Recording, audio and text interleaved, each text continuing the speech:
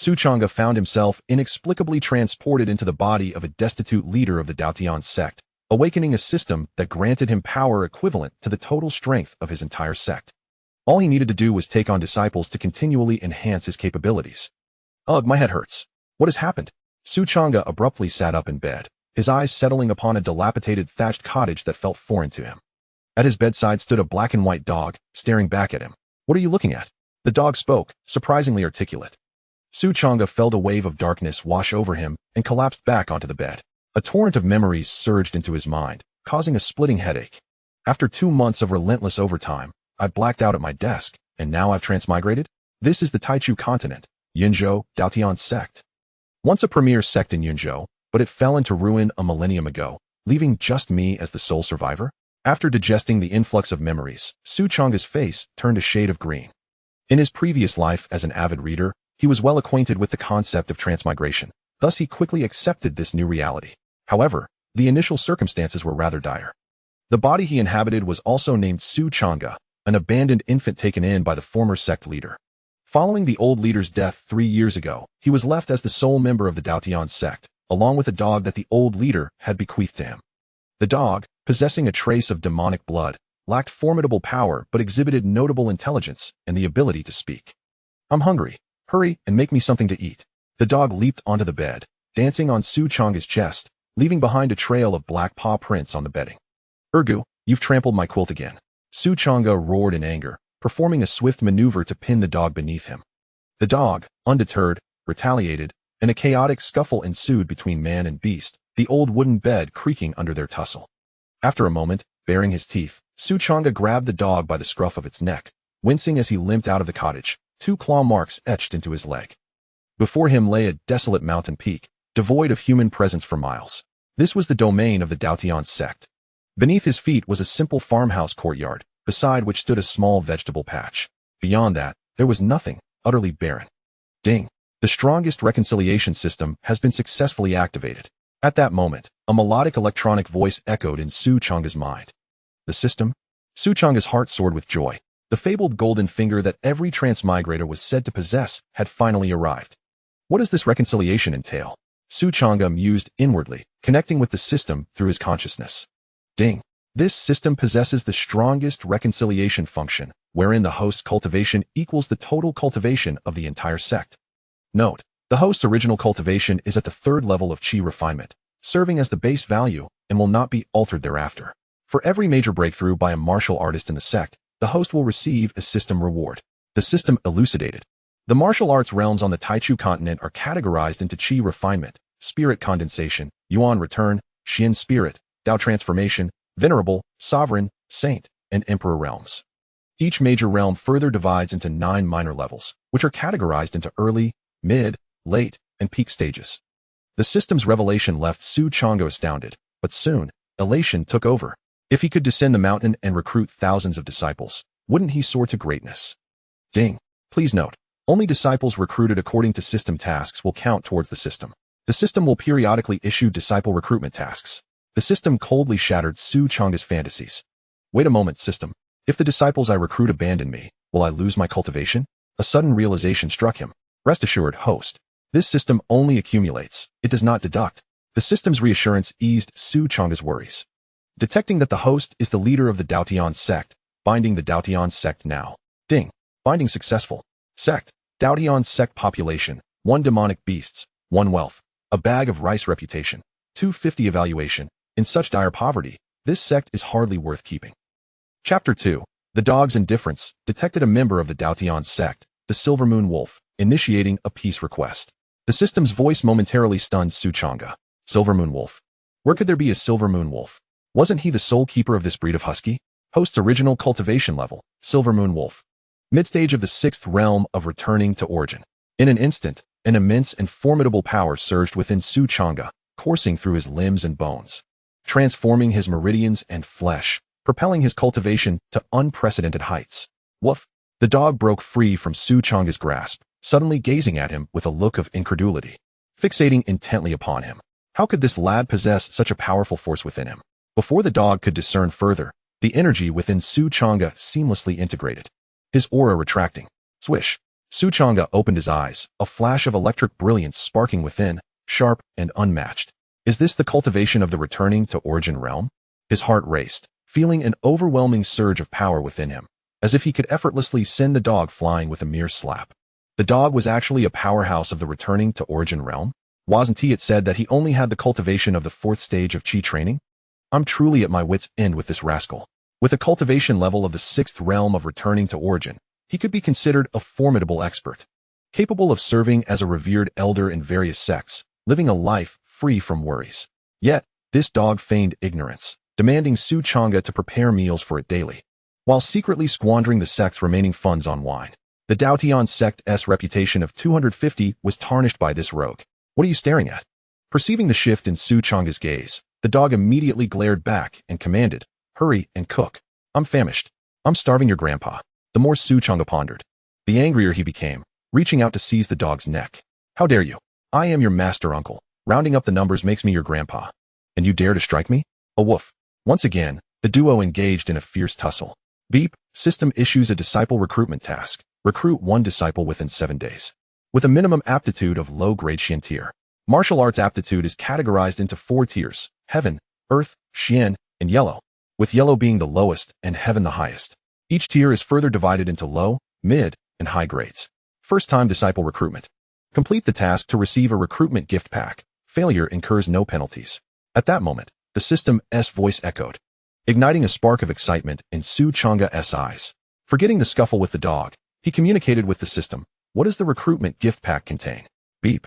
The recruitment gift pack includes 7th tier sword technique, Qinglian 9 swords, 7th tier spear technique, Dahuang 9 styles, 5th tier magical artifact, Qinglian sword X1, 5th tier magical artifact, Moonshadow spear X1, comprehension stone X1, and 10,000 spirit stones. 7th tier techniques, 5th tier artifacts, 10,000 spirit stones. Su Changge's eyes widened in astonishment, his heart brimming with elation. All martial arts techniques, magical artifacts, and elixirs in the world are classified into 9 tiers, corresponding to the 9 major realms of martial arts. 7th tier corresponds to the June realm. 5th tier corresponds to the transformation realm. 10,000 spirit stones are sufficient for Su Changge and the dog to cultivate for several years. This is the treatment befitting a protagonist. Ha ha ha. Overjoyed, Su Changge yanked the dog down from atop him, seizing it by the scruff of its neck, grasping its fate in his hands. Let me down at once, the young rascal exclaimed. The dog kicked and left a trail of paw prints on Su Changge's clothing. Come on, we're leaving. Where to? Down the mountain to recruit disciples and revitalize the Dao Tian Sect. Su Changge declared with fervor.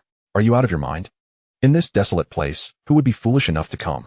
The dog's eyes widened in disbelief. It's all about initiative. We shall make it happen. Su Changge insisted, unyielding, as he grasped the dog by the scruff and strode down the mountain.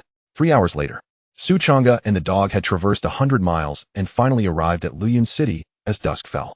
This city was the closest to the Dao Tian Sect, under the jurisdiction of the Dayun dynasty. I'm starving. I want meat and wine. The dog bounced around Su Changge. You spent our last 2 copper coins on wine, and now we're broke. Su Changge retorted sharply. You brought me here without any money? The dog exclaimed, eyes wide with disbelief, ignoring the dog's protest. Su Changge stroked his chin, lost in thought. In the Taichu continent, martial prowess was revered, and everyone practiced martial arts. However, the vast majority possessed only low-tier qualifications. Those with profound aptitude were considered prodigies and were sought after by various sects, leaving no room for him to recruit disciples. Even if there were talents of higher ranks in Luyan City, they might not be inclined to join the Dao Tian Sect. What a hasty decision, Su Changge sighed. Feeling the emptiness in his stomach, the esteemed leader of the Dao Tian Sect found himself without a meal. Suddenly, a voice echoed in his mind. Ding. Detection of the host beginning to recruit disciples. The system has unlocked the life insight function. Su Changge paused, his gaze landing on a passerby, and a translucent screen appeared before him. Visible only to him. Name, Zhang San, cultivation level, 3rd stage of Qi refinement, destiny. Mediocre, no effect, red, note. Destiny ranks from low to high, red, orange, yellow, green, cyan, blue, purple, gold.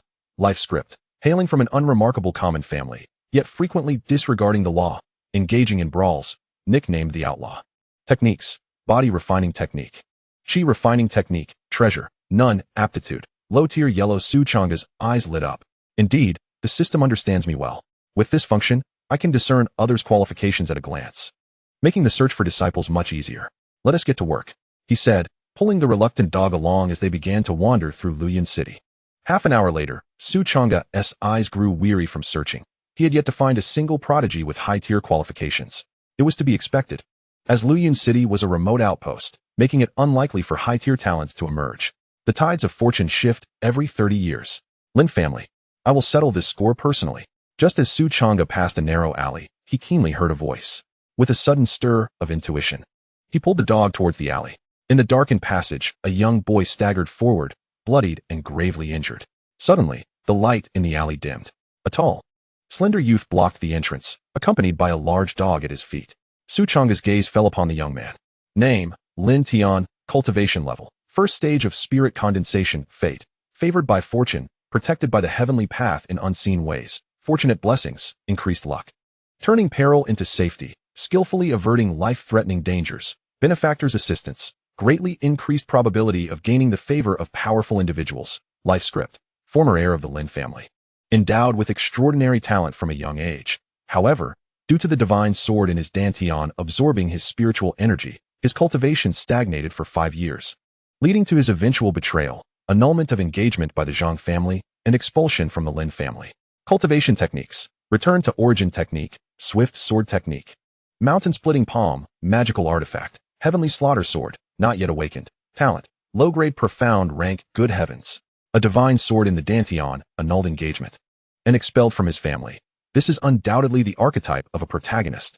A shock coursed through Su Changge, quickly followed by elation. For Lin Tian's talent was indeed of low-grade, profound rank. It is settled then. Chapter 4. Winning hearts, through virtue. The disciple Lin Tian, who are you? Lin Tian instantly became vigilant. Young man, I observe remarkable potential in you. You are a rare genius among thousands. Why not join my Dao Tian Sect? Su Changge smiled faintly. Dao Tian Sect? Lin Tian paused, feeling the name seemed somewhat familiar. Could it be the long-extinct Dao Tian Sect? Suddenly, he recalled something, and his expression darkened. You were sent by the Lin family to kill me, weren't you? If you wish to fight, then let us do so without such feeble excuses. Lin Tian slowly grasped the sword at his waist. What do you mean by long extinct? Su Changge's expression soured. Boy, do you not know who stands before you? I am the sect master of Dao Tian Sect, and this is the supreme elder. The dog was equally displeased, glaring at Lin Tian. A beast? Lin Tian's heart sank, a chill running down his spine. A talking beast must possess considerable strength. Nevertheless, he would never submit easily. Clang. Just as Su Changge approached, Lin Tian suddenly unsheathed his iron sword, unleashing a torrent of spiritual energy, and with all his might, he slashed forward, illuminating the dim alley with a flash of sword light. A sneak attack? The dog erupted in fury.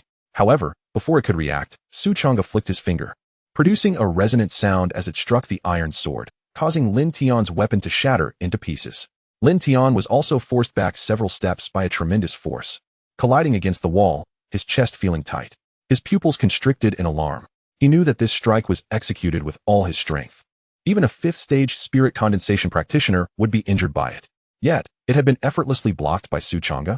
Cold sweat dripped down Lin Tian's forehead. What the hell? Changge, you. The dog stood in stunned silence, gazing at Su Changge in disbelief. Isn't this guy only at the 3rd stage of Qi cultivation? When did he acquire such strength? This old fox must be hiding more than I thought. This is the token of the Dao Tian Sect's leader. Now, you should believe my words, right? Su Changge produced an ancient token. Master, please allow me to pay my respects. Without a moment's hesitation, Lin Tian performed the customary bow to acknowledge his master. Given Su Changge's formidable strength, it would be effortless for him to eliminate Lin Tian, rendering any escape futile. Furthermore, Lin Tian sensed no murderous intent from Su Changge. Had he exerted even a modicum of force with that earlier gesture, Lin Tian would have undoubtedly met his demise. Realizing there was no escape, Lin Tian decided to submit gracefully. Good disciple, rise, Su Changge said, delighting in assisting Lin Tian to his feet. As the system began to dispense rewards, beep, the host has completed the disciple collecting task, detecting a new member of the Dao Tian Sect, initiating a reward sequence. Host's original cultivation level, Lin Tian of the Silver Moon Wolf, early stage of the Qi returning realm, 7th level. Once again, a surge of tremendous power coursed through Su Changge's body, permeating his limbs and bones, elevating his cultivation by a minor realm, and significantly enhancing his strength. Beep. The disciple collection gift package has been issued. 7th Tier Sword Technique. Azure Lotus 9 Swords, 7th Tier Spear Technique. Great Wilderness 9 Styles, 5th Tier Artifact. Azure Lotus Sword X1. 5th Tier Artifact. Moon Shadow Spear X1, Enlightenment Stone X1, Spirit Stones X10, 000 have been deposited into the system space. The host may retrieve them at any time. With a mere thought, a spatial image materialized in Su Changge's mind, revealing the system rewards. The Dao Tian Sect? I never expected this insignificant sect to still exist. Just then, a cloaked figure appeared silently above the alley. Merely an ant-like sect. Since he dares to take Lin Tian as his disciple, I shall eradicate the Dao Tian Sect as well. Another cloaked figure emerged, blocking the alleyway. A wave of dread washed over Lin Tian. These two figures in black were sent by the Lin family to eliminate him. When he was expelled from the Lin family, the circumstances were too chaotic for them to act overtly, hence they resorted to covert assassination. Chapter 5. A single punch to annihilate who dares to call a sect trash? Su Changge's expression remained impassive as he fixed his gaze upon the two cloaked figures, their life information materializing before him. Name, Lin Hao. Cultivation, 7th level of the Spirit Nurturing Realm. Fate, Ordinary, Orange. Life Script, 3rd Elder of the Lin family. Techniques, Chi Returning Unity Technique, Swift Sword Technique. Mountain Splitting Palm, Artifact, Black Iron Sword. Talent, Medium Quality Yellow Grade. Name, Lin Shuang. Cultivation, 8th level of the Spirit Nurturing Realm. Fate, Ordinary, Orange. Life Script, 4th Elder of the Lin family. Techniques, Chi Returning Unity Technique, Swift Sword Technique. Mountain Splitting Palm, Artifact, Black Iron Sword. Talent, Medium Quality Yellow Grade. So they are elders of the Lin family. Su Changge comprehended the situation at a glance. How audacious! How dare you show disrespect to the Dao Tian Sect? Do you believe I will not eliminate you? The dog companion also erupted in fury, baring its teeth at the two cloaked figures. Brother, stop wasting breath with them. Let us take action. Lin Shuang snorted coldly, brandishing a pitch-black long sword and lunging toward Lin Tian with lightning speed. Lin Hao focused his gaze on Su Changge, his figure flashing as he swung down a sword from above. Su Changge neither dodged nor retreated. As Lin Hao charged forward, Su Changge clenched his fist, arcane energy swirling around his arm, and unleashed a powerful punch. When his fist collided with the black iron sword, a thunderous explosion reverberated through the air. The sword shattered instantly, and the overwhelming force caused Lin Hao's chest to cave in, forcing him to spew a copious amount of blood as he was violently propelled against the wall. What the? Lin Shuang exclaimed in shock, momentarily halting his advance. To hell with you. Su Changge's icy voice resonated as he struck again with another punch. No, Lin Shuang cried out, channeling his energy to raise the black iron sword before him in a desperate attempt to defend himself. Alas, even with Su Changge exerting merely a fraction of his strength, it was far beyond what Lin Shuang could withstand. With a resounding bang, the black iron sword shattered into fragments, and Lin Shuang expelled another mouthful of blood, hurtling backward like a cannonball, leaving a gaping hole in the wall. Remarkable. Lin Tian's pupils constricted, a tempest of emotions surging within him. The energy fluctuations from Lin Hao and Lin Shuang indicated that their cultivation levels were between the 7th and 8th stages of the spirit solidification realm. Yet they were grievously injured by a single strike from Su Changge. Could he possibly be a master of the return to origin realm? Lin Tian's heart weighed heavily with concern. You dared to insult the Taoist sect. I shall end your lives. The dog charged forward, delivering a powerful kick to each of them. The strikes landed squarely on their chests, shattering their ribs and piercing their hearts, resulting in their immediate demise. Oh, so much silver, we've struck gold. The dog skillfully rummaged through their belongings, soon extracting a hefty handful of silver notes. A grin spreading across his face as drool threatened to spill from his lips. Lin Tian, however, wore a grave expression as he tore away the black cloth from their faces. Indeed, it was them. A jolt of recognition surged through him. Master, they are the 3rd and 4th elders of the Lin family. Lin Tian's demeanor turned serious as he addressed Su Changge. Having killed them, the Lin family will certainly seek retribution. There is a 1st-level return to origin elder in their ranks. Master, we should hasten our departure from Luyun City. A 1st-level return to origin? Su Changge waved his hand dismissively, replying nonchalantly, a mere 1st-level return to origin is nothing to worry about. If he dares to come, we shall eliminate him as well. But, Lin Tian hesitated, speaking in a lowered voice. The Lin family in Luyun City is merely a branch. Their main lineage is located in the royal capital, one of the top families of the Dayun dynasty. If we slay their elder, we might provoke the main branch of the Lin family. Su Changge's lips twitched slightly. Chapter 6. Acquiring resources after pondering, Su Changge suggested. Then let us procure some goods before returning. He led Lin Tian and the dog to the Silver Moon Chamber of Commerce, the sole trading establishment in Luoyang City. Albeit a branch of the renowned Silver Moon Chamber that spans the entire Dao dynasty, recognized as a premier merchant guild. Changge, what brings you here? Everything inside requires spirit stones to purchase. We have just collected 250 spirit stones, which is hardly enough to buy anything. The dog looked at the opulent Silver Moon Chamber with a mixture of skepticism and curiosity directed at Su Changge. Just follow my lead, was Su Changge's only response. Su Changge walked calmly and unhurriedly into the Silver Moon Chamber of Commerce. The pursuit of cultivation invariably necessitates a variety of resources. By fortunate coincidence, Su Changge possessed 10,000 spirit stones, which could enhance the living conditions of the Dao Tian Sect. With a grand gesture, he procured 3 storage rings, a second-tier spirit gathering array, a dozen spirit herbs, and over 20 bottles of elixirs, encompassing various categories such as healing, spirit recovery, and detoxification. In total, he expended over 3,000 spirit stones. The dog watched in astonishment, its eyes nearly popping out. What? The old man actually left behind such a fortune? Why didn't he inform me?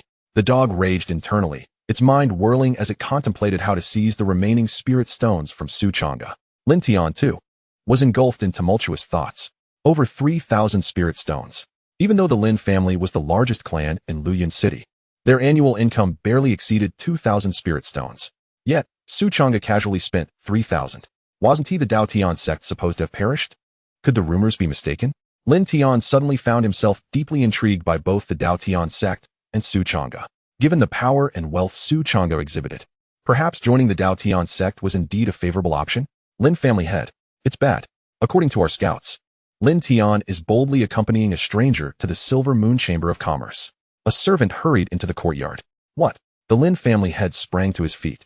Uncertainty etched on his face. Where are Lin Hao and Lin Shuang? Have they not yet engaged? The servant trembled slightly, stammering. Scouts discovered the bodies of the 3rd and 4th elders in an abandoned alley. Boom. This news struck like a thunderclap, causing the Lin family head's expression to darken. The elders surrounding him also rose abruptly, shocked by the revelation. Who killed them? The servant quivered as he replied, we don't know, but according to the scouts, the stranger accompanying Lin Tian has a wolf dog that can speak human language. That wolf dog has appeared in Luoyang City before, claiming to be a supreme elder of the Dao Tian Sect. Dao Tian Sect? Wasn't he already annihilated? The Lin family head furrowed his brow. Damn it. It must be the remnants of the Dao Tian Sect that killed the 3rd and 4th elders. The 2nd elder slammed his palm on the table in anger, exclaiming, family head, we must head to the Silver Moon Chamber of Commerce and eliminate them all. Not so fast. The Lin family head's expression shifted, ultimately shaking his head. The Dao Tian Sect is nothing more than a dilapidated sect. With our Lin family's strength, why should we fear them? The 2nd elder, displeased, retorted. Do you mean to let the deaths of the 3rd and 4th elders go unavenged? The Lin family head pondered for a moment and replied. The Dao Tian Sect is not so simple. Its demise is tied to significant circumstances, and if it has not truly perished, we may be facing unforeseen complications. We must not act rashly. Someone, bring me paper and ink. I need to relay this information back to the royal capital. Chapter 7. Return to the Dao Tian Sect in the deep of night. Lin Tian followed Su Changge on a long journey back to the territory of the Dao Tian Sect. This is the Dao Tian Sect? Upon witnessing the desolate mountain before him, he felt utterly disheartened. What distinguishes this from the desolate mountains that surround us? Why is there not even a single decent house in sight? Indeed, this is Dao Tian's sect, which shall soon become our home. Su Changge patted Lin Tian's shoulder and remarked. Although it appears somewhat dilapidated now, Dao Tian's sect will soon regain its former splendor and strength. A fierce determination gleamed in Su Changge's eyes. With the system at his disposal, all he needed to do was continuously accept disciples. As they diligently cultivated, he would reap various rewards to aid in the reconstruction of Dao Tian's sect. When Dao Tian's sect flourished once more, surely the old master would be delighted, wouldn't he? Su Changge sighed softly, recalling how the former sect leader had always yearned to revitalize Dao Tian's sect, but alas, his frail health had prevented him from taking more than one disciple, Su Changge himself. After returning to his room, Su Changge retrieved items from the system space and placed them into his storage ring. Given the current impoverished state of Dao Tian's sect, he considered these items a suitable gift for his master. Stepping out of his room, he handed a storage ring to Lin Tian. Lin Tian accepted the ring and promptly refined it, extracting its contents. The Changge 9 swords. This is a 7th-tier technique. Lin Tian exclaimed, his hands trembling in disbelief. To his knowledge, there were scarcely any 7th-tier techniques within the entire Dao dynasty, all of which were held exclusively by the royal family as national treasures. exceedingly rare and precious. Is this a 5th-tier artifact? He gasped, discovering 5,000 spirit stones, over 20 vials of elixirs, and 8 spirit herbs. Cradling the Qinglian sword, Lin Tian felt as if he were caught in a dream. 5th-tier artifacts were incredibly valuable. Typically, only those at the Dao transformation realm could afford them, and even then, they were rare commodities, worth their weight in gold. Not to mention, Changge had gifted him 5,000 spirit stones. Master, these items are far too precious. Lin Tian felt a surge of anxiety, hesitant to accept such a bounty. Consider it a small token of my appreciation, Changge replied with a smile. A woof. I knew the old man must have treasures hidden away. What about mine? What about mine? The dog leaped up, pouncing on Changge and rummaging through his pockets. Be gentle. You're going to tear my clothes. Changge retorted angrily, grabbing the dog's front legs and executing a shoulder throw, sending the creature tumbling away. Here. Changge tossed a storage ring at it. The dog eagerly refined the storage ring, only to find it nearly empty, containing merely 250 spirit stones. The dog's eyes widened in indignation as it barked. You little rascal, are you mocking me? Please, you are a demonic beast. Where am I supposed to find techniques for your kind? Changge rolled his eyes and offered his own storage ring, saying, why don't you take a look and see if there's anything useful? The dog, albeit skeptically, refined Changge's storage ring. Inside, there was only a tome titled The 9 Styles of the Great Wilderness, a moonshadow spear, over 1,000 spirit stones, and a few miscellaneous items. That old codger didn't even leave me a decent treasure. The dog grumbled, returning the storage ring to Changge. The physical structure of the human race and the beastly creatures is entirely dissimilar, with their meridians and acupoints differing as well, thus rendering them incapable of cultivating the same martial techniques. Additionally, the canine companion shows no inclination towards the use of long spears. Chapter 8. The Resurrection of the Dantian Divine Sword. Very well. Let us seize the moment and dedicate ourselves to our cultivation, striving to grow stronger and more formidable. Changge handed over the spiritual stones and medicinal herbs from his storage ring to the canine companion. Are you giving me all your resources? Do you not intend to cultivate? The canine companion gazed at Changge with skepticism. I have more, Changge asserted, not allowing for any argument, and pressed the resources into the canine's possession. With the system at his disposal, he had no need for cultivation himself. He could merely await the diligent efforts of the canine and Lin Tian. Changge began to arrange a spirit-gathering formation atop the mountain. Although it was merely a standard 2nd-tier formation, once established, the surrounding spiritual energy was drawn in and began to coalesce slowly. With these resources, I shall surely be able to cultivate anew. Lin family, Zhang family, I shall return to you soon. Lin Tian inhaled deeply, retrieving a spiritual stone, and seated himself in the courtyard to practice. Strangely, each time Lin Tian generated a thread of spiritual power within, it flowed into his Dantian and then inexplicably vanished. This phenomenon had resulted in a stagnation of his cultivation over the past 5 years. Within Lin Tian's Dantian, an ancient bronze sword floated, continuously absorbing the spiritual power from his body. After 5 years of accumulation, a pattern on the sword began to glow, extending from the tip to the hilt, on the verge of being fully illuminated. Meanwhile, Changge returned to his room and retrieved the Enlightenment Stone. This stone, a product of the system, had but one function: to allow Changge to integrate and fully master a martial technique, thus bypassing the prolonged period of arduous training. Using the Enlightenment Stone, he contemplated the Great Wilderness 9 Styles. Holding the Great Wilderness 9 Styles in one hand and the Enlightenment Stone in the other, he focused his thoughts. Ding! The Enlightenment Stone has been successfully utilized. With the sound of the system echoing, Changge felt a tremor in his consciousness, as countless runes materialized and interwove before him, revealing various profound martial secrets, enlightening him as if a divine realization had struck. In the blink of an eye, Changge comprehended the Great Wilderness 9 Styles thoroughly, as though he had trained for over a decade. With a resounding clang, Changge wielded the Moonshadow Spear, effortlessly conjuring dozens of spear shadows, swift and fierce. Excellent. Changge was quite pleased. With the Great Wilderness 9 Styles and the Moonshadow Spear, he was more than capable of engaging in battles beyond his current tier.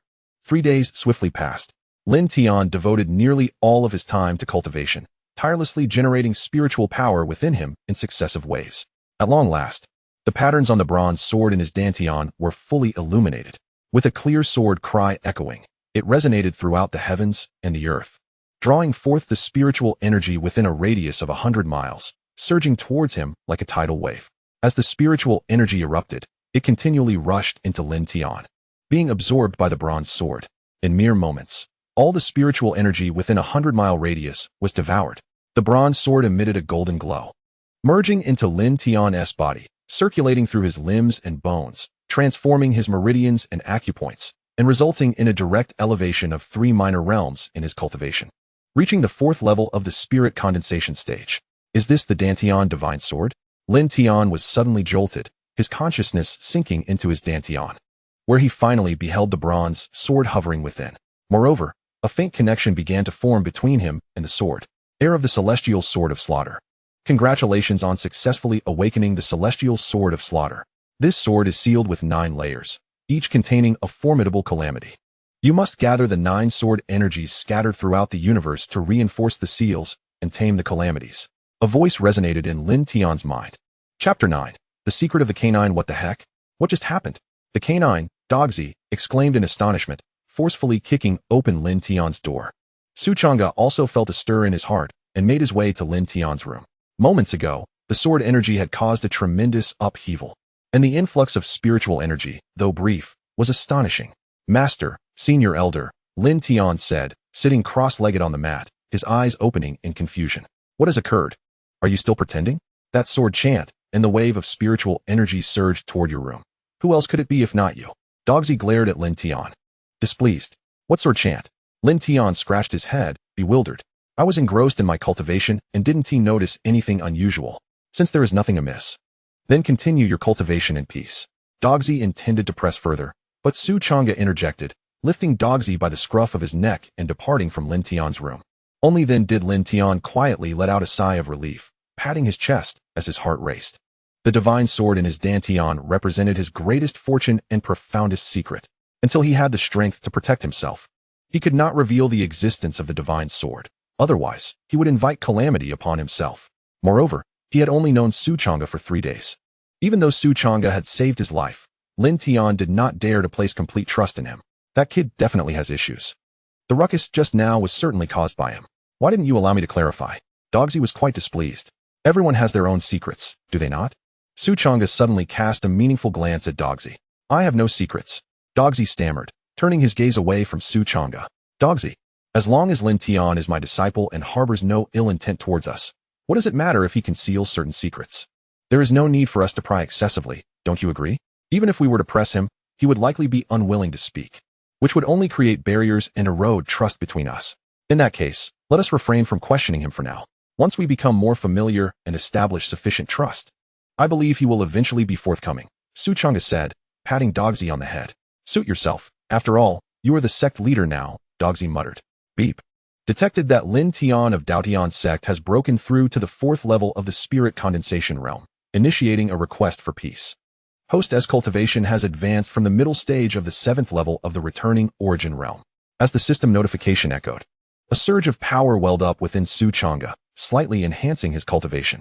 Lin Tian's breakthrough across 3 minor realms elevated Changge's cultivation from the initial stage of the 7th level of the returning origin realm to the middle stage. Suddenly, he elevated 3 small realms, and the sound of a sword song indicated that the divine sword within Lin Tian's Dantian had awakened. Changge pondered deeply. If Lin Tian's secret lay in the divine sword of his Dantian, then what was the secret of the dog? After a moment of hesitation, Changge activated the ability to peer into the lives of others and turned his gaze upon the dog. Despite its formidable strength, the dog willingly concealed its power. Remaining hidden within the Dao Tian Sect, it must harbor certain undisclosed secrets. Name: the Mighty General, Cultivation Level, 6th layer of returning origin realm, Fate. Exceptional, slight increase in cultivation speed, Blue. Adversity: a tumultuous life marked by great upheaval, Gray. Life script: heir of the Silver Moon Wolf clan, captured in childhood by the revered Yun Tian, wandering the world with him, striving to revitalize the Dao Tian Sect, only to witness the annihilation of the sect's disciples during the battle at the Broken Sky Cliff, where Yun Tian sustained grave injuries, and the Silver Moon Wolf clan that came to offer support was exterminated. Yun Tian risked everything to ensure its escape, leading to its subsequent descent into despair and degeneration. Techniques: Howling Moon Technique, Silver Moon Slash, Wolf King S9 Transformations. Savage Tread Treasure, Wolf King Seal, Talent, Inferior Grade Earth Class Chapter 10, The Truth Behind the Fall of the Dao Tian Sect. Boom. As Changge beheld the life script of the dog, his pupils contracted sharply, and he felt as if countless thunderclaps resounded within his mind. A tempest of emotions surged within him. Yun Tian, the former leader of the Dao Tian Sect, and Su Changge's own master, had endured such a tragic fate alongside the dog. No wonder his master appeared so aged, as if he were a nonagenarian, despite being merely in his 50s. Bedridden and ailing. Until the day of his passing, his master had lamented the need to restore the Dao Tian Sect, leaving behind a legacy of regret and unfulfilled desires. It was no surprise that Lin Tian and Lin Hao claimed that the Dao Sect had long since perished. A wave of desolation washed over Su Changge. Following closely was an overwhelming surge of fury. His eyes widened in wrath. Dog, who was responsible for the demise of my master? Su Changge gritted his teeth and asked each word with precision. The dog stiffened momentarily, then feigned confusion, inquiring, "The old man has been frail and ill since childhood. Suffering from an incurable disease, he was not long for this world. Who could have harmed him? What nonsense are you spouting?" After a prolonged silence, Su Changge replied, "Dog, is it possible that the enemy was simply too powerful, and you believed I had no hope of vengeance, hence you chose to keep this from me? Have you lost your mind? What enemy? Why are you speaking such absurdities?" The dog raised its foreleg and placed it on Su Changge's head, leaving a dark paw print on his forehead. "Dog, at the very least, please tell me who the enemy is, will you?" Su Changge extended his hands, pressing down on the dog's head, gazing intently into its eyes. The dog appeared visibly flustered, its gaze evasive. However, pinned beneath Su Changge's hands, it could only meet his calm and resolute eyes. After a moment of hesitation, the dog finally steeled itself, shook off Su Changge's grasp, and retreated to its room. "There is no enemy. Stop your baseless conjectures. With such thoughts, you would be better off finding a girl to marry and bear children, nurturing a successor for the sect." Su Changge fell into silence, standing dazed in the courtyard. The night breeze carried a hint of chill. After a brief moment, Su Changge sighed softly, unlocking the long-sealed room of the old man and beginning to rummage through his belongings. Perhaps within the old man's possessions lay a clue. Moments later, beneath the old man's bedside, Su Changge discovered a blood-stained handkerchief, upon which 4 ominous characters were inscribed in crimson: Xianming Holy Land. Su Changge tucked the handkerchief away, firmly etching the phrase Xianming Holy Land into his memory. The following morning, Su Changge was greeted by a system alert echoing in his mind. A tremendous surge of power manifested within his dantian, coursing through his limbs and invigorating his cultivation. It seemed that the dog had also resumed its training. Su Changge chuckled. For years, the dog had merely eaten and slept, neglecting its cultivation. Otherwise, it would have surely reached at least the Xianling realm, if not the Huadao realm. After all, the dog possessed a low-grade Earth-level aptitude, qualifying it as a top-tier genius with the potential for sanctification. The system chimed once more, announcing a new task: recruit 2 disciples within 1 month, with a minimum aptitude of low-grade Xian level. The rewards for this endeavor included a 7th-tier technique, Qianhua Heart Method, another 7th-tier technique, Tianlei Formula, 2 5th-tier artifacts, a Comprehension Stone, and 50,000 Spirit Stones. Conversely, failure would incur a penalty of 1 merit point. The system's notification brought a smile to Su Changge's lips. Contemplating for a moment, he pushed open the door to the dog's room. "Dog, would you be willing to take me as your master? Get lost." The dog sprang up and delivered a powerful kick, sending Su Changge sprawling out of the room. Chapter 11. The Lin family comes knocking. Patriarch, did you not say that we must refrain from entering the Dao Tian Sect's territory to avoid entangling ourselves in any significant karma? The second elder of the Lin family, Lin Bai, furrowed his brow. At that moment, more than a dozen members of the Lin family had set out towards the Dao Tian Sect, led by Patriarch Lin Yuan. Furthermore, Lin Yuan had summoned the Zhang family, another prominent clan from Luyun City, resulting in a combined force of over 30 individuals heading towards the Dao Tian Sect. The main lineage has sent word, instructing me to investigate the true state of the Dao Tian Sect. They informed me that even if the Dao Tian Sect has not perished, it poses no threat. So there is no need for concern, Lin Yuan stated calmly. The grievances with the 3rd and 4th branches cannot go unavenged, and that scoundrel Lin Tian must die. Lin Tian had already been wronged and expelled from the Lin family, and it was certain that he harbored resentment against them. Thus, they could not afford to leave any future troubles. Lin Yuan had examined the bodies of Lin Hao and Lin Shuang, discovering they had been killed with a single blow. Anyone capable of effortlessly slaying warriors at the 7th or 8th level of the condensing spirit realm must undoubtedly be a master of the returning origin realm. To be prudent, Lin Yuan had enlisted the Zhang family, who had also played a role in Lin Tian's downfall, naturally wishing for his demise. As the group arrived at the Dao Tian Sect's territory, Lin Yuan and the others widened their eyes in astonishment. Is this truly the Dao Tian Sect? The desolate hillside was overrun with weeds, remote and dilapidated. Were it not for a solitary courtyard atop the hill, they would scarcely believe that anyone resided there. At this moment, Su Changge, accompanied by Lin Tian and Guzi, was preparing to venture out to recruit disciples when they unexpectedly encountered Lin Yuan and others. The Lin family. The Zhang family. Lin Tian's gaze instantly turned cold, his hands gradually clenching into fists. The sight of an enemy ignited a fierce animosity within him. Well. If it isn't the renowned genius Lin Tian from Luoyang City. Have you really fallen so low? Coming to this dilapidated mountain to be a disciple? How amusing. A mocking voice pierced the air. It belonged to a girl clad in a pale yellow gown, her beauty commendable yet marred by a derisive expression aimed at Lin Tian. Zhang Wanru. You vile woman. A flicker of murderous intent flashed in Lin Tian's eyes. This girl was his former fiancée, who, just 4 days prior, had lured him to the Zhang residence under the pretense of nostalgia, only to drug him in his tea, rendering him unconscious. In his stupor, he was cast into the chamber of a concubine belonging to an elder of the Zhang family, where Zhang Wanru and her companions arrived to catch him in a compromising situation. Consequently, Lin Tian was severely injured and discarded back to the Lin family, which led to the annulment of their engagement and his expulsion from his household, followed by a series of assassination attempts. Are you the leader of the Dao Tian Sect? Lin Yuan disregarded Lin Tian, his gaze fixated on Su Changge, his brow furrowing slightly. Su Changge appeared exceedingly youthful, seemingly in his teens. How could he possibly possess the strength of the Guiyuan realm? What remarkable talent must he possess? I am indeed the leader of the Dao Tian Sect, Su Changge affirmed, nodding lightly, casting a calm glance at the members of the Lin and Zhang families. May I inquire as to the purpose of your visit to my Dao Tian Sect? If you lack a justifiable reason for intruding upon our territory, do not blame me for being merciless. Given the enmity between Lin Tian and the Lin and Zhang families, Su Changge saw no reason to extend them courtesy. Such arrogance from a mere decrepit sect. Lin Bai's eyes turned icy, clearly displeased with Su Changge's demeanor and tone. Youngster, did you slay our third and fourth elders? A white-haired elder inquired sternly, authority emanating from his countenance. He was Lin Chengwen, the elder of the Lin family. I know not of the third or fourth elders you speak of. Do not tarnish my reputation with baseless accusations, Su Changge replied, his brow slightly furrowing in displeasure. You. Lin Chengwen faltered, taken aback by Su Changge's unequivocal denial. Your denial is futile. We have found crucial evidence on the bodies of the third and fourth elders. Lin Chengwen retorted coldly, producing 2 blood-stained black garments from his storage ring, each marked with distinct claw prints. These claw marks were left by your dog. What do you have to say in your defense? There are countless dogs in this world. How can you prove these are my dog's prints? Su Changge remained unfazed. After all, no one witnessed the killings. As long as he denied it, what could the Lin family do?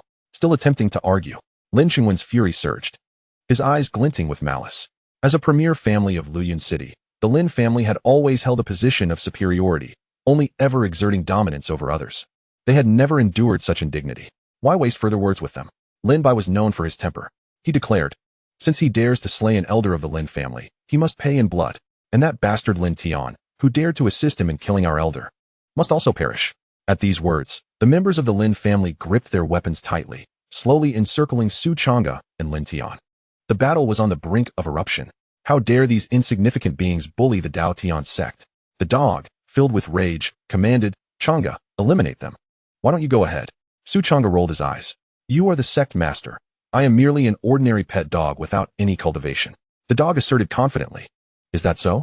I find it hard to believe. Despite the encirclement of the Lin family, Su Changge continued to converse leisurely with the dog, seemingly unfazed. This incited the ire of the Lin family. I shall see what audacity you possess. Unable to contain himself, Lin Chengwen drew his long sword from his waist and unleashed a powerful strike, his spiritual energy surging forth, radiating a chilling light. Faced with Lin Chengwen's full-force attack, Su Changge did not flinch. Instead, he clenched his right fist and struck out, to dare face death with bare hands. The members of the Lin family scoffed at the sight. Even if Su Changge were a master of the returning origin realm, to confront Lin Chengwen's sword with his bare hands would surely result in a severed palm, if not death. Bang! In an instant, the smiles on the faces of the Lin family members froze. They witnessed Su Changge's fist enveloped in spiritual energy, unadorned yet formidable, crashing against the iron sword with a thunderous sound. Lin Chengwen's sword shattered into 2 pieces on the spot. Su Changge's fist struck Lin Chengwen's chest with overwhelming force, causing his ribcage to cave in. He was sent flying through the air, spitting a mouthful of blood, his organs shattered. This punch from Su Changge bore no finesse. It was purely a manifestation of overwhelming spiritual strength and a sheer dominance of realm. Elder. The Lin family members were struck with horror, hastily rushing to assist Lin Chengwen. The Zhang family members stood frozen, chills running down their spines. Lin Chengwen was a master of the first level of the returning origin realm. How could he be gravely injured by a single blow from Su Changge? Just how powerful was Su Changge? Sect Master of Dao Tian, you are quite formidable. Lin Yuan fixed his gaze on Su Changge, etching his visage into his memory. Just wait. Lin Yuan uttered a menacing remark before turning to lead the Lin family in retreat. Did I grant you permission to leave? Su Changge's calm voice rang out, causing the Lin family members to stiffen. What do you take my Dao Tian Sect for? Come and go as you please. Lin Yuan clenched his fists, speaking in a low voice. What do you wish for then? Su Changge turned to Lin Tian and asked, Disciple, how do you think they should be dealt with? Do not hold back. Express your thoughts, and I shall support you. Lin Tian's eyes sparkled with a hint of murderous intent. Yet, he restrained his bloodlust, scanning the Lin and Zhang family members one by one. At this moment, both families were on edge, their bodies tense, fearing Lin Tian might suddenly command their slaughter. In Zhang's family, there exists only one elder patriarch possessing the cultivation level of the first stage of the returning origin realm. Even Lin Chengwen was grievously injured, so he could hardly be a match for Su Changge. Lin Tian's gaze swiftly fell upon Zhang Wanru, a cold smirk gracing his lips. Zhang Wanru, I challenge you to a life and death duel. If you can slay me, both the Lin and Zhang families may depart unscathed, and our grievances shall be erased. Should I be the victor, the heads of the Lin and Zhang families must kneel and apologize to me. Chapter 13. A sword that kills in an instant. What? You wish to engage in a life and death duel with Zhang Wanru? Upon hearing this, the members of both the Lin and Zhang families widened their eyes in disbelief, finding the declaration utterly absurd. Very well, we accept your terms. The head of the Zhang family responded without hesitation, fearing that Lin Tian might regret his decision if he delayed even a moment. Ha! Lin Tian, do you truly believe yourself to still be the prodigy of Lian City? Zhang Wanru laughed derisively, her expression one of scorn. You are nothing but a useless waste at the first stage of the condensing spirit realm. Meanwhile, I have ascended to the fourth stage of the condensing spirit realm. What do you possess to contend against me? The members of both families joined in laughter, their hearts at ease. This was a guaranteed victory. Indeed, Lin Tian had displayed remarkable potential in his youth, astonishing all by reaching the first stage of the condensing spirit realm at the tender age of 11. However, since that time, his progress had stagnated, earning him the notorious title of a waste. Zhang Wanru, having surpassed him, now stood at the fourth stage of the condensing spirit realm, and her advantage in realm alone was sufficient to crush Lin Tian. Su Changge and Guzi also chuckled, sharing a knowing glance as they regarded the members of the Lin and Zhang families with mocking eyes. Guzi was unaware that Lin Tian had broken through to the fourth stage of the condensing spirit realm. Nevertheless, with a fifth-tier magical artifact, the Qinglian sword, Lin Tian could strike down Zhang Wanru with a single blow. Lin Tian paid no heed to Zhang Wanru's taunts. He surveyed the gathered members of the Lin and Zhang families and declared, In this battle, I shall engage in a life-and-death duel with Zhang Wanru. No one else is permitted to interfere until the bitter end. Then let it be so. Zhang Wanru coldly huffed, drawing the long sword from her waist. Lin Tian sought to kill her, and she, too, harbored a desire for his demise. Having already incurred his wrath, she resolved to eliminate him entirely, thus settling their enmity once and for all. Wanru, do not hold back. Unleash your full strength. The head of the Zhang family urged. Zhang Wanru nodded, her internal spiritual energy swiftly circulating and channeling into her sword. A brilliant sword aura ignited upon the black iron blade. Die. A flicker of malice flashed in Zhang Wanru's eyes as she swung her sword down upon Lin Tian with fierce swiftness. You shall be the one to perish. Lin Tian's hand shimmered with light, and a silver ancient sword materialized. Clang. As Lin Tian unsheathed the sword, the onlookers perceived a flash of white light, akin to a lightning bolt streaking across the sky. Quick, that was far too swift. In the blink of an eye, Lin Tian had returned the ancient sword to its sheath, standing proudly in place. Before him, Zhang Wanru remained in the act of swinging her sword, yet her body had come to a standstill. Swoosh!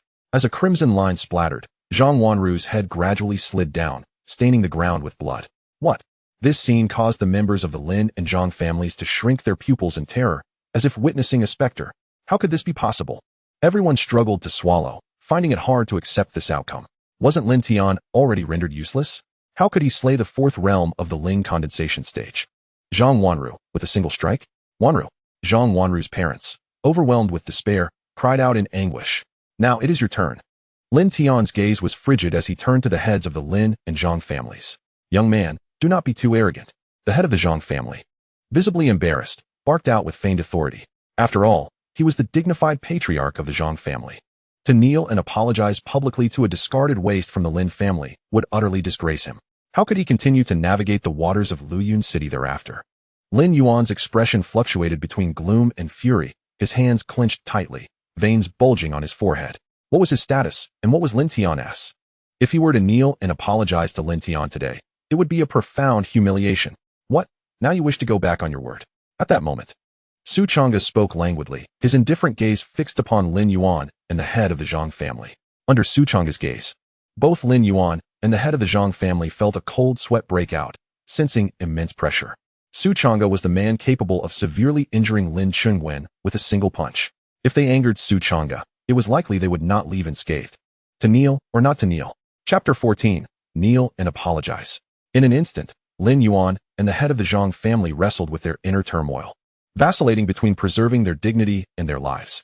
The members of the Lin and Zhang families were tense, their bodies rigid, gazing at their patriarchs with pleading eyes. Ah Yuan, endure.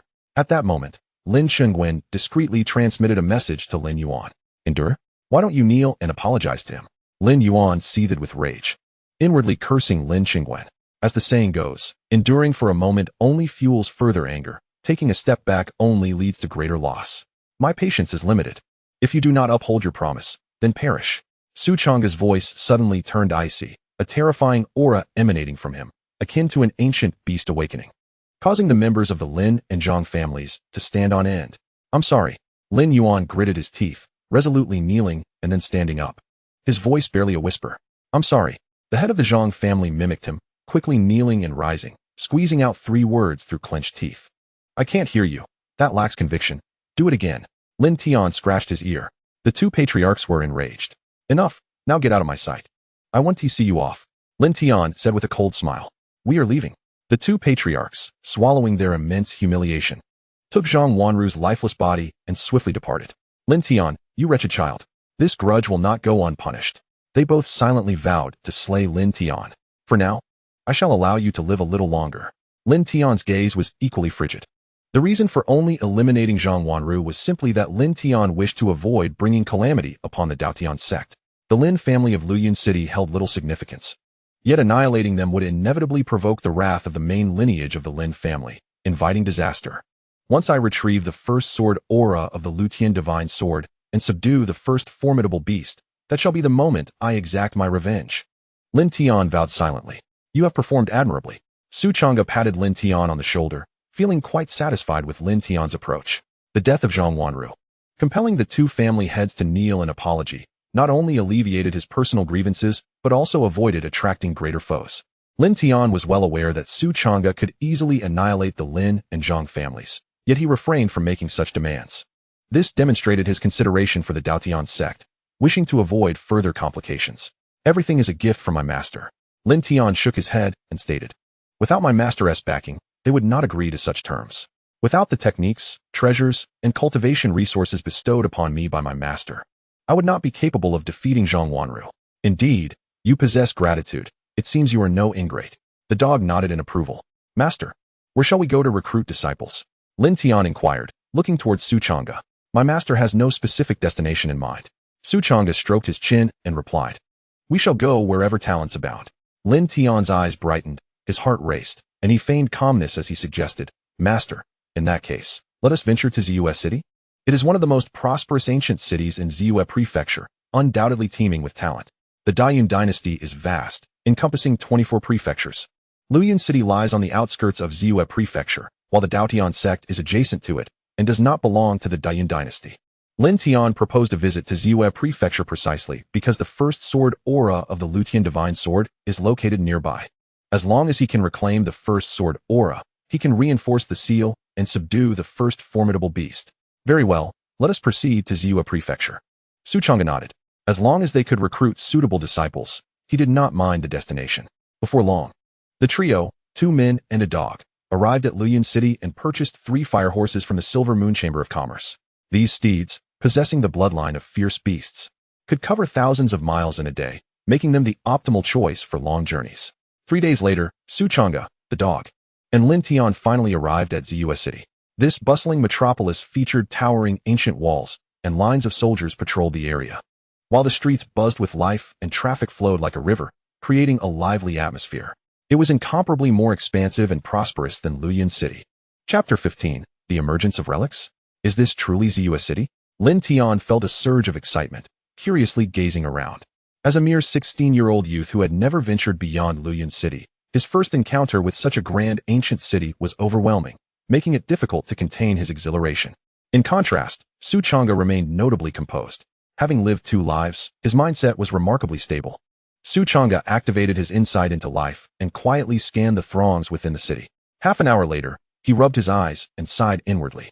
Indeed, it was not so easy to find a genius with profound aptitude.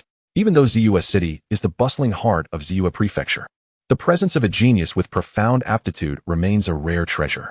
At that moment, a melodious sound of a sword echoed from the heavens, resonating across the vast expanse and stirring the hearts of all who heard it.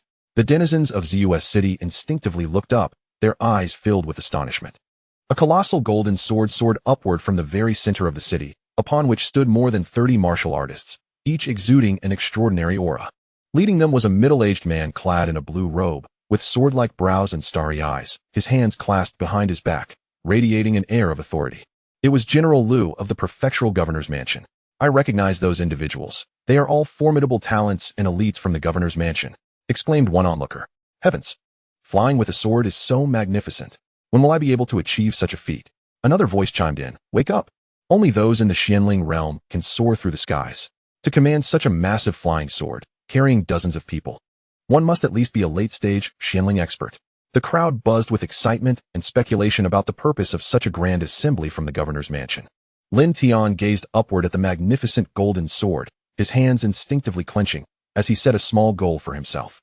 Su Changge also cast a glance upward. Utilizing his ability to glimpse into the essence of life, he discerned that General Liu was, in fact, a formidable figure at the 7th level of the Xianling realm. Among the 30 or so individuals from the governor's mansion, only one possessed low-grade Xian-level aptitude. Su Changge quickly retracted his aspirations, choosing not to dwell further on it. Make way, clear the path. Soon, a chorus of commanding shouts rang out, accompanied by the hurried sound of galloping hooves as a procession of martial artists rushed through the streets, headed for the outskirts of the city. This was not limited to just one street. Warriors from other avenues were also hastily departing Ziyue City. A discerning observer would note that their trajectory perfectly aligned with that of the governor's mansion's entourage. These individuals belonged to the Flying Tiger Sect. Not just them. I also spotted members of the Wild Wolf Sect, the Flying Cloud Sect, and even representatives from the Silver Moon Merchant Guild, murmured onlookers. Where could they be rushing off to? What has transpired? Curiosity rippled through the crowd. Before long, a piece of news rapidly spread throughout Ziyue City. Approximately 200 miles from the city, in a great mountain, sword energy pierced the skies, the earth split apart, and ancient relics emerged. Upon hearing this revelation, everyone was taken aback. Many rushed out of Ziyue City, driven by the hope of discovering a hidden treasure, eager to reach the relics. It is the sword energy of the sky-slaying divine sword.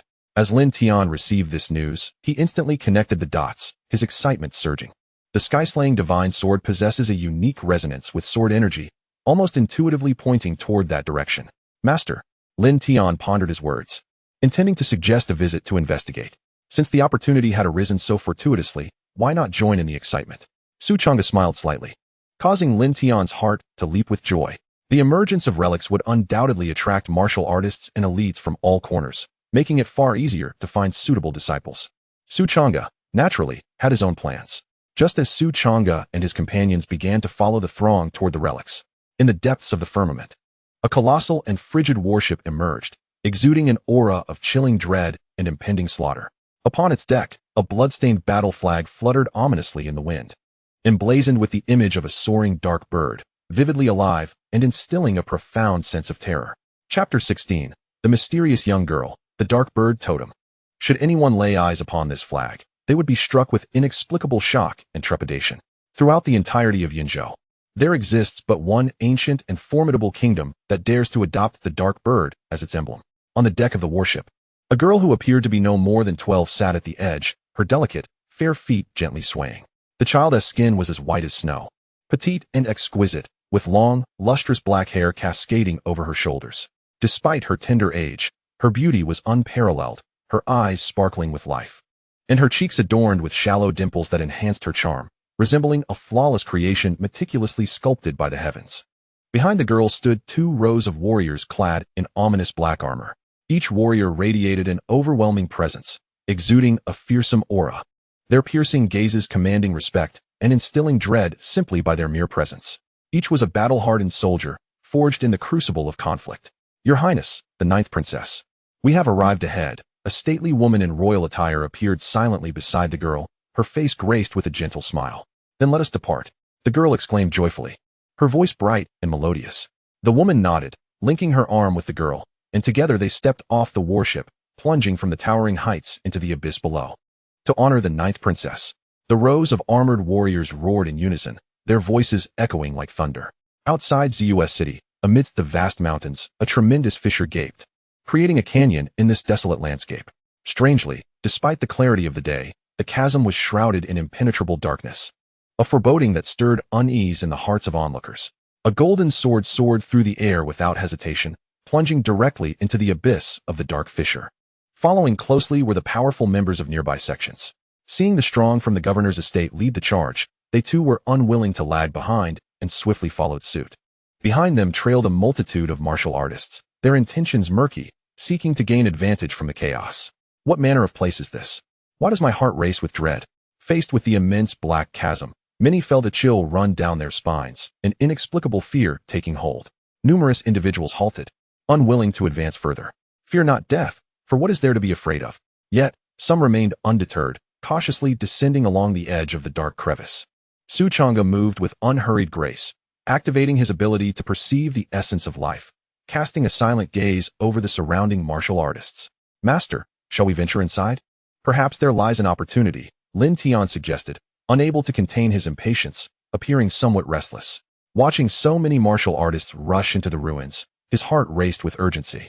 Longing to enter immediately and reclaim the first strand of sword energy from the god-slaying sword. This ominous place is clearly fraught with danger.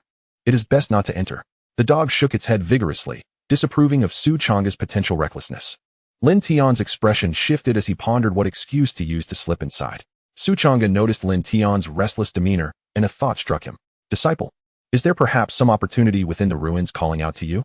"Ah, yes. Lin Tian's eyes brightened, and he nodded eagerly. Echoing Changge's words, "As soon as I arrived here, I felt a voice in the void beckoning me. Indeed, there is an opportunity awaiting me inside." Changge understood immediately. He had merely spoken out of curiosity, yet Lin Tian had confirmed it. As one who possessed the protagonist's template, it was only natural for Lin Tian to have his own opportunities. It was possible that a great demon was sealed within the ruins, calling out for fools to enter and release it. However, such an opportunity might not be favorable. The dog interjected, pouring cold water on the excitement. "Have you perhaps experienced such a thing?" Changge inquired thoughtfully. The dog had previously accompanied the renowned Yun Tian on countless adventures, likely visiting many secret places and gaining substantial experience. Chapter 17. Conflict in the Ruins. "No, I was merely guessing," the dog promptly denied. "Since so many have already entered, we should follow suit and take a look. If danger arises, we can retreat." After a brief contemplation, Changge made his decision. Lin Tian felt a surge of joy in his heart. The dog, unable to go against Changge, silently resolved that if danger emerged, it would carry Changge away in haste. The trio began to descend along the edge of the chasm. The fissure was far more profound than anticipated, stretching over 1,000 meters deep, shrouded in darkness, with waves of cold air rising from below. Ahead, the flickering light of torches illuminated the surroundings, accompanied by echoes of booming sounds. "Master, let us proceed this way." Guided by the divine sword, Lin Tian led Changge and the dog deeper into the chasm. At the center of the rift lay the remnants of an ancient structure, its ground littered with stark white bones, and deep claw marks scarred the earth, causing the ground to fissure and the buildings to collapse, as if ravaged by a fearsome beast. "You too, come here." At that moment, a booming voice rang out. 3 burly men surrounded Changge and Lin Tian, wielding gleaming broadswords with an aggressive demeanor. "What do you want?" Changge glanced at them. "Nothing much. We just discovered a treasure trove and would like to invite you two to scout the way." The leading man grinned widely. Changge looked past the man to see a dilapidated ancient hall, surrounded by shimmering ruins forming a formation that enveloped the structure. The fact that such a formation remained intact within these crumbling ruins suggested that treasures might indeed lie within. The three men, lacking knowledge of formations, intended to capture others to explore the path. What if I refuse? Changge replied. You have no choice in this matter. The leading man coldly snorted, exuding a powerful aura that bore down on Changge and Lin Tian. He was evidently a fifth-tier master of the return to origin realm. It seemed negotiation was futile. Changge sighed. If you want to go, then go. Why all the unnecessary chatter? The leading man of the group did not regard Changge and Lin Tian with any seriousness. After all, the two were dressed simply and appeared quite young, hardly resembling geniuses or formidable warriors. He himself was a fifth-level master of the returning origin realm, and the Flying Tiger sect behind him was a renowned and powerful sect in the Zhua prefecture. Why don't you go ahead and scout the path? As Changge stepped forward, he appeared beside him like a phantom. A sudden alarm surged within the leading man. He felt a rush of spiritual energy and immediately struck at Changge with his blade. Changge deftly evaded the attack with a slight shift of his body. Then, with a single fist clenched, radiant energy flickered as he delivered a powerful blow to the man's chest, producing a resounding thud. Boom. Accompanied by the sound of shattering bones, the leading man spat out a mouthful of blood, his grip on the weapon faltering as he staggered back 7 or 8 steps. Changge had effortlessly dealt a heavy blow to a fifth-level master of the returning origin realm without even drawing a weapon. The strike was straightforward and unembellished, relying solely on the suppression of his realm. As the leading man began to utter something, Changge swiftly seized him by the neck, his arm muscles bulging as he effortlessly hurled the man's robust body away. With a crash, the leading man slammed against the formation, and with the flicker of runes, his body was instantly shredded into fragments. Brother? The other two men were struck with horror at the sight. They were both astonished by Changge's terrifying strength and filled with dread at the formation. The leading man, a fifth-level master of the returning origin realm, was annihilated in an instant by the array. Why don't you two go ahead and scout as well? Stepping forward, Changge grasped one of the remaining men, tossing them into the fray. No. Their anguished screams filled the air as the formation unleashed its power once more, mercilessly ending their lives. How could my master effortlessly slay a fifth-level master of the returning origin realm? Just how powerful is he? Lin Tian, observing from the side, felt increasingly that Changge was unfathomable. Chapter 18. Unexpected Gains Hiss. What level of cultivation are you at now? Wasn't it said that you were only at the 3rd level of chi refinement? Why are you even more tenacious than I am? The dog inhaled sharply, gazing at Changge with suspicion. It had a nagging feeling that Changge's strength seemed to surpass its own. But how could that be? The dog had watched Changge grow up. If he truly possessed such formidable power, how could he have concealed it from it? After a moment's contemplation, Changge replied, Actually, it was the old man who passed his teachings to me. It was not through my own cultivation. Really? The dog remained skeptical. Logically, even in his severely injured state, Yuntian the true man could still impart some of his cultivation to Changge. However, such an act of hastening growth would be detrimental to Changge's development, which did not seem characteristic of Yuntian the true man. And you?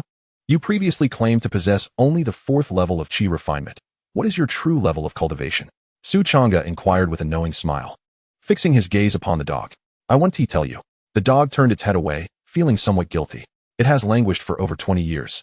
Its cultivation regressing rather than advancing, leading to a significant decline. How could it possibly find the audacity to voice such thoughts? This is the spirit silk array, and it appears to be damaged. I can unlock it. The dog scrutinized the ancient hall ahead, and suddenly his eyes sparkled with excitement.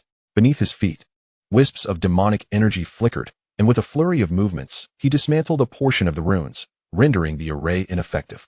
So many elixirs. What a windfall. The dog pushed open the grand doors of the ancient hall, immediately exclaiming in surprise. This was an alchemical chamber, lined with shelves brimming with numerous elixir vials. And on the ground stood a bronze alchemical furnace. Alas, time had taken its toll, and these elixirs had all spoiled. Changge opened several vials for inspection, only to find the contents had turned black and decayed. However, the alchemical furnace appeared to be of good quality, seemingly of a high tier.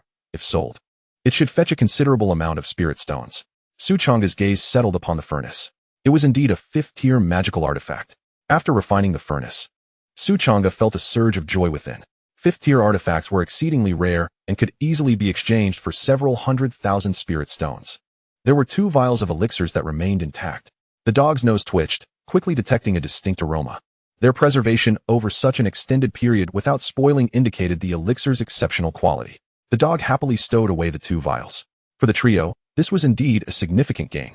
The 2 individuals and their canine companions swiftly departed the ancient hall, making their way to the heart of the ruins. Before them loomed a grand and colossal palace, torn asunder by a massive claw mark, with the central floor having collapsed, now emanating a hazy glow. Even from a distance, Changge could sense an overwhelming pressure. Surrounding the palace was a formidable array, with interwoven runes providing protection. However, the runes above the array were sparse, clearly having been breached, resulting in an incomplete formation. This palace belonged to the Flying Star Sect, which had vanished 1,000 years ago. Numerous martial artists had arrived at this location, and upon recognizing the palace's origin, they were filled with astonishment. The Flying Star Sect, once the mightiest sect in Ziyue County, had a transcendent being stationed within. Yet it had mysteriously disappeared overnight a millennium ago. Unbeknownst to many, the Flying Star Sect had long since perished, its remnants buried beneath the earth. Sword energy. Lin Tian's eyes gleamed with excitement. He could distinctly perceive the first wisp of sword energy from the Lutian divine sword, right in the center of the palace. However, he refrained from rushing forward. Before the palace, 4 teams of martial artists stood in a tense standoff, swords drawn and ready. One of the teams comprised the warriors of the county governor's office. Leading them was General Liu, a 7th-level Xianling realm expert, exuding a sharp and commanding presence. The other 3 teams hailed from the Blood Wolf Gang, Dao Sect, and Changge Sect. These 3 factions were all top-tier sects within Ziyue County, with their leaders possessing Xianling realm cultivation. Do you 3 sects truly intend to oppose the county governor's office? General Liu's eyes were as sharp as an eagle's, fixed intently on the leaders of the 3 sections. Chapter 19, Luo Qiao Qiao. General Liu's assertion is misguided. Within the realm of the Dayun dynasty, any unclaimed opportunities that arise may be contested by any sect or faction, solely relying on their own means. This is a rule firmly established by the Dayun dynasty. Could it be that the governor's office intends to violate this rule, seeking to monopolize the treasures found here? A one-eyed man wore a cold smile, his fierce aura unwavering as he met General Liu's gaze, showing no fear. He was none other than the vice leader of the Blood Wolf Gang, a formidable figure at the Xian spirit realm. Indeed, General Liu's ambition to claim the treasures for himself seemed rather greedy. The other 2 powerful figures from different sects nodded in agreement. General Liu's expression darkened. The allure of wealth is irresistible. The Feixing Sect, once the most powerful sect in Ziyue County, left behind treasures of at least 5th-tier quality. In the face of such high-caliber treasures, no one was willing to yield. Dogzi asked, Lin Tian, the call you sensed, could it be emanating from the palace ahead? Lin Tian nodded, his expression grave. This was troublesome. Dogzi frowned. The protective formation of the palace was a 5th-tier array. Even if it were damaged, it could not be breached by someone at the Return to Origin realm. Moreover, there were 4 formidable teams of warriors stationed before the palace. The others dared not approach. What is this sword energy? It appears quite powerful. At that moment, a melodious voice rang out. To the astonishment of all, a little girl emerged from within the palace. She was petite and exquisite, with stunning beauty and a playful charm tinged with mischief. She looked down into the large pit at the center, displaying a hint of surprise. A little girl? When did she enter? Everyone was taken aback, disbelief etched on their faces, especially General Liu and his companions. They had arrived first, and were certain that the formation had not been breached. Moreover, this was a 5th-tier formation. This little girl appeared to be around 12 years old. How could she have slipped in unnoticed? Changge gazed intently at the girl from a distance, quietly activating his ability to perceive her life. Name, Luo Qiao Qiao Cultivation. 9th level of the Spirit Condensation Realm, Fate. Bestowed with fortuitous blessings, increased luck, purple, noble lineage, protected by dragon energy, impervious to evil, blue. Outstanding talent, slightly increased cultivation speed, blue, life script. 9th princess of the Beishian ancient kingdom, of noble status. Techniques, Beishian heavenly art, Taiji Xiantian sword technique. Carefree sword steps, treasures, Qingying sword, Xuanwu shield, transformation gourd, talent. Superior quality of the Xian stage, superior quality of the Xian stage. Changge's eyes brightened, a surge of excitement stirring within him. Dogzi, what kind of power is the Beishian ancient kingdom? Do you know anything about it? He whispered. Upon hearing the name Beishian ancient kingdom, a flicker of surprise crossed Dogzi's eyes, momentarily taken aback. Why do you ask about that? Where did you hear of the Beishian ancient kingdom? Dogzi inquired suspiciously. Never mind how I know. Just tell me everything about the Beishian ancient kingdom, the more detailed, the better, Changge said, stroking his chin. The 9th princess of the Beishian ancient kingdom before him possessed superior quality talent. It would be splendid if he could take her as a disciple. The premise is that the northern Xian ancient kingdom must not be overly powerful. Otherwise, if its formidable warriors come knocking, it would spell trouble. That is a mighty ancient kingdom we cannot provoke. Do not inquire further. It would serve you no good. The dog seems reluctant to mention the northern Xian ancient kingdom, shrouded in secrecy. No matter how persistently Su Changge questioned, it remained tight-lipped. The dog must possess considerable knowledge about the northern Xian ancient kingdom. Perhaps during its past wanderings with the old man, it had dealings with them. Su Changge pondered thoughtfully. The reason for the dog's reluctance to discuss the northern Xian ancient kingdom is indeed intriguing. Who are you? How did you enter this palace? General Lu spoke in a deep voice, his sharp eyes fixed intently on Luo Qiao. However, Luo Qiao seemed oblivious to him, as if she had not heard a word. She remained focused on the sword energy below, her eyes sparkling with excitement. This sword energy is mine. Come to me. A green gourd appeared in her hand. And with a commanding shout, she summoned her spiritual power to activate the gourd. Chapter 20. The Contest of Sword Energy Clang. Amid the astonished gazes of the crowd, a crisp sound of sword chant reverberated through the heavens and earth. In an instant, the released aura sent chills down everyone's spines, their bodies tensed, and a sharp pain pierced their brows. It felt as if an invisible sharp sword was pressed against their foreheads. What terrifying sword energy! This is certainly not a 5th grade treasure. It must be at least 6th grade. General Lu and the others felt their hearts tremble, followed by uncontainable joy. A 6th grade treasure. In the entire Dayan dynasty, such artifacts are exceedingly rare and invaluable. An ancient and mysterious rune at the bottom of the gourd glowed, emanating a fearsome, devouring force that enveloped the sword energy below. With a swoosh, the sword energy vanished in an instant, being drawn into the gourd. It could actually absorb a 6th grade treasure. This gourd must be of the same grade. General Lu and the others fixated their gazes on the gourd, their eyes filled with fervor and greed, especially since the gourd's owner was merely a 12-year-old girl, unjustly accused, yet bearing the burden of treasure. My sword energy! Lin Tian exclaimed in shock, feeling as if his heart had skipped a beat. Master, that sword energy is of great importance to me. I implore you to help me retrieve it. Lin Tian's tone was urgent as he sought Su Changge's assistance. I will do my best, Su Changge sighed softly, discreetly activating his life-observing ability, scanning the surroundings. As the 9th princess of the northern Xian ancient kingdom, Luo Qiao was unlikely to be alone. There might be powerful protectors hidden nearby. Moreover, General Lu and other Xianling realm experts were also watching her closely. Why are you all staring at me? Luo Qiao put away the gourd, seemingly just noticing General Lu and the others. Little girl, I am willing to pay for the sword you just acquired. What do you say? The deputy leader of the Blood Wolf gang forced a congenial smile, attempting to appear less fearsome. They believed the sword energy, located in the pit below, was a 6th grade sword. You are merely a trifling 3rd-tier Xianling realm practitioner. How could you afford such sword energy? Do you take me for a child? Do I appear so easily deceived? Luo Qiao furrowed her beautiful brow, visibly displeased. Upon uttering these words, many nearby could not restrain their laughter, their expressions peculiar. The vice leader of the Blood Wolf gang, a formidable figure commanding respect, was mocked by a mere girl. The vice leader's face flushed, a mixture of shame and fury. What are you laughing at? He glared menacingly at one of his subordinates. I was reminded of something joyful, the subordinate replied, his expression quickly turning serious as he added, my wife is about to give birth. Get lost. You're a single dog, where would you get a wife? The vice leader raised his hand and delivered a sharp slap. A bunch of odd uncles. Luo Qiao made a face at the crowd and then vanished into the palace. Surround this palace. Do not let her escape. General Lu promptly commanded. Over 30 warriors from the county lord's office immediately dispersed, forming a circle to seal off the area around the palace.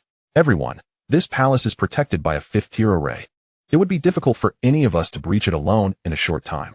We must join forces to dismantle the array first. As for that 6th-tier sword, once the array is broken, it will be up to each of us to contend for it. What say you? General Lu addressed the leaders of the 3 sects in a grave tone. Agreed. The leaders of the 3 sects consented after a brief deliberation. After all, Luo Qiao's sudden appearance in the palace was indeed mysterious. Who could predict whether she might vanish just as inexplicably? The immediate priority was to dismantle the array.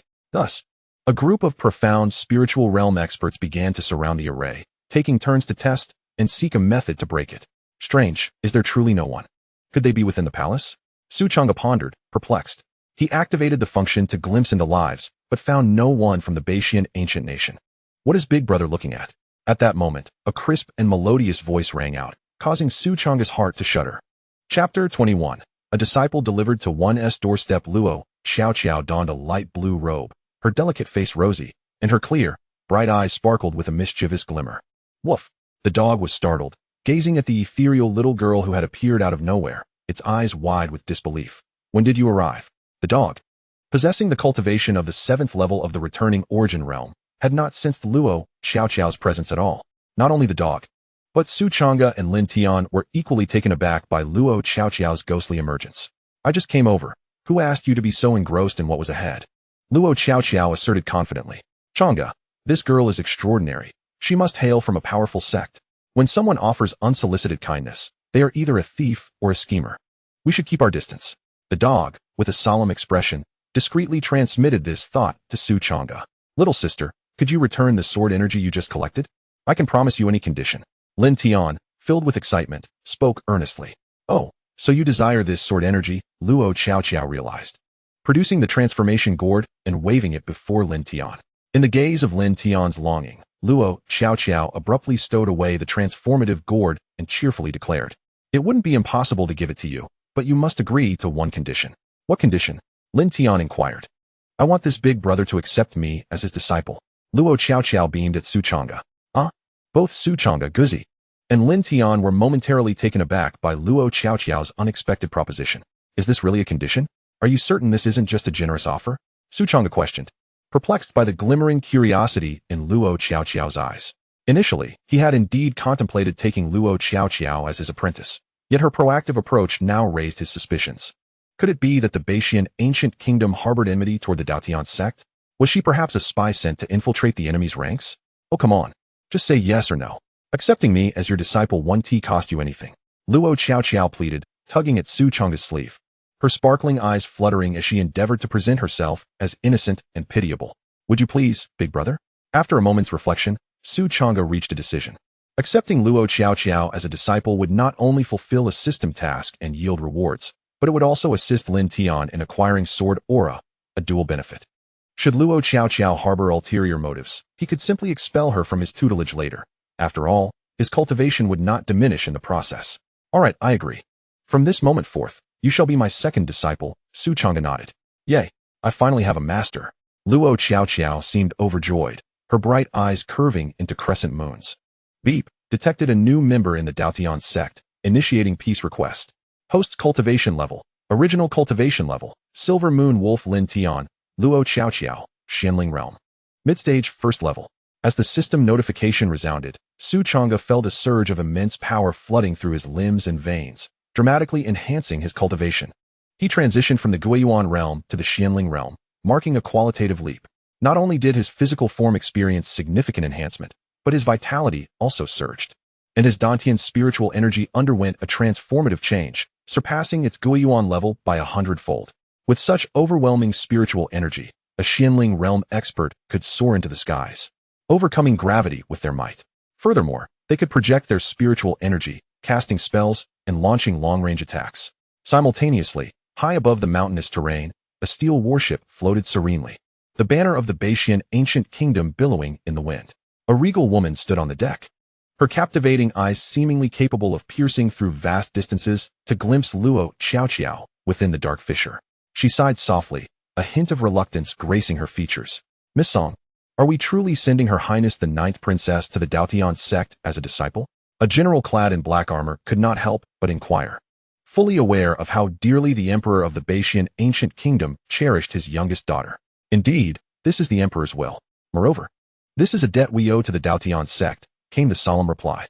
The elegantly attired noblewoman softly remarked, during the fateful battle at Duantian Cliff, our northern Xian ancient kingdom failed to provide timely support, resulting in the near annihilation of the Dao Tian Sect. His Majesty has borne a heavy guilt over the years. Sending the 9th princess to the Dao Tian Sect as a disciple serves as a form of restitution. The general clad in dark armor suddenly understood. The Dao Tian Sect now consists of merely one person and a dog, both of feeble cultivation. It is likely that their demise is imminent. By dispatching the 9th princess to the Dao Tian Sect, it ensures the continuation of their lineage. This act not only alleviates His Majesty's guilt, but also proclaims to the other holy grounds in Yunzhou that the Dao Tian Sect has the backing of the northern Xian ancient kingdom. Anyone contemplating further aggression against the Dao Tian Sect must think twice. Let us return. The noblewoman cast a deep glance at Luo Xiao and spoke softly. Should we not remain to covertly protect Her Highness the Ninth Princess? The general in dark armor hesitated. That is unnecessary, the noblewoman replied. Her Highness possesses a protective talisman from His Majesty. The mere Dagwa dynasty cannot inflict harm upon her. Now we are family, so this sword aura is yours. Luo Xiao exclaimed, retrieving the transformation gourd and uncorking it. With a resonating clang, a clear sword chant echoed across the heavens. Its brilliant and fierce aura causing a tingling sensation upon everyone's skin. In an instant, all eyes turned to Changge and his companions. Whoa, don't be so direct. The dog's fur bristled, desperate to curse. What a disaster. It's her. When did that little girl get over there? The General Lu and the other Xianling realm experts, who were struggling to break the formation, all turned to look at Luo Xiao. Their eyes, filled with unabashed greed, fixated on the gourd in her hands and the fierce sword aura emanating from it. Seize her, commanded General Lu as the powerful figures from all factions simultaneously issued orders. With over 100 martial artists swiftly surrounding Changge and his companions, Lin Tian, disregarding the peril, immediately reached out to gently touch the sword aura. With a soft hiss, the sword aura vanished, merging into his Dantian, returning to the Lutian divine sword. By the way, my name is Luo Xiao. What is your master's name? She inquired, tugging at Changge's sleeve, her curious little head tilted up to look at him. She seemed entirely oblivious to the danger her sword aura had invoked, or perhaps she deemed General Lu and the others as no threat at all. I am Changge, the sect master of Dao Tian Sect. This is the grand elder of Dao Tian Sect, you may call him Dog. And this is the sect's eldest disciple, your senior brother. Lin Tian, Changge quickly introduced, promptly summoning the Moonshadow Spear. As Changge activated it, the spear rapidly enlarged. He held Luo Xiao with one hand and Lin Tian with the other, giving the dog a kick to bring him along. With a swoosh, the Moonshadow Spear soared into the air. Flying with the spear, the dog was dumbfounded, unable to contain his astonishment. How much power are you concealing? Surprisingly, one has quietly ascended to the realm of Xianling. To think that the master is a formidable Xianling realm expert. Lin Tian was momentarily taken aback, his heart stirred by immense waves of emotion. Even Luo Xiao was momentarily stunned, as this revelation contradicted the information she had received prior to her arrival. It seems this master possesses quite an intriguing personality. With her large, watery eyes twinkling with thought, Luo Xiao contemplated the situation. Hand over the 6th-tier magical artifact. At that moment, a fierce voice rang out. Surprisingly, it was not the highest-ranked General Lu who was the first to pursue, but rather the vice-leader of the Blood Wolf gang. He unleashed a divine ability, manifesting a pair of expansive wings constructed from spiritual energy behind him, and in an instant, he surged forth with terrifying speed, surpassing General Lu and heading straight for Changge. Chapter 23. A single strike. The vice-leader of the Blood Wolf gang approached with ferocity, and Changge, caught in midair, had no choice but to raise his hand and unleash a palm strike. The vice-leader bellowed, his palm glowing with a crimson radiance, as he unleashed a divine ability to clash against Changge. With a resounding boom, the Moonshadow Spear trembled, and Changge and his companions plummeted to the ground. A mere first-level Xianling dares to seize a 6th-tier magical artifact? This artifact rightfully belongs to my Blood Wolf gang. Ha ha ha! The vice-leader, sensing Changge's cultivation level, burst into maniacal laughter, feeling an overwhelming sense of confidence. This is assured. Is that so? Changge's expression remained unchanged. He merely tightened his fingers, the Moonshadow Spear manifesting in his palm. Refusing to surrender the 6th-tier artifact? Then prepare to meet your demise. The vice-leader's eyes glinted with murderous intent as he drew a large cleaver, spiritual energy surging around him, unleashing a blade of light extending dozens of yards towards Changge. The crimson blade illuminated the dark space, carrying terrifying power as it sliced towards Changge. This is bad. The dog shuddered in fear, instinctively letting out a low growl, a silver mark appearing on its forehead. Luo Xiao maintained her cheerful demeanor, but in her fair hand, she held the transformation gourd, ready to act at a moment's notice. Make your move to save my master, and I shall grant you a month of freedom. Lin Tian's consciousness delved into the killing heaven divine sword, his tone urgent as he conversed with the first great fiend. This man is finished. In the distance, the gathered warriors sighed upon witnessing this scene. They had already envisioned the moment Changge would be struck down by a single blow. After all, the disparity between realms is profound, especially considering that the vice-leader's cultivation surpassed Changge's by 2 minor levels. Under the gaze of the crowd, Changge's countenance remained remarkably calm, betraying no hint of disturbance. Facing the full-force strike from the vice leader, Su Changge stepped forward, the Moonshadow Spear suddenly swinging into action. Swish! In the dim underground space, a glimmer of cold light emerged, and then the spear was unleashed like a dragon. The Moonshadow Spear struck first, its tip colliding with the blade, producing a sharp metallic resonance. With a ringing sound, an overwhelming force erupted from the spear's tip. The vice leader's cleaver shattered into 2 pieces on the spot. Caught off guard, the Moonshadow Spear surged forth like a torrent, piercing directly through his body. As Su Changge lightly shook his long spear, the vice leader of the Blood Wolf gang let out a piercing scream, his chest erupting with a gaping wound. His heart torn asunder, and he fell lifeless to the ground. A profound silence enveloped the surroundings. The sound of a falling pin could be heard. What? Is this power truly so fearsome? The dog widened its eyes, the mark of the Wolf King on its forehead fading away. In a daze, Su Changge's tall and slender figure overlapped with the memory of the youthful Yintian Junren. Master is truly formidable. Luo Qiaoqiao's eyes sparkled as she could not help but cheer aloud. Lin Tian, meanwhile, let out a quiet sigh of relief, cold sweat trickling down his back. Su Changge was one of the few who genuinely cared for him, and Lin Tian certainly did not wish to see him come to harm. Leader? The members of the Blood Wolf gang were shattered, letting out a mournful cry. Even General Lu and other experts of the Xianling realm halted in their tracks. Their eyes filled with astonishment, fixated on Su Changge. How could a formidable expert of the 3rd level of the Xianling realm be eliminated in an instant by Su Changge? This is a 5th-tier magical weapon. So that is the case. General Lu's gaze was locked onto the Moonshadow Spear in Su Changge's hand, sensing the terrifying power it contained. His heart immediately tightening. Su Changge, so young yet possessing the 1st level of the Xianling realm and wielding a 5th-tier magical artifact. One could only imagine the extraordinary origins he must have. General Lu spoke solemnly. Friend, your skills are indeed remarkable. May I inquire which sect you hail from? What concern is it of yours? Su Changge cast him a sidelong glance. General Lu's expression darkened as he replied, I am the general of the Ziyue County Governor's Mansion. Might you consider granting the Governor's Mansion some courtesy by relinquishing this magical artifact? He added, in return, the Governor will surely reward you handsomely. Not a chance. Su Changge remained unmoved, flatly refusing. Chapter 24. A paw to crush. Are you truly unwilling to extend any courtesy to the Governor's Mansion? General Lu's visage turned utterly grim. And what if I am? You have some courage. General Lu snorted coldly, declaring, then do not blame me for being merciless. This treasure is unclaimed.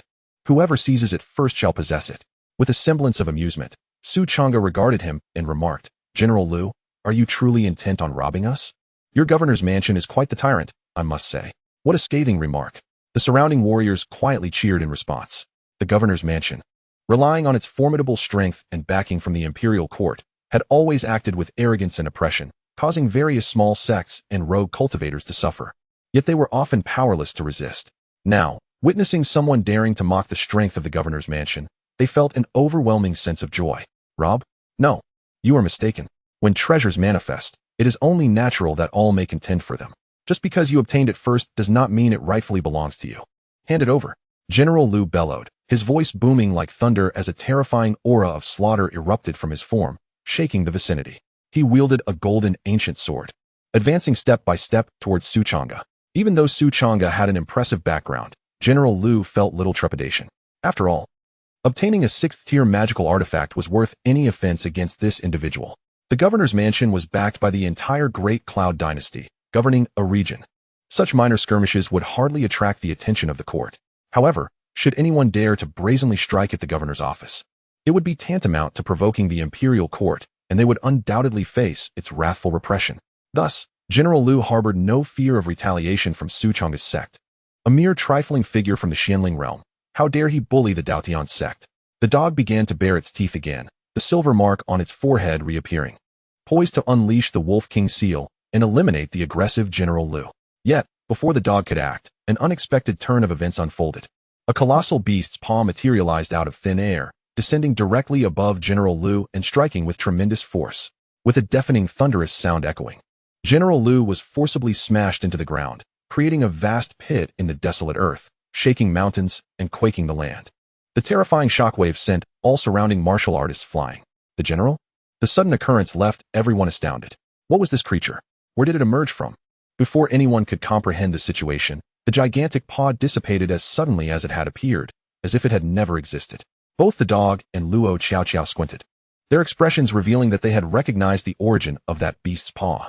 Su Changge, however, fixated on the enormous claw mark left on the ground, appeared deep in thought. This mark was undeniably identical to the claw prints scattered throughout this ruin. If Su Changge was not mistaken, the Feixing sect had been exterminated by this very beast 1,000 years ago. This beast must be related to Lin Tian. Soon, martial artists from the governor's office arrived at the claw mark, their pupils dilating as their bodies trembled, cold sweat beading on their foreheads. For their General Lu had been reduced to a mere pulp beneath a single paw. This was a formidable figure of the 7th level of the Xianling realm. Amidst the ensuing chaos, Su Changge had already reclaimed the Moonshadow Spear and departed the ruin with 2 companions and the dog. The experts from Dai Gate and Qingyun Sect took note of this, but, after a moment of hesitation, ultimately dared not intervene. The vice leader of the Blood Wolf gang attempted to obstruct them, but met his demise at the point of Su Changge's spear. General Lu sought to impede them, only to be crushed by the sudden appearance of a beast's paw. This left the experts from Dai Gate and Qingyun Sect feeling a chill run down their spines. After much deliberation, they chose to withdraw. How remarkable was the master, capable of dispatching someone of higher cultivation with a single strike. Luo Xiaoqiao was exhilarated. Her gaze towards Su Changge filled with wonder, as if she had witnessed something extraordinary. Observing Luo Xiaoqiao's familiar demeanor, Su Changge contemplated. Throughout, the girl had only desired to take him as her master, never inquiring about the specifics of the Dao Tian Sect, seemingly indifferent to such details. Or perhaps, she had already been aware of the Dao Tian Sect's intricate information? Chapter 25. The astute young girl not only was the master handsome and powerful, but even his pet was adorably charming. Fluffy and delightful to the touch, Luo Xiaoqiao seized the moment when the dog was unawares. Leaping onto its back with a gleeful cry, playfully rubbing its head with a smile. I am no mere pet. I am the esteemed elder of the Dao Tian Sect. And even your master must address me as uncle. Little girl, descend at once. Do I not have any dignity? The dog felt quite vexed, but could not bring himself to chastise a lively and adorable little girl, so he attempted to intimidate her with his status. Unfortunately, Luo Xiaoqiao was entirely unafraid. She simply sprawled on the dog's fluffy back, refusing to come down no matter what. After a while, Luo Xiaoqiao suddenly lifted her head, her voice becoming a thread as she conveyed a message to Lin Tian. Senior brother, was that demon fox summoned by you just now? Lin Tian's heart raced, feeling as if his heartbeat had momentarily faltered. Yet, he maintained a facade of calmness, replying, What demon fox? What are you talking about? Oh, then I must have guessed incorrectly. Luo Xiaoqiao giggled. Whether her guess was correct or not, perhaps she already had the answer in her heart. Lin Tian scratched his head and sighed softly. This whimsical little junior sister was far too astute and mysterious. He wondered why the master had taken her as a disciple so hastily. After leaving the ruins, Su Changge continued on, guiding the Moonshadow Spear without pause, retreating toward the distance. Although there was no direct evidence linking them to General Lu's demise within the ruins, the suspicion loomed heavily. Returning to Ziyue City would undoubtedly invite danger and attract the scrutiny of the local magistrate's office. Thus, Su Changge redirected his course toward another more prosperous ancient city, the City of Giants. Xiao, how did you find yourself alone in those ruins? What of your family? Su Changge inquired. I have no family. I have grown up alongside my master since childhood. This morning, my master brought me to those ruins and then departed. Before leaving, he said he wanted me to become your disciple, assuring me that you would take good care of me. Luo Xiaoqiao fabricated a pitiable identity on the spot, looking at Su Changge with doe-like eyes. From now on, my only relative is my master. Please do not cast me away, all right? Fear not, from this day forth. The Dao Tian Sect shall be your home, Su Changge reassured her, gently patting the little girl's head. Were it not for his ability to discern the truth of lives, he might have been deceived by her innocent and pitiful appearance. This girl was, after all, the 9th princess of the Beixian kingdom. How could she possibly lack a family? Xiao, why did your master wish for you to become my disciple? Where did you live before? Su Changge queried as he navigated the Moonshadow Spear, eager to learn more about Luo Xiaoqiao. However, the clever girl merely stated that she had lived in the mountains since childhood, knowing nothing of the outside world, and her master had told her nothing. After a while of questioning, Su Changge gleaned no real information. He chuckled softly at her cunning. Nevertheless, he sensed no malice from Luo Xiaoqiao toward the Dao Tian Sect. Rather, she seemed quite affectionate. Given her low cultivation and tender age, Su Changge harbored few concerns. Half an hour later, having expended half of his spiritual power, Su Changge was compelled to land, stowing away the Moonshadow Spear as the group began to trek onward on foot. To be able to fly for half an hour at the onset of the Xianling realm was already quite impressive. As for the fiery steed purchased in Luyin City, it has been entrusted to an inn in Ziyue City, and I have no opportunity to retrieve it now. Just at that moment, a terrifying wolf howl echoed from the forest ahead. Immediately, a chorus of howls responded from behind, creating a haunting resonance. Changge halted, suddenly squinting. From the depths of the forest emerged a towering gray wolf, its eyes an eerie crimson, striking fear into the heart. Upon the back of this colossal gray wolf sat a robust man.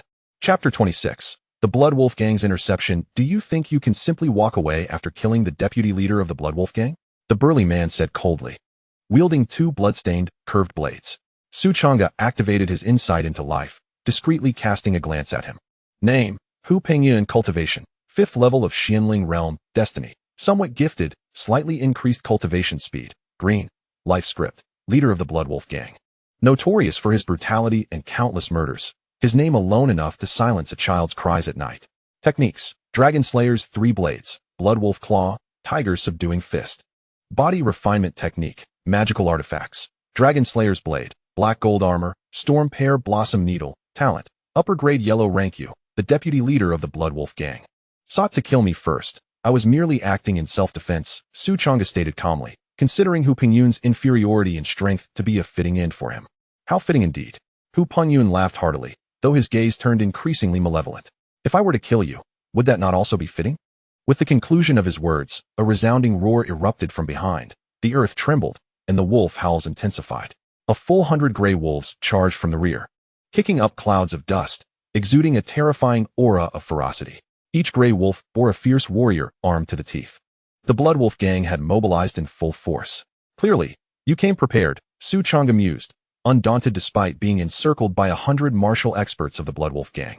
A faint smile gracing his lips. Prepared? No, no, no. You simply stumbled into the territory of the Blood Wolf Gang. Hu Pengyun sneered. I shall not waste words with you. Hand over the 6th-tier magical artifact, and the grudge for killing my deputy leader shall be settled. Otherwise, you shall all meet your demise. Unmoved, Changge replied. Feel free to make your move and see for yourself. Only when faced with the grave do tears fall. Hu Pengyun snorted, and the gray wolf beneath him roared, charging fiercely at Changge. Hu Pengyun brandished his bloodied blades. Swirling streams of crimson blade energy released a chilling aura of death. Although Changge could easily dispatch the deputy leader of the Blood Wolf Gang, he felt no fear. After all, Changge was merely at the 1st level of the Xianling realm, and using a 5th-tier magical artifact to slay a 3rd-level opponent was nearly the limit of his capabilities. Meanwhile, Hu Pengyun was a formidable 5th-level expert. Just as the gray wolf lunged towards Changge, the dog suddenly emitted a low growl. In that fleeting moment, its eyes ignited with a cerulean brilliance, exuding an overwhelming majesty accompanied by a dreadful sense of oppression. A silver crescent mark manifested upon the brow of the canine, emanating an intangible wave. The high-level pressure from the Wolf King instantly shattered the consciousness of the gray giant wolf, which emitted a mournful howl, its legs giving way as it prostrated itself upon the ground. This gray giant wolf was merely an ordinary beast, while the silver moon wolf belonged to a higher echelon of the demonic lineage, naturally exerting a bloodline suppression over lesser creatures. Caught unawares, Hu Pengyun staggered, losing his balance, his heart gripped by terror. In that critical instant, Changge swung the Moonshadow Spear with a sudden ferocity. The brilliant spearhead shot forth like a fleeting meteor, so swift that no afterimage lingered, piercing directly before Hu Pengyun. Caught unprepared, he was impaled through the chest, blood gushing forth in a vivid spray. Die! Hu Pengyun bellowed, not retreating but advancing, as his curved blade erupted with a chilling radiance, cleaving towards Changge. It was a desperate gambit to trade life for life. Changge relinquished the Moonshadow Spear, retreating swiftly to evade Hu Pengyun's onslaught. Seizing the moment, Hu Pengyun attempted to extract the spear. However, with a mere gesture from afar, Changge summoned the spear, which emitted a sharp sound, erupting in a dazzling display of spear light. In an instant, a terrifying force erupted within Hu Pengyun, shattering his internal organs. Even a 5th-tier practitioner of the Xianling realm would meet their demise if their heart were to be crushed. Chapter 27. Annihilation of the Blood Wolf Gang. The events transpired with alarming rapidity. The members of the Blood Wolf Gang scarcely had time to react before Hu Pengyun was slain. They were struck with a visceral terror and rage, aghast that a formidable 5th-tier Xianling practitioner had been dispatched in a mere encounter. What a terrifying turn of events. With a growl, the canine turned its gaze toward the 100 gray giant wolves behind, the Wolf King's mark radiating a terrifying aura. In an instant, all 100 gray giant wolves raised their heads in a ferocious howl, their eyes fierce, toppling the warriors upon their backs and sinking their teeth into them. "No. Little Gray, what are you doing?" The warriors of the Blood Wolf gang cried out in horror. Several of the weaker fighters, caught off guard, were instantly slain by the jaws of the gray giant wolves. Most of the others sustained grievous wounds, blood splattering, their faces paling. "Damn beasts!" Some shouted angrily, unleashing their spiritual power, cleaving down their own mounts. "Kill them. Leave none alive." With a determined step, Changge brandished the Moonshadow spear and charged forth. Given that the moment had come, it was imperative to root out the problem entirely, leaving no future threat. "Today, I shall test my blade upon you." Lin Tian was exhilarated, his eyes gleaming with fervent battle spirit as he brandished the Qinglian sword and surged into the fray. After 5 years of being rendered ineffective, now that he could once again cultivate, he eagerly sought a thrilling and exhilarating battle. Hee, fortune has smiled upon us. The canine adeptly rummaged through the lifeless body of Hu Pingyun, collecting all the valuables such as storage rings and magical artifacts, a blissful smile gracing his face. Luo Qiao, with her sparkling eyes, glanced around and fixed her gaze on a Blood Wolf gang warrior attempting to escape amidst the chaos. Ensuring no one was watching her, she pointed towards the man with a flick of her finger. Whoosh! A verdant flying sword materialized from thin air, traversing 1,000 zhong in an instant, piercing through the man's body without staining itself with blood and returning to Luo Qiao's hand. Task accomplished.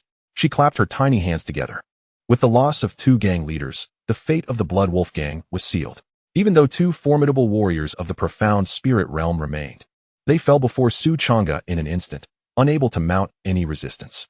After vanquishing 100 Blood Wolf gang warriors, Changge dispatched the gray giant wolves, leaving only one to guide them.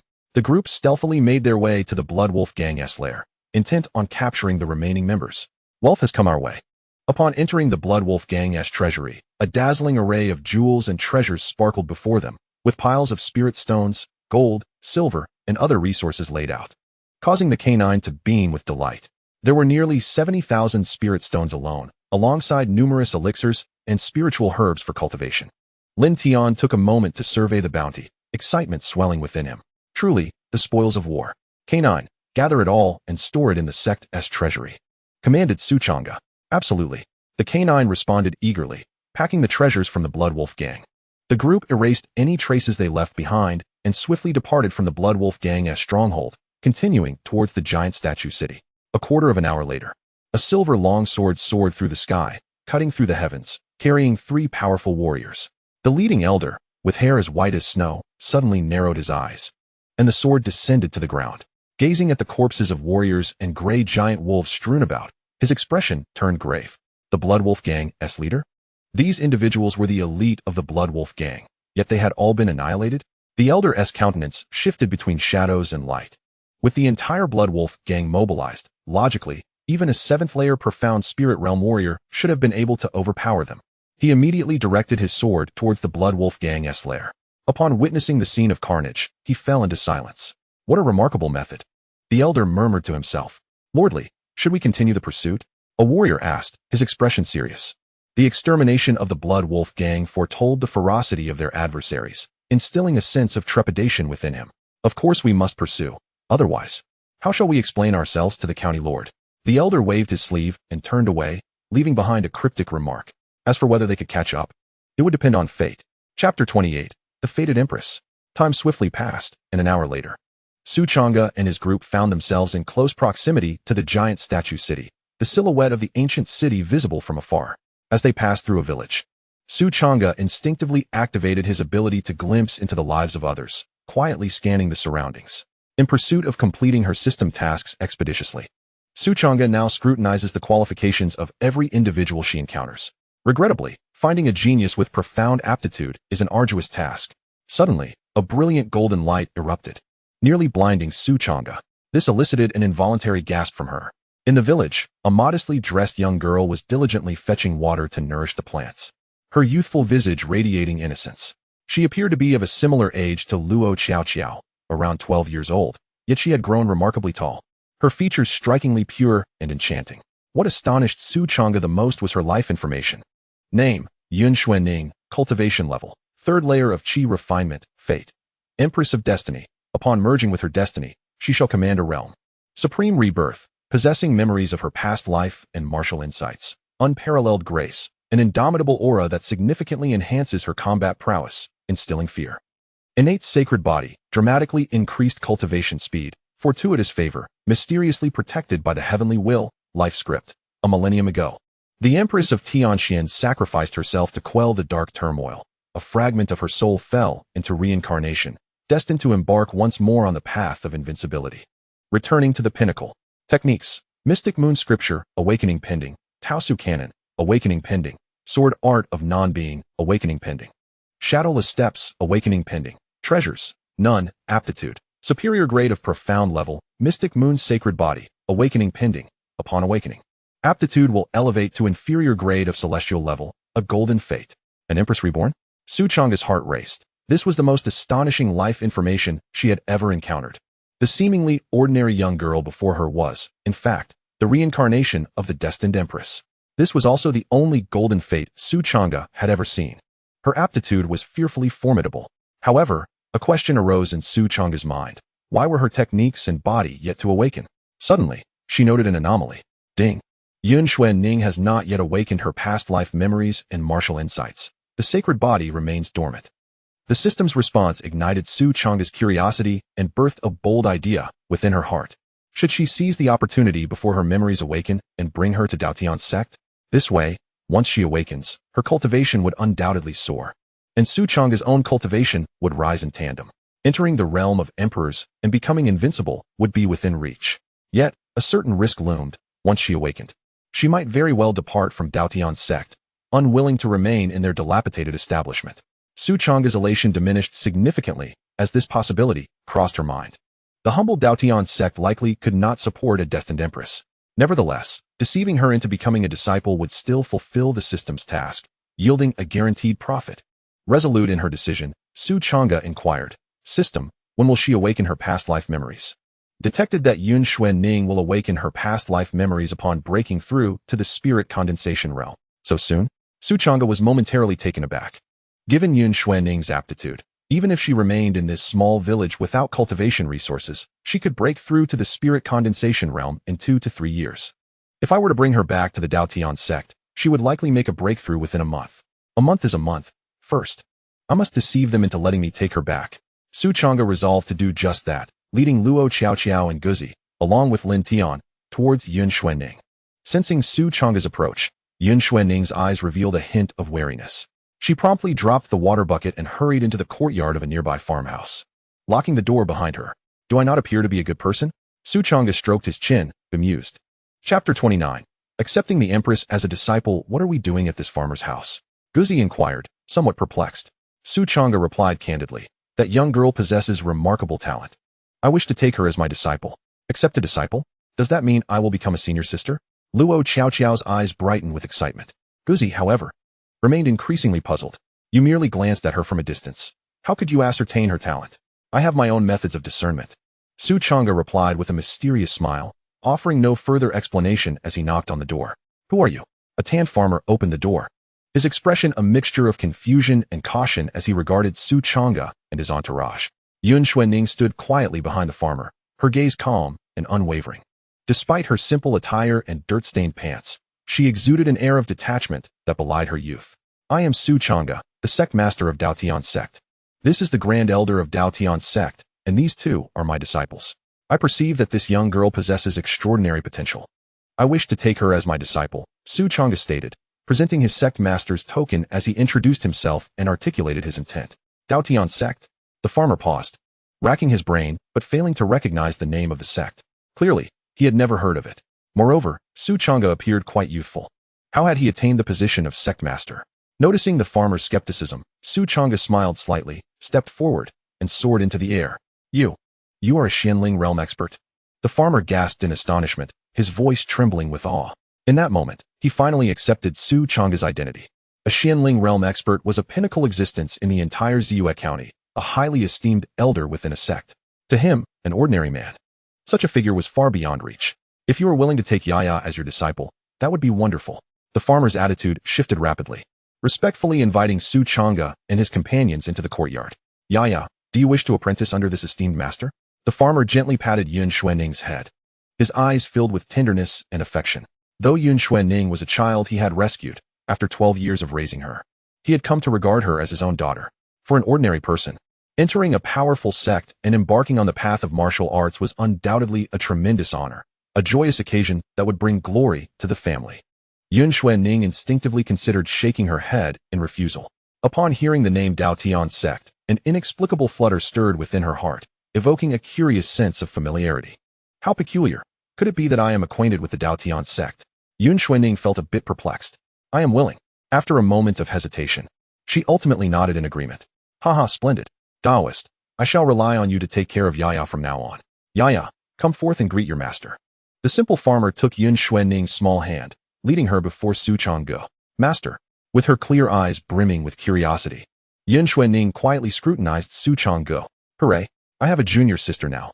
I shall no longer be the youngest. Junior sister, junior sister. My name is Luo Qiao Qiao, what is yours? Luo Qiao Qiao exclaimed with excitement, seizing Yun Xuanning's hand. The sudden grip made Yun Xuanning a tad anxious, as she seemed unaccustomed to such intimacy. I am Yun Xuanning. What a lovely name. Observing the two young girls engaging in lively conversation, a smile graced Su Changge's face. He had not anticipated that accepting a destined empress as a disciple would be so effortless. An almost surreal feeling enveloped him. After all, she was a legendary destined empress. Beep. Host has completed the disciple acceptance task. Task rewards. 7th tier technique, Qianhua Xianju. 7th tier technique, Tian Lei Ju. 2 5th tier magical artifacts, meteorite sword, 1 insight stone, and 50,000 spirit stones have been distributed. Beep.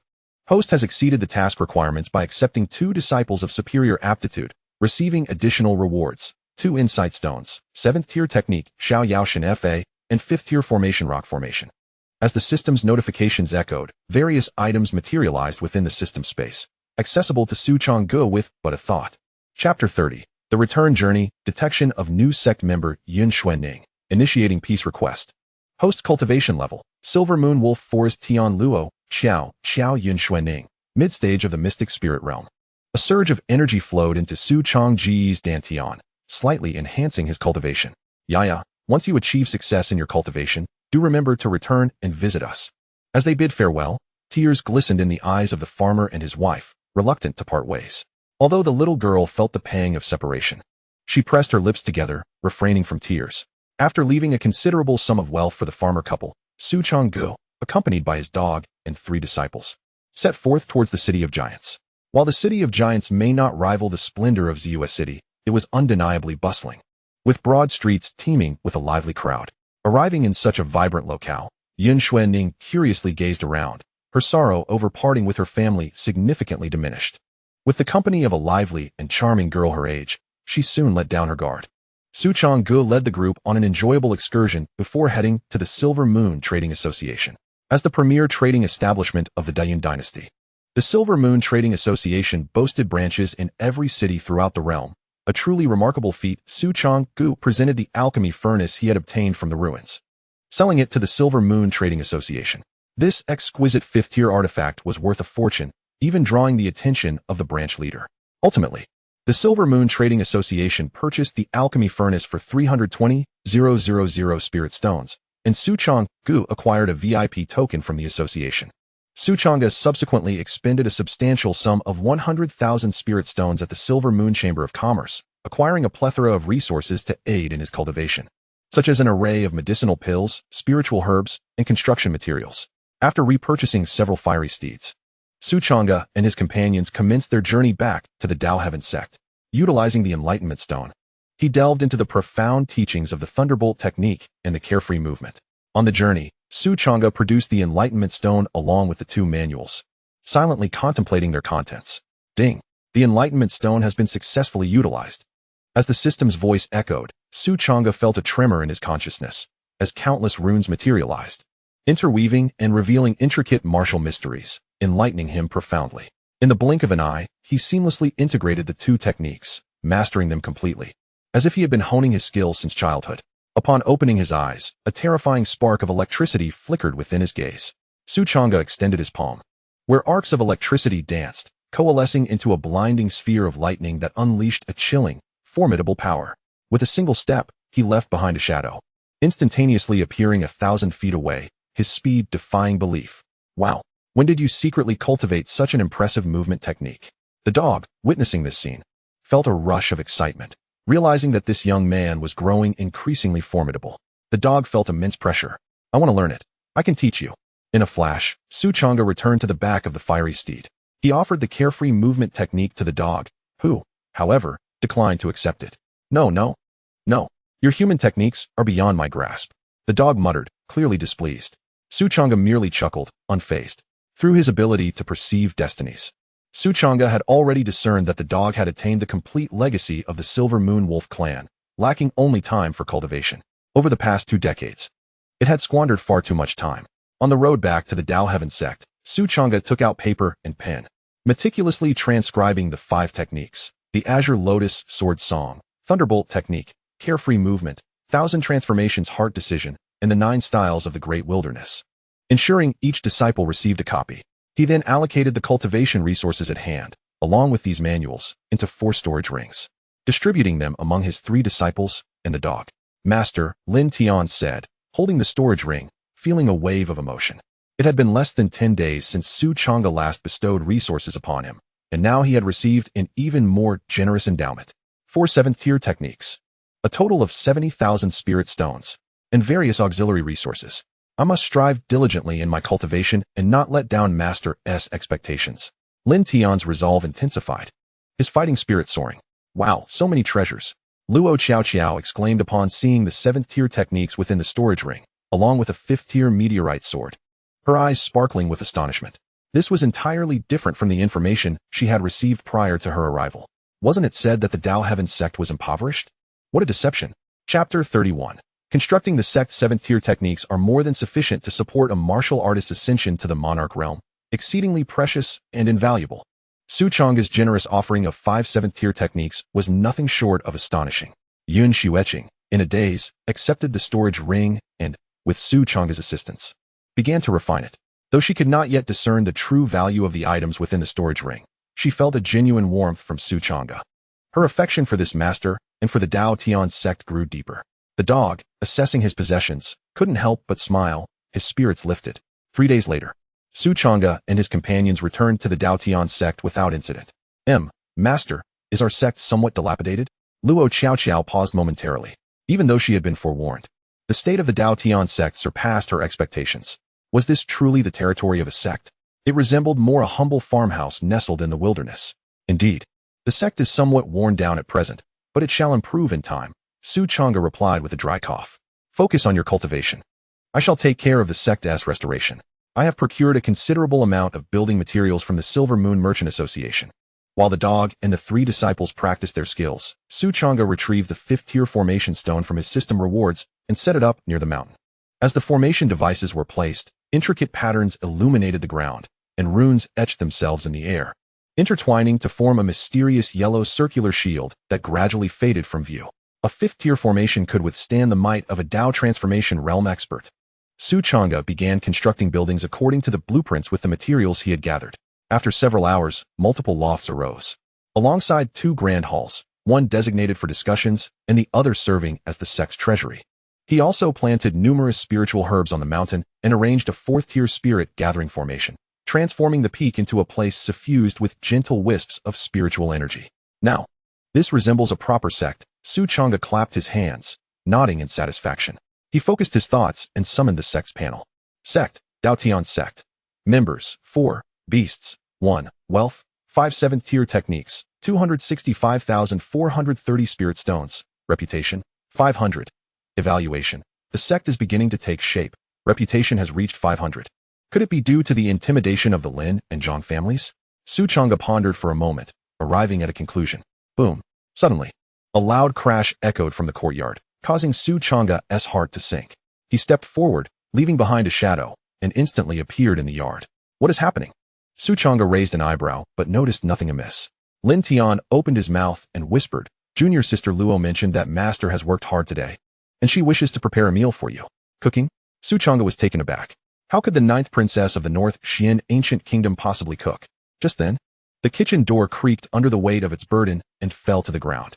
Luo Xiao's delicate features were marred with soot, and she was splattered with broth and dirt, appearing rather disheveled. Yet her eyes sparkled with excitement. as she carried a clay pot in her hands. Ahaha, master. The chicken soup is ready. As she presented a pot of murky chicken soup emitting green vapors, a hush fell over the room. Drink up.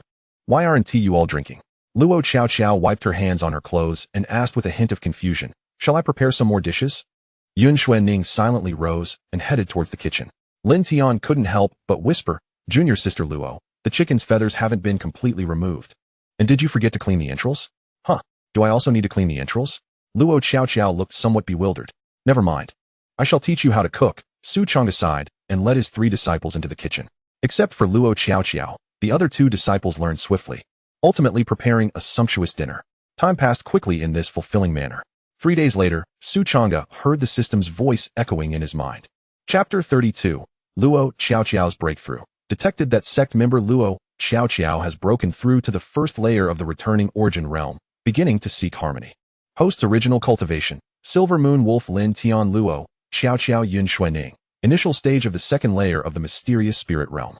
As the system's voice resonated, a surge of immense power surged from his dantian, infusing his limbs and bones, propelling Su Changge's cultivation forward. Congratulations to the host for the first breakthrough of a major realm among sect members, receiving a system gift package, 7th Order Divine Ability Heavenly Flame Palm, 1 6th Order Sword Talisman, 1 Enlightenment Stone, 1 5th Order Combat Puppet, 1 5th Order Magical Treasure Spirit Windboat, and 100,000 Spirit Stones. The system's voice sounded again, bringing joy to Su Changge's heart. Luo Xiao originally possessed a cultivation level of the 9th layer of the spirit condensation realm, and after a period of training, she successfully stepped into the returning origin realm. Utilizing the Enlightenment Stone, she comprehended the Heavenly Flame Palm. After extracting these rewards from the system space, Su Changge grasped the Heavenly Flame Palm and immediately consumed an Enlightenment Stone to master this divine ability. As Su Changge opened his palm, swirling spiritual energy manifested terrifying flames, distorting the air and releasing a heart-pounding heat. An excellent technique. I shall store it in the treasury. This divine ability requires cultivation at the mysterious spirit realm to practice, so it must be stored in the sect's treasury for now. Su Changge took out the 6th Order Sword Talisman, and a note appeared before him that only he could see. 6th Order Sword Talisman can be activated 3 times, each time releasing a sword chi at the level of a venerable. The 6th Order Talisman corresponds to the venerable realm. This talisman can serve as a life-saving measure, capable of exerting immense power at critical moments. Su Changge then retrieved the combat puppet. This was a humanoid puppet clad in black armor, capable of being activated by spiritual energy or spirit stones, unleashing power equivalent to the 9th layer of the transformation realm. With this combat puppet, it is as if the Dao Tian Sect has gained another formidable presence in the transformation realm.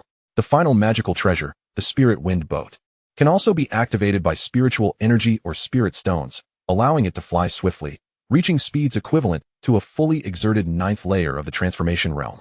With the Spirit Wind Boat in hand, the members of the Dao Tian Sect will be able to journey further and travel more conveniently.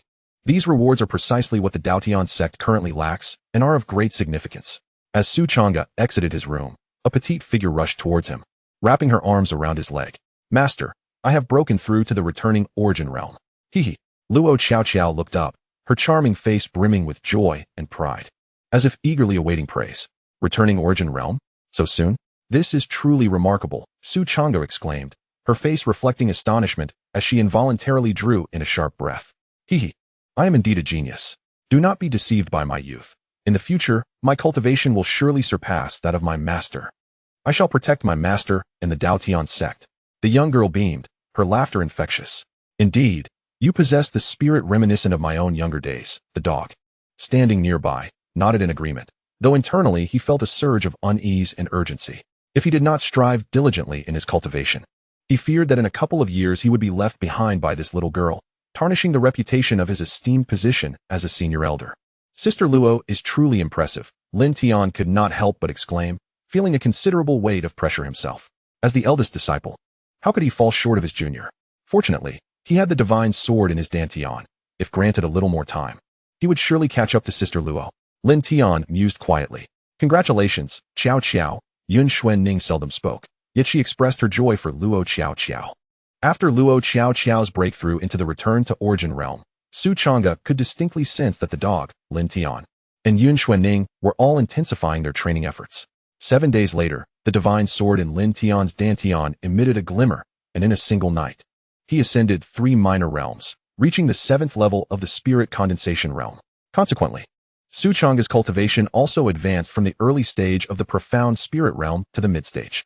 Master, I wish to go to Luoyuan City to seek vengeance on the Lin and Zhang families. Lin Tian approached Su Changge, his eyes resolute. After enduring hardships in his training, he finally possessed the strength to avenge himself. Very well, I shall accompany you, Su Changge nodded. No, this time I can go alone. This is a matter between me and the Lin and Zhang families. Lin Tian replied, Master has already done so much for me. I cannot bring further troubles to you or the sect. Chapter 33.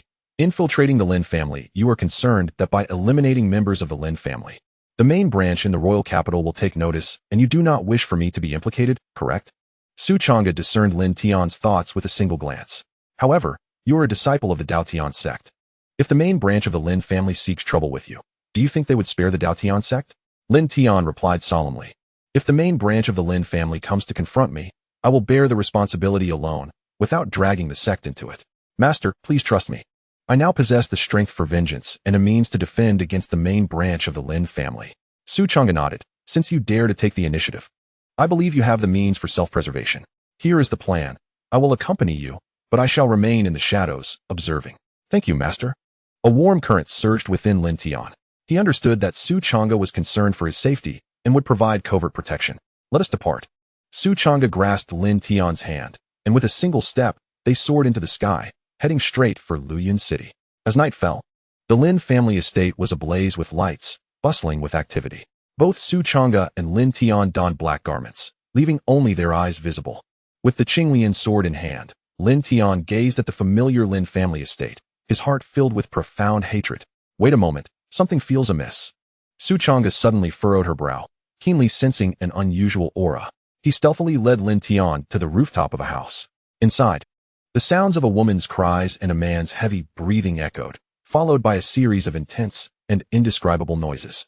Esteemed envoy, how are these women faring? Quite satisfactory, I presume. Moments later, a sycophantic voice rang out, unmistakably belonging to Lin Yuan, the head of the Lin family. Indeed, you are quite astute. Ha. A sinister voice responded. When will that envoy from Dao Tian Sect deal with those bastards, Lin Tian and that other scoundrel? Lin Yuan cautiously inquired. What's the hurry?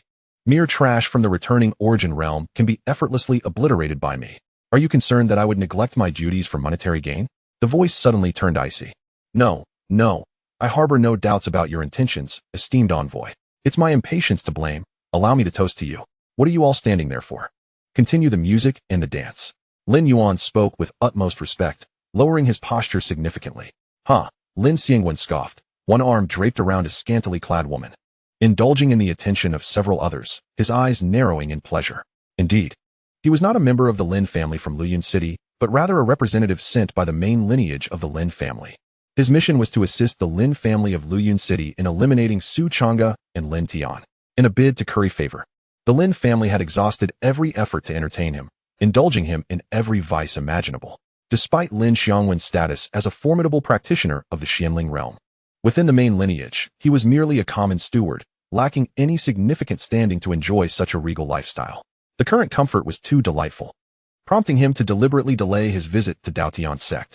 It was better to relish this period of indulgence. Should he eliminate Dao Tian Sect too soon, the Lin family of Luoyuan City would no longer require his assistance, and they would cease their devoted efforts to please him. Esteemed envoy, he is one of the main lineage of the Lin family. Lin Tian's heart sank. Had he indeed provoked the main lineage? Yet, even if the main lineage intervened, they could not hinder him. Those who had once humiliated him must perish.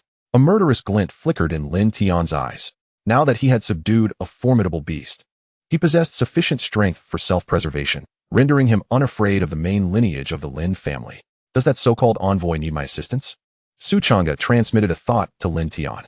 Then I must trouble you, master. Lin Tian did not feign humility, quietly cherishing the favor Su Changge had shown him. With a flick of his fingers, Su Changge conjured a gleaming silver spear, its essence swirling with threads of spiritual energy. Who goes there?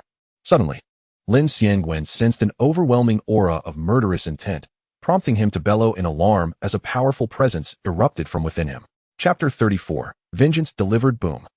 The rooftop exploded, a flash of cold light ignited, streaking across the night sky like a meteor, darting toward Lin Xiangwen with blinding speed. Impudence. Lin Xiangwen, both astonished and furious, had not anticipated an assassination at this moment. Bare-chested, he unleashed his profound spiritual power. The sound of sword energy ringing as he swung his sword toward the cloaked figure before him. Clang, accompanied by a deafening metallic resonance. Lin Xiangwen's fourth-tier longsword was shattered by the Moonshadow Spear. The spear pierced through his shoulder with an unstoppable force. Had he not instinctively dodged to the side, it would have impaled his heart directly. Die! Lin Xiangwen roared, his palm glowing with golden light as he unleashed a divine technique, striking fiercely at the cloaked figure before him. With a mere flick of the Moonshadow Spear, Su Changge effortlessly dismantled the form of the seasoned Xianling realm warrior, as if it were a mere sheet of paper, tearing through his body in an instant.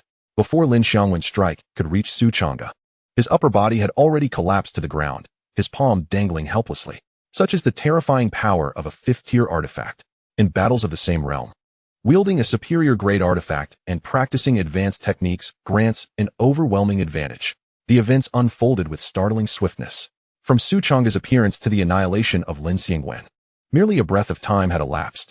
A chorus of terrified screams erupted from a dozen scantily clad women, their eyes wide in horror at the sight of the blood-soaked ground and Lin Xiangwen's mangled corpse. A few women fainted on the spot, while the rest trembled in fear, hastily fleeing the premises.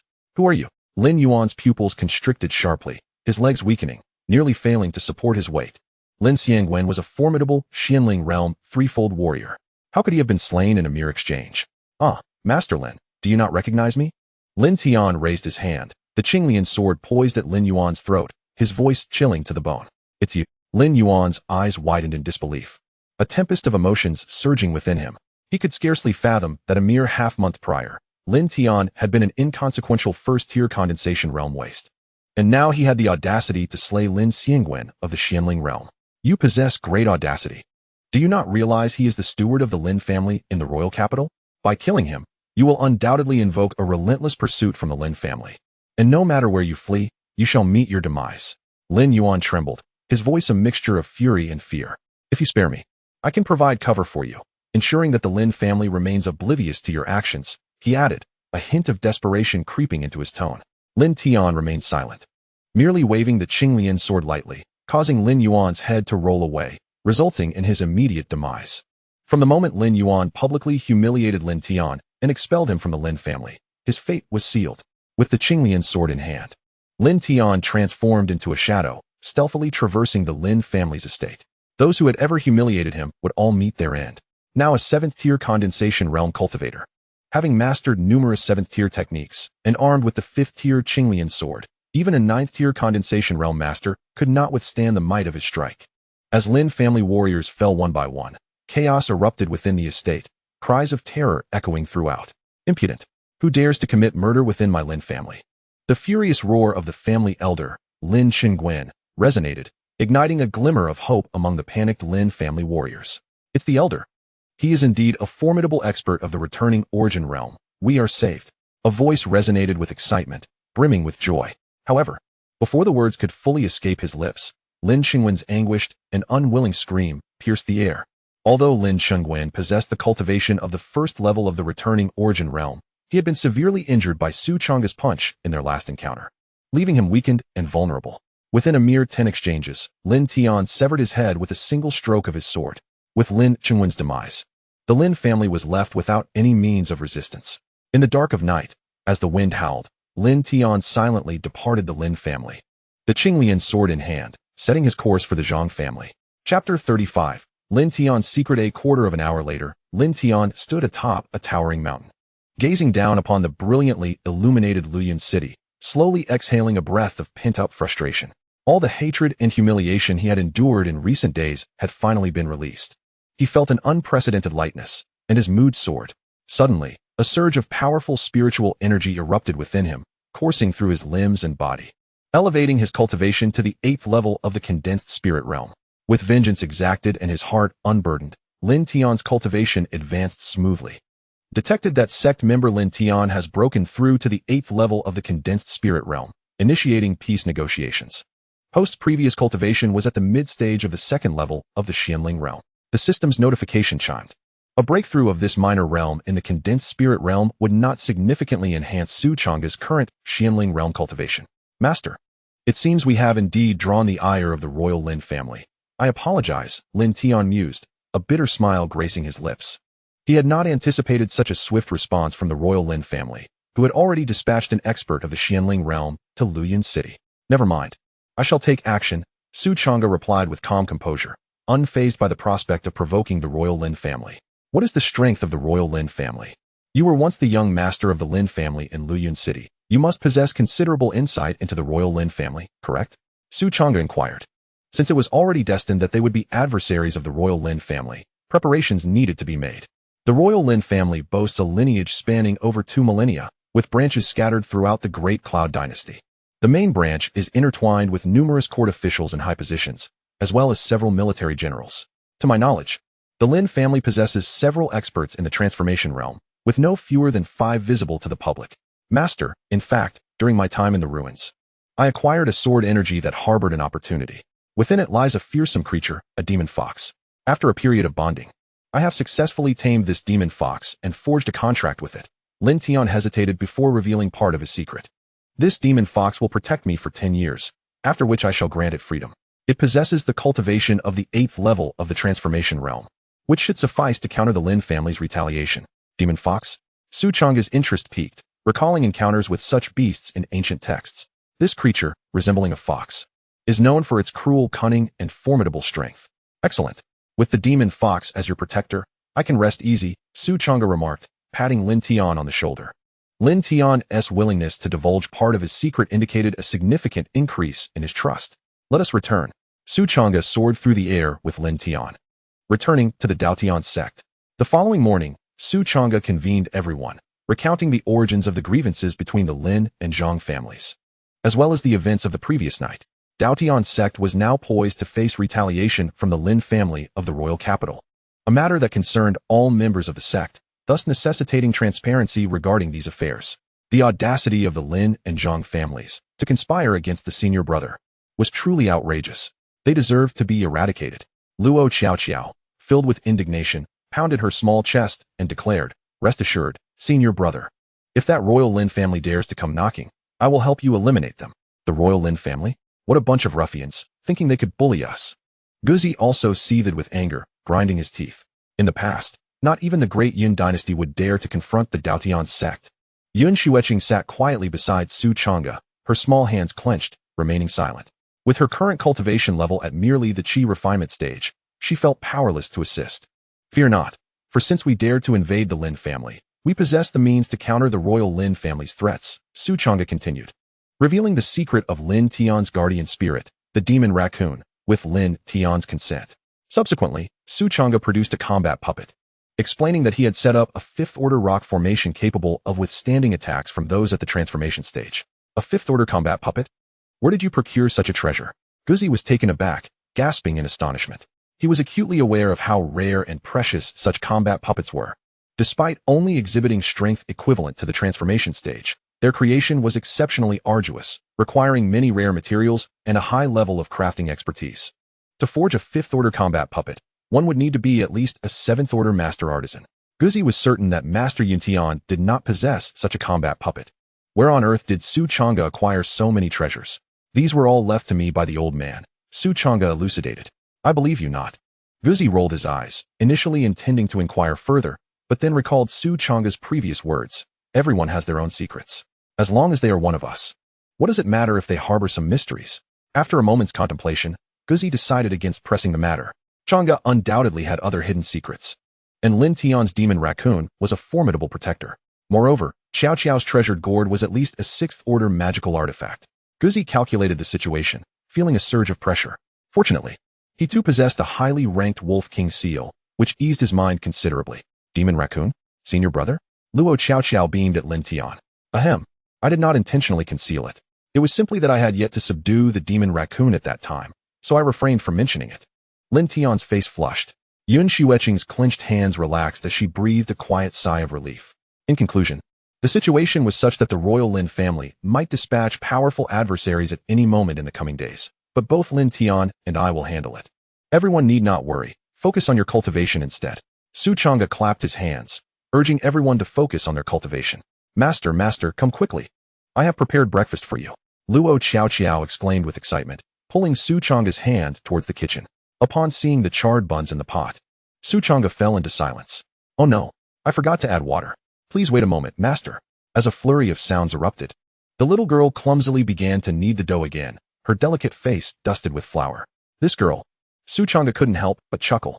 After finishing breakfast, Su Changge commenced instructing his 3 disciples in their training, and the days passed filled with both fulfillment and warmth. 3 days later, a notification echoed in Su Changge's mind. Detected that the sect member Silver Moon Wolf has broken through to the 8th layer of the returning origin realm, initiating a request for peace. Post-cultivation level, original cultivation level, Silver Moon Wolf, Lin Tian, Luo Xiao, Yun Xuanning, early stage of the Xianling realm, 3rd layer. A surge of profound power emerged from his dantian, coursing through his entire being, as Su Changge smoothly ascended to a minor realm. That dog has progressed rather swiftly.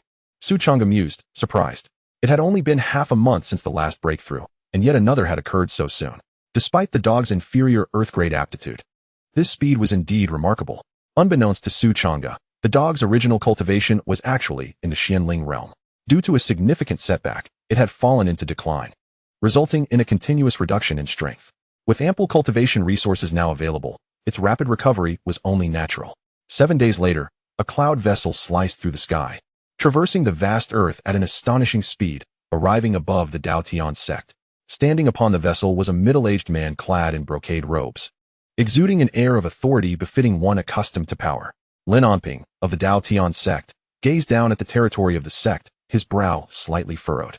Although the central peak had been reasonably restored, the surrounding mountains lay in ruins, a clear indication of the sect's decline.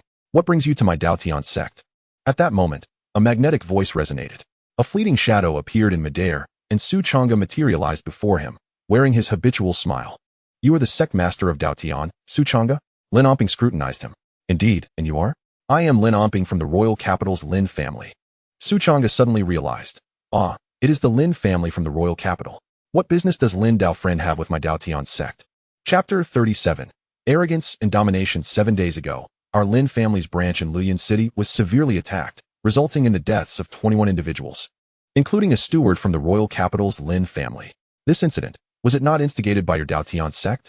Lin Onping questioned coldly. Not at all. Su Changge replied without hesitation. Your denial is of no consequence, Lin Onping retorted frostily. Prior to this, only your Dao Tian sect had enmity with the Lin family branch in Luyan City. If it wasn't you, then who could it be? Do you possess any evidence to substantiate that we from Dao Tian sect were involved? Su Changge replied calmly. If not, then you are merely slandering my Dao Tian sect. Evidence. Lin Onping laughed. Only the weak require evidence. For your Dao Tian sect, there is no need for such. Oh, then what do you intend to do? Within the depths of Su Changge's heart, there was naught but tranquility. Lin Onping gazed down upon the territory of the Dao Tian sect. Having achieved the transformative Dao realm, he had initially cultivated his divine consciousness, allowing him to encompass a radius of 5 miles, enabling meticulous observation of his surroundings. Soon, Lin Onping sensed a newly erected tomb within a cemetery on a distant hill, the epitaph boldly inscribed with the name of Yuntian Junren. A sense of certainty settled in Lin Onping's heart, and a cold smile crept upon his lips. With the demise of Yuntian Junren, the Dao Tian sect posed no threat whatsoever. Since they dared to slay members of the Lin family, let them accompany him in death. A cruel smile adorned Lin Onping's face as his robe billowed, unleashing a formidable pressure akin to a volcanic eruption, bearing down upon Su Changge.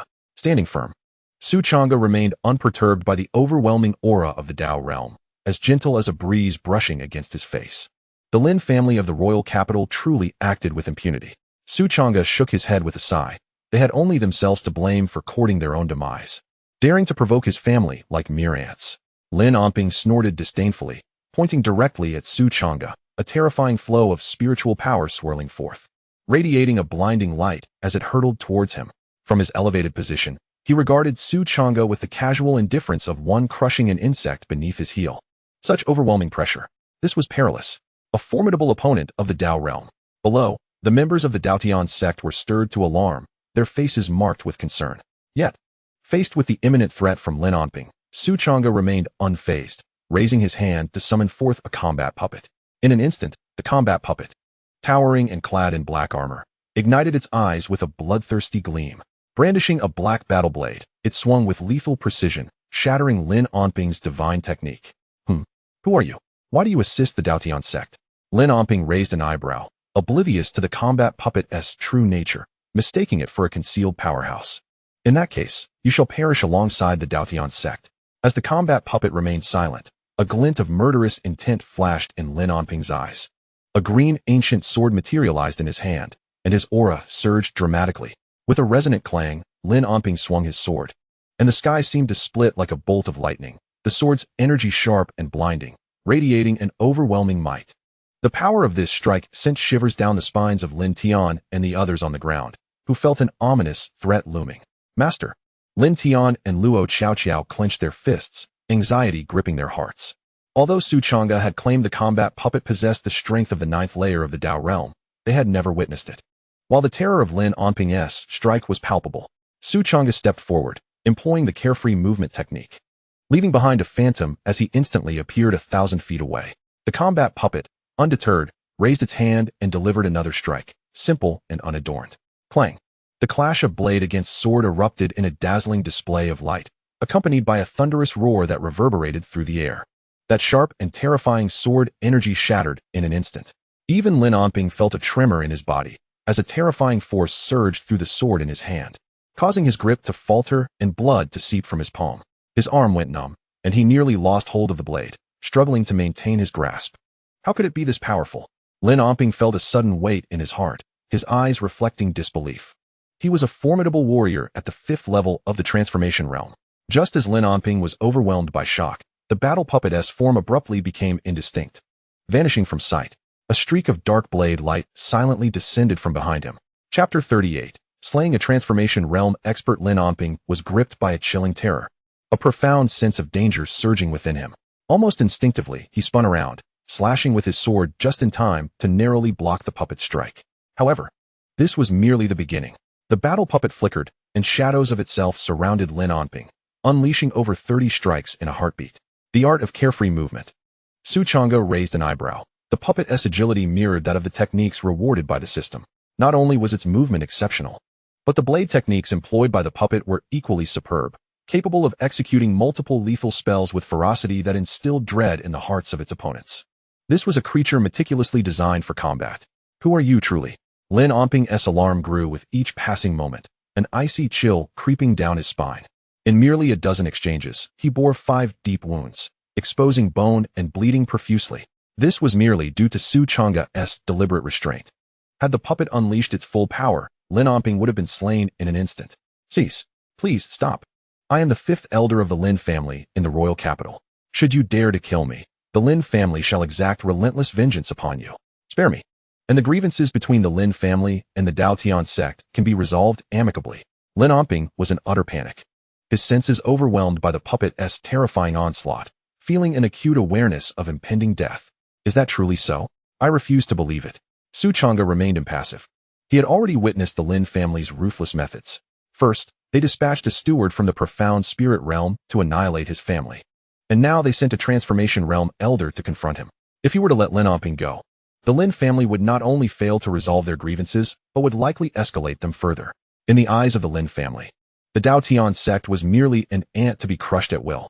They would never compromise with an insect. Su Changge vividly recalled Lin Onping's earlier arrogance. No, you shall not escape unscathed. The Lin family will not spare you. Soon, Lin Onping let out a heart-wrenching scream as he was struck down by the battle puppet. Su Changge recalled the puppet, replenished its spirit stones, and stored it away. This battle puppet was incredibly powerful. The dog, filled with excitement, swiftly stripped Lin Onping of his storage ring and other valuables. Then, from seemingly nowhere, the dog produced a vial and poured out a white powder. With a sizzling sound, Lin Onping's corpse swiftly turned into a puddle of pus, evaporating completely in moments, leaving no trace behind. The dog's adeptness suggested that such deeds were not unfamiliar to him. Luo Xiaoqiao and Yun Xuanning, the 2 young maidens, watched in stunned silence. All done. Everyone may disperse. Su Changge clapped his hands. Subsequently, the members of the Dao Tian Sect resumed their cultivation as if nothing had occurred, leading their lives in tranquil serenity.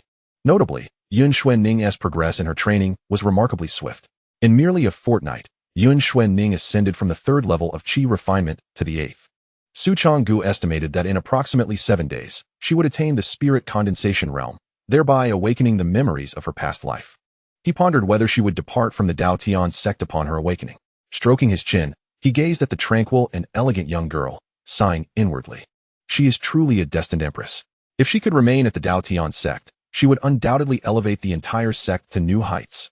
Suppressing his thoughts, Changge picked up an ancient tome and began to peruse its contents. Suddenly, a lively voice pierced the air as Luo Xiao sprang forth from nowhere, leaping onto Changge's back and clinging to his neck. "What are you reading, master?" she asked with a cheerful grin. "The historical records of the Dao Tian Sect," Changge replied casually. "Let me see. Oh, this book contains a plethora of locations." As she examined the illustrations and text, Luo Xiao's expression transformed into one of astonishment. Indeed, the records detailed lands that were once the territory of the Dao Tian Sect, along with its previous resource sites, spirit stone mines, metal ore deposits, medicinal herb gardens, and regions inhabited by rare beasts. A glimmer of excitement flickered in Changge's eyes. After the decline of the Dao Tian Sect, its territories and resources had been divided among various sections. Now, he was devising a plan to gradually reclaim the lands that rightfully belonged to the Dao Tian Sect. Absolutely. Whoever dares to encroach upon our territory must be met with a fierce retribution, compelling them to return it tenfold. Luo Xiao exclaimed, her small fists raised in enthusiasm. It was evident that she relished the prospect of a good fight. We have a total of 13 territories to reclaim, and there will certainly be plenty of opportunities for battle. Once we resolve matters with the Lin family in the royal capital, we can commence our reclamation efforts. Changge stated with confidence. Judging by the cultivation speed of the Dao Tian Sect members, he believed that within a month or two, the sect's strength would achieve a significant leap. When that Lin family from the royal capital comes again, I will be ready to confront them, Luo Xiao declared, her fists itching for action. The following day, a notification echoed in Changge's mind. Detected that sect member Yin Yulang has broken through to the first level of the Xianling realm, initiating a peace request. Hosts current cultivation, Yin Yulang. Lin Tian Luo, Xiao, Yun Xuanning at the mid-stage of the fourth level of Xianling. In an instant, a tremendous force surged from his dantian, flooding through his limbs and bones, amplifying the spiritual energy within Changge, enhancing his cultivation level. The dog had actually broken through 2 minor realms consecutively. What transpired? Changge raised an eyebrow, genuinely astonished. When a sect member breaks through a major realm, congratulations to the host for receiving system rewards. Unranked skill Demon Emperor Blood Transformation, 1 Enlightenment Stone, 1 5th Stage Combat Puppet, and 50,000 Spirit Stones. With no time to collect his system rewards, Changge hastily pushed open the door to the dog's room. Ha. I have finally regained my Xianling realm cultivation. The dog was laughing ecstatically, but upon seeing Changge, its eyes widened in surprise. What are you staring at? I am now a formidable Xianling realm expert. Prepare yourself. The dog grinned widely, executing a sudden lunge akin to a ferocious beast pouncing on its prey. Charging towards Changge. With a swift motion, Changge evaded and employed the art of the carefree movement, instantly appearing behind the dog and seizing it by the scruff of its neck, lifting it off the ground. Woof, woof, woof. Release this esteemed one. The dog flailed its 4 legs, vigorously kicking against Changge, leaving a series of black paw prints on him. Weren't you at the 8th level of the returning origin realm? How did you suddenly break through 2 minor realms? Changge furrowed his brow. Of course. It's because this esteemed one. Wait, how do you know I was at the 8th level of the returning origin realm? The dog suddenly regarded Changge with suspicion. Changge urged, do not concern yourself with such trivial details, speak quickly. The excited dog, momentarily dismissing its doubts, eagerly replied. It's undoubtedly because of that elder from the Lin family you killed. His storage ring contained a 5th-tier pill, the Sun Rising pill, which can rapidly enhance cultivation. This esteemed one refined it. Unfortunately, there was only 1 Sun Rising pill. The dog smacked its lips, its tone tinged with longing. If only there were a few more. I could recover several more minor realms. I see, Changge thought to himself, relieved. Take a look at this cultivation method and see if it proves beneficial. He produced the blood transformation technique of the Demon Emperor and handed it to the dog. What a ridiculous, what? The blood transformation technique of the Demon Emperor? What audacious method dares to bear the name of the Demon Emperor? The dog expressed some skepticism, flipping through the pages of the technique for a moment. This technique was quite unique. It was neither a divine ability nor a martial skill, devoid of any lethal force. Its sole purpose was to assist demon beasts and the demon race in purifying their bloodlines. The purer the bloodline of a demon, the greater their innate talents and the higher their potential strength. When the bloodline reaches a certain richness, One may even comprehend innate talents from it. For ordinary demons, they either lack a bloodline or have one so thin it is negligible, rendering this technique utterly useless. However, for those of noble demon lineage, it is a treasure beyond price. Its efficacy and function cannot be measured by mere tears. Hiss, where did you procure this technique? Upon examining it thoroughly, the dog gasped in astonishment, its heart racing. It was a silver moon wolf, and moreover, the silver moon wolf king. The silver moon wolf clan possesses a portion of the bloodline of the celestial wolf clan. The celestial wolf clan is a royal lineage among demons and one of the most powerful races. If it could purify and awaken the celestial wolf bloodline, the benefits would be beyond imagination. Chapter 40. More from the Lin family as long as it is of use to you. The origins of this technique shall remain a secret, Su Changge replied with a mysterious smile. The dog, disregarding further inquiries, became entranced, eagerly perusing the blood transformation technique of the demon emperor, and promptly commenced its cultivation. The recent experiences reignited the dog's fighting spirit, awakening its yearning for power. With the Silver Moon Wolf clan annihilated and the Dao Tian Sect nearly extinguished, such deep-seated enmity fueled its hatred. Yet, the enemies were overwhelmingly powerful, instilling a sense of despair. It saw no hope for revenge, and thus fell into a state of decline, languishing in a daze for over 20 years. However, Su Changge began to reveal his talents, started accepting disciples, and developing the Dao Tian Sect, transforming the once desolate and dilapidated mountains into a thriving haven. A solitary and sparsely populated peak now hosts a few lively and endearing disciples. The fervor radiating from them strikingly mirrors that of the youthful Yintian Junren. Perhaps it is a quest to safeguard Su Changge, to prevent the tragic events of yesteryear from repeating. Or perhaps they perceive a glimmer of hope within Su Changge. The dog has rekindled its thirst for power and has begun to diligently cultivate. Not just the dog, but Lin Tian, Luo Qiao Qiao, and Yun Xuanning are also tirelessly honing their skills, their cultivation levels rising rapidly. 5 days have swiftly passed. A cloud vessel cleaved through the sky, traversing the vast earth at an astonishing speed, arriving above the Dao Tian Sect. This time, 5 formidable figures, exuding an aura as profound as the abyss, stood upon the vessel. 5 transcendental beings. Such a formidable assembly could easily dominate a region within the great Yun dynasty. Aside from Yintian Junren, could there truly be other powerful entities still alive within the Dao Tian Sect? An elderly man with a goatee gazed down upon the territory of the Dao Tian Sect. His brow furrowed. His formidable spiritual sense expanded, swiftly detecting the presence of the sect members. 2 at the Xianling realm, 1 at the Guiyuan realm, 1 at the Ningling realm, and another at the Qi realm. Is this all? The elder was taken aback, disbelief flickering in his eyes. The highest cultivation among them, Su Changge, merely reached the 4th level of the Xianling realm, significantly inferior to Lin Onping. How could such insignificant figures possibly defeat Lin Onping? Yet, the soul token left behind by Lin Onping had shattered, signifying death and the extinguishing of the soul. Here they come again. A sudden intuition stirred within Su Changge as he keenly sensed the elder's emanating spiritual force. With a swift motion, he ascended into the air, positioning himself directly opposite the elder, locking eyes from a distance. The master of the Dao Tian Sect, Su Changge? The elder scrutinized Su Changge, his eyes narrowing slightly. Su Changge nodded. Indeed, and who might you be? What brings you to my Dao Tian Sect? The elder coldly replied. We hail from the Lin family in the royal capital. 5 days ago, was it not you who killed our elder Lin Onping? What Lin Onping? I have neither heard of nor seen him, Su Changge casually responded. Scratching his ear, Su Changge's demeanor darkened the elder's gaze. Even if you did not slay him, you cannot escape culpability, the elder proclaimed. I shall see who stands behind you in support. He did not believe that the Dao Tian Sect possessed the ability to slay Lin Onping. Rather, he suspected that other sects were covertly shielding them. With a cold snort, he flicked his sleeve, unleashing a torrent of spiritual power that transformed into a terrifying gale. Surging towards Su Changge, this strike was somewhat restrained, as he intended to capture Su Changge alive, compelling the revelation of the sect's powerful allies. In response, Su Changge raised his hand, and with a flash of dark light, a battle automaton clad in black armor materialized. With a resonant clash, the automaton drew its blade. The piercing radiance slicing through the tempest, aimed directly at the elder. A 9th-level transcendental being? The elder's pupils constricted sharply, waves of astonishment surging within him. Unfamiliar with the battle automaton, he assumed it was a concealing, formidable entity, thus greatly astonished. The sudden emergence of the battle puppet was nothing short of astonishing, as if it had materialized out of thin air. Such a method is indeed enigmatic. Chapter 41. Ruthless slaughter. The elder swiftly retreated, narrowly avoiding the battle puppet's strike.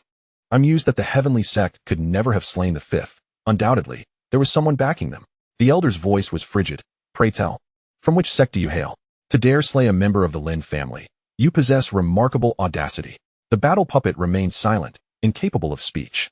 With a resounding stomp, numerous phantoms appeared in all directions, each unleashing a fierce blade of energy, seeking death. The elder's eyes flared with murderous intent as a Qing Feng sword materialized in his grasp, releasing an overwhelming aura. He was a formidable 8th-level practitioner of the transformation realm. Although the elder's cultivation was a notch below that of the battle puppet, he remained unperturbed, exuding confidence. The Qing Feng sword radiated a blinding, unparalleled brilliance. Akin to lightning cleaving the sky, this was a 6th-tier magical artifact. With a swift motion, the sword cleaved through the phantoms, revealing the battle puppet's true form. As it descended with a strike, the Qing Feng sword met it with precision. A resounding clash erupted as the battle puppet's weapon was left with a noticeable dent. The elder pivoted the Qing Feng sword, leaving a gash upon the battle puppet's arm. Go and eliminate the rabble of the heavenly sect. This individual shall be dealt with by me. The elder felt a surge of confidence, having gauged the battle puppet's strength. With his 6th-tier magical artifact in hand, he was certain he could vanquish it. Understood. The remaining 4 transformation realm experts grinned cruelly. The highest cultivation among the heavenly sect was but a mere 4th level in the profound spirit realm. Exterminating them would be as effortless as crushing an ant. The 4 transformation realm experts stepped forward, each exuding formidable spiritual energy. Their combined pressure was akin to a volcanic eruption, terrifying beyond measure. Just as they prepared to strike, a cerulean paw emerged behind them, infused with demonic power, piercing the back of one transformation realm expert. It was a blue demonic beast resembling a fox, with a cruel smile gracing its lips as it gently squeezed its paw. The transformation realm expert shuddered, his heart exploding instantaneously. Ninth brother? This scene unfolded with startling abruptness, leaving the other 3 transformation realm experts unable to intervene, their eyes widening in horror as they let out a heart-wrenching cry. Despicable members of the Lin family, prepare to meet your end. At that moment, a youthful yet assertive voice rang out. Luo Qiao Qiao grasped the cerulean gourd, her palm brimming with spiritual energy as she unscrewed the gourd's lid. Boom! In an instant, a mysterious rune at the gourd's base flickered, unleashing a terrifying force of absorption, resembling a black hole, enveloping the 3 transformation realm experts. This is dire.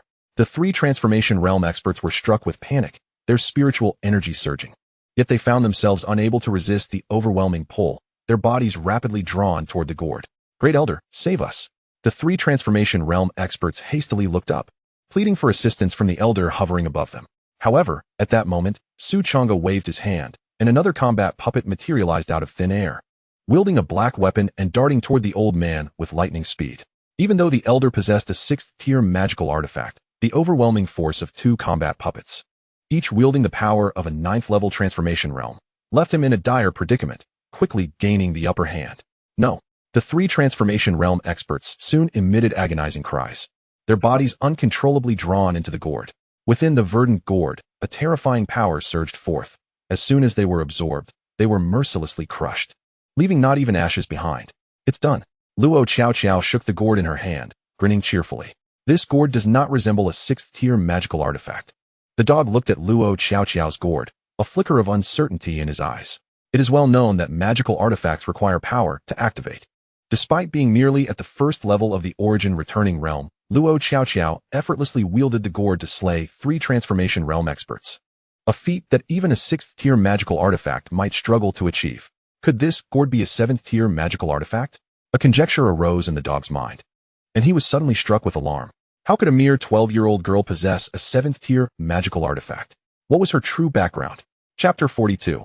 Annihilation. The elder in midair, upon witnessing this, felt his heart sink. He could not fathom that the Dao Tian Sect, seemingly composed of only 2 Xianling realm warriors, possessed such terrifying hidden capabilities. All 4 transformation realm experts had been swiftly exterminated. The Dao Tian Sect had concealed its strength far too deeply. Just then, the demon fox grinned, transforming into a streak of azure light, and lunged toward the elder.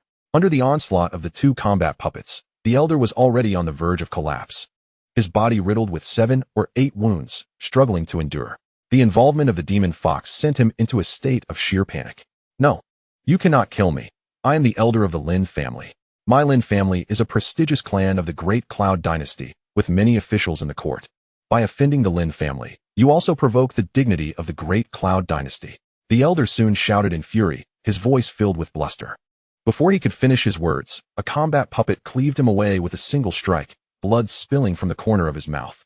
Had he not wielded a 6th-tier magical artifact, he would have perished at the hands of the 2 combat puppets long ago. Swish!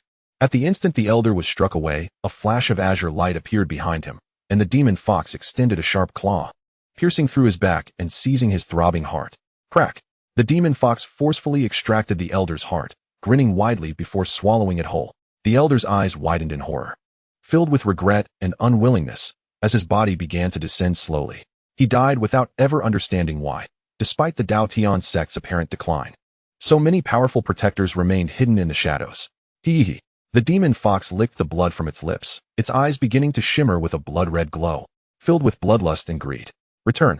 Lin Tian's heart raced as he hastily activated the sword energy of the slaughtering heaven divine sword, causing the demon fox to let out a loud cry, its form vanishing in an instant, resealed within the slaughtering heaven divine sword. The demon fox's bloodthirst was too intense. If it became consumed by its rage, Lin Tian would be unable to control it. A 6th-tier magical artifact. Struck by a surge of excitement, the dog eagerly picked up the fallen Qing Feng sword from the ground. Do you know how to wield a sword? Su Changge inquired. No, was the reply. After a moment's contemplation, Su Changge suggested, since you have no use for it, why not give it to Lin Tian? The dog, caressing the Qing Feng sword with a pained expression, reluctantly handed it over to Lin Tian. Master, this sword is far too precious, Lin Tian exclaimed, his heart racing. This was indeed a 6th-tier magical artifact. In the entirety of the Great Yun dynasty, such treasures were incredibly rare, possessed only by a select few prominent families and sections. Could Su Changge truly part with it? Neither the dog nor I can wield a sword, and Xiao Xiao has other treasures. While Xuanning's cultivation is still low enough that a 5th-tier artifact will suffice for her. You should keep it. Su Changge displayed a nonchalant attitude. As his cultivation progressed, the rewards from the system would also continue to elevate. Su Changge speculated that once he reached the transformation realm, the system's rewards would upgrade from 5th-tier to 6th-tier artifacts. Xiao Xiao, what about the treasures from those 3 transformation realm individuals? The dog, having rummaged through the belongings of the 2 transformation realm powerhouses, suddenly recalled something. Luo Xiao Xiao lifted the gourd's lid and poured its contents out, but alas, it was utterly empty. Nothing left, she blinked. Nothing. But those were the possessions of 3 transformation realm experts. The dog felt a wave of despair wash over him. The wealth of even a single transformation realm expert was no less than 100,000 spirit stones. 3 of them would amount to over 300,000 spirit stones. Rounding up, that was nearly 1 billion. Not to mention, they also possessed 5th-tier artifacts. Luo Xiao Xiao stuck out her tongue and suggested, should we go to the royal capital and wipe out the Lin family? They must have a fortune. No, the dog gasped. Alarmed. This is merely a personal feud between us and the Lin family. If we dare to storm the royal capital, it would be tantamount to challenging the Great Yun dynasty. The dog was acutely aware that within the royal family of the Great Yun dynasty, there existed formidable beings at the venerable realm. At present, the strength of the Dao Tian Sect was insufficient to contend with those at the venerable realm. Chapter 43. The Lin family's fury. Luo Xiao Xiao remarked, the Lin family has already lost 6 transformation realm experts. They should pose no threat now, right? The dog stroked his chin. Even if the Lin family secretly nurtures transformation realm experts, there can't be many. With 6 transformation realm experts perished here, the Lin family would be foolish to send more people. We can finally cultivate in peace for a while. However, Lin Tian expressed his concerns. The Lin family has many members in the court, holding high positions. I fear they might persuade the royal family to take action. The royal family of the Great Yun dynasty has only a couple of venerable realm experts, each one a cornerstone of their foundation. How could the Lin family possibly sway a venerable to act? The dog dismissed the notion. Do not overestimate the standing of families in the eyes of the royal court. To the royal family, these families are merely tools to reinforce their rule. Even if the Lin family were to be exterminated, it would be of little consequence to the royal family. They could simply support another family. Moreover, this incident is entirely a private vendetta of the Lin family. They have not been exterminated, and the royal family is unlikely to intervene, even relishing the prospect of the Lin family's decline in power. As the Lin family's strength diminishes, the royal family will be better positioned to control them. Upon hearing Dogsy's analysis, Su Changge's eyes gleamed with insight as she remarked, impressive. I never imagined you possessed such understanding. Of course, Dogsy replied, proudly raising his head. After all, he had once journeyed alongside the esteemed Yuntian Junren. and his perspective and experiences were certainly not lacking. Indeed, the reality aligned closely with Dogsy's conjectures. However, unforeseen events transpired. In the royal capital, within the Lin family estate, a tumultuous stir arose when the soul tokens of 5 elder cultivators shattered simultaneously. What? The 5 elders joined forces, and all perished? Incompetence! You are nothing but a bunch of useless fools. An enraged roar reverberated, accompanied by a terrifying aura that rendered everyone in the Lin family estate trembling. Prostrating themselves on the ground, before them stood an elderly man, gaunt and frail, his hair and beard completely white, with skin marred by wrinkles and age spots, appearing as if he were on the brink of the grave. Yet, the oppressive force he exuded was akin to the blazing sun, instilling fear in all present. Great ancestor, please quell your fury. This matter stems from my grandson's incompetence. I implore you to impose punishment. The head of the Lin family knelt, scarcely daring to breathe. Other family members followed suit, collapsing in a heap, their foreheads pressed to the ground, trembling uncontrollably. Taking a few deep breaths to steady himself, the Lin family ancestor coldly inquired, was it not stated that Dao Tian Sect posed no threat? Why then have 6 elder cultivators fallen one after another? And even a 6th-tier magical artifact has been lost? With a steely resolve, the Lin family head replied, according to our investigations, Yuntian Jinren of Dao Tian Sect has indeed perished. Their strongest cultivator is merely at the Xianling stage. It seems there must be other sects' powerful individuals acting in the shadows. Are you saying that you do not know who has slain them? The Lin family ancestor's voice turned icy. Forgive me, ancestor. The family head, feeling bitter, could only lower his head. Despite being the head of the family, the ultimate authority lay with this venerable ancestor, the sole pinnacle cultivator at the 9th level of the transformation realm within the Lin family. Struggling to suppress the impulse to strike him down, the ancestor inhaled deeply several times, forcing himself to remain calm. The loss of 6 transformation realm cultivators was a grave blow to the Lin family, a wound that struck at the very core. Even though the Lin family secretly trained a few transformation realm assassins, there were only 3. Ancestor, perhaps we should seek the royal family's elder to dispatch Dao Tian Sect? The family head suggested cautiously. After all, our Lin family has steadfastly supported the royal family. With such a loss, they surely would not remain indifferent. Fool! The Lin family ancestor retorted vehemently. The royal family is the most heartless. To them, we Lin family are merely a tool to solidify their dominion. Furthermore, over the years, we have secured numerous official positions and amassed considerable power, which has long since bred dissatisfaction in the royal family. They would be most eager to witness our downfall. How could they possibly dispatch a venerable elder to aid us? Chapter 40. For the mysterious man's methods, the patriarch of the Lin family was momentarily taken aback, lowering his head as he inquired, what does the ancestor believe we should do about the Dao Tian Sect? The expression on the Lin family ancestor's face shifted between shadows and light. It was inconceivable to let vengeance go unfulfilled. The loss of 6 powerful beings at the transformation realm was far too grievous. Such a grievance could not be swallowed. If they sought revenge, even with his own involvement, the Lin family would be left with only 5 transformation realm experts. The 6 who perished at the hands of the Dao Tian Sect had set a precedent. Who could guarantee that sending more transformation realm warriors would not result in further fatalities? Should all the transformation realm masters fall, the Lin family would be utterly annihilated. Even if the royal family refrained from striking against them, their enemies would surely seek to obliterate the Lin family, devouring their wealth and influence. This risk could not be taken. The news of the 5 elders' demise must be contained. It was imperative that no other families or factions learned of it. As for how to deal with the Dao Tian Sect, that could be deliberated later. The Lin family ancestor, fraught with turmoil, waved his sleeve dismissively, dispersing the assembly, and retreated to his chamber. Confronting the Dao Tian Sect was ostensibly a straightforward endeavor. At that moment, a ghostly voice resonated within the room, sending chills down the Lin family ancestor's spine. Who are you? Instantly, the Lin family ancestor straightened his frail form, his aged eyes igniting with a terrifying brilliance, as a dense and formidable spiritual energy surged within him, akin to a venerable lion, exuding immense authority. Who I am is of little consequence. I bear no malice towards the Lin family. Had I possessed such intent, you would have perished the moment you entered this room. The mysterious figure chuckled softly, seemingly unfazed by the Lin family's ancestors' wariness. What brings you to the Lin family? The patriarch's expression grew grave, as if standing before a formidable adversary. He was at the pinnacle of the 9th level of the transformation realm, with an extraordinarily powerful consciousness. Yet this enigmatic individual had appeared in his chamber without a sound. In fact, the Lin family ancestor's awareness could not perceive the mysterious man as presence. He could only discern a vague silhouette with his naked eye. The signs indicated that the mysterious man's strength vastly surpassed his own. He was at the very least a master of the esteemed realm. My purpose? Simply to assist you in dealing with the Dao Tian Sect, the mysterious figure stated. Before the Lin family patriarch could respond, the figure waved his hand, sending a storage ring soaring towards him. Take this. The contents within will aid you in annihilating the Dao Tian Sect. The Lin family patriarch hesitated momentarily, but ultimately reached out to accept the storage ring. He refined it and extended a strand of his consciousness.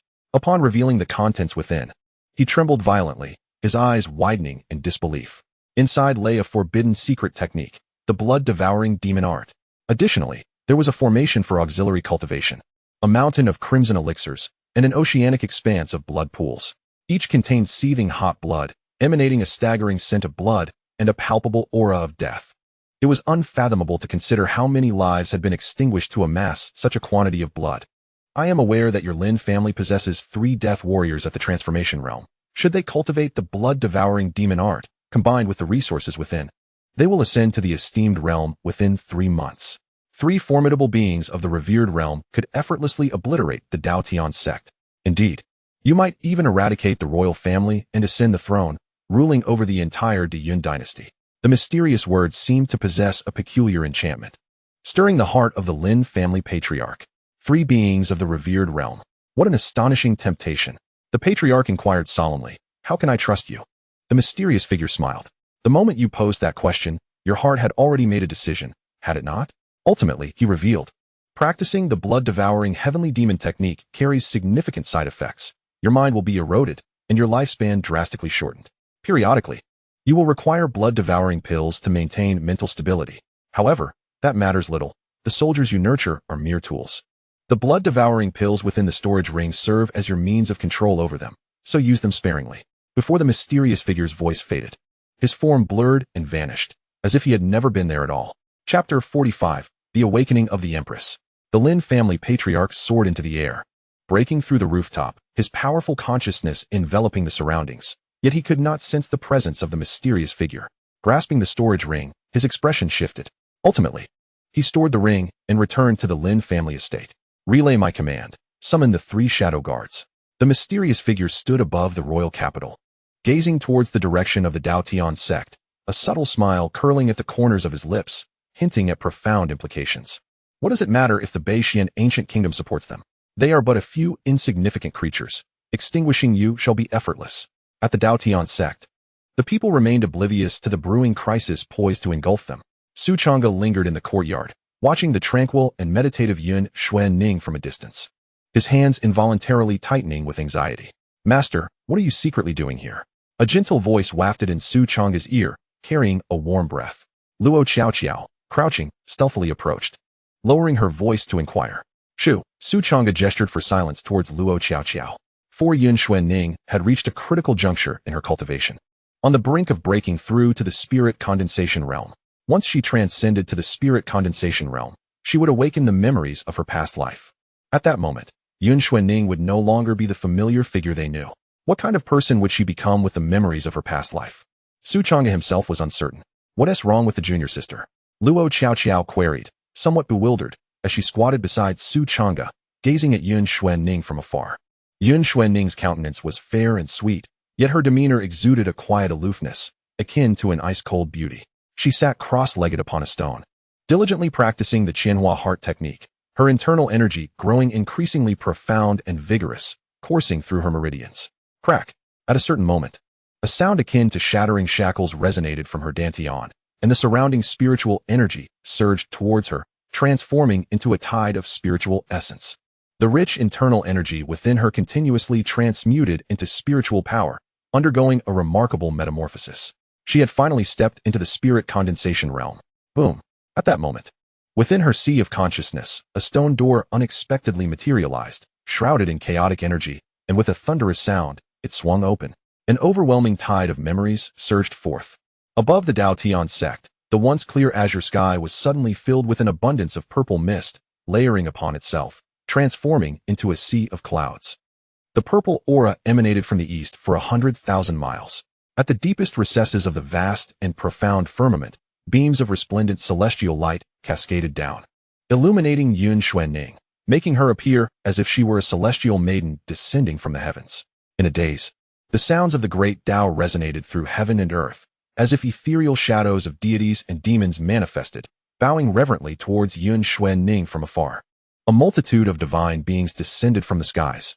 This astonishing phenomenon left Su Changge and the others utterly speechless. This was surreal. The dog sprang up, staring blankly at the wondrous spectacle above, feeling as though it were losing its mind. Having lived for so many years, it had never witnessed such an extraordinary occurrence. It was akin to a divine miracle. It was the girl, Xuanning. What had happened to her? Both the dog and Lin Tian were immediately stirred, rushing over, only to be struck with awe by the scene before them. Destiny had chosen her, and she was undergoing a transcendence. Su Changge clenched his fists, his heart racing. A generation's destined empress had awakened. The spiritual energy from the surrounding area, spanning hundreds of miles, surged wildly towards Yun Xuanning, merging into her being. The aura of power surrounding her was continuously escalating. Detecting that sect member Yun Xuanning has broken through to the first level of the spirit consolidation realm, commencing. Detecting that sect member Yun Xuanning has broken through to the second level of the spirit consolidation realm, commencing. Detecting that sect member Yun Xuanning has broken through to the third level of the spirit consolidation realm. The system's notification tones rang out consecutively, eventually ceasing to announce another reward. Sect member has broken through a major realm. Congratulations to the host for receiving system rewards. 7th tier divine ability, giant sword technique. 1 enlightenment stone, 1 5th tier battle puppet, 50,000 spirit stones. Chapter 46. Memories of a past life. Sect member has broken through a major realm. Congratulations to the host for receiving system rewards. 7th tier divine ability, 5 element seal, 1 enlightenment stone, 1 5th tier battle puppet, 50,000 spirit stones. As Su Changge listened to the two notifications echoing in his ears, his heart skipped a beat.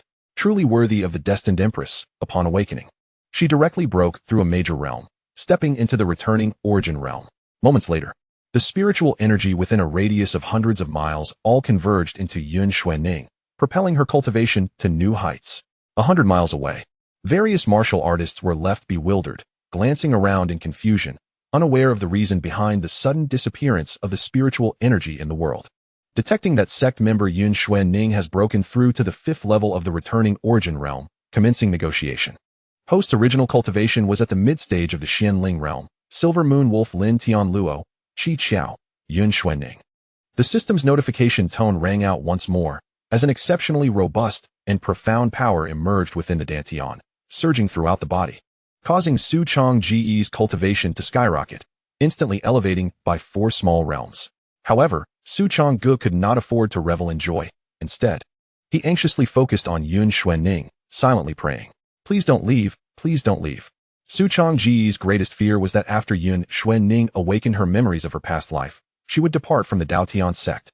After all, the Dao Tian Sect is merely a minor sect of little repute, likely to be looked down upon.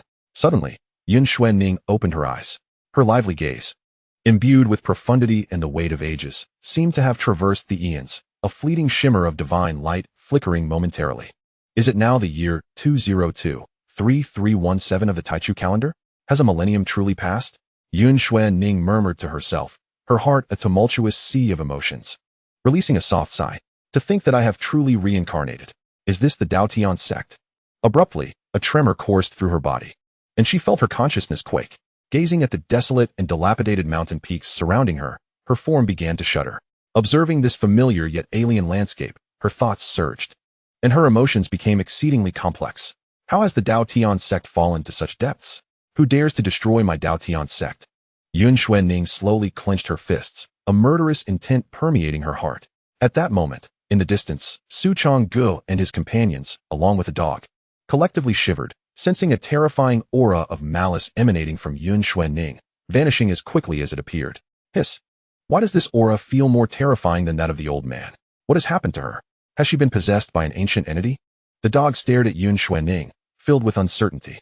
Once a glorious and powerful sect that dominated Yun Prefecture, the Dao Tian Sect now stood on the brink of annihilation. Could it be that the chaos of a millennium ago was ultimately beyond my ability to prevent? Yun Xuanning knelt slowly on the ground, her heart heavy with sorrow. Indeed, a millennium ago, the renowned Empress Tianxian, Yun Xuanning, was the sacred maiden of the Dao Tian Sect. When the dark turmoil descended, the entire Taichu continent faced annihilation. and Empress Tian Xian rose to the occasion, leading the strong of Dao Tian Sect into battle, plunging into the abyss of darkness. Until her death. No, that cannot be. The Taichu continent is now safe and sound. The dark turmoil must have been quelled. Regardless of the Dao Tian Sect's current plight, there were several ancient saints who did not participate in the battle a millennium ago, who has wrought such devastation upon the Dao Tian Sect. Taking a deep breath, Yun Xuanning sought to calm her tumultuous heart. Her intuition informed her that some unknown changes must have occurred a millennium ago. Since I have returned, I shall undoubtedly lead the Dao Tian Sect to resurgence. Whoever has dared to strike against the Dao Tian Sect shall face my reckoning. With resolute determination, Yun Xuanning steeled her gaze. As she synthesized the memories of her current life, her countenance froze. I am now, astonishingly, a disciple of the Dao Tian Sect's master? Yun Xuanning felt a peculiar sensation. By the hierarchy of lineage, she should be Su Changge's ancestor. I have yet to restore my cultivation and must conceal my identity. In my previous life, I was a disciple of the Dao Tian Sect. And so I am in this life. Perhaps this is the will of heaven. In that case, I shall temporarily hide my identity and interact with them under the guise of a Dao Tian Sect disciple. Yun Xuanning quickly reached a decision. Chapter 47. Concealing Identity. Xuanning, what troubles you? Seeing Yun Xuanning kneeling dazedly upon the stone, Luo Qiao felt a surge of concern and hurried over to lift her up. I'm fine, just experienced a sudden headache. Sorry to worry everyone. Yun Xuanning shook her head. A headache? But just now you as the dog was about to voice its concerns. Su Changge swiftly covered its mouth and dragged it outside. If anything were to arise, it was imperative to communicate with us, within the Dao Tian Sect. We are all akin to family. After securing the dog, Su Changge gently caressed Yun Xuanning's head and spoke softly. Family, you say? Yun Xuanning paused for a moment, a smile gradually forming at the corners of her mouth. Although the Dao Tian Sect was currently sparsely populated, the bonds among them were profoundly intimate, and their interactions brimmed with joy. She cherished this atmosphere deeply. The composed and formidable sect leader, the enigmatic yet powerful elder brother, the lively and adorable second sister, along with a carefree grand elder, such was her family. Yes, I will, master. You need not worry, Yun Xuanning replied, raising her head and revealing a sweet smile that eased Su Changge and the others' concerns. Despite the earlier cataclysmic spectacle, Yun Xuanning remained unchanged, embodying her familiar self. Su Changge inwardly sighed in relief. It seemed that Yun Xuanning would not be departing the Dao Tian Sect anytime soon. That was nearly terrifying. Did you see all that purple aura in the sky? Such beautiful light radiated down, encircling you, Luo Qiao exclaimed, holding Yun Xuanning's hand. Her voice as melodious as a lark. Su Changge and Lin Tian perked up, eager to hear Yun Xuanning's explanation for the earlier phenomenon. Huh, what purple aura? I was engrossed in my cultivation and felt nothing, Yun Xuanning replied, her expression bewildered, as if she were entirely oblivious. Su Changge and Lin Tian were instantly disheartened. Oh, you truly do not know? Luo Qiao was taken aback. I genuinely do not know, Yun Xuanning replied with a wry smile, displaying a hint of helplessness. It appeared she was reluctant to divulge more. Nevertheless, her presence in the Dao Tian Sect was already a great joy. There was no need to pry further, Su Changge reasoned. Upon returning to the courtyard, he untied the dog. Why did you prevent me from seeking clarity? That phenomenon and the ominous aura were utterly terrifying. The dog complained, visibly disgruntled. There's no need to delve into every detail. Everyone harbors their own secrets. As long as we are all members of the Dao Tian Sect and do not wish harm upon one another, that suffices, Su Changge replied with a sense of understanding. Fine then. The dog suddenly deflated, lying on the ground, disheartened. I suppose I've come to realize that everyone in our sect is exceptionally talented, each with their own mysteries. Indeed, that does seem to be the case, Su Changge chuckled, his expression somewhat peculiar. After ruffling the dog's head, he retreated to his room, retrieving the 5-element seal, the Great Sword Technique, and 2 enlightenment stones. With the intention of comprehending the 5-element seal and the Great Sword Technique, Su Changge silently recited in his heart. Ding. Enlightenment stone usage successful. As the system prompt resonated, the enlightenment stone in Su Changge's hand vanished, and countless runes materialized within his consciousness, intertwining and coalescing into 2 formidable and intricate techniques. Within several breaths, Su Changge had fully assimilated and mastered these 2 powerful arts. Great Sword Technique. Su Changge formed the sword seal with his hand and pointed skyward.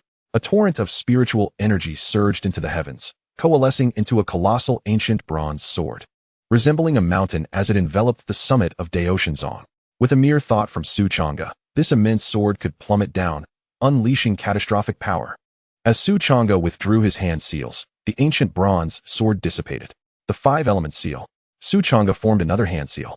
His profound spiritual energy radiating with 5 vibrant hues, condensing into a grand seal that emitted brilliant light. Should he unleash the 5-element seal, it too would manifest terrifying lethality. Indeed. Su Changge felt a surge of satisfaction. Armed with these powerful techniques and the 4 formidable battle puppets, it was time to reclaim lost territories. A glint flashed in Su Changge's eyes. Chapter 48. Investigating Resource Territories, Part 1. What commotion is this? The dog stared wide-eyed at the oppressive ancient bronze sword that appeared in the sky. Moments later, as the sword vanished, it reformed into a 5-elements grand seal. The dog was astounded. Such formidable powers. He had never encountered techniques of this caliber, which seemed far beyond those left by the elder. Where on earth did this young man acquire such extraordinary items? The dog was filled with uncertainty, increasingly perplexed by Su Changge's enigmatic nature. Not only the dog, but Lin Tian, Luo Xiaoqiao, and Yun Shuang were equally astonished, feeling a significant sense of pressure emanating from the ancient bronze sword and the 5-elements grand seal. Shortly thereafter, Su Changge emerged from his chamber, bearing several tomes of techniques, which he informed everyone would be stored in the sect's treasury. Once Lin Tian and the others reached the Xianling realm, they could retrieve these techniques and commence their training. These battle puppets are for you all to wield. With a spiritual imprint, you can command them. With a grand wave of his hand, 4 imposing battle puppets materialized, exuding a chilling presence that instilled great pressure. Su Changge meticulously explained the operational methods of the battle puppets. How did 2 more battle puppets appear? The dog's eyes widened in disbelief. His heart stirred by tumultuous waves. Though these were merely 5th-tier battle puppets, their value surpassed that of most 6th-tier magical treasures, regardless of their strength. 6th-tier treasures required a wielder to unleash their true potential, which could not be achieved with insufficient cultivation. However, the battle puppets were different. They fought automatically once infused with spiritual energy. They were akin to having an indomitable 9th-level transformation expert who feared neither pain nor sacrifice. Having already possessed 2 was astonishing enough, yet now there were 2 more. Master, do you truly not need any of these battle puppets for yourself? Luo Xiaoqiao expressed her concerns, saying, I possess the transformation gourd, which is quite powerful and can slay transformation realm experts. Perhaps you should keep this battle puppet for yourself. Master. Su Changge affectionately ruffled Luo Xiaoqiao's hair, chuckling, take it. I have more. Moving forward, I intend to gradually reclaim the 13 resource territories once held by Dao Tian. This will inevitably lead to conflicts with numerous sects, and without battle puppets for protection, I cannot rest easy regarding your safety. Upon hearing this, the dog and Luo Xiaoqiao's eyes sparkled with excitement. Reclaiming lost territories. The dog's heart raced with exhilaration. This signifies that the Dao Tian Sect is poised to reclaim its lost glory and embark on a path of resurgence. This is an exceedingly crucial step. Indeed, with such ambitious aspirations from the current sect leader, how can one doubt the revitalization of the Dao Tian Sect? Yun Xuanning nodded quietly, thoroughly pleased with Su Changge's performance. Hooray, we can finally engage in battles. Luo Xiaoqiao exclaimed, her small fists raised in excitement. Lin Tian was also filled with surprise and exhilaration. After spending time together, he had fully integrated into the Dao Tian Sect, regarding it as his second home, and developed a profound sense of belonging and collective honor.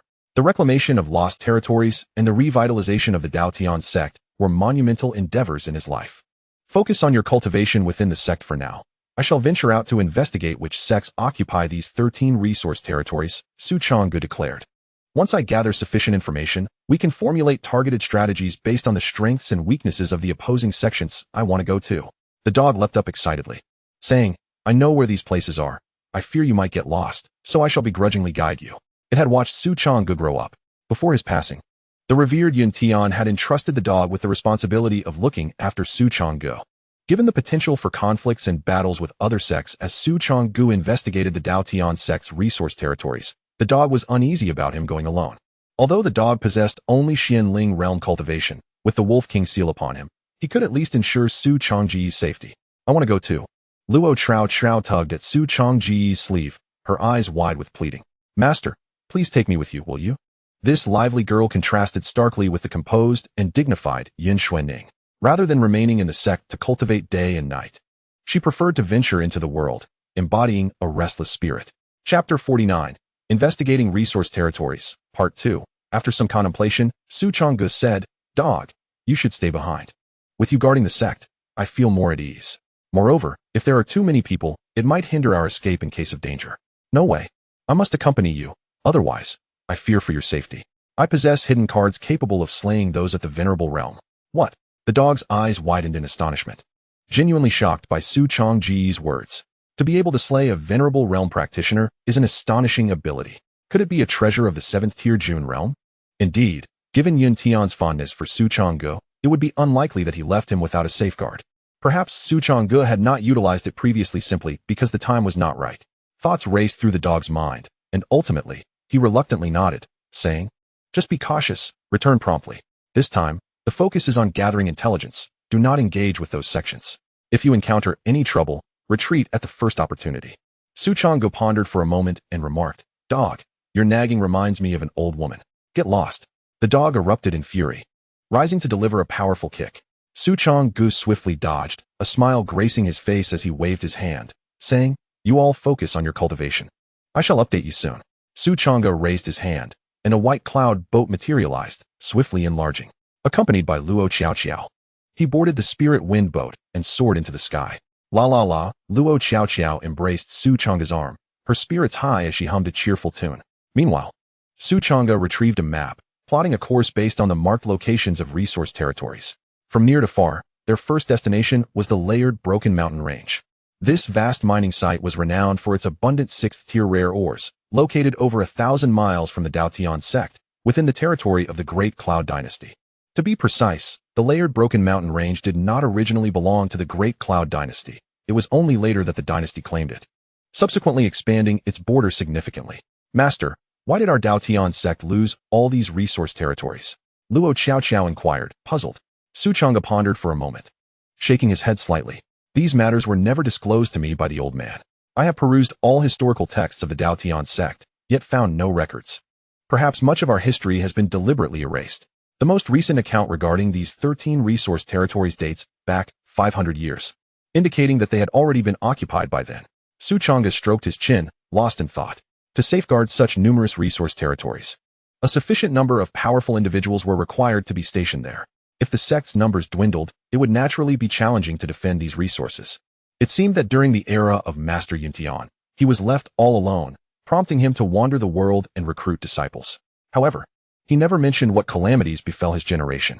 The dog must know some secrets, yet it is unwilling to share them with me at this time. Well, when I grow sufficiently powerful, the truth will inevitably come to light. Su Changge buried these thoughts deep within his heart. By the way, Master, there are only 5 of us in the sect. How can we possibly guard all 13 resource territories? Luo Xiaoqiao recalled a crucial point. The sect will grow in numbers over time. We are merely at the beginning. We cannot reclaim all 13 territories in the short term. We should focus on those that are easier to recover first. Furthermore, we need not station people at each resource territory. We can collaborate with other sects to jointly exploit the resources, sharing some benefits with them. Su Changge had his own plans, and continued. Those sects that have occupied our Dao Tian Sect's resource territories for so many years will surely be reluctant to return them. When the time comes, we will defeat them. And they must relinquish all the benefits they have accrued from these territories. Not only can we reclaim lost lands, but we can also acquire a fortune, thus accelerating the development of the Dao Tian Sect.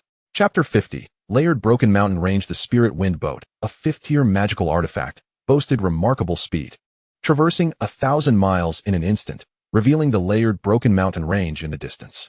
This was an expansive open-pit mine, where the earth had been excavated into a vast chasm, surrounded by layers of rock leading into the dark, profound depths, a truly magnificent sight.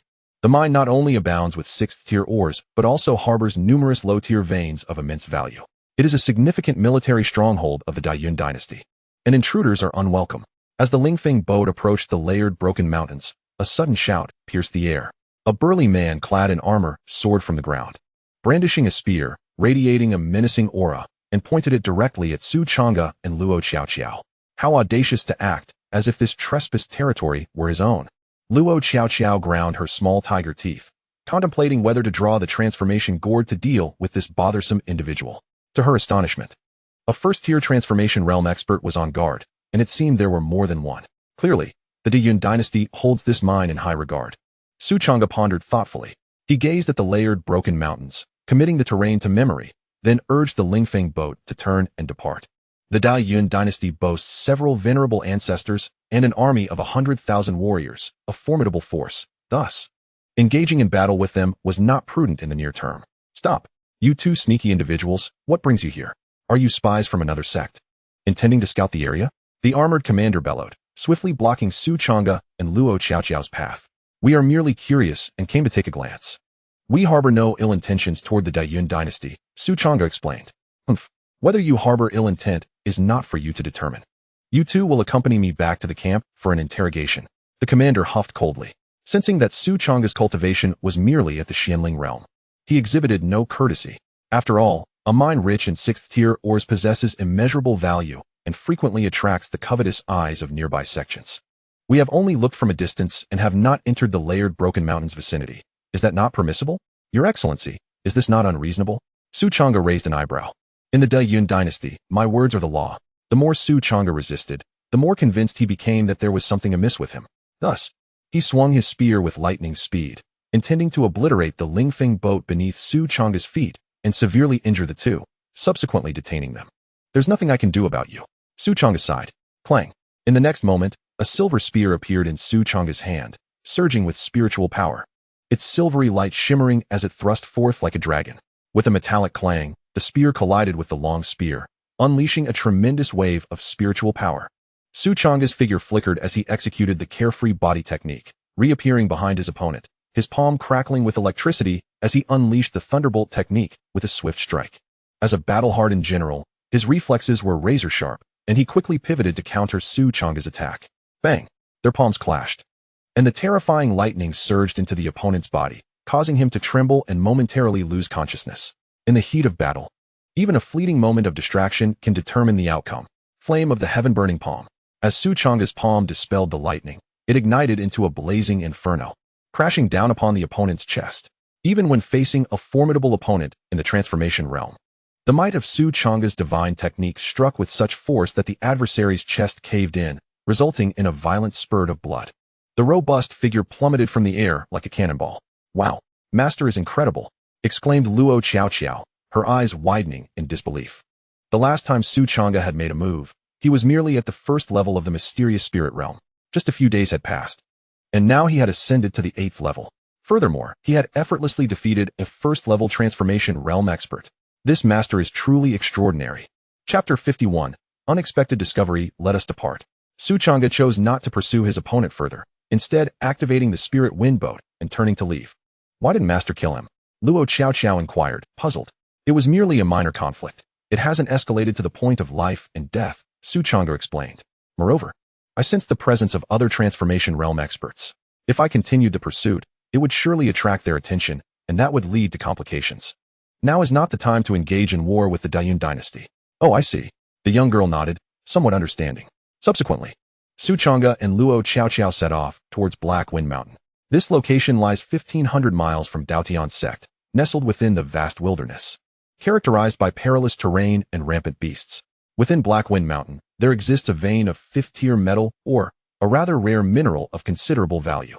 However, upon arriving at Black Wind Mountain, Su Changge paused in surprise.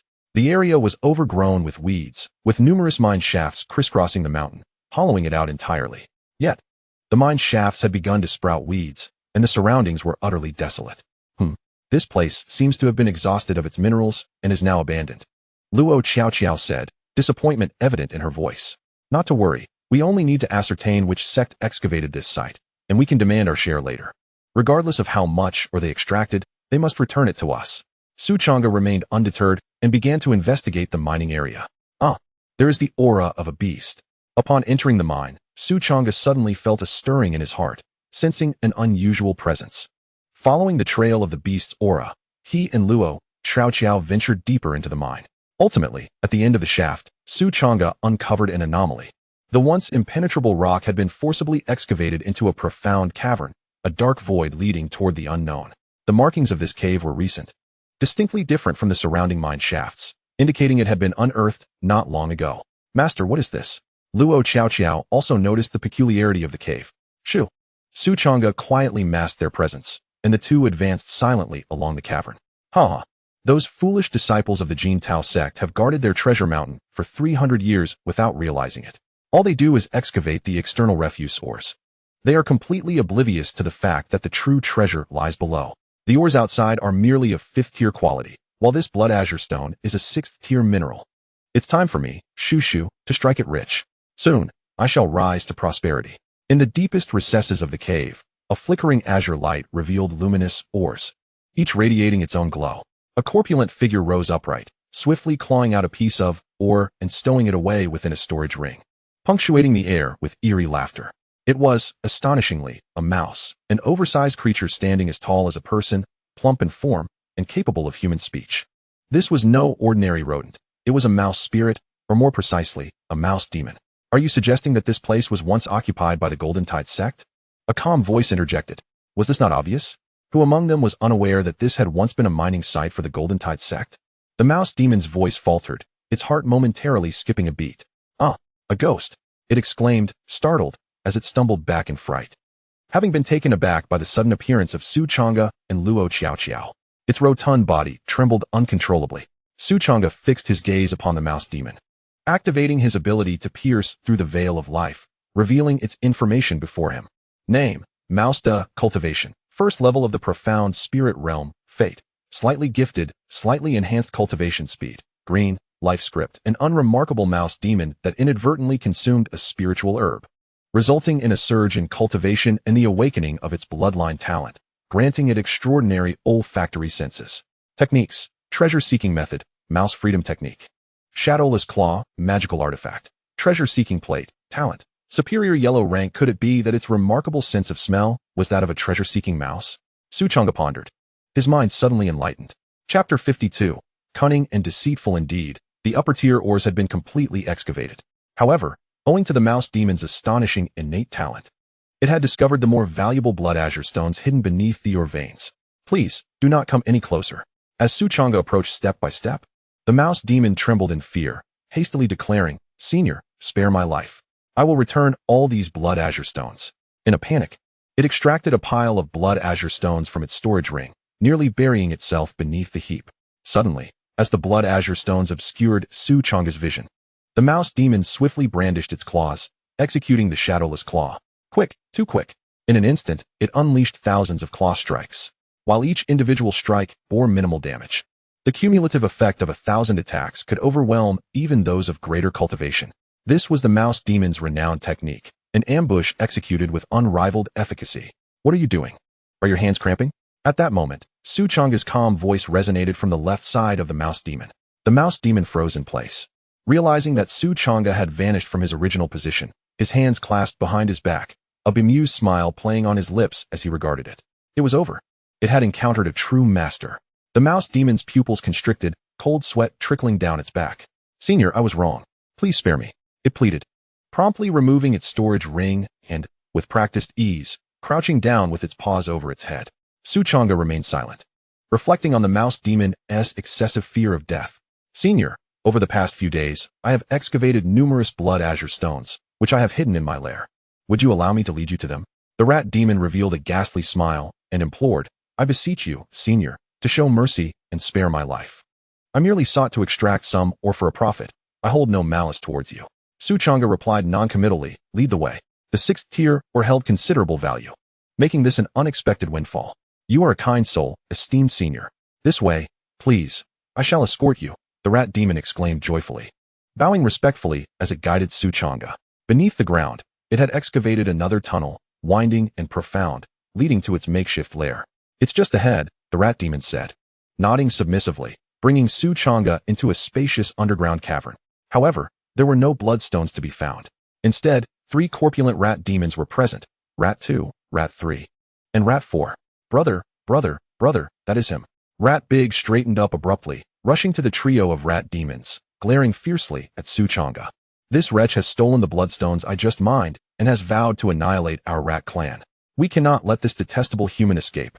At this proclamation, the 3 rat demons' eyes glimmered with cold intensity. Su Changge's lips curled slightly. I intended to catch a petty thief, but it seems I have stumbled into a den of thieves. Brothers, let us engage. Rat 2 spat disdainfully onto the ground, eyes filled with malice. The 4 rat demons emitted chilling laughter, slowly encircling Su Changge. Their courage was commendable, yet Su Changge opened his palm, channeling the thunderbolt technique. Vibrant lightning flickering forth, releasing a terrifying aura. Oh no! The 4 rat demons were taken aback, feeling an overwhelming threat emanating from the crackling electricity in Su Changge's hand. They shrieked in unison, their bodies surging with dark, demonic energy, either conjuring spells or brandishing weapons, striving with all their might to assault Su Changge. Alas, among the 4, the strongest possessed merely the second tier of the profound spirit realm, rendering them woefully inadequate. With a flash of lightning, Rat Big was sent hurtling through the air, crashing violently against the stone wall, spewing a copious amount of blood, his spirit waning. In his daze, Rat Big seemed to glimpse his long-lost great-grandmother beckoning to him. Brother! The remaining 3 rat demons were struck with horror. A single casual spell had gravely wounded Rat Big. How could this human be so formidable? In that fleeting moment of distraction, a torrent of lightning erupted, instantly sending them all flying against the wall, deeply embedded, immovable. One strike, effortlessly executed. Chapter 53. The Harvest of Bloodstones. Esteemed Senior. I truly repent. Please spare me. Rat Big hastily knelt before Su Changge, repeatedly bowing. The sound echoing as blood oozed from his forehead. Rat 2, Rat 3, and Rat 4 trembled in fear, realizing that they had misjudged Su Changge's youthful appearance. Believing his cultivation to be lacking, who could have anticipated his terrifying prowess? Your talent for treasure hunting is commendable, yet your character is too devious and cunning. Which I find unappealing, Su Changge remarked, shaking his head, as bolts of lightning danced in his palm, radiating a blinding brilliance. Boom! Accompanied by a thunderous roar. The 4 rat demons were struck down by lightning, reduced to mere ashes. Su Changge picked up their storage rings, opened one, and his eyes gleamed with delight. These 4 rat demons had hoarded a significant quantity of blood azure stones, totaling more than 2,000 pieces. Each stone was the size of a fist, collectively worth an immeasurable fortune. Where's the other rat demon? Su Changge returned to the mining cave, where Luo Xiaoqiao inquired curiously. Eliminated. Su Changge recounted the events that had transpired. How treacherous of that rat demon. Luo Xiaoqiao was momentarily taken aback, clearly encountering such capricious creatures for the first time. These rat demons were exceedingly cunning and deceitful, making them impossible to subdue. Leaving them alive would only invite disaster. Surveying the surrounding, Su Changge said, Xiaoqiao, release the battle automaton and extract the remaining few hundred blood azure stones. Why should I release the battle automaton? Does Master not have one? Luo Xiaoqiao pouted, displeased. You told me previously that you possessed a battle automaton. You're deceiving me. Su Changge cleared his throat, feeling somewhat guilty. He anticipated her keen intellect. That battle automaton is still in Master's possession. I have plenty of protective talismans, he replied. Luo Xiaoqiao summoned the battle automaton, intending to return it to Su Changge. Take it, and be obedient. Su Changge gently ruffled her hair, speaking in an authoritative tone that brooked no argument. With a sulky pout, Luo Xiaoqiao ultimately acquiesced to her master's wishes. The blood azure stones were deeply embedded in the rock face. Even a master of the profound spirit realm would find it difficult to extract a single stone without considerable time and care, lest they risk damaging the ore and causing its value to plummet. The 5th-tier battle automaton, with its exquisite swordsmanship, swiftly extracted a blood azure stone flawlessly. 3 hours later, the last few hundred blood azure stones in the cave were excavated. Su Changge and Luo Xiaoqiao departed the mining site, heading towards the vicinity of the Dao Sect to commence their investigation of this sect. The Dao Sect boasted over 10,000 martial artists, with no fewer than 7 experts at the transformation realm, making them a formidable presence in the region. Apart from Haifeng Mountain, the Kaijun Mountain mining site, originally belonging to the Dao Tian Sect, had also fallen under the control of the Dao Sect, with both locations in close proximity. After observing Kaijun Mountain for a while, Su Changge and Luo Xiaoqiao noted that the mining site still had a considerable amount left and was currently being worked. The Dao Sect was not particularly strong. They could be the first target. Su Changge silently resolved. Over the next 3 days, Su Changge and Luo Xiaoqiao traversed thousands of miles, investigating 5 resource territories.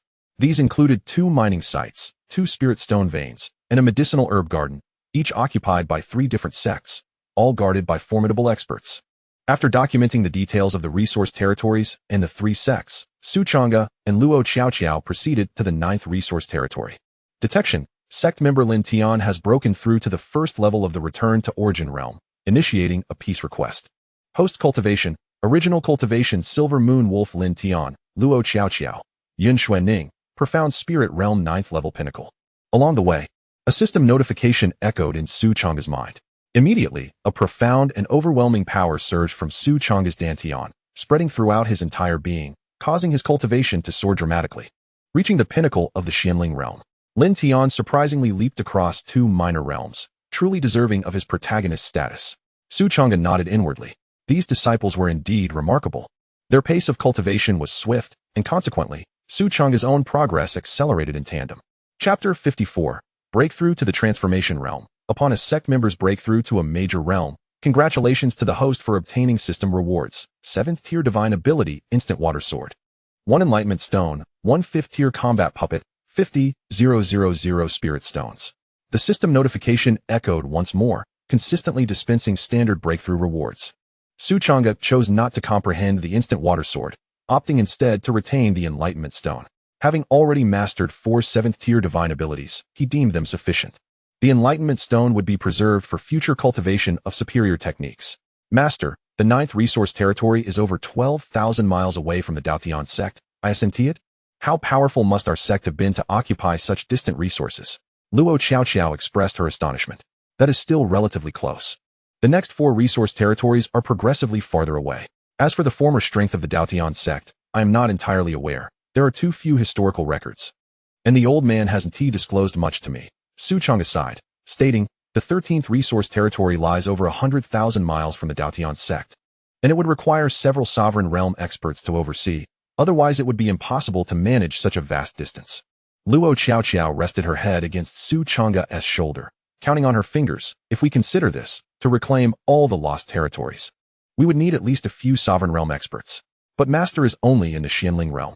The young girl felt somewhat melancholic. She had anticipated a grand undertaking, but after investigating the situation, it appeared that with the current strength of the Dao Tian Sect, they could only contend with the Jintao Sect. The other sects were fortified by exalted realm experts. After all, the resource territories of the Dao Tian Sect are predominantly of immense value, and weaker sects simply cannot seize them. We are still quite young. We have ample time. In no more than 3 to 5 years, the Dao Tian Sect will undoubtedly give birth to sovereign realm experts.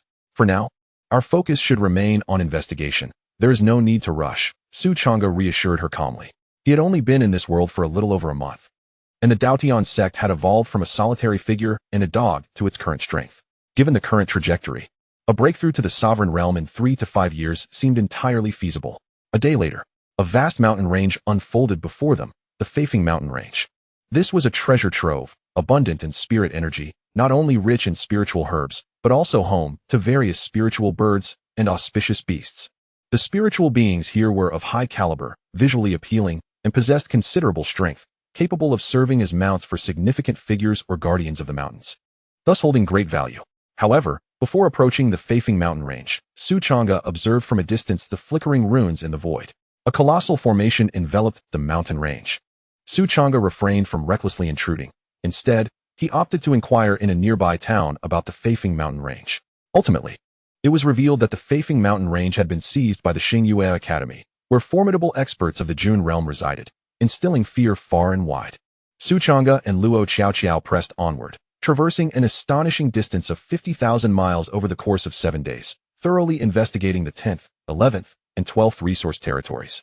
The outcome was not surprising. Among the sects occupying these 3 resource domains, 2 possessed experts of the Jun realm, while 1 boasted a master of the Zun realm. Detected that sect member Yun Xuanning has broken through to the 8th level of the Guiyuan realm, initiating a peace request. The host's original cultivation level, Silver Moon Wolf Forest Tian Luo, Xiao Yun Xuanning, initial stage of the 1st level of the Transformation Dao realm. The system notification resonated within Su Changge's mind. To break through 3 minor realms in succession was indeed a testament to her status as the destined empress. Su Changge's eyes sparkled with excitement. A surge of unprecedented power erupted from his dantian, coursing through his meridians and infiltrating every fiber of his being. Achieving the Transformation Dao realm not only amplified his spiritual power manifold, but also brought about a remarkable transformation in his sea of consciousness. What was once an intangible and insubstantial soul coalesced into a nebulous shadow, giving birth to a strand of divine awareness. Closing his eyes, Su Changge expanded his divine awareness, enveloping a radius of 3 miles. This was an extraordinarily wondrous experience. Everything within the heavens and earth became vividly clear. He could perceive every object within that range, and no whisper of movement escaped his discernment. Chapter 55. New disciple recruitment task. Changge even found that he could concentrate his divine awareness to launch a soul attack. However, with only the first level of the transformation Dao realm, his divine awareness was still too feeble. Such an attack could only target lower realm warriors and would pose no threat to those of the same level. Has Master secretly grown stronger? Luo Xiaoqiao suddenly drew close to Changge, sniffing him curiously. Despite her relatively modest cultivation, she could sense that Changge's aura had surged significantly a moment ago. Just a slight enhancement, Changge smiled, gently tousling Luo Xiaoqiao's hair. How did Master break through so swiftly? When we first met, you were merely at the first level of the Xianling realm, and now have you reached the 9th level? Could it be that Master is an unparalleled genius? Luo Xiaoqiao's big, watery eyes brimmed with curiosity. As far as she knew, even the most gifted prodigy of the northern Xian ancient kingdom could not ascend from the 1st to the 9th level of the Xianling realm within a mere month. Sort of, Changge nodded, choosing not to elaborate. He was not truly a genius. He had simply been discreetly utilizing a fortuitous advantage. Explaining such a phenomenon to Luo Xiaoqiao was not feasible. Changge decided against proceeding to the 13th resource territory. Firstly, the distance was excessively great, with still over 50,000 miles to traverse. Secondly, upon making some inquiries, he had discerned the general situation.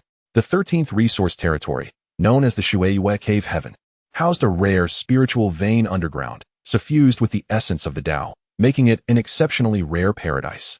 Presently, the sect occupying the Shueiyue Cave Heaven was called the Xianming Holy Land. As Changge's gaze turned cold at the mention of the Xianming Holy Land, he suppressed the rising tide of killing intent and began the journey back with Luo Xiaoqiao. 50,000 miles is a considerable distance. Even with the assistance of a spiritual wind vessel, it demands a significant amount of time. Detected, member of the sect, Silver Moon Wolf, has broken through to the 2nd level of the profound spirit realm and is seeking peace. Detected, member of the sect, Cloud Snow Condensation, has broken through to the 9th level of the returning origin realm and is seeking peace. Detected, member of the sect, Lin Tian, has broken through to the 2nd level of the returning origin realm and is seeking peace. Host S original cultivation level is at the early stage of the 2nd level of the transformation Dao realm. On the journey back to the Dao Tian Sect, the system notifications echoed in Changge's mind one after another. Both the dog and Lin Tian, as well as Cloud Snow Condensation, have made rapid advancements in their cultivation, achieving breakthroughs in succession. Consequently, Changge's cultivation has also smoothly ascended to the 2nd level of the transformation Dao realm. Only Luo Xiaoqiao, who has been following Changge, has not made significant progress in her cultivation, remaining at the 1st level of the returning origin realm. Ding. The system issues a disciple recruitment task within 1 month. Recruit 1 disciple with a minimum aptitude of high-grade mystic level.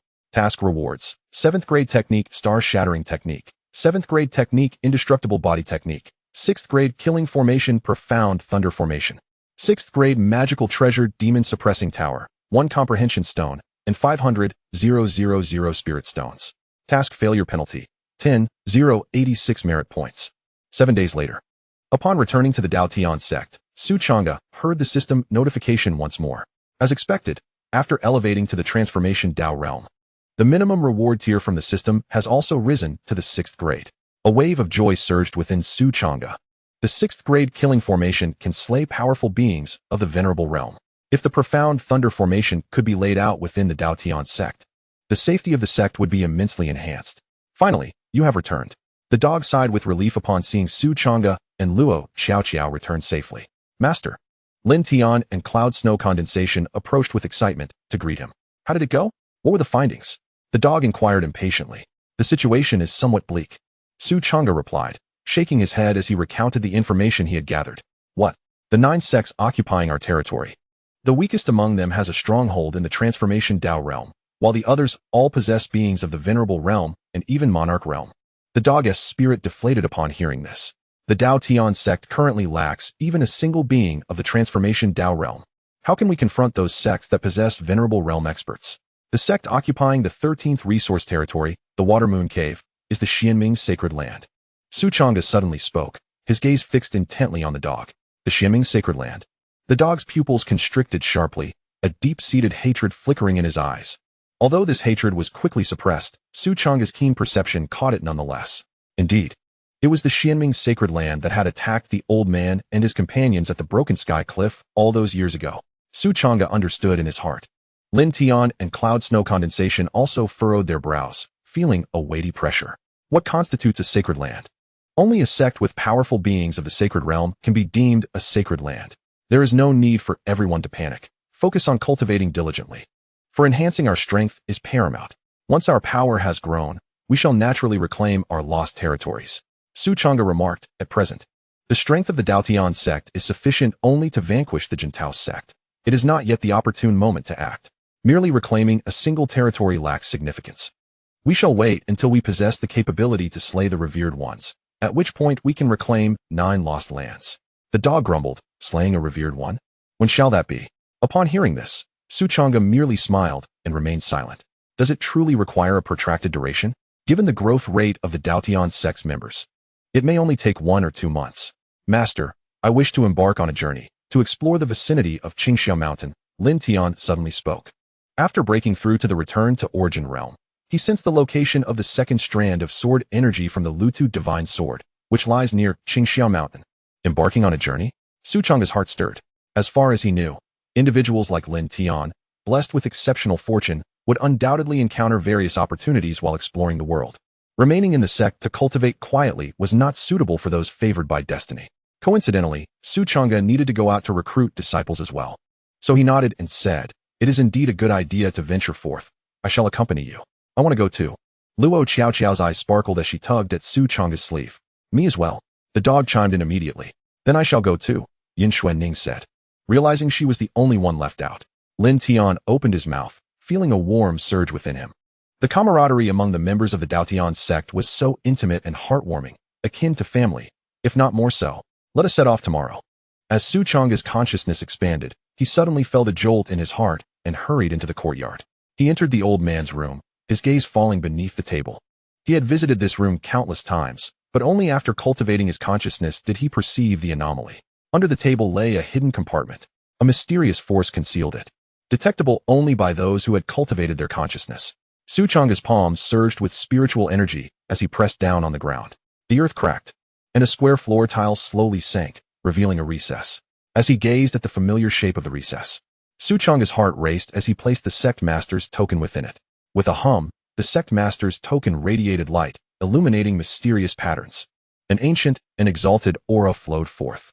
At that moment, an ancient sigh echoed in his ears, causing Su Changge's body to tremble. "Changge, by the time you hear these words, your cultivation should have reached at least the transformative path realm. Given your aptitude, it was unlikely you would ever reach such heights. Which is why I refrained from imparting any techniques to you. I do not wish for you to achieve great accomplishments. I only hope you can live a peaceful life.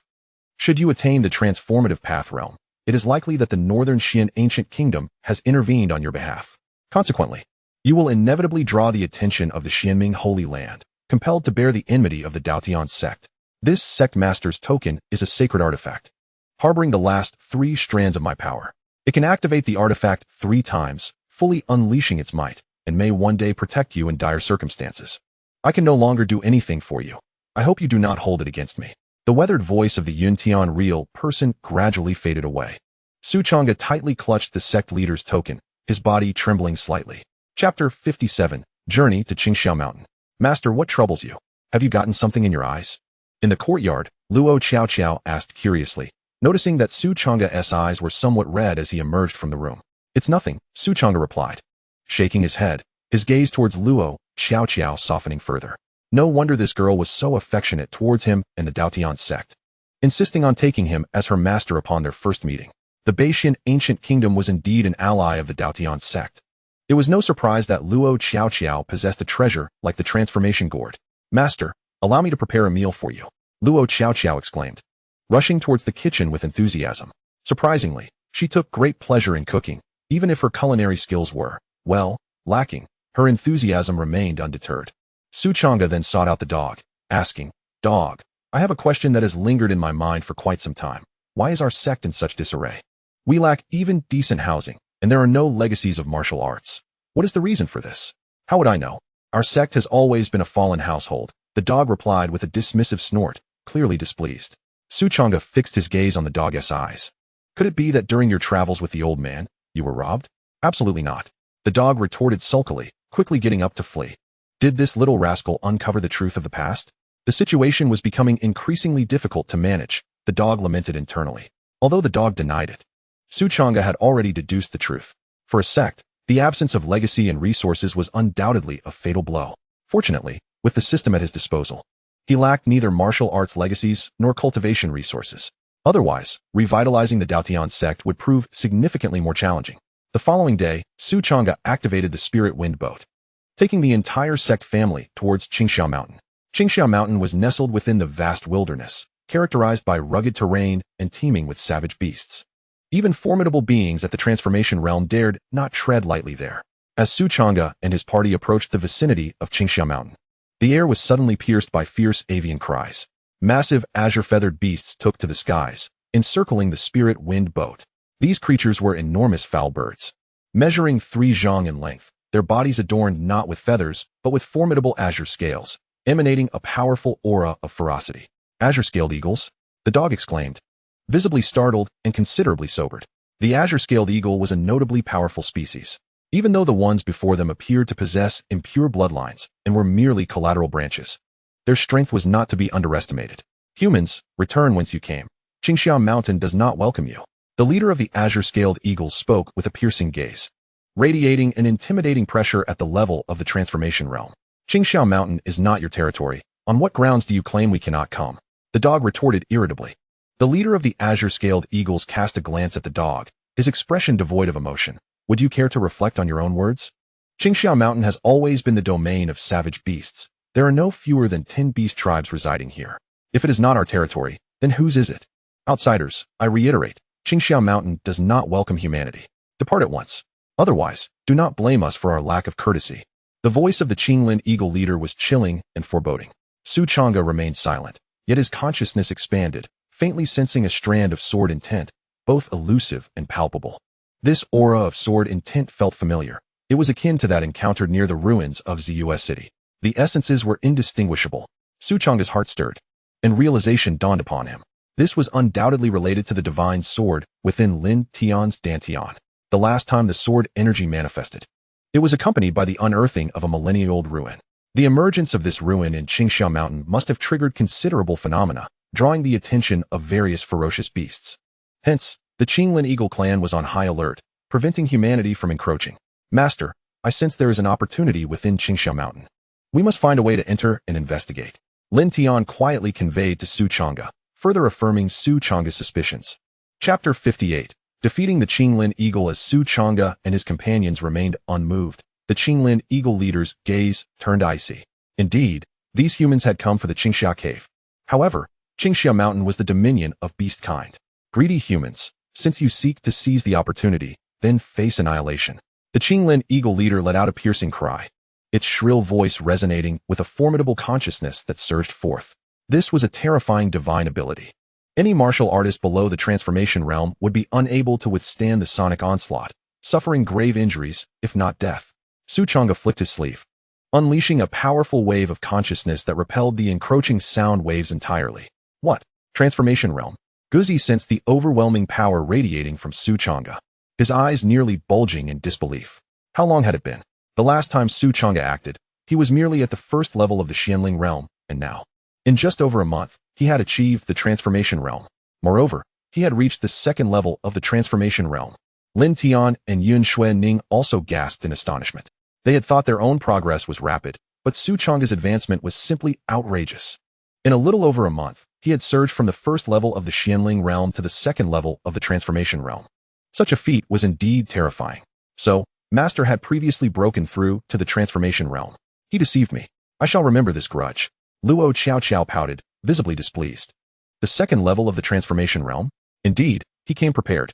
The Qinglin Eagle leader's gaze sharpened, a cerulean glow enveloping its massive form as it charged towards Changge, its broad wings slashing through the air like twin blades. In that moment, an astonishing might erupted from it, akin to 1,000 raging waves, imposing immense pressure upon Lin Tian and the others. The Qinglin Eagle leader was unmistakably at the third level of the transformation realm. Changge manifested a silver spear in his hand, stepping forward to confront the Qinglin Eagle leader. The moonshadow spear streaked across the sky like a shooting star, the tip gleaming with a cold radiance, arriving in an instant. Bang! The moonshadow spear struck the Qinglin Eagle leader's wing, producing a crisp metallic resonance. Immediately, a terrifying surge of power erupted from the gun's muzzle. The once formidable scales of the azure-scaled eagle were shattered in an instant, its wings pierced, and a torrent of blood cascaded down. Seizing the moment, Changge unleashed a torrent of lightning from his left hand, striking forth and enveloping the azure-scaled eagle leader in a tempest of electric fury. With a piercing cry, the azure-scaled eagle leader emitted a resounding shriek, its body glowing ominously as it attempted to conjure a fearsome cyclone to withstand the onslaught of lightning. Yet, this tempest of electricity proved unexpectedly formidable, penetrating the protective magical aura of the azure-scaled eagle and leaving it convulsing, emitting wisps of black smoke.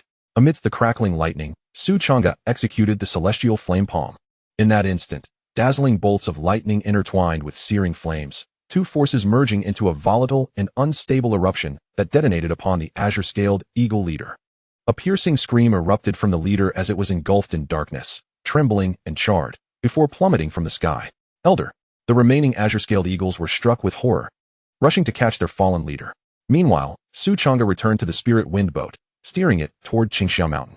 Although named a mountain, Changge Mountain was not merely one peak, but rather a sprawling range of over a dozen mountains. The sword aura resided here.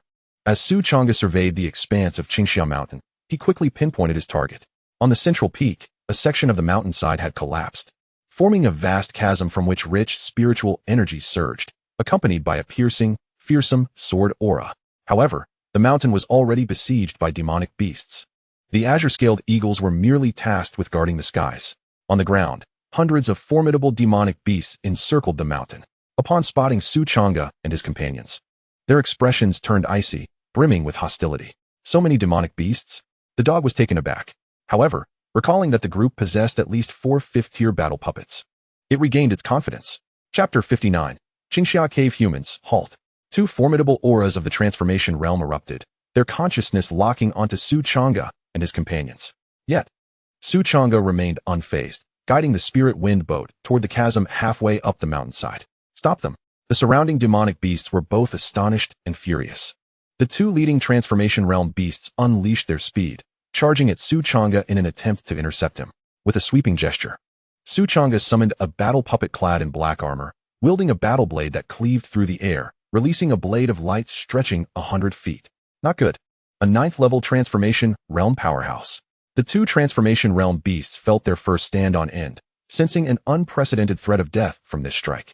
They immediately halted, turning to flee, desperately evading the oncoming blade. Boom. The 100-foot-long blade of energy swept over the heads of the demonic beasts, striking a mountain behind them and erupting with a deafening roar. It cleaved a fissure into the mountainside. The ground shook and boulders tumbled.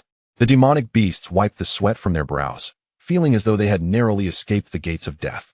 Fortunately, Changge refrained from making another move, instead leading the combat puppet directly into the great chasm. Had the combat puppet struck again, it is unfathomable how many beastly creatures would have perished within. A formidable being of the 9th realm of transformation. From which sect do these detestable humans originate? A beast, both alarmed and fearful, gritted its teeth and inquired. Fear not. Within the Changge Cave, the elite of our diverse races and prodigies have gathered, including those of the 9th realm of transformation. There are but 5 of these humans, and the advantage lies with us. They are willingly walking into their own demise. Some beasts spoke in a calm, yet resolute tone. Within Changge Mountain, there exists an expansive subterranean realm. From the depths, an intoxicating aura of spiritual energy surged forth, enveloping everyone in a sense of unparalleled comfort. Each breath felt as if it subtly enhanced their cultivation. This is indeed a treasure trove.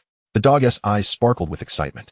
If one could cultivate here, the progress would undoubtedly surpass that of the outside world by several folds, or even more. Truly, this is the Changge Palace. After a millennium, the Changge Palace has re-emerged. At the bottom of the Changge Cave, over 30 diverse beasts congregated, their eyes gleaming with fervor and exhilaration as they gazed upon the magnificent ancient black palace before them. 1,000 years ago, Changge Mountain was occupied by a formidable fiend. This fiend, a fearsome snake, possessed terrifying power at the revered level. The snake constructed the Changge Palace, claimed Changge Mountain, and ruled over this domain, declaring itself the Beast King. Strangely, 1,000 years prior, with a resounding boom, the Changge Palace vanished without a trace. The snake disappeared overnight and was never seen again. With the absence of the snake's suppression, The beasts of Qingxia Mountain finally seized control and united to dominate this area. Now that the Qingxia Palace has resurfaced, yet without the presence of the snake, the beasts are even more elated. This palace, left by a revered fiend, must surely house countless treasures. Moreover, the Qingxia Cave itself is a prime location for spiritual energy, drawing the essence of this area together, making it immensely valuable. Could this sword energy be the weapon sealed within from the snake's era? The beasts, their gazes fervent, fixated on the Qingxia Palace. Above this black palace, a shattered and crumbled structure formed an aperture. At this moment, a sharp and fearsome sword energy emanated from within, chilling to the bone. Although they recalled that the snake seemingly did not wield a sword, such an astonishing and powerful sword energy indicated the presence of a sixth-tier treasure. How familiar that sword energy feels. The Lingfeng boat descended slowly. Upon sensing the familiar sword energy, Su Changge, the dog, and Luo Qiao Qiao instinctively turned their attention to Lin Tian. Ahem, this sword energy must be connected to me in some way. Lin Tian rubbed his nose, feeling somewhat awkward. He wished to explain, but the matter of the Lutian divine sword was of great significance. After a moment of hesitation, he chose to remain silent. It was not that Lin Tian did not trust Su Changge and the others, but rather he simply did not wish to reveal the Lutian divine sword. Even among family, there are some secrets that remain undisclosed. Humans. As the Lingfeng boat landed, dozens of beasts turned in unison, their expressions a mix of astonishment and disbelief. Chapter 60. The dread of the hostile beasts. If memory serves, there are hundreds of ferocious beasts guarding outside. How did these humans manage to infiltrate? Could it be that they were drawn here by the alluring sword aura? The beasts narrowed their eyes with a glint of coldness. Not long ago, a melodious sword chant resonated through the heavens, accompanied by a thunderous crash that caused the mountainside of Qingxia to collapse, revealing the Qingxia Cave. Although they promptly sealed off the area and surrounded Qingxia Mountain, they were still taken aback by the arrival of humans. Foolish humans. Do you dare to covet the Qingxia Cave with just the few of you? A towering, 3-meter-tall violent ape snorted disdainfully, its body shimmering with a dark glow. It pounded its chest vigorously, producing deep, resonant sounds. A terrifying pressure emanated from it, bearing down upon Su Changge and his companions. The other beasts, their eyes glinting with malice, slowly encircled Su Changge and his group. More than 30 beasts were present, 7 of which possessed the formidable cultivation of the transformation realm. The rest were almost all at the mystical spirit realm. Suddenly, with a thought, Su Changge activated the battle automaton beside him, its eyes igniting with a crimson light, unleashing the overwhelming pressure of a 9th-level transformation realm powerhouse. 9th-level transformation realm. The beasts' hearts raced, feeling an undeniable pressure. No wonder they dared to intrude upon our domain. They possessed some degree of strength. However, do you think you are the only one at the 9th level of the transformation realm? A chilling snort resounded. It was a magnificent giant tiger, over 2 meters long, its voice thunderous and ominous. From it, an equally terrifying pressure of the 9th level transformation realm erupted. The beasts exchanged mocking glances, their expressions filled with scorn. Although the humans had one powerhouse of the 9th level, that was merely a solitary figure. The superiority lay with them. Seeing this, Guzi and Lin Tian silently summoned their own battle automatons. Boom, boom, boom. One after another, heavily armored battle automatons emerged, each wielding a battle blade and emanating the formidable pressure of the 9th level transformation realm. 5 battle automatons stood in a row, exuding a chilling and oppressive aura that thickened the atmosphere around them. 5 9th level transformation realm powerhouses. The beasts were left speechless, feeling as if they had plunged into an icy abyss, a wave of cold washing over them from their feet to their heads. On the beast side, there was only one powerhouse at the 9th level of the transformation realm. Even if the magnificent giant tiger could contend with one of the 9th level transformation realm powerhouses, the remaining beasts combined would stand no chance against 4 of them. Su Changge surveyed the beasts with a slight smile and stated, "Now, we intend to take the sword aura within. Who is in favor and who is against?" The beasts' expressions darkened, their teeth clenched in frustration and fury, yet they dared not utter a word. Faced with 5 9th level transformation realm powerhouses, who could remain unafraid?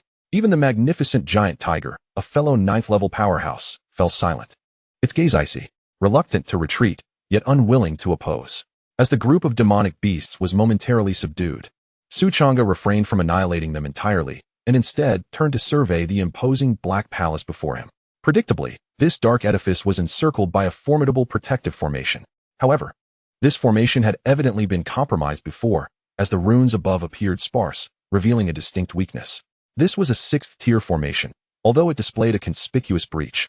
Dismantling it would not be a trivial task. The canine companion stared at the formation for a while, feeling a twinge of frustration. While it had some knowledge of formations, it was still incapable of breaching a sixth-tier formation, even in its diminished state. The demonic beasts were similarly at a loss. Creatures knowledgeable in formations were exceedingly rare among them. Otherwise, they would have long since plundered the Qingxiao Palace instead of lingering until now. Humans, how about we join forces? At that moment, a resplendent giant tiger spoke. As you can see, the Qingxiao Palace is safeguarded by a sixth-tier formation, and even those at the 9th level of the transformation realm cannot force their way through. We have made some progress in our research. If we collaborate, we can breach this formation in no time. Our request is simple. The treasures within the Qingxiao Palace will be divided equally between us. Chapter 61. Breaking the sixth-tier formation. Su Changge stroked his chin thoughtfully. The immediate priority was to assist Lin Tian in obtaining the sword energy within, while the resources of the Qingxiao Palace were of secondary concern. Just as Su Changge was preparing to nod in agreement, a battle automaton suddenly drew its weapon, producing a sharp, resonant blade cry. The overwhelming pressure emanating from the 9th level of the transformation realm sent shivers down the spines of the surrounding demonic beasts, igniting both fear and fury within them. Yet, the automaton did not target the beasts. Instead, it swiftly struck the formation encircling the Qingxiao Palace with a powerful slash. Boom. In the blink of an eye, the automaton unleashed dozens of blade rays, simultaneously striking various nodes of the formation and generating a deafening cacophony. To the astonishment of both the humans and the demonic beasts, swathes of runes disintegrated, and the formation collapsed in a spectacular fashion. Is this truly broken? The demonic beasts gazed in disbelief. They had spent over an hour examining the formation without discovering a means to breach it. Yet this human had effortlessly dismantled it. Swish. Su Changge, along with the canine, Lin Tian, and Luo Xiaoqiao, all turned their attention to Yun Xuanning, for the battle automaton belonged to her, under her control. Girl. You actually understand formations? The canine was utterly astonished. It understood that the battle automaton could only engage in combat autonomously. It was evident that Yun Xuanning had orchestrated its actions. Yet, she was merely 12 years old and had only joined the Dao Tian Sect for a little over a month. When had she acquired knowledge of formations? Under the gaze of Su Changge and the others, Yun Xuanning bit her lip and said, "I'm not sure how it happened. When I observed this formation, I had a vague intuition that attacking those several points simultaneously would breach it. So, I instructed the battle automaton to attempt it, and to my surprise, it actually worked." The canine, Lin Tian, and Luo Xiaoqiao exchanged incredulous glances. Intuition? What intuition could possibly dismantle a sixth-tier formation? Su Changge gazed thoughtfully at Yun Xuanning's calm and serene expression, having awakened her memories from a past life. It was likely that breaking a sixth-tier formation would be a mere trifle for her, given she was an empress in her previous existence. However, since she wished to keep her identity concealed, he decided to let her be. Thoughts flitted through Su Changge's mind. It appeared that Xuanning possessed exceptional talent in the art of formations. He resolved to later provide her with some teachings on the subject. For now, they should proceed inside to take a look. With a wave of his hand, Su Changge brushed aside the matter and shifted the conversation, leading everyone into the Qingxiao Palace. Meanwhile, the surrounding beasts wore expressions of dismay. They longed to follow into the palace, yet faced with the imposing presence of 5 formidable battle puppets, they dared not move. "Chief, what should we do?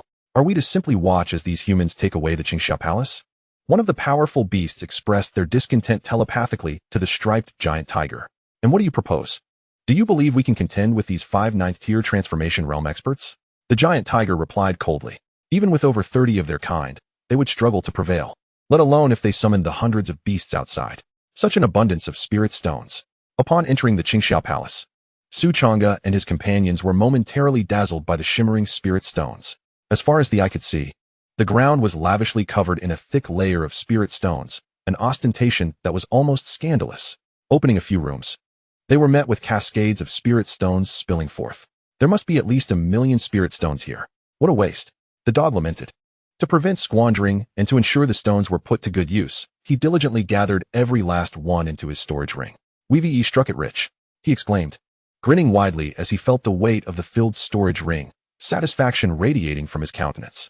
Lin Tian made his way to the main hall of Qingxiao Palace, finally encountering the sword qi he had longed for. A brilliant and intense sword qi pierced through the palace roof, cleaving the iron throne in the hall and embedding itself deep into the ground.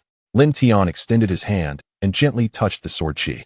In an instant, the radiant sword qi vanished, absorbed into the Lu Tian divine sword. His consciousness plunged into the second layer of the sword's internal space, where he beheld a serpent extending 100 feet in length. Moments later, Lin Tian's awareness returned to his body, and he exhaled deeply, a smile gracing his face. At that moment, Su Changge and the others had thoroughly scoured the Qingxia Palace. Curiously, aside from the spirit stones, the palace was nearly devoid of any other items, with only a few scattered spirit herbs to be found. "Let us go," Su Changge said, not inquiring about Lin Tian's discoveries. The dog, Luo Xiao, and Yun Xuanning also shared an unspoken understanding, refraining from asking questions. Su Changge steered the spirit wind boat, accompanied by the 5 battle puppets, as they departed. The expressions of the surrounding beasts were grim, yet they felt powerless. Fortunately, with the assistance of their master, the elder, and 2 junior sisters, Lin Tian felt a surge of gratitude. Without them, he doubted he could have reclaimed the sword qi on his own. After departing from Qingxia Mountain, Su Changge did not return to Dao Tian Sect. Instead, he meandered aimlessly with his companions. "Master, where shall we go next?" Su Changge sat cross-legged on the deck of the Lingfeng boat, while Luo Xiao rested her little head on his lap, inquiring curiously.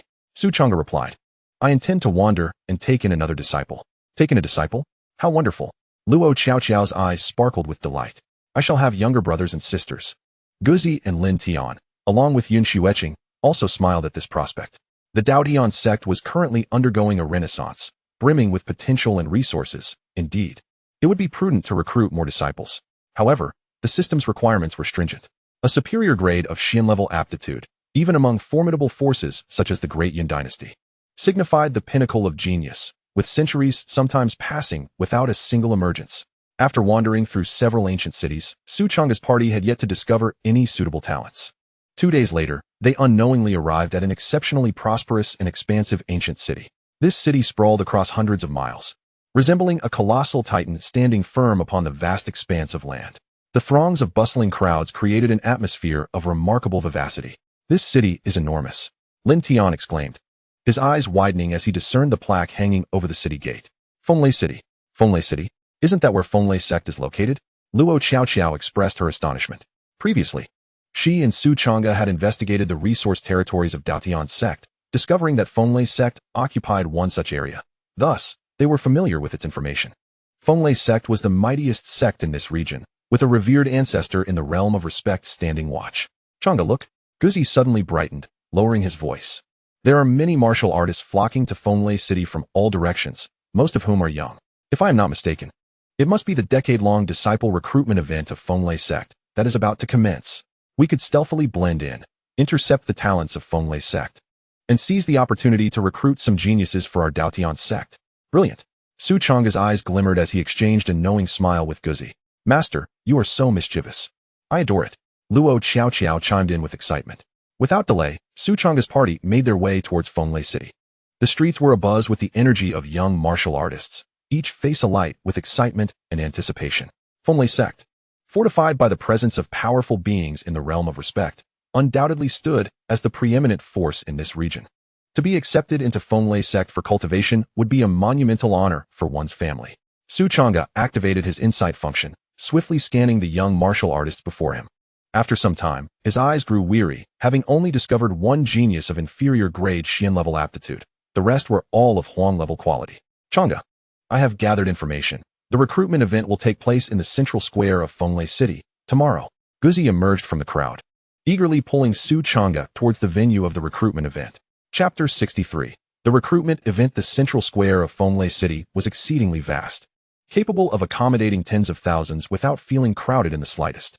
Before the commencement of the disciple recruitment ceremony, a throng of over 10,000 martial artists had already gathered in the square, creating a vibrant atmosphere. Su Changge mingled among the crowd, quietly activating his life insight ability, continuously scanning the information of the surrounding warriors. After surveying all the martial artists present, he discovered merely 2 with middle-grade Xiantier talent, and not a single one with upper-grade Xiantier talent. Unperturbed, Su Changge patiently awaited at the edge of the square as time passed steadily. As the recruitment ceremony drew near, an increasing number of martial artists flooded into the central square, multiplying the crowd several times over. "Have you found any promising candidates?" Dogzi inquired in a hushed tone. "Not yet," Su Changge replied, shaking his head. Suddenly, a sharp and clear avian cry pierced through the heavens, accompanied by the thunderous sound of wind and lightning. A colossal silver beast, measuring over 30 zhang in length, soared across the sky, swiftly descending towards Wind Thunder City. On the back of this magnificent creature stood more than 20 martial artists, each exuding an extraordinary aura. At the forefront was an elderly man with white hair, clad in a Taoist robe and holding a whisk, embodying an ethereal and transcendent presence, which elicited gasps from the crowd. It is the Grand Elder of the Wind Thunder Sect. Good heavens! Is that a ferocious beast of the Xianling realm? Being used as a mount is truly impressive. How I wish to join the Wind Thunder Sect. The crowd in the square stirred with excitement, their admiration and longing for the Wind Thunder Sect intensifying. With a thunderous thud, the silver beast landed in the square, causing the ground to tremble and a wave of force to ripple outward. The Grand Elder of the Wind Thunder Sect, his gaze sharp as lightning, scanned the crowd and declared, "The disciple recruitment ceremony of the Wind Thunder Sect begins now. The first assessment will test your qualifications. Those of yellow tier upper grade will qualify. All below will be eliminated." He spoke with a commanding authority, offering no superfluous words. As his voice faded, a dozen stewards from the Wind Thunder Sect stepped forward, each holding a semi-transparent stone, standing at the forefront of the square. This was a special artifact designed specifically for testing talent. Merely placing one's hand upon it would reveal their innate capabilities. The crowd buzzed with anticipation, forming several teams to begin the individual assessments. Suddenly, Su Changge's attention was drawn to a figure cloaked in a voluminous black coat amidst the throng. The individual's attire concealed their forms so thoroughly that only their eyes were visible, leaving Su Changge unable to discern their gender. However, with his life insight ability still active, he quickly gleaned the individual's life information. Name: Changge, Cultivation, 8th layer of the Spirit Condensation Realm, Fate, extraordinary bloodline, possessing the bloodline of the Demon Emperor. A remarkable transformation will occur upon awakening. Purple, exceptional, slightly enhanced cultivation speed. Blue, life script, a descendant of the Demon Emperor's bloodline inadvertently left behind. Half human, half demon, possessing a trace of the Demon Emperor's blood within. Techniques: Spirit Condensation Technique, Void Piercing Arrow Technique, Artifact, Black Iron Bow, Talent, Upper Grade Xian Tier, can be elevated to Upper Grade Earth Tier upon awakening the Demon Emperor's bloodline. Half human, half demon, bloodline of the Demon Emperor? Su Changge's spirit was invigorated. At last, a prodigy of superior aptitude has been discovered. Just as Su Changge was preparing to take action, a steward from the Wind Thunder Sect suddenly furrowed his brow. There is demonic energy. The steward, with keen senses, detected a trace of malevolent aura. His expression tightened as he swiftly pinpointed the source of the energy. In a flash, the steward approached the martial artist shrouded in black garments. Before the individual could resist, the steward abruptly pulled back the cloak. As the dark fabric fell away, a delicate and enchanting visage emerged before the crowd. A girl appearing to be around 16 years of age, her complexion slightly pale, with a pair of snowy white fox ears adorning her flowing black hair. Behind her, a fluffy tail swayed gently. Chapter 64, The Half-Demon Maidenum? A Fox Demon? How audacious to infiltrate the Wind Thunder Sect's disciple recruitment event. The surrounding crowd erupted in astonishment, their expressions reflecting disbelief. The relationship between humans and demons has always been fraught with tension, often leading to conflict and animosity. They never anticipated that a demon would dare to mingle among them at the recruitment gathering. Such audacity. I am not a fox demon. I am of the human race. I merely possess a fraction of demonic blood, Changge asserted, gritting her teeth. I implore you, esteemed elder, grant me a chance. My aptitude is commendable. Silence. A demon is a demon. How dare you brazenly infiltrate our Wind Thunder Sect's disciple recruitment event, oblivious to your own peril? The Wind Thunder Sect steward snorted coldly, his sleeve flicking with disdain. A surge of formidable spiritual power erupted, sending Changge hurtling through the air, crashing violently to the ground. Blood trickling from the corner of her mouth. The elder of the Wind Thunder Sect cast a detached glance, his expression impassive and unyielding, clearly tacitly approving the steward's actions. The crowd whispered and pointed, most of them mocking, their gazes towards Changge rife with derision and scorn. Changge's complexion grew pale as she clenched her fists, filled with resentment and fury. Is it merely because of my demonic bloodline that I am subjected to such scorn and disdain? Do they dare to look at me with such contempt? It seems you cannot be spared. The steward, noticing Changge's fiery gaze, smirked coldly. He summoned a surge of spiritual energy within his palm, the immense force of the Xianling realm radiating, causing the onlookers to gasp in terror and retreat hastily. Boom!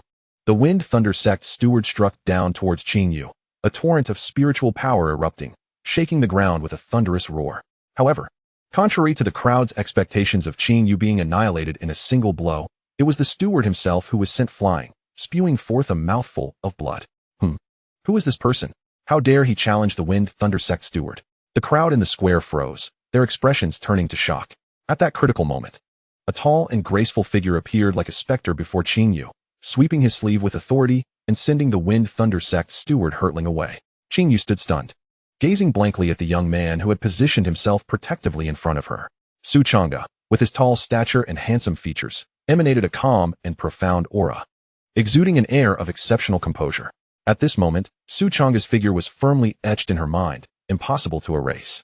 How dare he lay hands on the enforcers of the Wind Thunder Sect, seeking his own demise?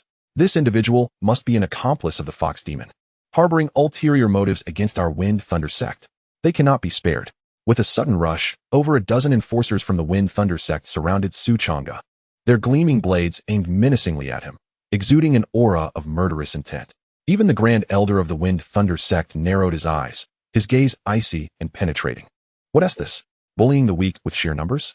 At that moment, a boisterous voice rang out. Guzi, accompanied by Lin Tian, Luo Qiao, and Yun Shuiying, strode forward confidently.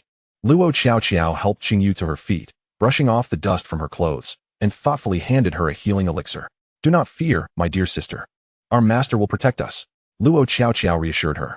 Thank you all. A warm surge filled Changge's heart, her lips tightly pressed together. She never expected that in this critical moment of life and death, there would be those willing to stand up for her. Who are you? One enforcer's gaze was cold as ice. How dare you oppose the Wind Thunder Sect? Listen well. Standing before you is Changge, the leader of the Dao Tian Sect. And this is your esteemed elder. Guzi stood tall beside Changge. Dao Tian Sect? What is this Dao Tian Sect? I have never heard of such a sect. Bewilderment swept through the crowd. How can this dog speak? Does it dare to openly provoke the Wind Thunder Sect? Has the Dao Tian Sect always been this audacious? I never claimed to know this sect. A murmur arose among the crowd, as they exchanged puzzled glances, unaware of the Dao Tian Sect's reputation. Only the Grand Elder of the Wind Thunder Sect's pupils constricted sharply, his heart stirred by a significant wave of emotion. Chapter 65. Slaughter of the Wind Thunder Sect warriors. The Dao Tian Sect has not been eradicated yet? The Grand Elder of the Wind Thunder Sect furrowed his brow, fixating on Changge and his companions. The Wind Thunder Sect occupied a resource territory of the Dao Tian Sect, and he was well aware of its history. He had assumed the Dao Tian Sect had long been extinguished, only to discover that some still survived. Merely a few insignificant creatures. Since you have not been wiped out, I shall not hesitate to ensure your demise today. The Grand Elder's heart brimmed with murderous intent. I care not for your Dao Tian Sect. It is merely an obscure sect that dares to act recklessly before the Wind Thunder Sect. Who grants you such audacity? The enforcers of the Wind Thunder Sect, all relatively young, had not heard of the Dao Tian Sect's name. Their gazes were frigid, brimming with hostility.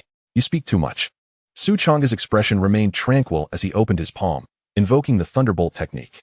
A torrent of lightning manifested, releasing an ominous and terrifying aura. Boom. In the next instant, hundreds, if not thousands, of bolts of lightning danced fiercely, striking down upon the enforcers of the Wind Thunder Sect, sending them flying. Their bodies charred and lifeless. What?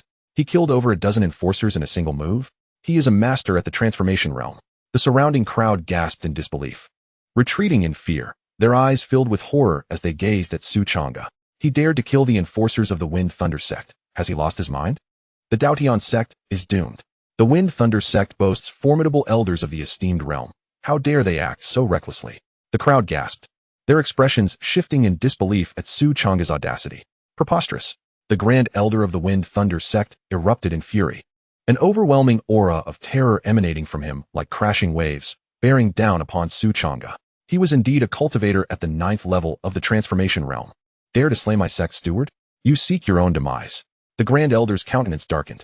He had assumed that a dozen stewards could easily handle the disciples of the Dao Tian Sect, hence his inaction. Yet, to his astonishment, those stewards were effortlessly defeated by Changge in a mere instant. The ones courting death are you. Changge's expression remained impassive as he declared, I have yet to settle the score regarding your encroachment upon the resources and territory of the Dao Tian Sect. Today, I shall collect a portion of interest. With that, Changge took a bold step forward, charging directly at the Grand Elder of the Wind Thunder Sect. A mere second-tier transformation realm cultivator, seeking death. The Grand Elder sneered, conjuring a massive black sword that he swung viciously at Changge. With a grand flourish, Changge summoned a battle automaton clad in black armor, wielding a battle blade as it advanced upon the Grand Elder. The clash of sword against sword resounded with a deafening boom. The violent surge of spiritual energy radiated from the epicenter, sending forth a terrifying shockwave that spread in all directions. Run! The throngs of martial artists in the square trembled in fear, hastily fleeing the scene. The recruitment event of the Wind Thunder Sect was clearly doomed. The battle automaton, shrouded in armor with only its crimson eyes visible, engaged fiercely with the Grand Elder in a brutal contest. At that moment, Guzi Lintian and Luo Xiaoqiao also activated their respective battle automatons. The three formidable constructs, brimming with murderous intent, charged at the Grand Elder of the Wind Thunder Sect. No, stop. I am the Grand Elder of the Wind Thunder Sect. If you dare to slay me, the sect will not let you go, he bellowed, desperately attempting to intimidate his adversaries with the name of his sect. Alas, the automatons remained oblivious to his threats. With a flurry of lethal blade strikes, the Grand Elder was swiftly dispatched. You have no hope of survival. Under Guzi's command, one of the battle automatons unleashed a strike that decimated the remaining ferocious mounts and several disciples of the Wind Thunder Sect. Subsequently, the automaton adeptly searched the corpses, extracting treasures from the elders and stewards of the Wind Thunder Sect before departing. Chapter 66. Rising Prestige. Let us depart. After recalling the battle automatons, Changge activated the spirit wind boat, lifting into the air with his companions, leaving behind a stunned populace in Wind Thunder City. The recruitment event of the Wind Thunder Sect had been interrupted by a fox demon, inciting the stewards to attempt its extermination, which resulted in the intervention of the Dao Tian Sect. Not only did they intervene, but the Dao Tian Sect also decimated over 20 martial artists from the Wind Thunder Sect. The Grand Elder, a powerful 9th-level cultivator of the transformation realm, was vanquished on the spot. The Dao Tian Sect boasts 4 cultivators at the 9th level of the transformation realm. What is the origin of the Dao Tian Sect that instills such profound terror? News cascades forth like an avalanche, spreading with astonishing swiftness, leaving martial artists across the realm aghast. The Feng Lei Sect, a formidable sovereign of this territory, boasting powerful elders and a lineage spanning millennia, finds itself for the first time ever brazenly challenged. This time, the Feng Lei Sect has suffered not merely the loss of an elder and a dozen stewards. It has also incurred a grievous blow to its reputation and a significant decline in prestige. Dao Tian Sect, you seek your demise. Upon the news reaching the Feng Lei Sect, a thunderous roar erupted, reverberating like rolling thunder, shaking the very heavens and earth. The long-dormant elder of the sect emerged from seclusion. Ding! The Dao Tian Sect emerges, its prestige surpassing 10,000, receiving system rewards. 6th tier formation, rock-solid formation. Primary Earth Spirit Vein. At that moment, a system notification resonated in Changge's mind. Earth Spirit Vein? Changge's heart trembled, followed by an overwhelming joy. What is a spirit vein? It encompasses the magnificent essence of heaven and earth, connecting to the vast land, capable of directly transforming the spiritual energy of a locale. If the spirit vein were to be established beneath the Dao Tian Sect, it would transform from a desolate place into a paradise. Subsequently, a continuous flow of spiritual energy would emerge from below, significantly enhancing the cultivation speed of all. Over time, it would also alter the environment, allowing mountains and vegetation to flourish with spiritual resonance. This is precisely the resource that the Dao Tian Sect desperately craves. The higher one's cultivation, the greater the demand for spiritual energy and the necessity for even purer spiritual energy. The energy provided by spirit stones is no longer sufficient for those at the transformation realm. With a thought, Changge opened the sect panel. Sect, Dao Tian Sect. Members, 4. Beasts, 1. Treasures, 6th tier techniques x5. Spirit stones, 1. 265, 430. Prestige, 12, 500. Evaluation, the sect is emerging. It turns out that elevating prestige brings rewards. How delightful. Changge nodded to himself, his gaze falling upon the half-demon maiden beside him. Changge possessed a delicate figure, her skin as white as snow, and with her fox demon bloodline, her beauty was truly captivating. Coupled with her snow-white fox ears and fluffy tail, she exuded an enchanting allure. Thank you, esteemed senior, for saving my life. Changge immediately knelt before Changge, her gratitude genuine. Had it not been for Changge's intervention, she would have perished at the hands of the Feng Lei Sect steward. Not only did he save her, but he also forged a deadly enmity with the Feng Lei Sect on her behalf. Changge smiled faintly and inquired, would you be willing to take me as your master? I am willing. Disciple Changge greets the master. Changge's heart brimmed with joy as she hastily performed the vow of apprenticeship. Born into humble beginnings and having lived a life of solitude, she faced scorn wherever she went due to her demon lineage, enduring a tumultuous existence. Now, She felt a long-lost warmth and kindness from Su Changge and the members of the Dao Tian Sect. Ding. Host has completed the task of accepting a disciple. Task rewards. 6th tier technique Star Shatter technique. 6th tier technique Indestructible Golden Body. 6th tier Killing Formation Mystic Thunder Formation. 6th tier Magical Artifact Demon Suppressing Tower. Enlightenment Stone X1. Spirit Stones. 500. 000 have been distributed. As the system's notification sound echoed, several resources materialized within the system space, available for Su Changge to extract at her convenience. Indeed, her discerning eye was commendable. This girl possessed at least mid-tier aptitude within the Xian realm. The canine twitched its nose and nodded in satisfaction. As the Silver Moon Wolf King, it was particularly sensitive to the demonic bloodline within Qingyu, allowing it to discern her innate potential. Chapter 67. 4th Disciple Qingyu. Allow me to introduce you. This is the venerable elder of Dao Tian Sect, whom you may refer to as Dogzi, Su Changge began. This is your senior brother, Lin Tian, your second sister, Luo Qiao, and your third sister, Yin Xuanning. Now that you are here at Dao Tian Sect, we shall all be like family. So there is no need for excessive formality. Presenting a storage ring to Qingyu, Su Changge added, this is a small gift prepared for you by your master. Upon receiving the disciple mission, she had already arranged this token of welcome. Within the ring lay the demonic Emperor Blood Transformation Technique, along with other skills, treasures, medicinal elixirs, and spiritual stones. Thank you, Master. Qingyu expressed her heartfelt gratitude as she accepted the storage ring. After refining it, her consciousness delved inside, and she was suddenly overwhelmed with astonishment. The demonic Emperor Blood Transformation Technique. Upon seeing this technique, her heart raced, and an intense premonition surged within her. This technique would undoubtedly be the greatest opportunity of her life. Hee, although Xuanning and I are younger than you, you must call us sisters from now on, Luo Qiao said with a cheerful smile. Lin Tian and Yun Xuanning also wore smiles, nodding in acknowledgement towards Qingyu. By the way, Qingyu, do you have any family? You can bring them back to Dao Tian Sect, Su Changge inquired. Qingyu's gaze dimmed slightly as she shook her head and replied softly, since I can remember, I have been all alone. With a gentle sigh, Su Changge patted the girl's head. Qingyu felt an extraordinary warmth from her hand, which filled her with a profound sense of security. Subsequently, Su Changge summoned the Lingfeng boat with all her might, propelling it at maximum speed back to Dao Tian Sect. Once Qingyu was settled, the first task Su Changge undertook was to establish the Xian Thunder Array and the Rock Solid Array. The Xian Thunder Array was primarily offensive, while the Rock Solid Array focused on defense. With these two formations in place, even a powerful revered one would find it challenging to gain the upper hand. After setting up the arrays, Su Changge concentrated her thoughts and extracted the spiritual vein, placing it within the territory of Dao Tian Sect. Boom! In an instant, the earth trembled, and pure, dense spiritual energy surged from beneath the ground, transforming into a hazy mist, akin to a vast tidal wave. Hiss! Such rich spiritual energy. What has this lad done? Dogzi exclaimed, astonished and delighted. Yun Xuanning gazed down upon the territory of Dao Tian Sect, and upon witnessing the continuous flow of abundant spiritual energy emerging from the depths, she too was struck with awe. A spiritual vein. How on earth did Master acquire this spiritual vein? In her previous life as an empress, Yun Xuanning was acutely aware of the rarity of earthly spiritual veins. Each spiritual vein could create a paradise, coveted by various sects. The fact that Su Changge managed to obtain a spiritual vein was nothing short of remarkable. The richness of the spiritual energy surpassed even that found within the Qingxia cave.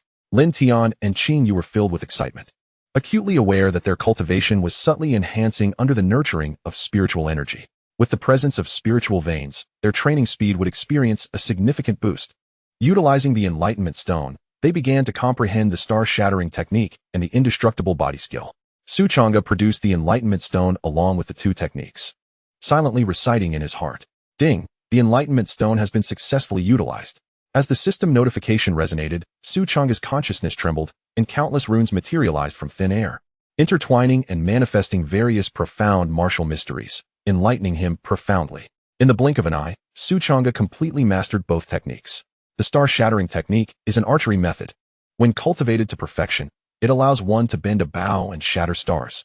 The indestructible body skill, on the other hand, is a body refinement technique that significantly enhances physical defense after training, rendering one impervious to blades and fire. When perfected, it can even condense a golden body, making it nearly impossible for even a King Realm expert to breach one's physical defenses. With a thought, a faint golden light illuminated Su Changge's body. He drew the Moonshadow Spear, channeling spiritual energy into his palm, and struck fiercely against his thigh, producing a resounding clang, with sparks flying, yet not piercing the skin. Excellent. Su Changge felt a thrill of joy. With this indestructible body skill, he could withstand the attacks of a ninth-layer transformation realm expert. Of course, this was only possible because he had thoroughly mastered the indestructible body skill, allowing him to unleash such power.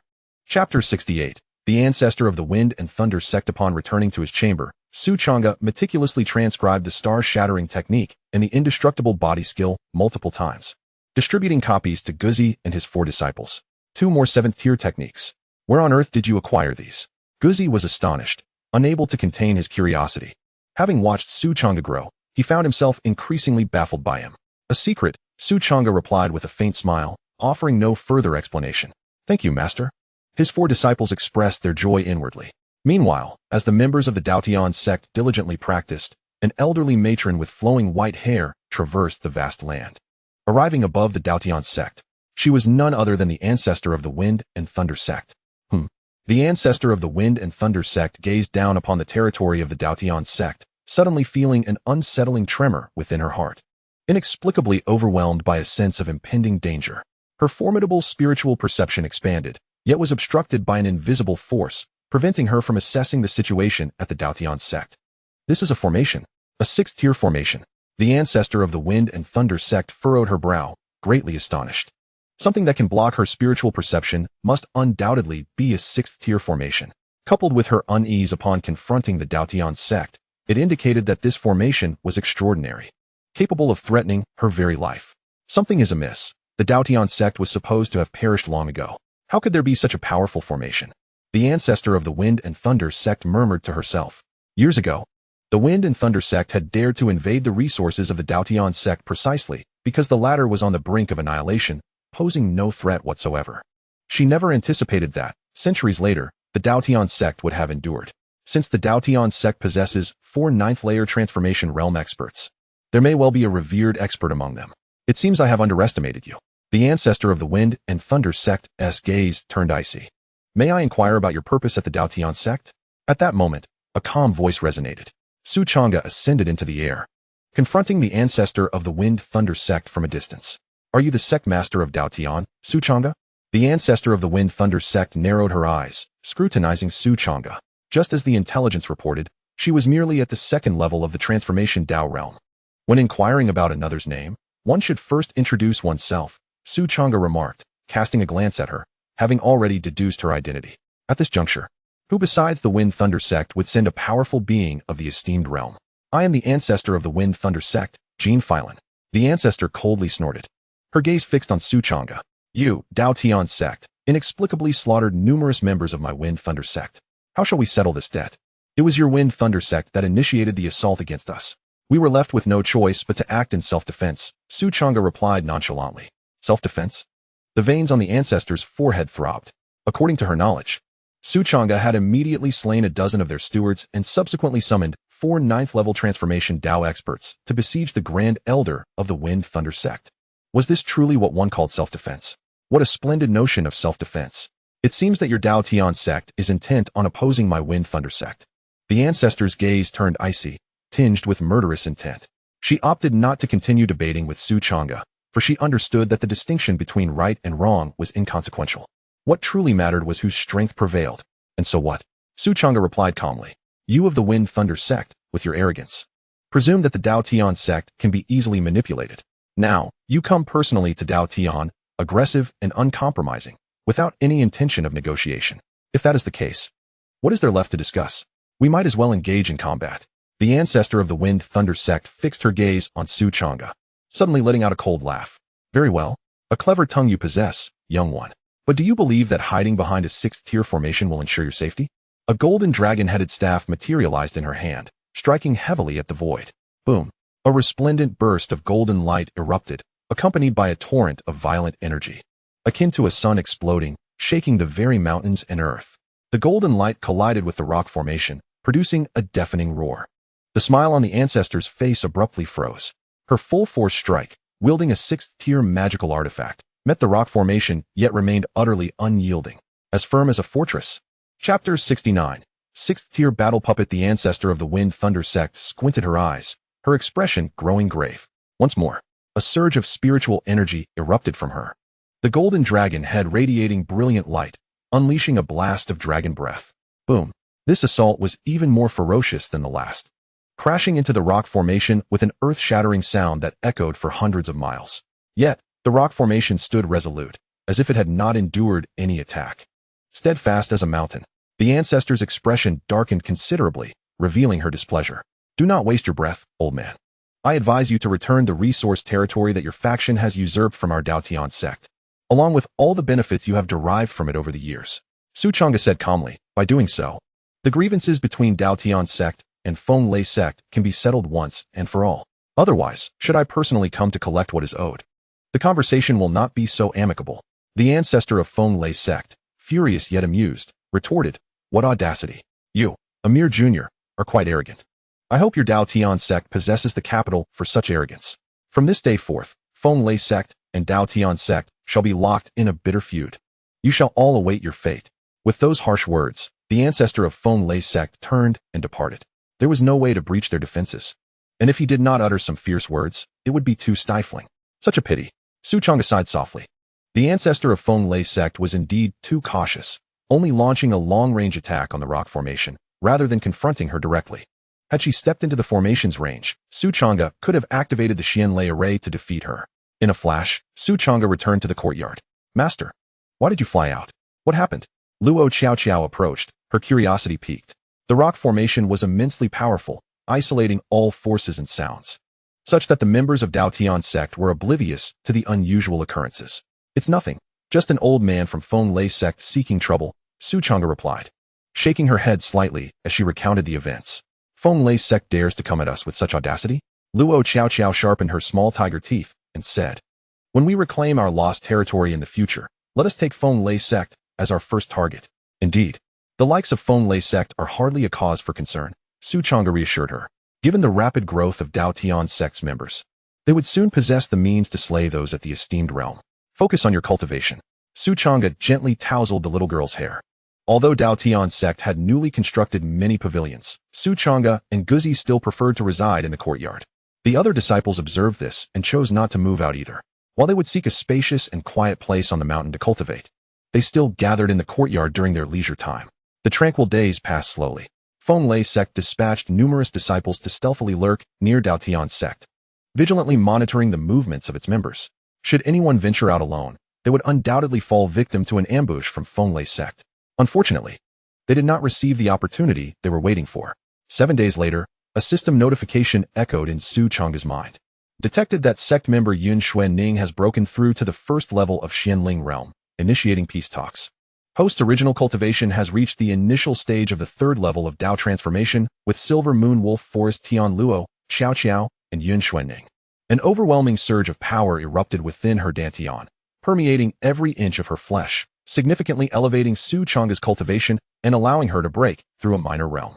A sect member has broken through a major realm. Congratulations to the host for receiving system rewards. 7th tier technique Golden Bell Art, 1 Enlightenment Stone, 1 6th tier Battle Puppet, and 500,000 Spirit Stones. The system notification rang out once more, filling Changge's heart with delight. A 6th tier Battle Puppet. The power of the 9th level of the Venerable Realm can now be unleashed. With this formidable Battle Puppet, the Dao Tian Sect can take the initiative to strike down strong practitioners of the Venerable Realm. Changge, suppressing his excitement, refined the Battle Puppet and stored it away. However, a single 6th tier Battle Puppet was insufficient for security. If other sects deployed multiple Venerable Realm practitioners to attack separately, it would pose a significant threat. Thus, he resolved to remain hidden and develop in secrecy. Truly, the Empress of Destiny is remarkable. Xuanning's cultivation speed is astonishing. Changge marveled quietly, filled with joy. Chapter 70. The Golden Bell Technique. Using the Enlightenment Stone, he sought to comprehend the Golden Bell Technique. Changge retrieved the Golden Bell Technique and the Enlightenment Stone, reciting a silent incantation within his heart. Ding! Enlightenment Stone successfully utilized. As the system's notification rang out, countless runes emerged in Changge's sea of consciousness, weaving together like a myriad of stars, forming a profound and intricate martial art. Various martial mysteries floated through his mind. enlightening him and allowing him to master the Golden Bell technique as if he had trained in it since childhood. The Golden Bell technique is a unique practice dedicated to the soul. With a mere thought, a hazy soul phantom within his sea of consciousness began to glow, gradually taking form. The human soul is inherently formless and intangible, invisible to the eye. Upon entering the transformation realm, the soul undergoes a metamorphosis, beginning to condense into a vague phantom and giving birth to a strand of divine consciousness. As cultivation continuously ascends, the soul becomes increasingly substantial. It is said that practitioners of the monarch realm have souls as solid as a real person, capable of leaving their physical body in times of life and death. They can abandon their flesh and seize another's body to prolong their existence. After cultivating the Golden Bell technique, Changge's soul expanded significantly, far surpassing other warriors of the same realm and reaching the pinnacle of the transformation realm.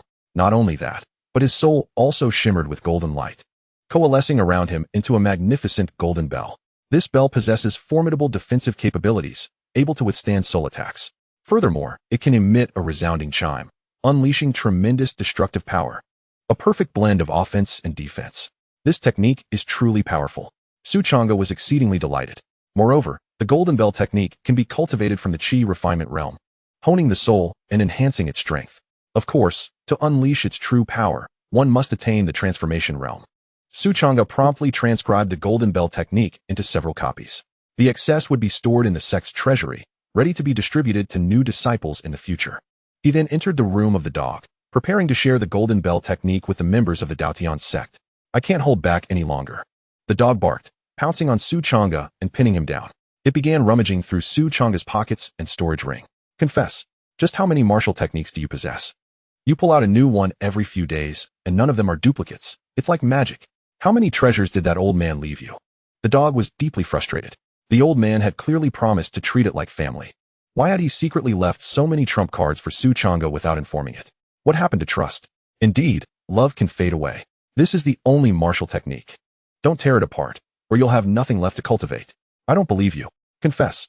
Changge pondered for a moment and replied, in truth, I possess a system that can automatically generate methods, treasures, spiritual stones, and other invaluable items at regular intervals. The dog fell silent, staring intently at Changge. Do you take me for a fool? Changge, at a loss whether to laugh or cry, retorted, the facts speak for themselves, otherwise. Do you think I could conjure such an abundance of items out of thin air? The dog remained unconvinced and continued to paw at Changge's clothes. How dare you tear my garments? This is intolerable. Changge exclaimed in fury, bending his legs and delivering a kick to the dog's rear. The dog, not to be outdone, retaliated, and a spirited battle ensued between the two, with fur and fabric flying in all directions. Moments later, Changge emerged from the dog's room in tattered clothing, adorned with several bite marks, grinning despite his disheveled appearance. Though he looked a sight, he was unhurt. This playful skirmish had been their norm since childhood. Changge regarded the dog as his closest family member, which was why he felt comfortable revealing the secret of the system. Whether the dog would believe him was entirely up to it. After changing into a fresh set of clothes, Changge distributed the Golden Bell technique among several disciples and guided them in their cultivation. He also handed over a 5th-tier battle puppet to Changge. Why does my master possess so many 7th-tier techniques? I thought the Dao Tian Sect was in dire straits. Why does it feel more prosperous than many major sects? Luo Xiao puffed her cheeks, increasingly convinced that the information she received in the northern Xian ancient kingdom was fabricated. Chapter 71. Steady progress. Time passed swiftly in this tranquil and harmonious period. Occasionally, the system's notification sound echoed in Changge's mind. Detected that sect member Silvermoon Wolf has broken through to the 4th level of the Xianling realm, initiating a request for peace. Detected that sect member Yun Xuan Ning has broken through to the 2nd level of the Xianling realm, initiating a request for peace. Detected that sect member Lin Tian has broken through to the 4th level of the Return to Origin realm, initiating a request for peace. Detected that sect member Luo Xiao has broken through to the 2nd level of the Return to Origin realm, initiating a request for peace. Detected that sect member Qingyu has broken through to the 1st level of the Return to Origin realm, initiating a request for peace. Host cultivation level has risen to the early stage of the 6th level of the transformation realm, alongside Silvermoon Wolf, Lin Tian, Luo Xiao, and Yun Xuanning. Half a month had elapsed. Under the nurturing of the spiritual veins, both the dog and the 4 disciples had made significant progress in their cultivation. Changge's cultivation also advanced to the 6th level of the transformation realm, marking a considerable improvement.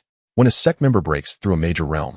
Congratulations to the host for receiving system rewards. 7th tier technique 9 spirit celestial method, 1 enlightenment stone, 1 6th tier battle puppet, and 500,000 spiritual stones. Changge's breakthrough to the return to origin realm brought the anticipated system rewards. A 6th tier battle puppet. Excellent. Now I possess 2 6th tier battle puppets. That's quite sufficient. Changge thought, a smile curling at the corners of his mouth. He retrieved the 9 spirit celestial method and, upon examining it, discovered that it was a technique of the demon race, specifically from the Fox clan. The rewards from the system followed a consistent pattern. Whenever a member broke through a significant realm, the associated reward techniques reflected this connection. The 9 spirits immortal technique appears to be a unique cultivation method that only Changge can practice at this moment. Changge stroked his chin, extending his consciousness to swiftly locate Changge. In a tranquil bamboo grove, Changge sat cross-legged upon a verdant stone, her petite frame exuding delicacy, while a fluffy, snow-white tail swayed gently. Her features were charming and graceful, imbued with an ethereal quality reminiscent of a fairy. Master? Changge suddenly caught a whiff of something, her eyes lighting up with surprise. Upon turning, she indeed beheld Changge standing behind her. Have you grown accustomed to life here during this time? Changge inquired, gently patting her small head. As his warm, broad hand brushed against her snowy fox ears, Changge felt a jolt of electricity coursing through her, her petite form quivering slightly. A faint blush gracing her cheeks. She did not resist this sensation. Rather, she found it novel and heartwarming. This period of life feels like a dream, where everyone cares for one another, akin to family. No, this is a life I never even dared to dream of before. All of this has been bestowed upon me by Master. Changge gazed up, her large, glistening eyes filled with affection for Changge. Changge smiled softly, saying, "You shall grow accustomed to it. This technique should suit your cultivation. Take a look." He presented the 9 spirits immortal technique to her. "Is this a technique of the Fox clan?"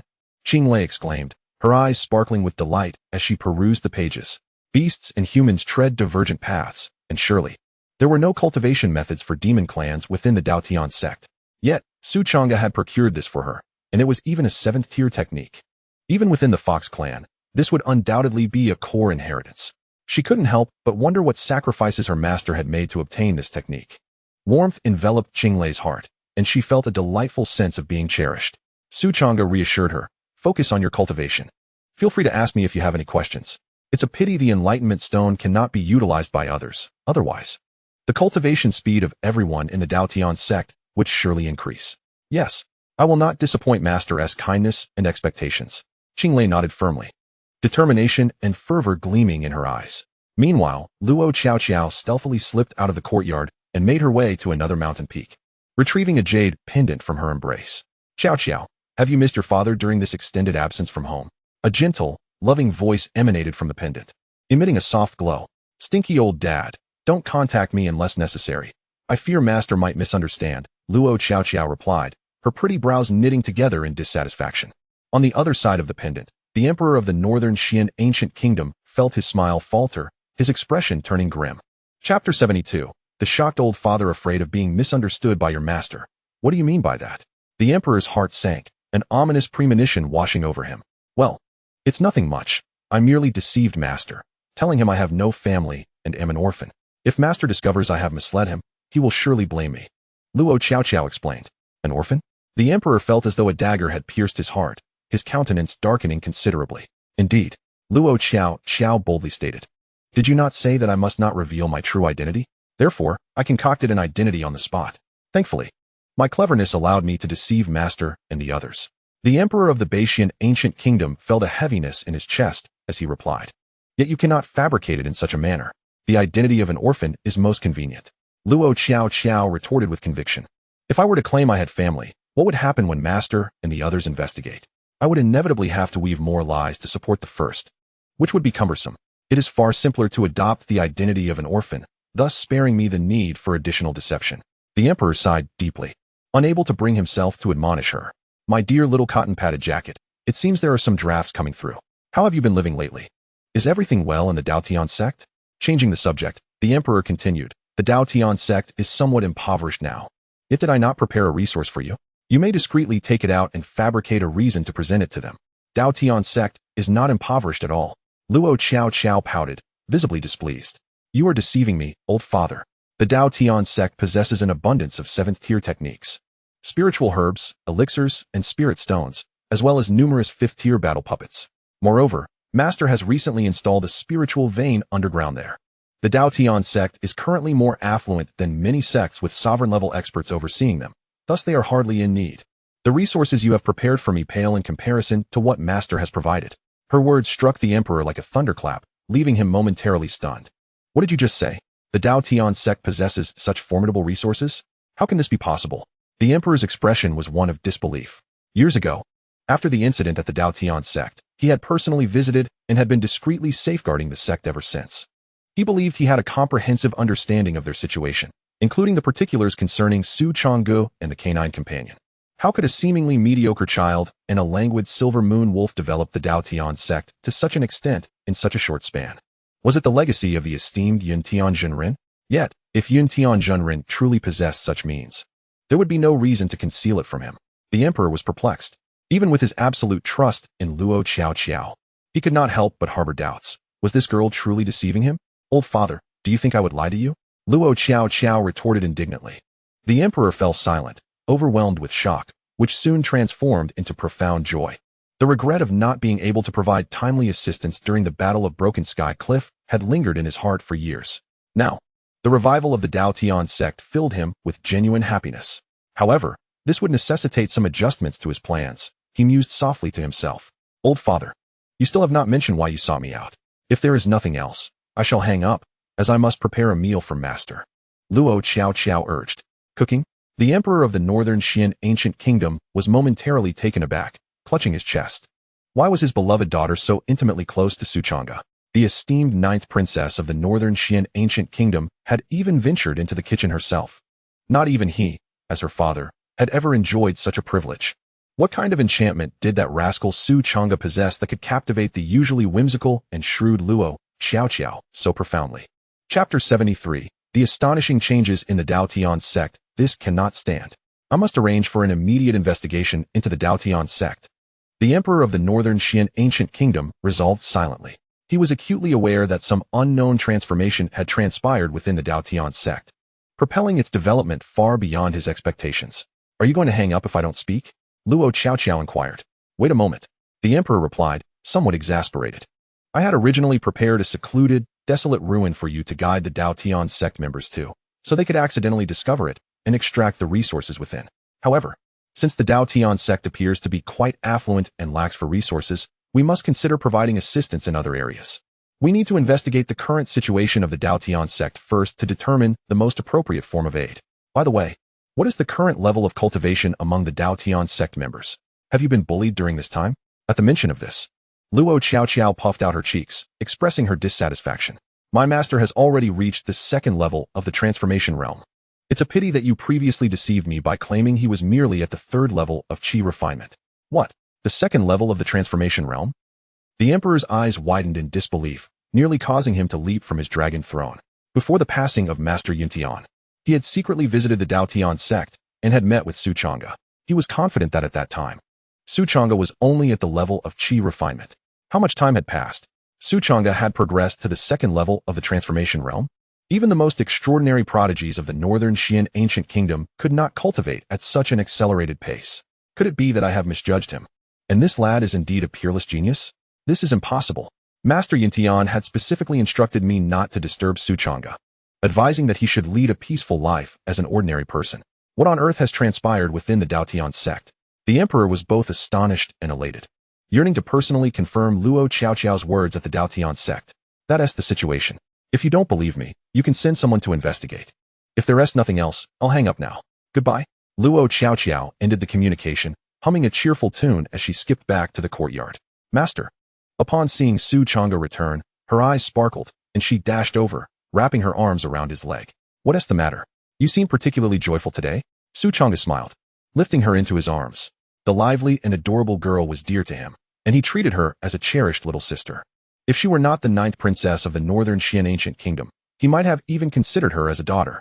He feared only that the Emperor would one day come seeking him with a sword in hand. Oh, nothing at all, just reminiscing about some delightful matters. Luo Qiao replied with a beaming smile. Indeed, Master, I have recently mastered a new dish. Allow me to prepare it for you. Just a moment. Su Changge's expression shifted slightly. Ahem, you have worked hard these past few days. Why not let your master cook for you instead? Although the young girl was eager to cook, she regrettably lacked the talent in that regard. After 2 months of effort, her most proficient dish was merely edible, nothing more. If the newly researched dish were to be seen by that dog, it would surely elicit a shake of the head. Master has already been cooking for many days. Today, let us allow him a well-deserved rest. Luo Qiao insisted, leaping from Su Changge's embrace and darting into the kitchen. Su Changge touched his chin, letting out a wry smile. The joyful and fulfilling moments passed swiftly. The dog and the 4 disciples progressed rapidly in their cultivation. Particularly, Yin Xuanning, who seemed to have activated some hidden potential, had consecutively broken through 3 minor realms. Thanks to them, Su Changge's own cultivation had advanced to the late stage of the 8th realm of transformation, just as the Dao Tian Sect thrived and life grew ever more prosperous. In the Great Cloud Dynasty, the royal capital, at the Lin family estate, boom, boom, boom, with 3 earth-shattering auras erupting, the entire Lin family compound quaked violently, akin to a volcanic eruption. Fortunately, the Lin family estate was fortified with numerous formations, containing all commotion within, otherwise, it would have alarmed half the royal capital. Chapter 74. The 3 elders come knocking within the Lin family estate. The underground had been hollowed out to construct a vast subterranean palace. At this moment, 3 imposing men were seated amidst a raging sea of blood, bare-chested. Their skin was adorned with black markings that twisted and writhed eerily. The trio exuded a magnificent and terrifying aura, instilling dread in countless hearts. All 3 had ascended to the esteemed realm of elders. Excellent. Truly fortuitous for my Lin family. The ancestral figure of the Lin family could not help but throw his head back in laughter, filled with unrestrained joy. 3 elder realm powerhouses, sufficient to sweep across the 6 directions and 8 regions, to reign as kings and emperors, establishing a formidable sect. The ancestral figure even entertained a wild notion of annihilating the royal family of the Great Cloud Dynasty and proclaiming himself emperor. Restraint. The royal family likely possesses more than 3 elders, and their cultivation is not to be underestimated. Endure a little longer. Once these 3 improve by a few more minor realms, my Lin family shall rise to power.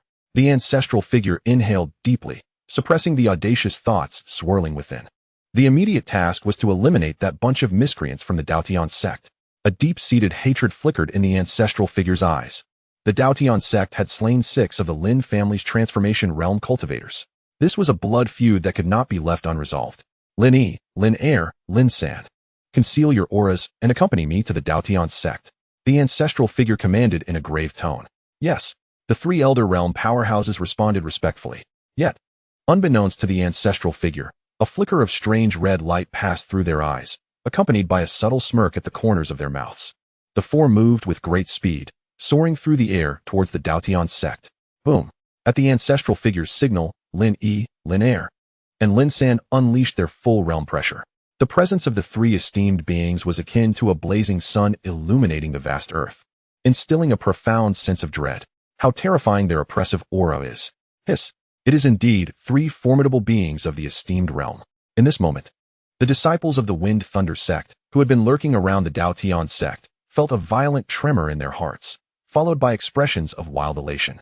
How reckless of the Dao Tian Sect to provoke 3 beings of the esteemed realm. Now, there is no need for us from the Wind Thunder Sect to intervene. These 3 esteemed beings can easily annihilate the Dao Tian Sect. Quickly, relay the news back to the sect. The disciples of the Wind Thunder Sect were filled with excitement, closely observing the 3 esteemed beings.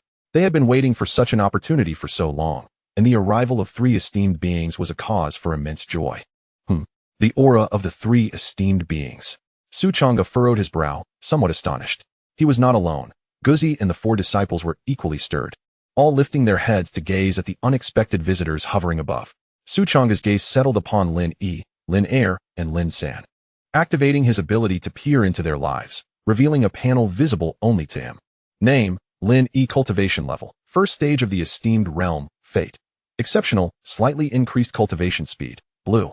Blood calamity, life is short. Black, life script. Originally the son of a merchant, he was killed along with his family by the Lin family's patriarch due to his extraordinary talent, only to be saved later, leading him to feel immense gratitude towards the patriarch and willingly become a loyal servant.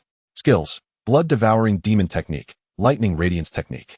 3 talents: sword technique, treasure, swift sword, talent, Mid-tier Xian level. The life information for Lin Er and Lin San was largely similar to Lin Yi's, both having fallen victim to the patriarch's sinister designs, ensnared as loyal servants through bloody and dark means. Su Changge's gaze sharpened as he turned to the Lin family patriarch. Name: Lin Yongning. Cultivation level: 9th stage of the transformation realm. Fate: exceptional, slightly increased cultivation speed. Blue.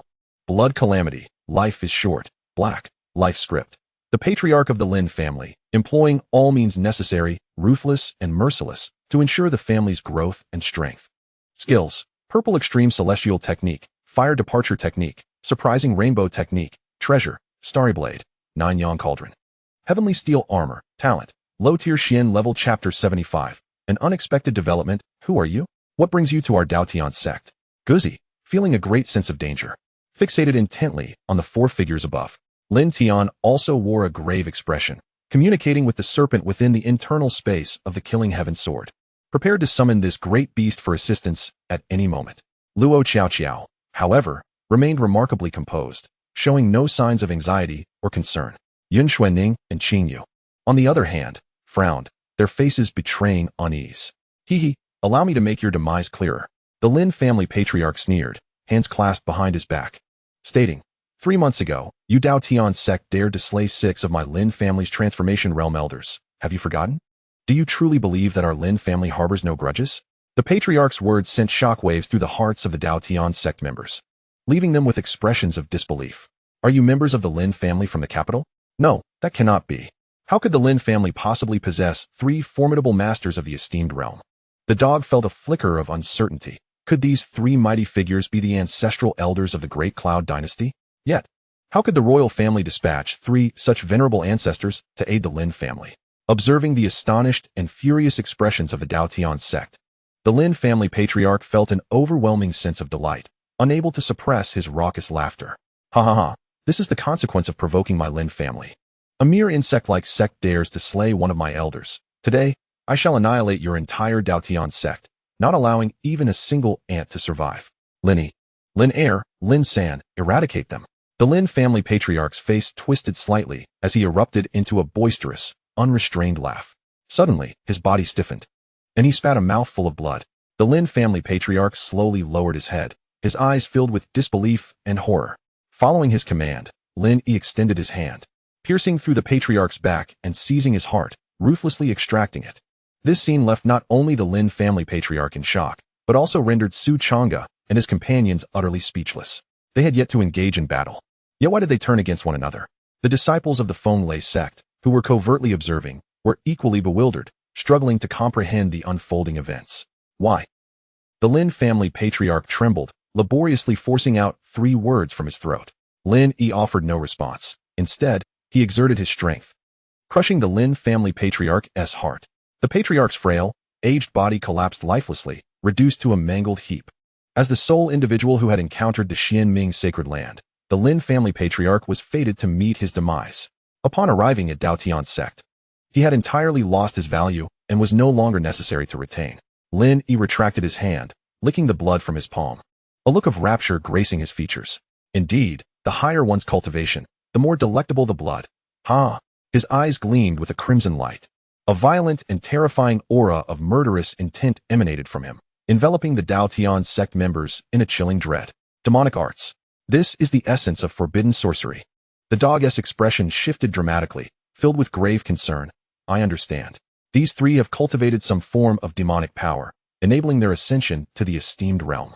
It matters not. I shall intervene. Su Changge responded with remarkable composure, unperturbed. Lin Yi, Lin Er, and Lin San were merely at the first level of the esteemed realm. Su Changge need not even deploy his 6th-tier battle puppets. Should they dare to breach the confines of the Xianlei formation, their demise would be inevitable. Ha! Lin Yi, Lin Er, and Lin San's eyes glowed with a sinister red hue, dark spiritual energy swirling around their bodies, resembling 3 unparalleled fiends, each wielding a swift blade as they charged toward the Dao Tian Sect. You have brought this upon yourselves. A smile graced Su Changge's lips. Boom. As Lin Yi, Lin Er, and Lin San stepped into the realm of the Xianlei formation, Su Changge activated the formation, an intricate web of runes blossoming like a myriad of stars, continuously intertwining. Thousands of bolts of lightning converged, unleashing an earth-shattering power akin to divine retribution, hurtling towards them with ferocity. Chapter 76. The Strange Monster. The heavens roared as the tempest of lightning erupted, enveloping Lin Yi, Lin Air, and Lin San, transforming the surroundings into a sea of thunder. The overwhelming force instilled a sense of dread, even in Su Changge. What an astonishing formation. Even Guzi couldn't help but gasp in astonishment. This Xianlei formation ranks among the finest within the 6th tier of formations, capable of threatening the lives of formidable beings at the 8th or 9th level of the Venerable Realm. Clearly, the 3 venerable experts from the Lin family did not possess such high cultivation. This is assured, under the watchful eyes of the crowd. The ferocious and terrifying lightning struck down in succession, despite Lin Yi, Lin Air, and Lin San exerting their utmost. They could only withstand the onslaught for a mere 2 breaths. They were subsequently struck down, reduced to ashes. Is this it? Guzi and Lin Tian were somewhat bewildered. The Lin family had approached with great fervor, expecting a fierce battle. Who could have anticipated that the Lin family would first suffer internal strife, their ancestor slain by their own kin, and then the 3 venerable experts would charge into the Xianlei formation, only to be annihilated instantly. This victory felt almost too effortless. The disciples of the Wind and Thunder sect, lurking nearby and observing in secret, were equally dumbfounded, their minds buzzing in disbelief. These were 3 venerable experts. How could they be slain at first glance? What kind of formation is this? The expressions of the Wind and Thunder sect disciples turned grave, as they hurriedly recorded the events that had transpired and utilized their communication treasures to relay the news back to their sect. Not yet. It is not over. Su Changge suddenly furrowed his brow, his gaze fixated on the spot where Lin Yi, Lin Air, and Lin San had fallen. As the lightning gradually dissipated, the bodies of Lin Yi, Lin Air, and Lin San had been reduced to ash, leaving behind swirling black mist. In the blink of an eye, the black mist coalesced and fused, taking the shape of a grotesque and distorted monster. Whoosh! The black creature opened its blood-red eyes, grinning menacingly at the disciples of the Dao Tian Sect. What on earth is this? Guzi was astounded, his body tensed, a silver mark suddenly appearing on his forehead. From this black creature, he sensed an overwhelming threat. Boom! With a thought, Su Changge activated the Xianlei formation once more, unleashing countless bolts of lightning that dazzled and illuminated the heavens. The surging and violent power of the lightning was enough to slay experts at the 7th and 8th levels of the Venerable Realm, possessing unparalleled might. However, the lightning surged through the black monster, failing to inflict any harm upon it. This black creature was like a specter, intangible and insubstantial, effortlessly traversing the tempest of lightning and charging towards Su Changge. Clang! With a thought, Su Changge summoned forth a battle puppet clad in black armor, drawing forth its battle blade and striking with a fierce blow. A full-powered strike from a 6th-tier battle puppet could even compel a 9th-level venerable expert to evade its edge. Yet, the black monster neither flinched nor dodged, enduring the blow with resilience, becoming slightly more indistinct but sustaining no significant damage. What manner of creature is this? The dog felt a chill run down its spine, momentarily distracted from pondering why Su Changge possessed a 6th-tier battle puppet. Just as it intended to activate the Wolf King seal, a token appeared in Su Changge's hand. Suppression. Spiritual energy surged within Su Changge's palm as he forcefully activated the Master Token. In an instant, an ancient and supreme aura awakened, resembling a celestial decree that enveloped the black monster.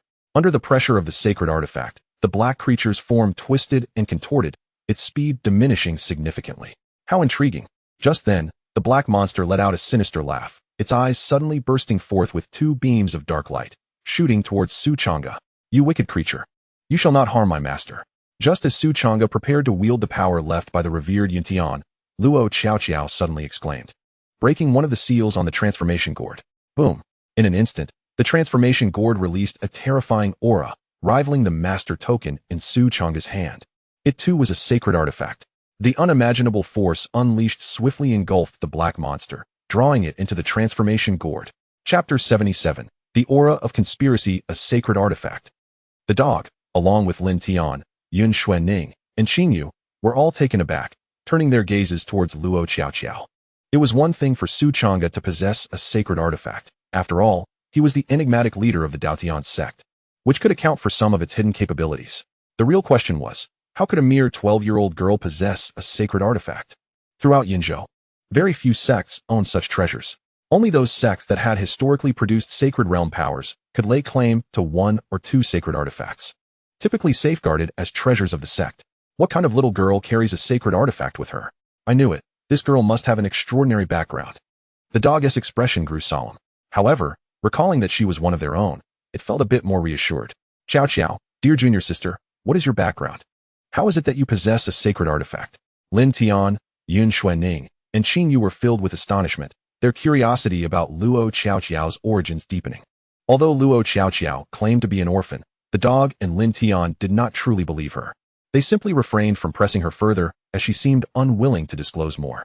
Luo Xiaoqiao shook the transformation gourd in her hand, tilting her ear to listen for a moment before letting out a sigh of relief, a charming smile gracing her youthful face. Humph, wicked creature. You think you can harm my master? Just watch as I deal with you. Luo Xiaoqiao declared fiercely. Su Changge stroked his chin, deep in thought. Even if the transformation gourd was a sacred artifact, it required the power of the sacred realm to unleash its full potential. The gourd's recent resurgence and the terrifying force it unleashed were clearly beyond what Luo Xiaoqiao could achieve on her own. It seemed this was a life-preserving measure left to her by the emperor of Baixian ancient nation. This girl had utilized the emperor as trump card to protect herself, which touched Su Changge. Indeed, his care for her had not been in vain. Changge, something about this situation feels profoundly amiss, exceedingly amiss. The canine's expression grew solemn as he remarked, it is conceivable that there may be an individual from the Lin family who has ascended to the realm of the venerable. Yet the simultaneous emergence of 3 such individuals is rather unusual. The fact that the 3 venerable powerhouses of the Lin family could perish, yet still give rise to such bizarre and terrifying entities is a feat beyond the capabilities of an ordinary clan. Even the royal family of the Great Cloud Dynasty would be incapable of such a maneuver. At the very least, it would require a sovereign-level expert to conjure such fearsome monstrosities. It is highly likely that a sovereign-level powerhouse is backing the Lin family. Upon hearing this, Lin Tian, Yun Xuanning, and Qing Yu all furrowed their brows, their spirits weighed down. If what the canine had surmised was indeed accurate, it would spell significant trouble. Su Changge narrowed his eyes, a name surfacing in his mind, the Xianming Sacred Ground. The entity most likely to employ such strange tactics against the Dao Tian Sect would be none other than the Xianming Sacred Ground. Unfortunately, Su Changge had no tangible evidence to substantiate this suspicion, nor was he certain if it was indeed the Xianming Sacred Ground behind it. Logically speaking, other major sects with sovereign-level experts stationed within the territories of the Dao Tian Sect could also be behind such actions, even if the Lin family truly had a sovereign-level expert supporting them. The fact that this individual had not revealed themselves and had chosen to act through the Lin family indicated a certain level of trepidation, suggesting they were reluctant to appear too openly. I will investigate this matter. You need not worry excessively, Su Changge reassured the others. He then produced a 6th-tier combat puppet and handed it to the canine. Wow, I haven't even inquired yet, but how do you possess a combat puppet? And a 6th-tier one at that? The canine was genuinely astonished.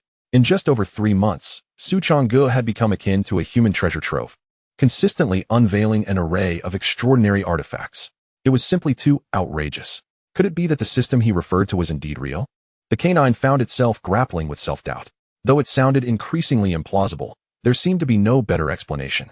For the majority of the treasures Su Changge produced were not items that the esteemed Yun Tian had possessed. This was not a legacy from Yun Tian. This is a secret, Su Changge said with a faint smile, evading the canine's persistent inquiries for further explanation. Then, what about yourself? You've left me with a 6th-tier combat puppet. The canine asked, somewhat despondent. I have others, Su Changge replied. I intend to journey to the royal capital of the Great Cloud Dynasty to investigate the Lin family and discern who is orchestrating these events behind the scenes. You all should remain here to guard the home. I want to go too. Both the canine and Luo Xiaoqiao exclaimed in unison. It is unnecessary for everyone to venture out for every matter. You should focus on your cultivation within the sect. Be obedient. Su Changge said with a hint of exasperation. The canine opened its mouth to protest, but suddenly fell silent. It was merely concerned for Su Changge's safety and wished to accompany him to provide protection. However, it dawned on the canine that perhaps Su Changge no longer required its safeguarding. Without the Wolf King seal, the canine was merely at the realm of the mystic spirit and could not match Su Changge's prowess. Even with the Wolf King seal, Su Changge wields a sacred artifact, allowing him to unleash power that rivals it. So be cautious. I can hardly be bothered to accompany you. The little dog muttered softly. Yet within, an intense sense of urgency surged. It resolved to devote itself to more rigorous training. Otherwise, becoming a burden in the future was simply unacceptable. Luo Xiaoqiao, on the other hand, pouted, somewhat displeased. Very well, wait for my return in peace, Su Changge smiled, affectionately ruffling Luo Xiaoqiao's hair. After assuring everyone to continue their training, Su Changge soared into the air, preparing to head towards the Lin family in the royal capital. Suddenly, Su Changge halted, his powerful spiritual sense detecting an anomaly. Although the disciples of the Wind and Thunder sect remained distant from the Dao Tian sect territory, their presence was still keenly sensed by Su Changge. Hovering in the air, he gazed down upon a dense thicket, while no figures were visible. Activating his life insight revealed several life signatures within the jungle. Name: Zhou, cultivation level, 8th layer of the return to origin realm, destiny. Slightly gifted, slightly enhanced cultivation speed, green, life script. Inner disciple of the Wind and Thunder sect. Techniques: Wind and Thunder art, Hua Feng sword technique. Linked fist treasure, Starsteel sword, talent. Upper yellow grade name. Li Hua. The individuals hiding in the thicket were all disciples of the Wind and Thunder sect. Among them was even a steward of the profound spirit realm. They had indeed sent people to lie in wait. Su Changge furrowed his brow. His formidable spiritual sense expanded. Searching meticulously, moments later, he detected other presences nearby. Though they were well concealed, Su Changge, nearing the realm of a venerable, possessed the golden bell technique, granting him a soul and spiritual intensity far exceeding that of ordinary warriors at the same level, comparable to those of the venerable realm. Hence, he could sense the faintest of auras. Wind and Thunder sect, just wait, I shall deal with you later. A cold smirk graced Su Changge's lips. He refrained from hastily confronting these disciples and instead continued his journey to the royal capital of the Dayun dynasty. The members of the Dao Tian sect were equipped with 5th-tier battle puppets. Unless a venerable personally intervened, harming them would prove exceedingly difficult. The immediate priority was to investigate the Lin family and uncover who was orchestrating the schemes against the Dao Tian sect. Meanwhile, chaos had erupted within the Lin family. As 3 death warriors ascended to the venerable realm, the terrifying pressure they emitted filled the upper echelon of the Lin family with exhilaration and anticipation. Subsequently, the family's ancestor led the 3 venerables stealthily towards the Dao Tian sect, seeking vengeance for the fallen 6 elders of the Lin family. A handful of informed senior members of the Lin family eagerly awaited the return of their ancestor. However, what they received instead was the shattered soul tablets of the ancestor and the 3 death warriors. The shattering of the soul tablets signified death and obliteration of the soul. The senior members of the Lin family were left in a state of shock, unable to accept this outcome. Chapter 79. Journey to investigate the Lin family. Impossible. Absolutely impossible. The patriarch of the Lin family was engulfed in darkness, unable to suppress a thunderous roar. Clutching his chest, his body trembled violently, teetering on the brink of collapse. Before him lay the remnants of an ancestor at the pinnacle of the 9th level of the transformation realm, accompanied by 3 formidable warriors of the venerable realm. Not only could they easily sweep away the meager Dao Tian sect, but they could also lay siege to the royal court of the Great Cloud dynasty without a hitch. Yet, whether they could actually conquer it was another matter entirely. How could all 3 venerable realm warriors possibly perish? It was not only him. The senior members of the Lin clan were similarly unable to fathom this outcome. Just moments ago, they had been dreaming of the Lin family soaring to prominence with the addition of 3 venerable realm warriors, transforming into a top-tier clan, breaking free from the control of the Great Cloud dynasty, and claiming their own territory to forge a new path. The next instant, however, the soul tablets of the clan's ancestor and the 3 venerable warriors shattered into oblivion. Dao Tian Sect. Wasn't it said that the Dao Tian Sect had been annihilated long ago? Why did it possess such terrifying power? No, this could not be the Dao Tian Sect. There must be another sect secretly aiding them. Whomever it may be, those who dared to slay so many of our Lin family strong will face our relentless vengeance. The high-ranking members of the Lin clan were on the verge of collapse, unleashing cries of sorrow and fury. With the demise of their ancestor and the 3 venerable warriors, the Lin family was now left with but a solitary warrior of the 2nd level of the transformation realm. What did this signify? Other noble families in the capital would surely seize the opportunity, taking advantage of their weakness to plunder and ultimately annihilate the Lin family, dividing their resources among themselves. The Lin family had spent years amassing wealth and influence, drawing the envy of various clans and sects. Now, with only a single 2nd-level transformation realm warrior remaining, they could hardly defend their vast fortune. Staying in the capital was no longer an option. While the other families and sects had yet to receive word, they must swiftly relocate their family assets. All promising young members of the clan must be evacuated and hidden away. With a heavy heart, the patriarch of the Lin family immediately issued a series of commands. Were it not for his official position, he would have longed to flee the capital at once. Yet, he could not leave. Too many members of the Lin family held official titles. If they all disappeared, it would surely provoke a search from the royal family. leaving no escape for anyone. Remain calm, he thought. We possess official titles. The other clans and sects would not dare to harm us. First, we shall evacuate those without titles. Then we shall be safe. Taking several deep breaths, the patriarch's mind raced as he contemplated the future of the Lin family. Unbeknownst to him, a shadow had silently appeared above the Lin family's courtyard, observing the members below. Changge's gaze fell upon the Lin family patriarch, activating his ability to glimpse into the lives of others, revealing the patriarch's life information before him. Name, Lin Shinran, cultivation level, 3rd level of the profound spirit realm, fate, slightly gifted, slight increase in cultivation speed, green, life script, patriarch of the Lin family, minister of justice in the Great Cloud Dynasty, technique, purple ultimate heaven skill, fire departure technique, startling rainbow skill, treasure, mystic ice sword, chain armor, silver ring blade, talent, high-quality yellow rank. Changge's gaze swept across the individuals within the Lin family estate, absorbing their life information in a fleeting moment. However, he found no useful clues. With a decisive step, Changge summoned a silver spear into his hand and, in an instant, thrust it forward. Boom! The sharp, terrifying force erupted from the spear's tip, resonating with thunderous sounds in the void. The Lin family estate was fortified by a multitude of formations, 5 of which were 5th tier, rendering it exceptionally secure. Yet, even these formidable defenses faltered against Changge's fearsome assault, as the array patterns shattered and the runes collapsed. One formation after another succumbing to his overwhelming power. Who dares? The senior members of the Lin family were jolted, their heads snapping up in alarm. Is it him? Upon recognizing Changge's visage, they trembled in shock. Although they had never encountered him in person, they had seen his likeness during their investigations into the Dao Tian Sect and immediately recognized him. Chapter 80. Interrogation. The sect master of Dao Tian, Changge? Cursed be it. How could he possibly be here? The leaders of the Lin family felt as if they were plunged into an icy abyss. A wave of dread washing over them. Just after the demise of the Lin family's patriarch and 3 esteemed elders, Changge had arrived. Is it truly fate that seeks the destruction of the Lin family? Despair clouded the eyes of the Lin family's upper echelon. After several breaths, Changge forcefully breached a dozen formations and stormed into the Lin family estate. The powerful aura of an 8th-level transformation realm expert radiated from him like a primordial beast, instilling terror within the hearts of the Lin family's elite. Changge, you possess audacity beyond measure to dare invade my Lin family. The family head feigned composure, his voice trembling with feigned authority. I am the Minister of Justice of the Great Yin Dynasty, and these gentlemen are also officials of the court. You dare to intrude upon my residence at night. Do you intend to assassinate court officials? In this dire moment, he could only invoke the title of court official in an attempt to intimidate Changge. Indeed, I am the Deputy Minister of Rights of the Great Yin Dynasty, a second-rank official. According to court law, your nocturnal intrusion into my abode warrants treatment as an assassin.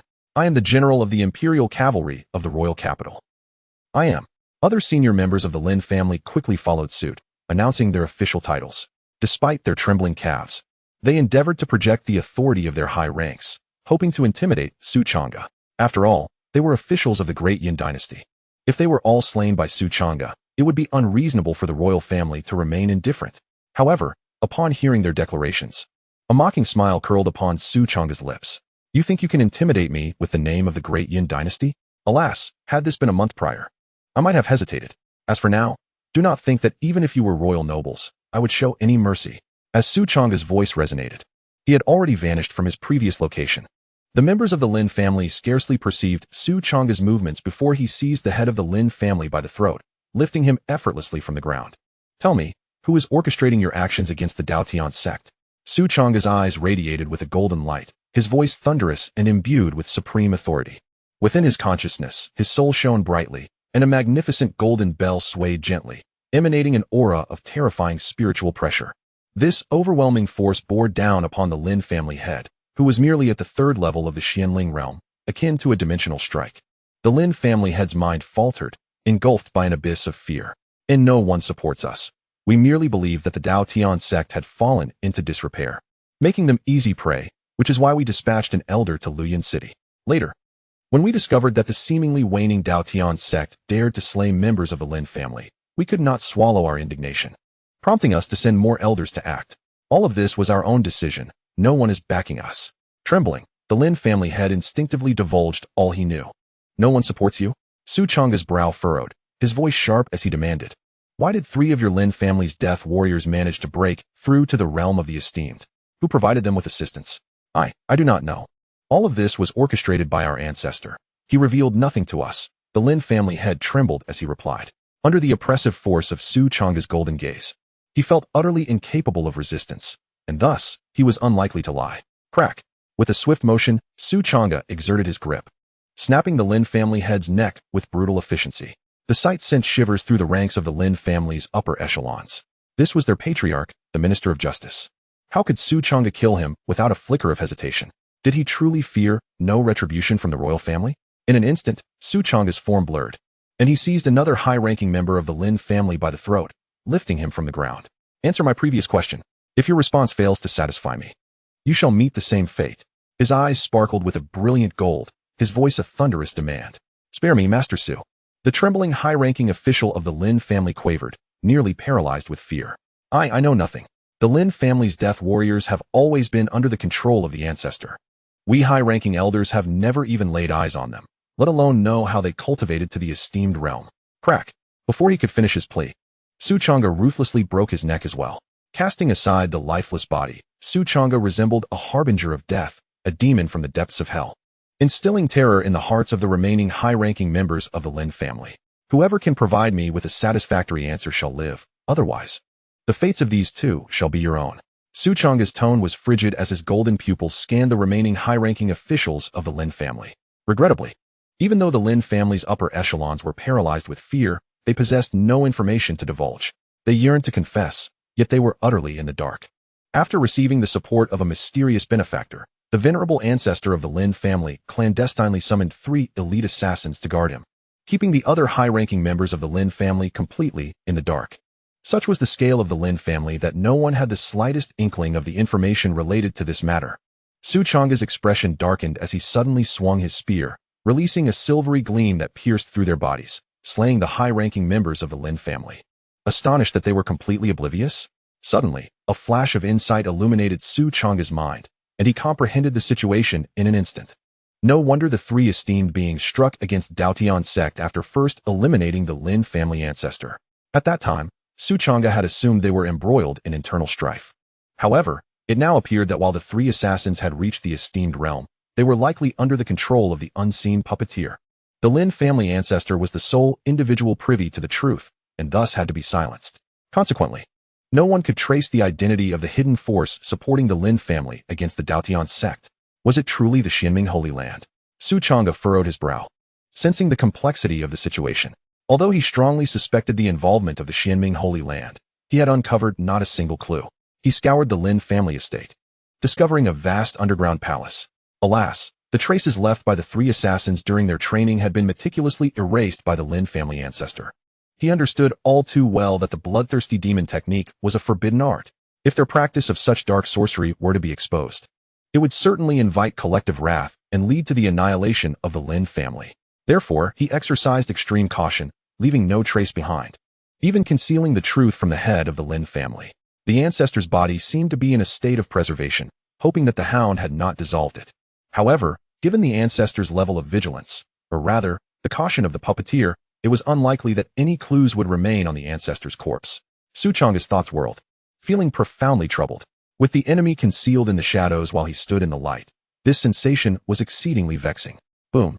At that moment, a cacophony of hoofbeats erupted, as if thousands of cavalry were galloping from all directions. A battalion of soldiers swiftly surrounded the Lin family estate. As Su Changge forcefully broke through the formation, the tremendous noise alerted the Lin family members who had already departed the estate. Some surmised that something had transpired at the Lin family estate and promptly reported to the royal court. Su Changge leaped into the air. Halt! You possess great audacity to slay an official of the Dayun dynasty. At that moment, a commanding voice boomed.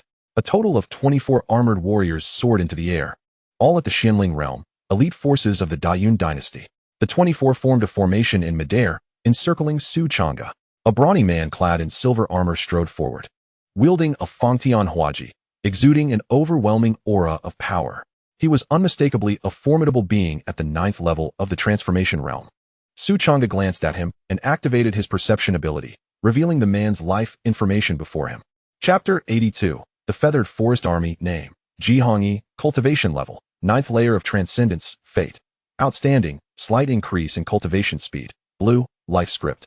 Eldest son of the Prime Minister of the Dayun Dynasty. Commander of the Feathered Forest Army. Techniques, pulse connecting technique. 9 styles of mountain opening, indestructible Vajra technique. Artifacts, Fong Tianhua halberd, black scale armor. Dark iron sword, talent. Mid-tier mystic, the commander of the Feathered Forest Army? Changge was somewhat astonished, not expecting the commander to be mobilized.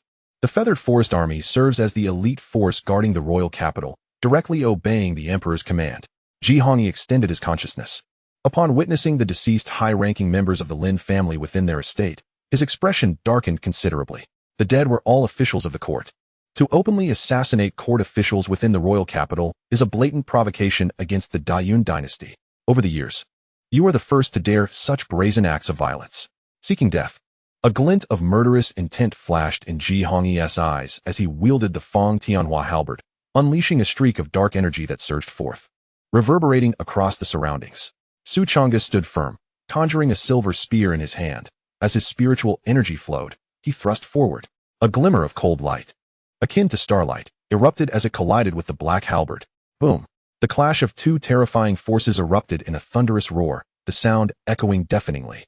Changge felt an overwhelming force coursing through the halberd, causing him to stagger back a few steps, his arm numb, blood and energy surging within him. How could this be so powerful? Changge's heart sank, revealing an expression of disbelief. He was born with divine strength, valiant in battle, and had virtually no rivals of his caliber. Yet Changge, who was a tier below him, unleashed a force so formidable that it left Changge struggling to endure. Bang! Another resounding crash echoed. Changge stepped forward, employing the carefree body technique, and in an instant appeared behind Changge, sweeping horizontally with his spear. Changge instinctively swung the halberd, narrowly blocking Changge's strike. Simultaneously, Changge conjured lightning and flames with his left hand, unleashing 2 divine abilities in tandem, striking forth. Changge bellowed, his internal spiritual energy surging forth as he too summoned a divine ability to counter Changge's onslaught. With a thunderous roar, the combination of thunder and fire culminated in a cataclysmic explosion, the ferocious force sending Changge hurtling backward, blood spilling from the corner of his mouth. Had it not been for the high defensive power of his black scale armor, that blow would have inflicted grievous injury. At the moment Changge was sent flying, Changge seized the opportunity, his spear darting forth like a dragon, piercing directly into Changge's chest. The black scale armor worn by Changge was brutally punctured, hot blood erupting forth. Commander G?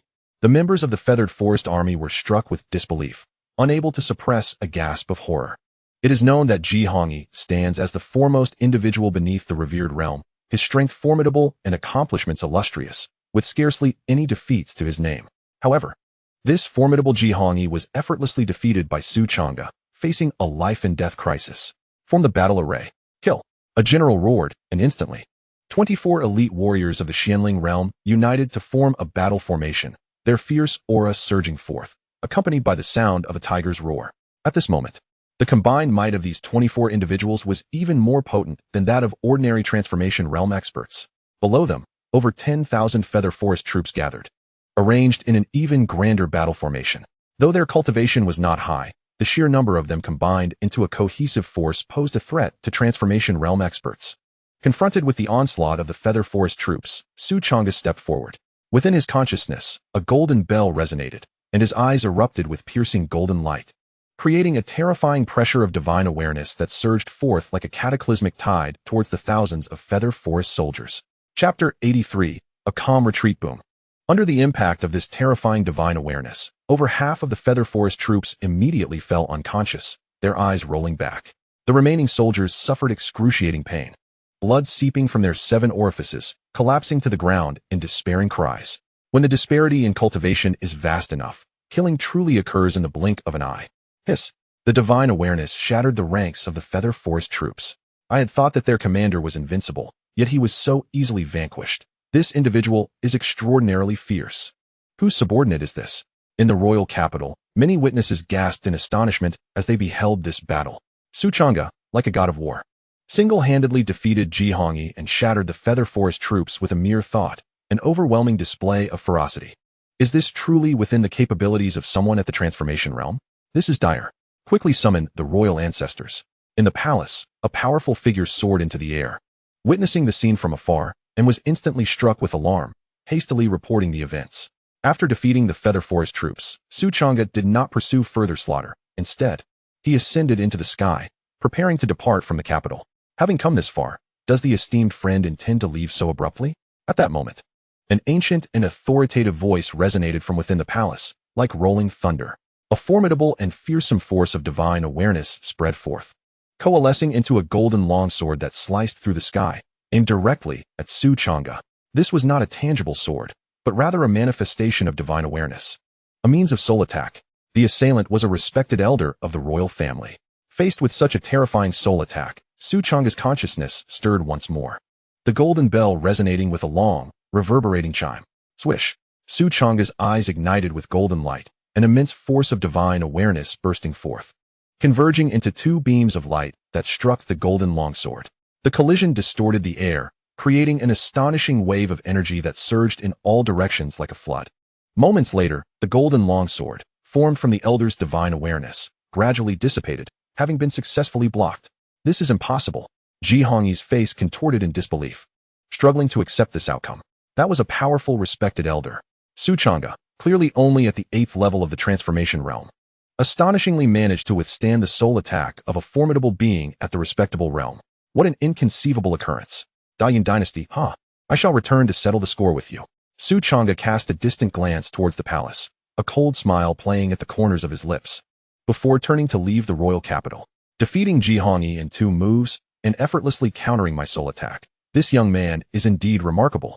Within the palace, an elder clad in a purple Taoist robe ascended into the air, gazing solemnly at Changge's departing figure. Elder, how dare he brazenly slay our court officials within the royal capital? His audacity is a direct affront to the dignity of our Dao dynasty. Why do you not apprehend him? A royal family member's countenance darkened, filled with indignation at Changge's actions. To commit such a crime in the royal capital, to defeat the Feather Forest army, and yet to retreat unscathed under the elder's intervention. This is akin to delivering a slap to the face of the Dao dynasty and then fleeing. Do not be hasty. All matters require careful consideration, the royal elder replied with an air of calmness. This individual possesses formidable strength. Not only did he defeat Changge in 2 moves, but he also withstood my soul attack. Such combat prowess at the transformation realm must surely stem from a powerful sect. Should we attempt to detain him, we would undoubtedly provoke a formidable adversary. His actions only targeted some high-ranking members of the Lin family, indicating a personal vendetta rather than enmity with our dynasty. We have not suffered any losses. Why should we intervene on behalf of the Lin family? The elder's words struck the other royal members like a wake-up call, sending ripples of realization through them. Changge's terrifying strength suggests that he is nurtured by a sect presided over by a king-level powerhouse. Thus, it would be unwise to engage him lightly. Send forth a decree to investigate his identity and origins, and uncover the enmity between him and the Lin family. Chapter 84. No trace to be found. As the Dao dynasty commenced a thorough investigation into Changge's identity, he had already returned safely to the Dao Tian Sect. Changge glanced at the hidden disciples of the Feng sect, a smirk forming on his lips. He did not hasten to confront them, but instead made his way back to his courtyard. How did it go? Any results from the investigation? Upon seeing Changge return unscathed, Guzi sighed in relief. The 4 disciples gathered around, their faces brimming with anticipation. None. Changge shook his head, recounting the events of his investigation within the Lin family estate. Not a single clue. Guzi's brow furrowed. The Lin family could not possibly have 3 respectable realm experts appear without reason. Someone is undoubtedly assisting them. Yet, they left no traces behind, which complicates matters. Changge inquired, what of the Lin family's ancestor's corpse? It hasn't been dealt with, has it? I melted it down. Guzi replied with a hint of guilt, clearing his throat. However, I managed to take his storage ring. Perhaps there are some clues within. Guzi handed the Lin family's ancestor's storage ring to Changge. Inside lay only common cultivation resources, lacking any remarkable items. Changge swiftly located several bottles of blood-red pills, emitting a pungent scent of blood. These were blood slaughter pills, a relatively rare 5th-tier elixir utilized for replenishing vital energy and blood, though they were nothing extraordinary. As Dogzi explained, blood slaughter pills are indeed quite uncommon. Despite containing immense vitality, they also harbor a fierce malevolence that is detrimental to the human body. Consuming blood slaughter pills is akin to self-harm in cultivation practices, which is why few would attempt to concoct such a potion. In some weaker regions, There are even individuals who do not recognize this type of elixir. Although Dogzi's cultivation is modest, his experience and knowledge are commendable, enabling him to identify the blood slaughter pill. If the ancestor of the Lin family were aware, he would likely realize that he had been deceived by a mysterious figure. The names of the pills provided by the enigmatic individual were all incorrect. The blood slaughter pill merely serves as a supplementary aid for the Lin family's death warriors to cultivate, rather than a means to control them. Furthermore, even if someone obtains the blood slaughter pill, tracing its origin would prove futile, leading to considerable complications. Lin Tian furrowed his brow and couldn't help but let out a bitter laugh, feeling somewhat guilty. If it weren't for him, the Dao Tian Sect would not have provoked the Lin family, and perhaps they would not have attracted the attention of the shadowy figures lurking behind the scenes. Nonetheless, he resolved to face whatever challenges lay ahead. If no clues could be uncovered, there was no need to dwell on it. Changge clapped his hands and declared, "Whoever seeks to target our Dao Tian Sect shall face the consequences together." Observing Changge's composed demeanor, the members of the Dao Tian Sect felt a sense of calm wash over them. The Dao Tian Sect's strength and foundation were indeed formidable, alleviating their concerns. By the way, I have noticed that the Wind Thunder Sect has dispatched numerous stewards and disciples to lurk around the Dao Tian Sect. It seems their intentions are far from merely observing us. What do you all think? Changge inquired. The Wind Thunder Sect? Dogzi erupted in fury, exclaiming, "When did even a trifling sect like the Wind Thunder dare to encircle the Dao Tian Sect? Let us go and eradicate them, reclaiming our lost territory in the process." With a 6th-tier combat puppet at his disposal, Dogzi now spoke with much more conviction. One 6th-tier combat puppet is sufficient to annihilate the Wind Thunder Sect. I concur with the Grand Elder's assessment. Lin Tian, Luo Qiao, Yun Xuanning, and Qing Yu all nodded in agreement. Feeling quite displeased by the Wind Thunder Sect's relentless actions, the intentions of the Wind Thunder Sect's stewards and disciples lurking around the Dao Tian Sect are transparent. Unable to breach the Dao Tian Sect's defensive formations, the Wind Thunder Sect's ancestor resorted to sending individuals to lie in wait, merely waiting for an opportune moment to strike when the disciples of the Dao Tian Sect are isolated. Since it has come to this, let us take action. Changge, decisive and swift, waved his hand and instructed, "First, let us practice on the Wind Thunder Sect disciples hiding around the Dao Tian Sect, and then we shall invade their territory." At Changge's command, Dogzi, Lin Tian, and the others eagerly prepared for battle, grinning with fierce anticipation. They had devoted themselves to arduous training, achieving significant progress in their cultivation, and were more than ready to sharpen their skills against the disciples of the Wind Thunder Sect. Chapter 85. Practicing on the Wind Thunder Sect. At this moment, the Wind Thunder Sect disciples lurking around the Dao Tian Sect remained oblivious to their exposure. We have been lying in wait for so long, yet we have not seen any of those Dao Tian Sect disciples venture out. It is truly baffling. Are the disciples of the Dao Tian Sect all mere recluses? How long must we endure this? I can scarcely bear to remain in such a desolate and uninviting place. In a lush thicket, a disciple of the Feng Lei Sect grumbled, clearly displeased. Remain calm. We shall continue to wait. The Dao Tian Sect disciples cannot hide within their formations forever, a Feng Lei Sect steward replied solemnly. Although the other disciples shared their dissatisfaction, they could only mutter a few complaints, feeling utterly helpless. Look, a disciple of the Dao Tian Sect is emerging. Suddenly, one of the Feng Lei Sect disciples exclaimed, his eyes lighting up with excitement. Instantly, the hearts of the Feng Lei Sect members quaked as they turned their gazes forward. They beheld Lin Tian, wielding the Qing Lian sword, stepping forth alone from the Dao Tian Sect, advancing towards them. At long last, we have awaited your arrival. What a fortuitous opportunity. The disciples of the Feng Lei Sect were filled with a mix of surprise and delight. After enduring such a lengthy wait in this place, they had finally spotted a solitary disciple of the Dao Tian Sect. Lin Tian's countenance was resolute and composed as he strode forward, seemingly oblivious to the ambush lurking within the thicket, passing by with ease. Whoosh! 5 disciples from the Feng Lei Sect leapt forth from the underbrush, their blades flashing ominously, their murderous intent surging. A cold smile curled at the corners of Lin Tian's lips. Clang! The Qing Lian sword in Lin Tian's hand suddenly unsheathed, and like a brilliant bolt of lightning, it unleashed a flurry of dozens of sharp, sword energies in an instant. These sword energies were exceptionally fierce, effortlessly shattering the onslaught of the 5 Feng Lei Sect disciples and leaving deep wounds upon them. With a decisive step, Lin Tian executed the carefreely graceful movement technique, plunging directly into the midst of the 5 Feng Lei Sect disciples. The Qing Lian sword swung down, and with a single strike, one disciple of the Feng Lei Sect let out a wretched cry, meeting his demise. All 5 Feng Lei Sect disciples were at the Gui Yuan realm. the most powerful among them being at the 7th level. Lin Tian, however, had also attained the 6th level of the Gui Yuan realm. Despite the minimal disparity in their cultivation, the Feng Lei sect disciples found themselves unable to withstand even a single strike from Lin Tian. And in the blink of an eye, 3 of them had already fallen. You shall pay for this. The Feng Lei sect steward, witnessing the carnage, was instantly engulfed in rage. In a moment of distraction, he had allowed Lin Tian to slay 3 disciples of the Feng Lei sect right before his eyes. His heart was a tumult of shock and fury, as he never anticipated that this disciple of the Dao Tian sect could be so formidable. Boom. The Feng Lei sect steward brandished a battle blade, unleashing potent spiritual energy at the Xianling realm, the blade's radiance blinding as it cleaved towards Lin Tian with ferocity. Come forth. Lin Tian did not retreat, but rather advanced, letting out a great shout as the Qing Lian sword radiated brilliance, clashing against the steward's strike.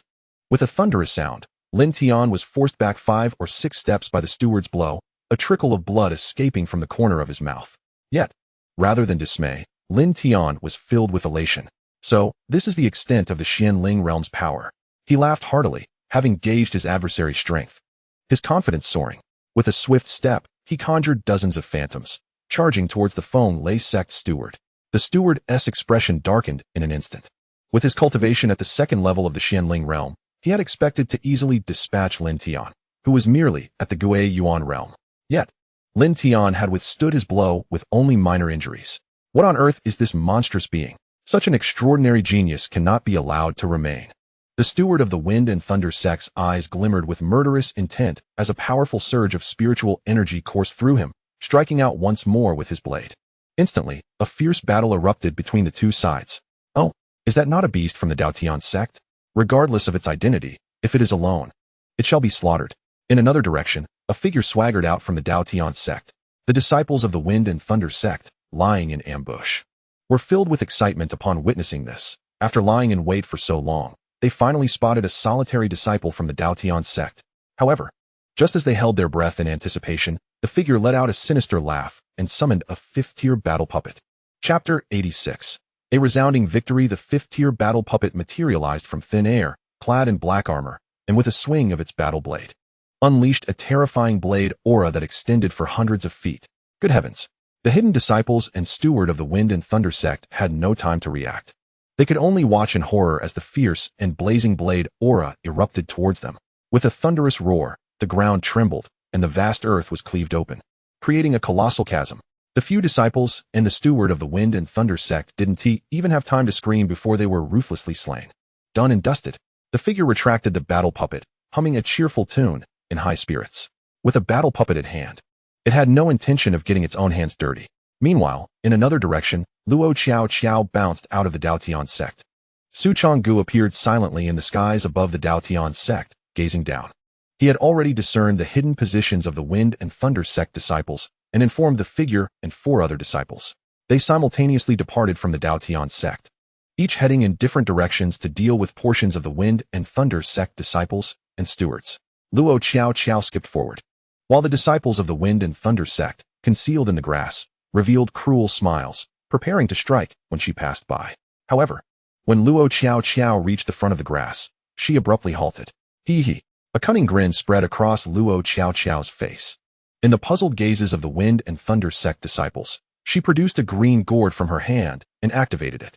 In an instant, the wind roared as the gourd unleashed an astounding devouring force, enveloping the area and uprooting a vast patch of grass, drawing everything within into it. The hidden disciples and stewards of the Wind and Thunder sect had no time to resist and were swallowed in the blink of an eye. Luo Qiao shook the gourd, lifted the lid, and poured it out, but alas, nothing emerged. At the moment of being drawn into the gourd, all matter and life were utterly obliterated. Look, a little child has emerged. Why is there such a commotion coming from the northeast? Could it be that disciples of the Dao Tian sect have appeared there as well? Yun Xuanning, though her face bore a youthful appearance, was strikingly cold and indifferent, making her way directly toward the hiding place of the Wind and Thunder sect disciples.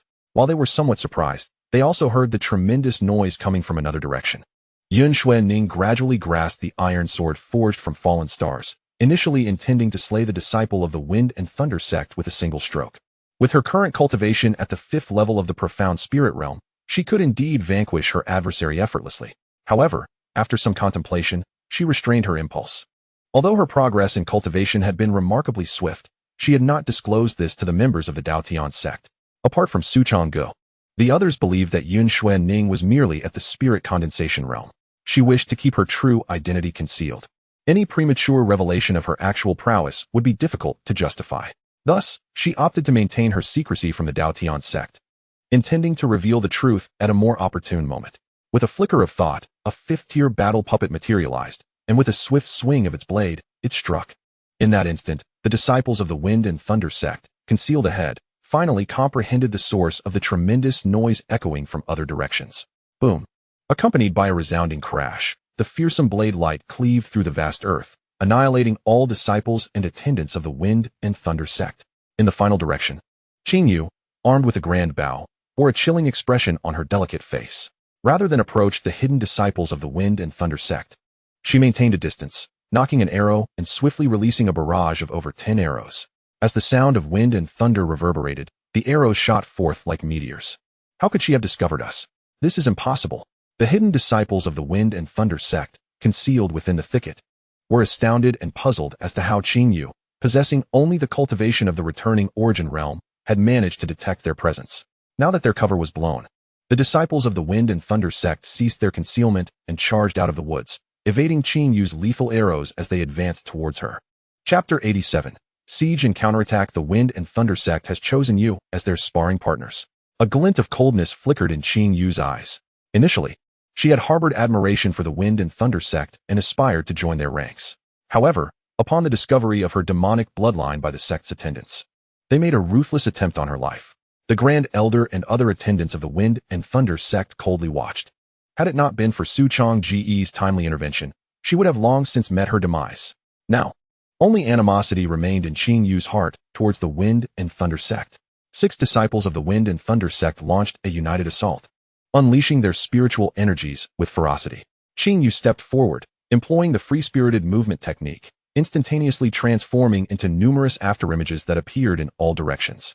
Each afterimage drew a bow and knocked an arrow, creating a perplexing spectacle that obscured her true position. Bang! An arrow soared through the air, piercing one of the disciples of the Wind and Thunder Sect with blinding speed, eliciting a scream as it left a gaping wound. Seeking revenge, a young man clad in white, his eyes filled with murderous intent, locked onto Qingyu's true form through this arrow and charged at her like a fierce tiger. His longsword raised for a powerful strike.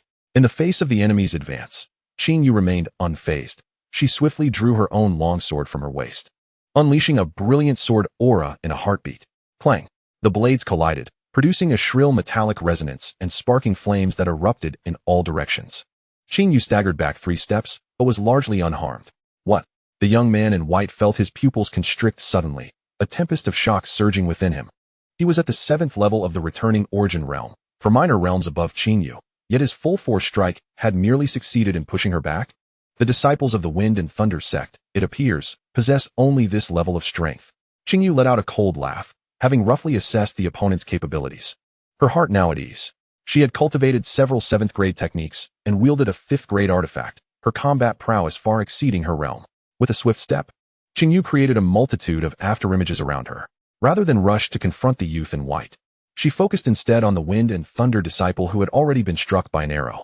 The brilliant sword energy surged forth once more, descending with lethal intent. The Wind and Thunder disciple was struck with terror. Although he hastily raised his weapon to defend, it proved futile. In an instant, he, along with his weapon, was cleaved in 2, dying on the spot.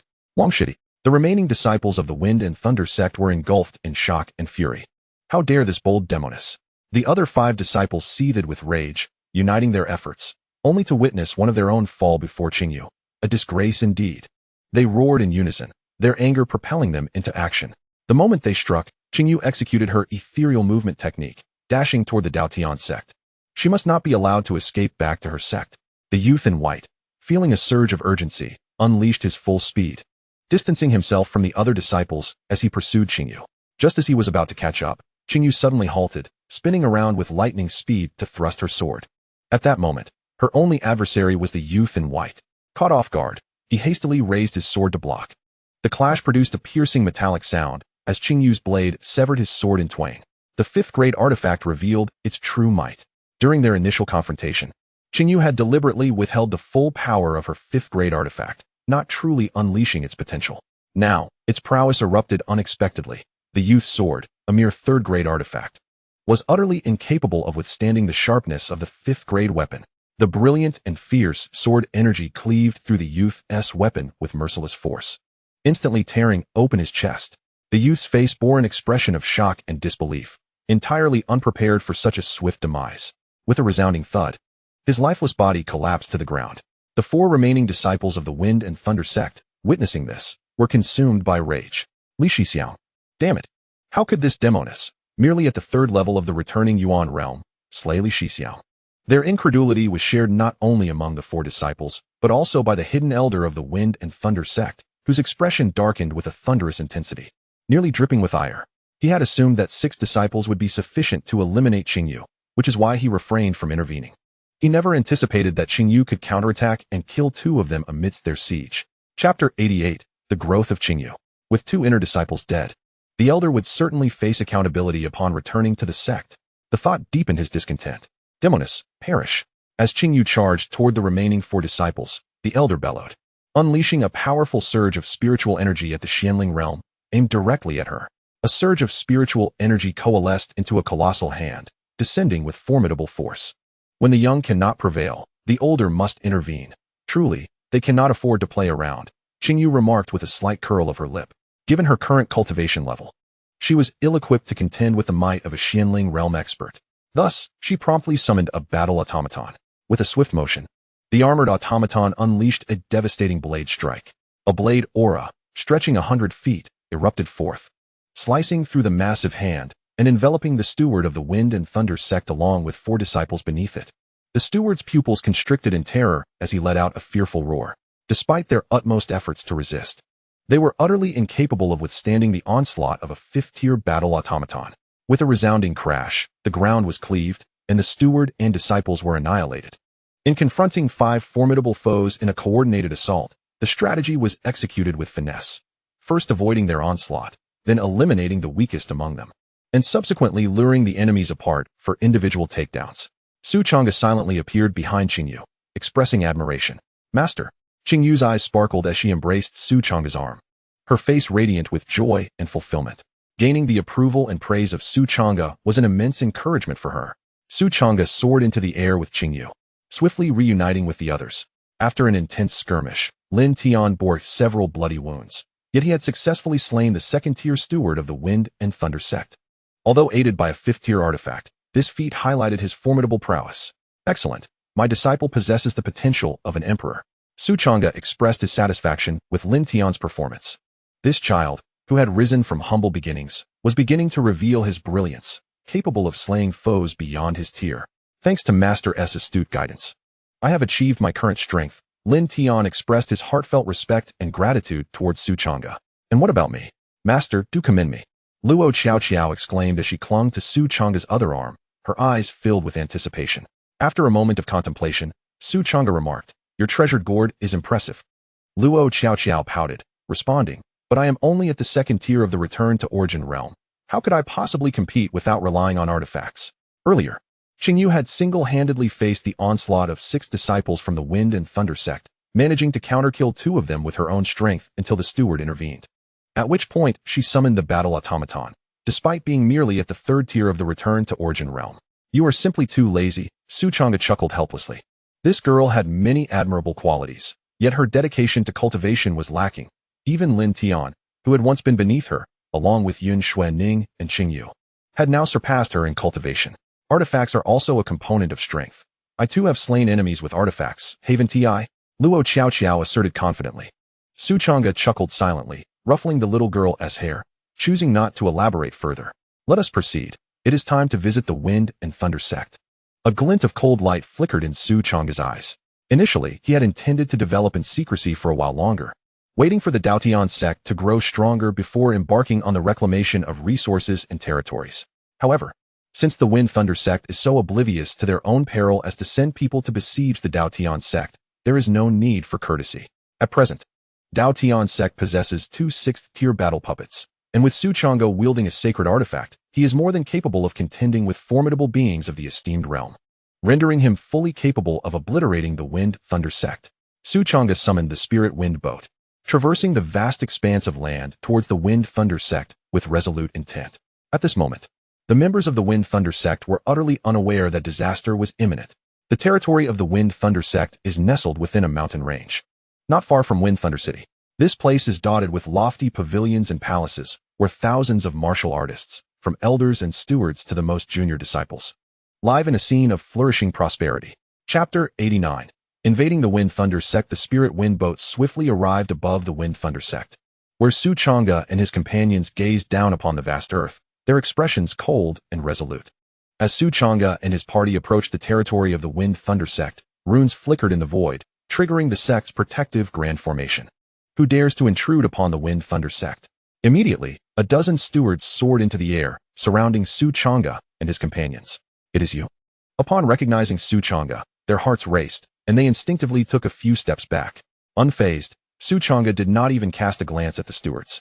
His eyes gleamed with golden light, and his authoritative voice resonated like rolling thunder throughout the Wind Thunder Sect. From this day forth, the Wind Thunder Sect shall no longer exist in this world. Those who leave the territory of the Wind Thunder Sect within a quarter of an hour may live. After that, no one within shall be spared. Employing the Golden Bell technique, Changge unleashed a powerful consciousness that spread forth, coupled with his commanding voice, instilling a profound sense of fear in the hearts of all within the Wind Thunder Sect. Bold, who dares to utter such threats against my Wind Thunder Sect? Seeking death. The Wind Thunder Sect erupted in furious shouts.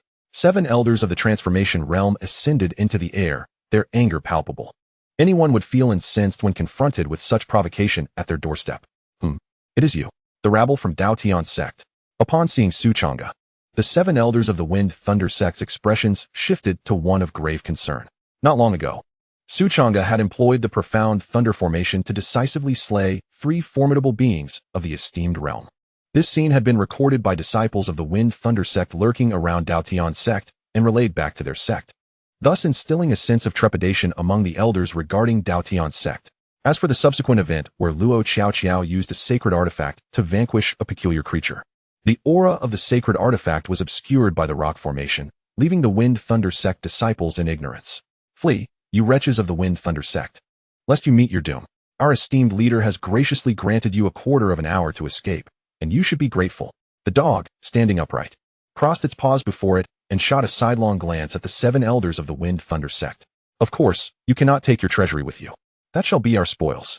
The dog added, you are exceedingly bold. We of the Wind Thunder Sect have yet to settle the score with you, and you dare to come to our doorstep. The 7 elders of the Wind Thunder Sect were filled with rage.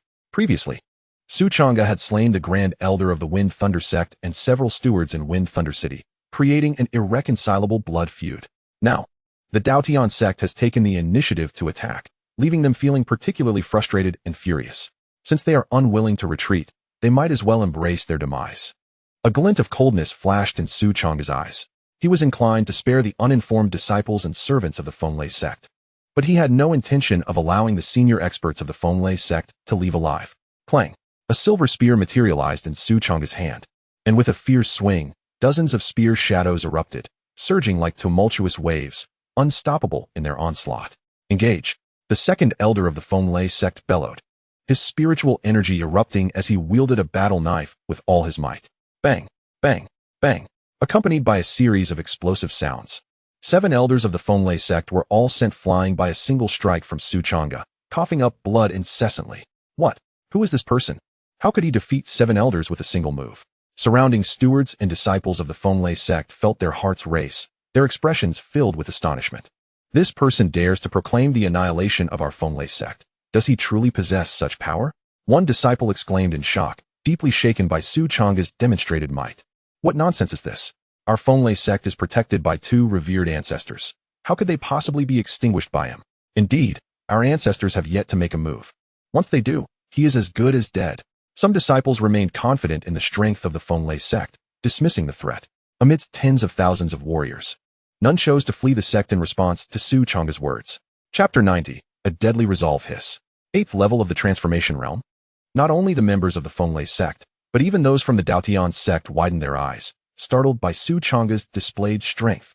It should be noted that just earlier in Fenglei City, Changge was clearly at the 2nd level of the Transformation Realm. How much time has passed since then? Even with the aid of elixirs, such rapid advancement seems implausible. Could it be that this boy is secretly at the revered level, having concealed his true power from us? The more they pondered, the more suspicious they became. The speed of their master's cultivation is simply outrageous. Lin Tian, Luo Qiao, Yin Xuening, and Qing, you were all left dumbfounded, genuinely taken aback. I recall that our master seldom practices. How could his cultivation rise so swiftly?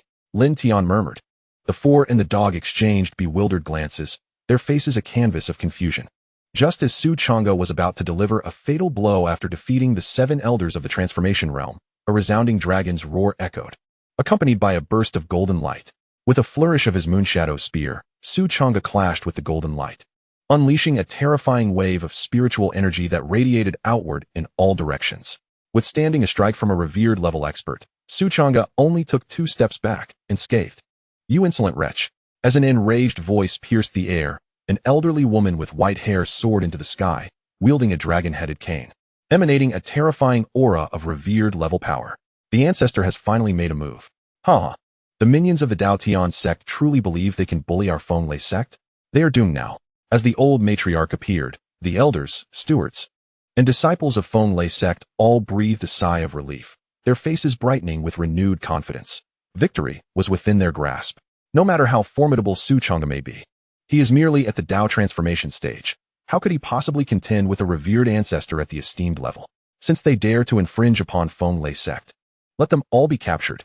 Another overwhelming pressure emanating from a revered ancestor swept through the heavens and the earth. A middle-aged man clad in a purple robe, with deep-set, weathered eyes, rose majestically from the depths of Feng Lei sect, wielding a mystical sword. With 2 revered ancestors taking action, victory was assured. How audacious of the Dao Tian sect to strike at our doorstep. This time, they shall have no chance of return. The morale of Feng Lei sect soared further. Dao Tian sect, who would have thought you would willingly walk into a trap? Without a 6-tier formation, what do you have to contend with me? A cold sneer spread across the old matriarch's face as her dragon-headed staff erupted in a blinding radiance, unleashing a terrifying force akin to crashing tidal waves, hurtling towards Su Changge and his companions. Su Changge refrained from striking back. Instead, with a mere thought, a towering figure clad in black armor materialized beside him.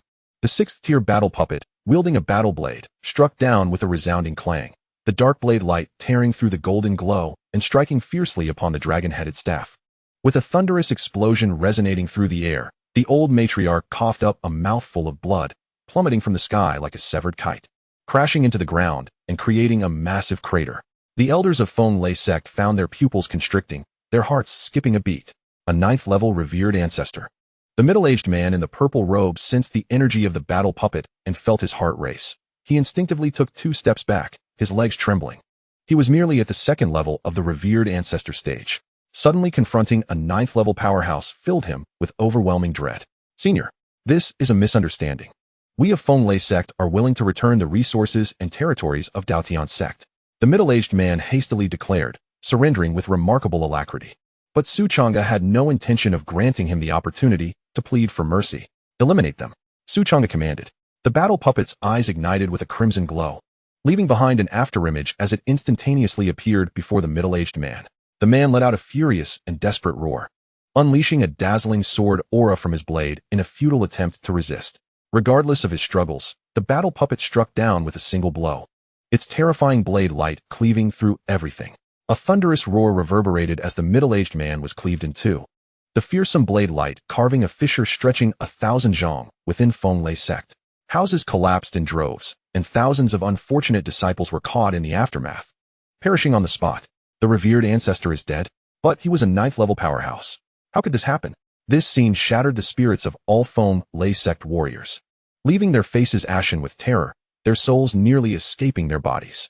The battle puppet transformed into a fleeting shadow, instantaneously appearing before the elderly matron, delivering a swift, fatal strike. Already gravely injured, she was utterly powerless to resist, meeting her demise. Subsequently, the battle puppet, resembling a reaper, left behind a series of afterimages in midair, its blade descending mercilessly as one elder after another from the Wind and Thunder sect fell lifelessly. The remaining multitude, numbering in the tens of thousands, was engulfed in terror, trembling as they fled towards the outskirts of the Wind and Thunder sect. This was a struggle for survival. With a sigh of resignation, Dogi shook his head and earnestly addressed Lin Tian, Luo Qiao, Yun Xuanning, and Qing Yu. In the face of such ruthless enemies, having forged an irreconcilable enmity, we must show no mercy. We must eradicate them entirely. If we do not eliminate them today, they will undoubtedly seek to obliterate our Dao Tian Sect. Lin Tian and his companions nodded solemnly in agreement. Let us proceed to seize the treasure vault of the Wind and Thunder Sect, to collect our spoils. A smile soon graced Dogi's face as he first relieved the two honorable warriors of their weapons and storage rings, then eagerly led the 4 disciples towards the treasure vault of the Wind and Thunder Sect. We are about to strike it rich. Before long, Dogi's delighted voice echoed. As the sovereign of this region, the Wind and Thunder Sect, with its millennia-long heritage, had amassed a vast trove of treasures. The spirit stones alone numbered in the millions. Row upon row of bookshelves were filled to the brim with cultivation manuals, while various elixirs, spiritual herbs, and magical artifacts were in abundance. Though most of these items were of modest rank, their sheer quantity was overwhelming. After a flurry of activity, Dogi and the 4 disciples had filled dozens of storage rings, successfully packing away the entirety of the Wind and Thunder Sect's treasure vault. Upon their exit, the once mighty realm of the Wind and Thunder Sect lay in utter ruin. Frightening sword flashes ravaged the landscape, cleaving through all structures, the ground riddled with fissures, and strewn with countless corpses. Blood flowed like rivers. Changge stood in midair, his hands clasped behind his back, observing the scene with an impassive demeanor. Neither joy nor sorrow manifested on his face. Having lived through 2 lifetimes, his mind had matured and solidified, rendering him impervious to discomfort. Aside from a handful of fleeing outer disciples and lowly servants, all core members of the Wind and Thunder Sect had been slaughtered. The sect, which had dominated the region for thousands of years, was extinguished. The escaping warriors spread the news far and wide. Before long, the tale of the Wind and Thunder Sect's obliteration at the hands of the Dao Tian Sect reverberated through the land, causing a tumult of shockwaves. All surrounding sects were struck with dread. How could the Wind and Thunder Sect, boasting 2 honorable warriors, be so ruthlessly annihilated? The Dao Tian Sect? Where is this sect from? Why have I never heard of it before? The name of the Dao Tian Sect quickly became a topic of fervent discussion among the masses. What? The Dao Tian Sect has destroyed the Wind and Thunder Sect? In the Great Cloud Dynasty, upon receiving this news, the royal ancestor felt a jolt of shock. Nearly leaping from his seat, he had just mobilized the Royal Espionage Organization to uncover Changge's true identity, which turned out to be the leader of the Dao Tian Sect. Just as he hesitated over whether to provoke the Dao Tian Sect on behalf of the Lin family, he received an intelligence report from his spies. Hadn't the Dao Tian Sect already been destined for annihilation? How could it still possess such formidable strength? The royal ancestor felt incredulous. Chapter 92. The first signs of brilliance. The royal ancestor's expression fluctuated between dark and light. The territory of the Dayun dynasty was vast, its overall strength far surpassing that of the Fenglai sect. Nevertheless, even if the entire Dayun dynasty were to mobilize, it might not be sufficient to eradicate the Fenglai sect. According to the information from the spies, a mysterious powerhouse from the Dao Tian sect had struck, slaying 2 venerable ancestors of the Fenglai sect with a single stroke. This individual must possess a cultivation level of at least the 6th or 7th tier in the venerable realm to achieve such a feat. The Dao Tian sect truly was like a centipede, seemingly dead, yet still writhing. The royal ancestor took a deep breath, forcing himself to calm down. There were no direct conflicts or enmity between the Dayun dynasty and the Dao Tian sect. Yet the Dayun dynasty had occupied the mining veins of the Dao Tian sect for hundreds of years. If memory served, the Fenglai sect had also seized a spirit stone mine from the Dao Tian sect. The Dao Tian sect's eradication of the Fenglai sect could perhaps signal an intention to reclaim lost territory. What if the Dao Tian sect came knocking at the door? Would they demand the return of the mine? The royal ancestor furrowed his brow. The Tsingduan mountain range was rich in 6th-tier ores. Since seizing this mine, the Dayun dynasty's revenue had surged dramatically, trading 6th-tier ores for a substantial amount of resources, and the number of royal powerhouses had multiplied. He was reluctant to part with it. He would observe for a while longer to see the Dao Tian sect's next move and thoroughly investigate the current strength of the Dao Tian sect. After careful consideration, the royal ancestor made a decision. Summon the elders of the clan. Ding. The Dao Tian sect has begun to reveal its brilliance, achieving a reputation value exceeding 100,000. And receiving system rewards, a sacred tier guardian spirit bird egg, a 7th tier spirit root cloud pattern tree, and a mountain settling heavenly tablet. With the annihilation of the Fenglai sect, the name of the Dao Tian sect spread throughout the region, igniting discussions and shock among countless individuals, causing its reputation to soar. As the system notification rang out, 3 items appeared in the system space. ready for Changge to claim at any moment. Changge's consciousness delved into the details of the sacred tier guardian spirit bird egg, and the system automatically displayed an annotation. Egg of the blazing fire sacred bird, capable of hatching into a cub. Once mature, the blazing fire sacred bird possesses sacred realm cultivation. Changge's pupils constricted sharply, followed by overwhelming joy. The blazing fire sacred bird, upon reaching adulthood, could possess sacred realm cultivation. How terrifying! If the Dao Tian Sect had a guardian spirit bird with sacred realm cultivation, it would be utterly extraordinary. The prestige would skyrocket. Wait a moment, system, how long will it take to raise it to maturity after hatching?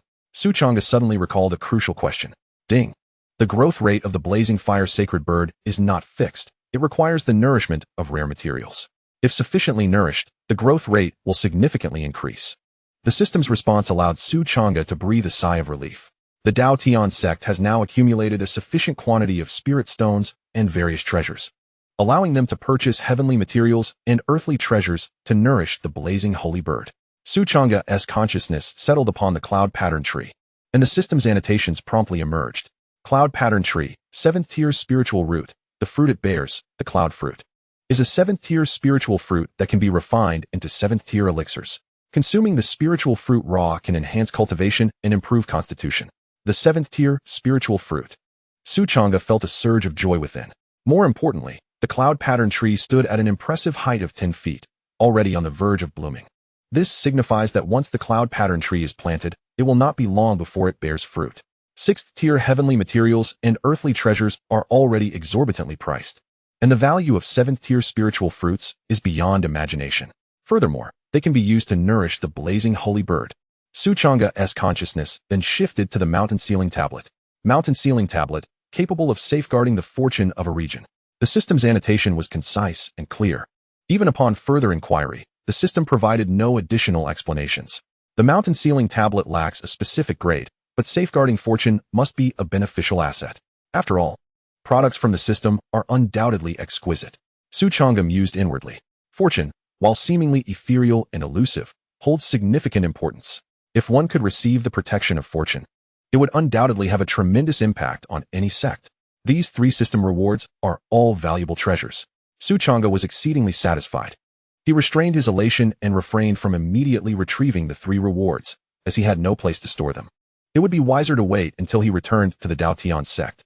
Chapter 93. The Spirit Stone Vein of Tianguang Valley Master. Where shall we go next? Should we eradicate the other sects that have encroached upon our resource territory? Luo Qiao inquired enthusiastically. Following the annihilation of the Feng Lei sect, they had amassed a great deal of wealth, and the young girl was exceedingly excited, eager for more conquests. Not yet, Changge shook his head.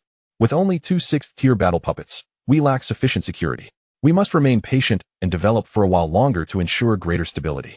For now, we shall head to Tianguang Valley and reclaim the Spirit Stone Vein there. The eyes of the dog and the 4 companions brightened at the mention of the Spirit Stone Vein. Compared to other mines, the value of spirit stone veins is far more conspicuous and tangible, as they yield spirit stones directly.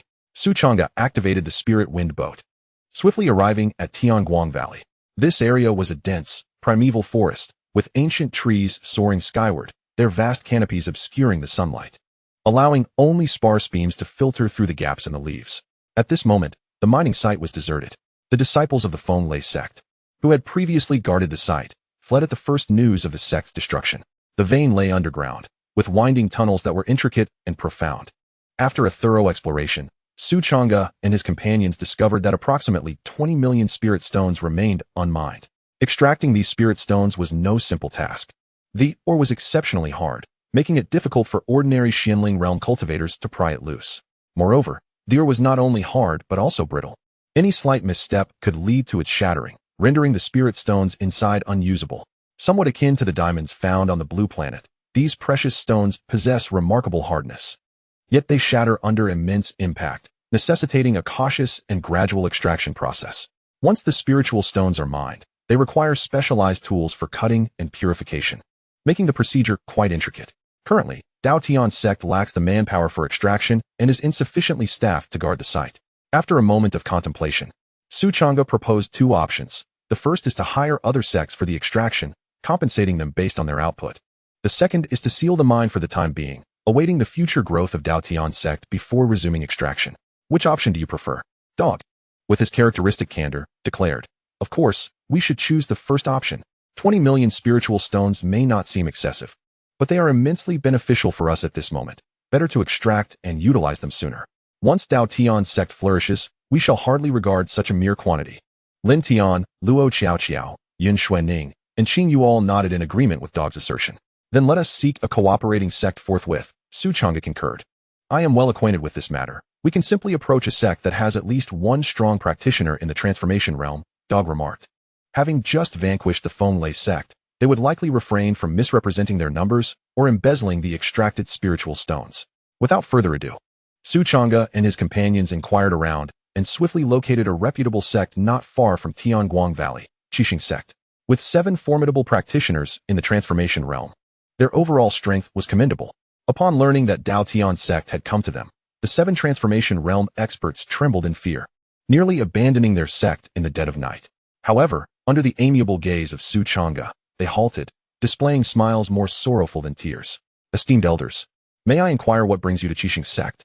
The sect leader asked cautiously. Despite Su Changge and his companions appearing exceedingly youthful, he dared not show any negligence, even humbly addressing them as elders.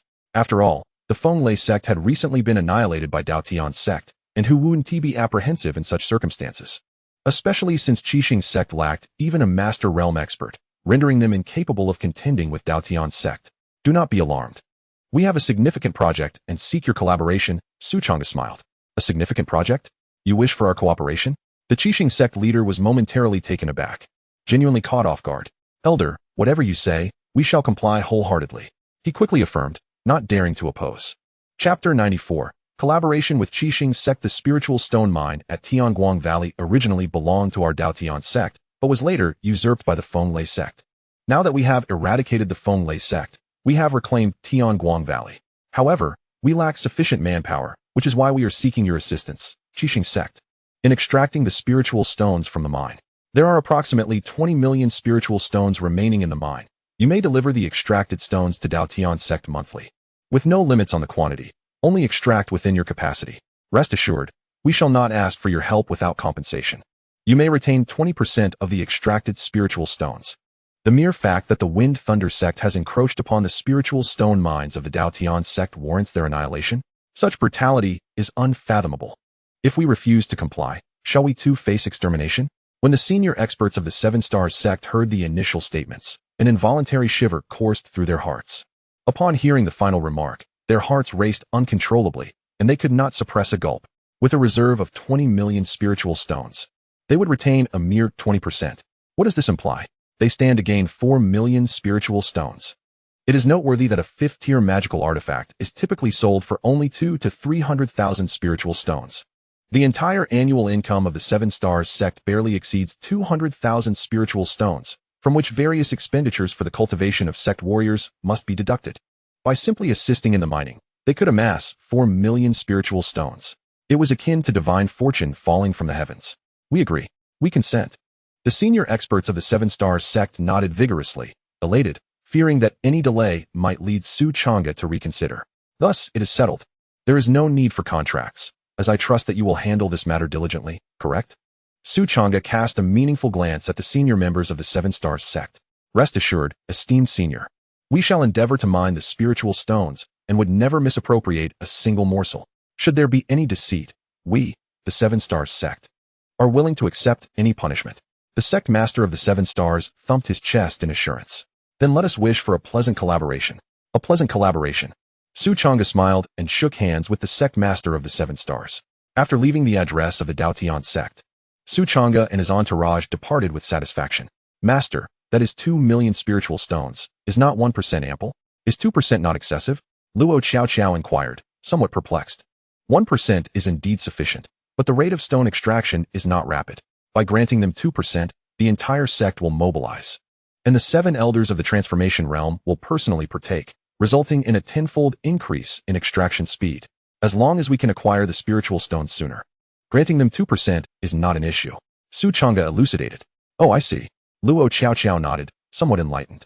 Why has the Wind Thunder Sect not fully exploited the spiritual stone vein in the Tianguang Valley over the past few centuries? It is not due to a lack of capability. Rather, they have not dispatched transformation realm experts, hence their methodical extraction, akin to a trickle. Transformation realm experts hold esteemed positions as elders within a sect. How could they possibly descend to the mines? Do they not value their dignity? Moreover, the extraction speed of transformation realm experts exceeds that of Xianling realm warriors by more than tenfold.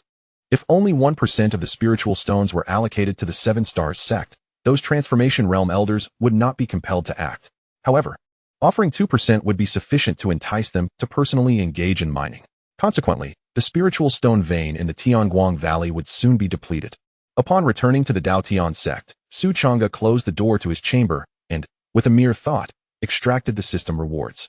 The first item retrieved was the egg of the sacred tier's spiritual bird, the blazing fire sacred bird. This was a fist-sized crimson egg, adorned with intricate fiery patterns, emanating a gentle warmth.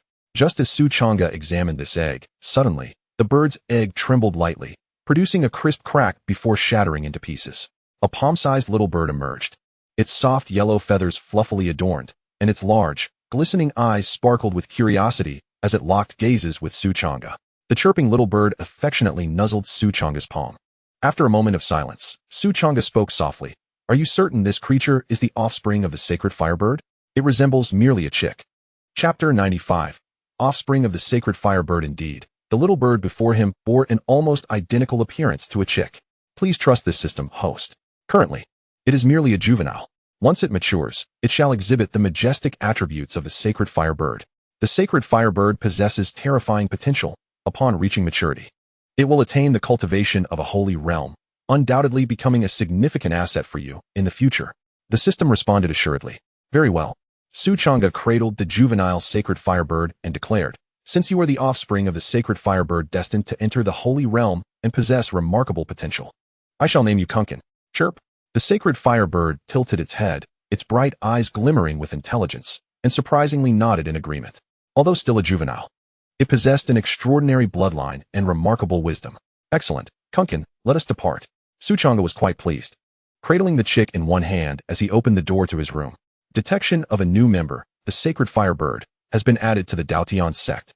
Commencing harmonization. Host cultivation level has increased from the initial stage of the 8th layer of the transformation realm to the initial stage of the 9th layer. As the system's notification chimed, Su Changge paused momentarily. A surge of profound and powerful energy emerged from his dantian, coursing through his limbs and bones, propelling his cultivation forward. Su Changge's level had astonishingly risen from the mid-stage of the 8th layer to the initial stage of the 9th layer. This implied that the sacred firebird's cultivation was at least at the returning origin realm. To possess such a level of cultivation right at birth? Truly, it was worthy of being a sacred tier spirit bird. Su Changge felt a thrill of joy within. Hey, is this a pet raised by my master? What an adorable little chick. Lin Tian in the courtyard was taken aback, gazing at the sacred firebird in Su Changge's hands. Chirp. Before Lin Tian could finish his sentence, the sacred firebird widened its eyes, emitting a fierce little cry before transforming into a streak of golden light. Charging towards Lin Tian. It can even fly? This pet of my master is quite amusing. Before Lin Tian could complete his thought, a scream escaped him as he was sent stumbling back several steps by the impact of the sacred firebird. Hiss. Lin Tian inhaled sharply, staring incredulously at his chest. After being struck forcefully by the chick, a purple bruise appeared, and he nearly fractured his ribs. Although he had been careless and failed to evade in time, he was still at the 6th layer of the returning origin realm. The fact that this sacred firebird could injure him indicated that it possessed at least the cultivation level of the 6th layer of the returning origin realm. Yet it appeared to have only just hatched. Master, your chick is quite formidable. Lin Tian expressed his astonishment. Upon returning to Su Changge's side, the fiery sacred bird, known as the Qihua Xingyao, became incensed once more, flapping its wings vigorously and charging towards Lin Tian. This time, Lin Tian, having learned from his previous encounter, swiftly summoned his spiritual energy and raised his arms defensively in front of him. With a resounding thud, he was again knocked back several steps, his vital energy surging within him, and a searing pain radiated through his arms. This creature possessed a physical strength rivaling that of a 6th-tier practitioner in the return to origin realm. Lin Tian was profoundly astonished. Is this truly a pet nurtured by my master? Indeed, it is extraordinary. All right, Kunkin, cease your bullying and return, Su Changge said somewhat helplessly. The fiery bird then halted its advance, casting a proud glance at Lin Tian before returning to Su Changge's hand. Lin Tian, it is not merely a chicken, but rather a young Qihua Xingyao. To refer to it as a chicken is an affront, which is why it reacted with anger, Su Changge explained. I have named it Kunkin. From now on, you may call it by this name. A Qihua Xingyao? Lin Tian was taken aback once more. Realizing the significance of a bird bearing such a prestigious name, could it be a progeny of a formidable sacred beast? Oh, master, when did you acquire this little chick? At that moment, Luo Qiao emerged from her room, her eyes widening in surprise at the sight of the fiery sacred bird in Su Changge's hand. Chapter 96, Planting the Cloud Pattern Tree Chirp. The Qihua Xingyao's eyes widened as it prepared to dart away, only to be restrained by Su Changge. Kunkin, be good. Do not be angry. Su Changge gently stroked its head, calming it. It is not a little chick, but a young Qihua Xingyao, and I have named it Kunkin. He reiterated. What sort of name is Kunkin? Master, your naming skills leave much to be desired. It hardly suits its grandeur, Luo Qiao remarked with discontent. In my opinion, it would be better named Little Huang. Just look at its yellow, fluffy feathers. How adorable. Lin Tian's lips twitched at this suggestion. Junior sister Luo, your name seems hardly better than Kunkin, he replied. Su Changge stroked his chin, turning to Lin Tian. What do you think it should be named? After some contemplation, Lin Tian ultimately shook his head, replying, I am not adept at naming either. After all, it is a Qihua Xingyao. I am uncertain what name would be fitting. Then let it be Little Huang. Come here, let me pet you, Luo Qiao said, gleefully cradling the Qihua Xingyao. Chirp.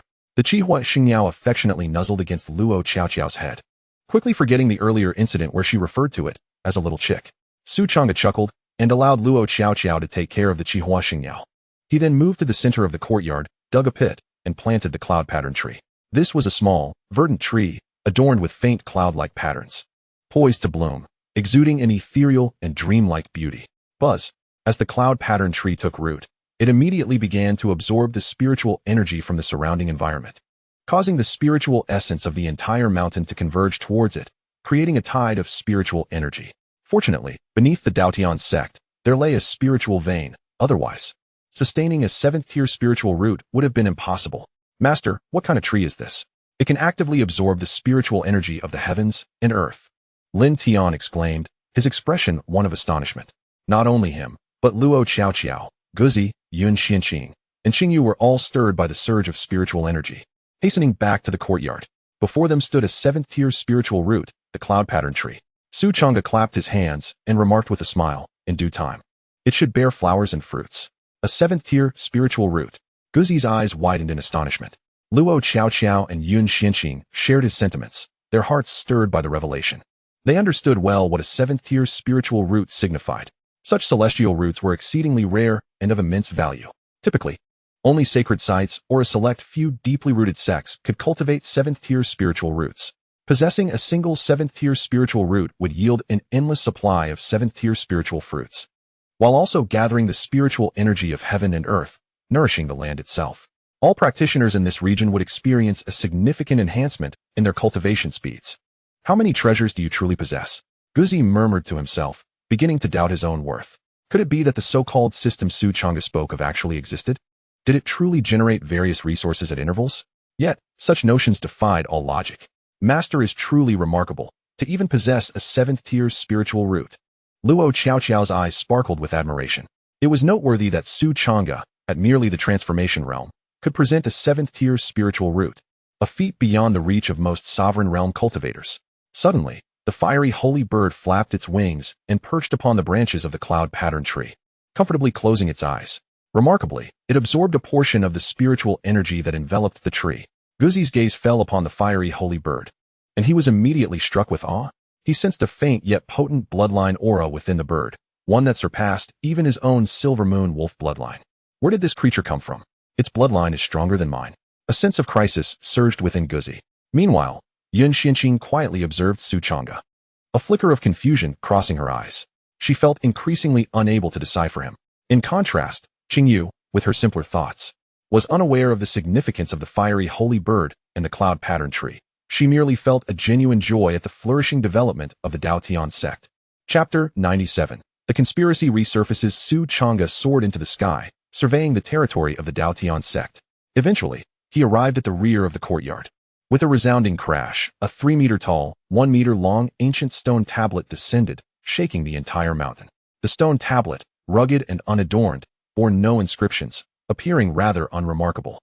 Yet, as Changge gazed upon the tablet, he was met with an overwhelming aura that surged toward him, as if standing before not merely a stone tablet, but an ancient divine mountain.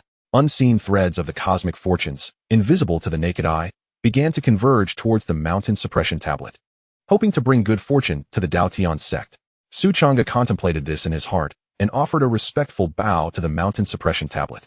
As the members of the Dao Tian Sect immersed themselves in their cultivation, a figure cloaked in black silently materialized at the ruins of the Fenglei Sect. His eyes glowed with a crimson light, reflecting the entirety of the Fenglei Sect's remnants, revealing every intricate detail, leaving no secrets hidden. With a cultivation level of the 9th tier of the Venerable Realm, he found the unknown sword technique intriguing. The Northern Xian ancient kingdom has indeed made its move. The mysterious figure murmured to himself, a cold smile curling at the corners of his mouth. Alas, burdened by the curse of dark taboos, the Dao Tian Sect is destined for annihilation. To survive for a mere 10,000 years, the Dao Tian Sect has already paid an exorbitant price. With only a few feeble remnants left, how long can they endure? Gradually, the figure became indistinct and vanished from sight. A quarter of an hour later, at the Xingyue Academy. This was an illustrious and powerful sect nestled within a vast mountain range, rich in spiritual energy, adorned with ancient trees, shrouded in mist. A veritable haven of beauty. Deep within the academy, atop a great mountain, an elderly man clad in a purple robe, his hair as white as snow, sat in meditation. The celestial starlight cascaded down upon him, which he slowly absorbed, creating a breathtaking spectacle. Who goes there? Suddenly, the old man opened his eyes. A sharp and terrifying violet light, flickering briefly. A terrifying pressure, akin to that of a primordial beast, erupted from him, shaking the heavens and the earth. Hee. No need to be alarmed. I harbor no malice towards your Xingyue Academy. A figure cloaked in black emerged, his face obscured by shadows, his eyes hidden, resembling a specter. Even the formidable elder felt a tightening of his body, sensing an immense threat emanating from the mysterious figure. The fact that this individual could infiltrate the forbidden grounds of the Xingyue Academy without triggering any formations was truly alarming. What was even more unsettling was that the elder's spiritual sense could not perceive his presence. There was not a trace of aura to be found. This was exceedingly bizarre. You have trespassed upon the Xingyue Academy. What is your intention? The elder inquired warily, his spiritual energy circulating, poised for action, engrossed in his cultivation. The sudden appearance of such a mysterious and formidable being would startle anyone. Without answering the elder's question, the mysterious figure stated, "The Fenglei Sect was annihilated by the Dao Tian Sect mere hours ago," and the elder narrowed his eyes, uncertain of what the figure intended to convey. The Fenglei Sect was destroyed solely because they occupied a mind belonging to the Dao Tian Sect. The mysterious figure replied nonchalantly. The Dao Tian Sect is now flourishing, growing ever stronger. The obliteration of the Fenglei Sect is merely the first step. Subsequently, all sects that have encroached upon the Dao Tian Sect's resources will face reckoning. They will be eradicated one by one. The elder's pupils constricted sharply. The Xingyue Academy had seized the Feifeng mountain range, which rightfully belonged to the Dao Tian Sect. Are you implying that the Dao Tian Sect will come to attack the Xingyue Academy? The elder's heart sank slightly, yet he maintained his composure, revealing no change in expression. Not an attack, but an extermination. The enigmatic figure smiled faintly and remarked, "If you wish to avoid the annihilation of your sect by the Dao Tian Sect, what you must do is unite with the other sects that have encroached upon Dao Tian's resources and jointly strike down the Dao Tian Sect." Chapter 98. Breakthrough to the Venerable Realm. The elder squinted, his eyes reflecting a myriad of thoughts. Should the Dao Tian Sect truly come knocking, he could simply return the Feifeng mountain range. Our Star Moon Academy bears no enmity towards the Dao Tian Sect, and it would not be prudent to provoke such a lethal conflict. Eventually, the elder spoke in a measured tone. As the saying goes, the wise grow wiser with age. After a brief contemplation, he deduced the underlying truth. The sect behind the mysterious figure sought the destruction of the Dao Tian Sect. The reason for approaching the Star Moon Academy was merely to wield it as a tool against their foe. Though the occupation of Feifeng Mountain was not a commendable act, if the Dao Tian Sect possessed the strength to confront the Star Moon Academy, what harm would there be in relinquishing the mountain range? The elder was not naive. He was unwilling to be used as a weapon and forge a bitter enmity with the Dao Tian Sect. The mysterious figure, upon hearing this, allowed a flicker of intrigue to dance in his eyes. Ultimately, he let out a derisive laugh and said with a haunting tone, "Sometimes, being too clever can be a folly. I intended to negotiate with you amicably, but since you're unwilling to cooperate, I shall resort to other means." The elder was taken aback, and a sword of profound energy materialized in his hand, emanating a formidable aura. However, before he could make a move, the mysterious figure's eyes suddenly ignited with two streams of dark brilliance, pulsating like swirling vortices, imbued with an uncanny magic.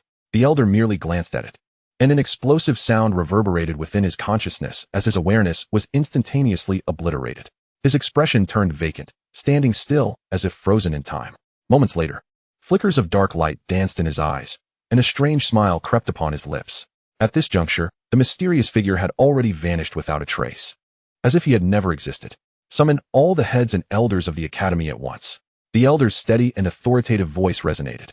As the Star Moon Academy became a flurry of activity, the mysterious figure appeared silently in the heavens, gazing towards the Dao Tian Sect with a cold smirk upon his lips. This time, when the 8 major sects strike in unison, will you be able to withstand their assault? In the northern Xian ancient kingdom, I shall observe if you can continue to safeguard the Dao Tian Sect. Detected that sect member Silver Moon Wolf has broken through to the 5th level of the Xianling realm, initiating a peace request. Detected that sect member Cloud Snow Condensation has broken through to the 6th level of the Xianling realm, initiating a peace request. Detected that sect member Lin Tian has broken through to the 7th level of the returning origin realm, initiating a peace request. Detected that sect member Luo Xiao Xiao has broken through to the 3rd level of the returning origin realm, initiating a peace request. Detected that sect member Qing Yu has broken through to the 2nd level of the returning origin realm, initiating a peace request. Detected that sect member Blazing Fire Sacred Bird has broken through to the 5th level of the returning origin realm, initiating a peace request. Host original cultivation level, Silver Moon Wolf, Lin Tian, Luo Xiao Xiao, Cloud Snow Condensation, Qing Yu at the initial 1st level of the Venerable Realm. 7 days swiftly passed. Under the nurturing essence of spiritual veins and the continuous supply of abundant resources, the disciples of the Dao Tian Sect have experienced significant enhancements in their cultivation. As a result, Su Changge has directly ascended to the esteemed realm of a revered one. In that moment, Su Changge felt a resounding roar emanating from both his consciousness and within his body. A surge of formidable power materialized from his dantian, flowing into his limbs and bones, integrating into every inch of his flesh, instigating a remarkable metamorphosis in Su Changge's physique. Simultaneously, an immense wave of soul power emerged within his consciousness, merging with Su Changge's very essence, revitalizing his awareness, both undergoing astonishing and intense transformations. Moments later, Su Changge's formerly ethereal soul became strikingly solid, resembling a miniature version of himself, indistinguishable from the real Su Changge. Having mastered the Golden Bell technique to perfection, the strength of his soul is now nearly equivalent to that of a formidable practitioner at the 8th or 9th level of the revered realm. The once chaotic and hazy consciousness has expanded to over 100 times its size compared to when he was at the Dao transformation stage. It can be said that with just the Golden Bell technique alone, Su Changge can effortlessly eliminate numerous adversaries of the same realm using solely his soul attacks. Not only his consciousness and soul, but Su Changge's physical form has also undergone a remarkable transformation. Within his dantian, the spiritual energy surged like an ocean, filling every meridian and acupoint with an unprecedented power, producing a sound akin to a tsunami with the flow of his blood. A vigorous essence erupted from the crown of Su Changge's head, transforming into a beam of crimson light. At that instant, he resembled a colossal primordial beast, each inch of his flesh containing explosive strength. With a swift motion, Su Changge opened his eyes, electric sparks flashing within their depths, causing the air around him to tremble with an ominous pressure. Taking a deep breath, he reigned in his overwhelming aura, becoming increasingly serene and ethereal, exuding an enchanting grace. What commotion is this? The hound, engrossed in its meditative training, suddenly felt a jolt of unease, perceiving a terrifying pressure emanating from a distance. Though that dreadful force dissipated in the blink of an eye, it was unmistakably felt. The pressure of a revered realm. I truly commend you, Old Six.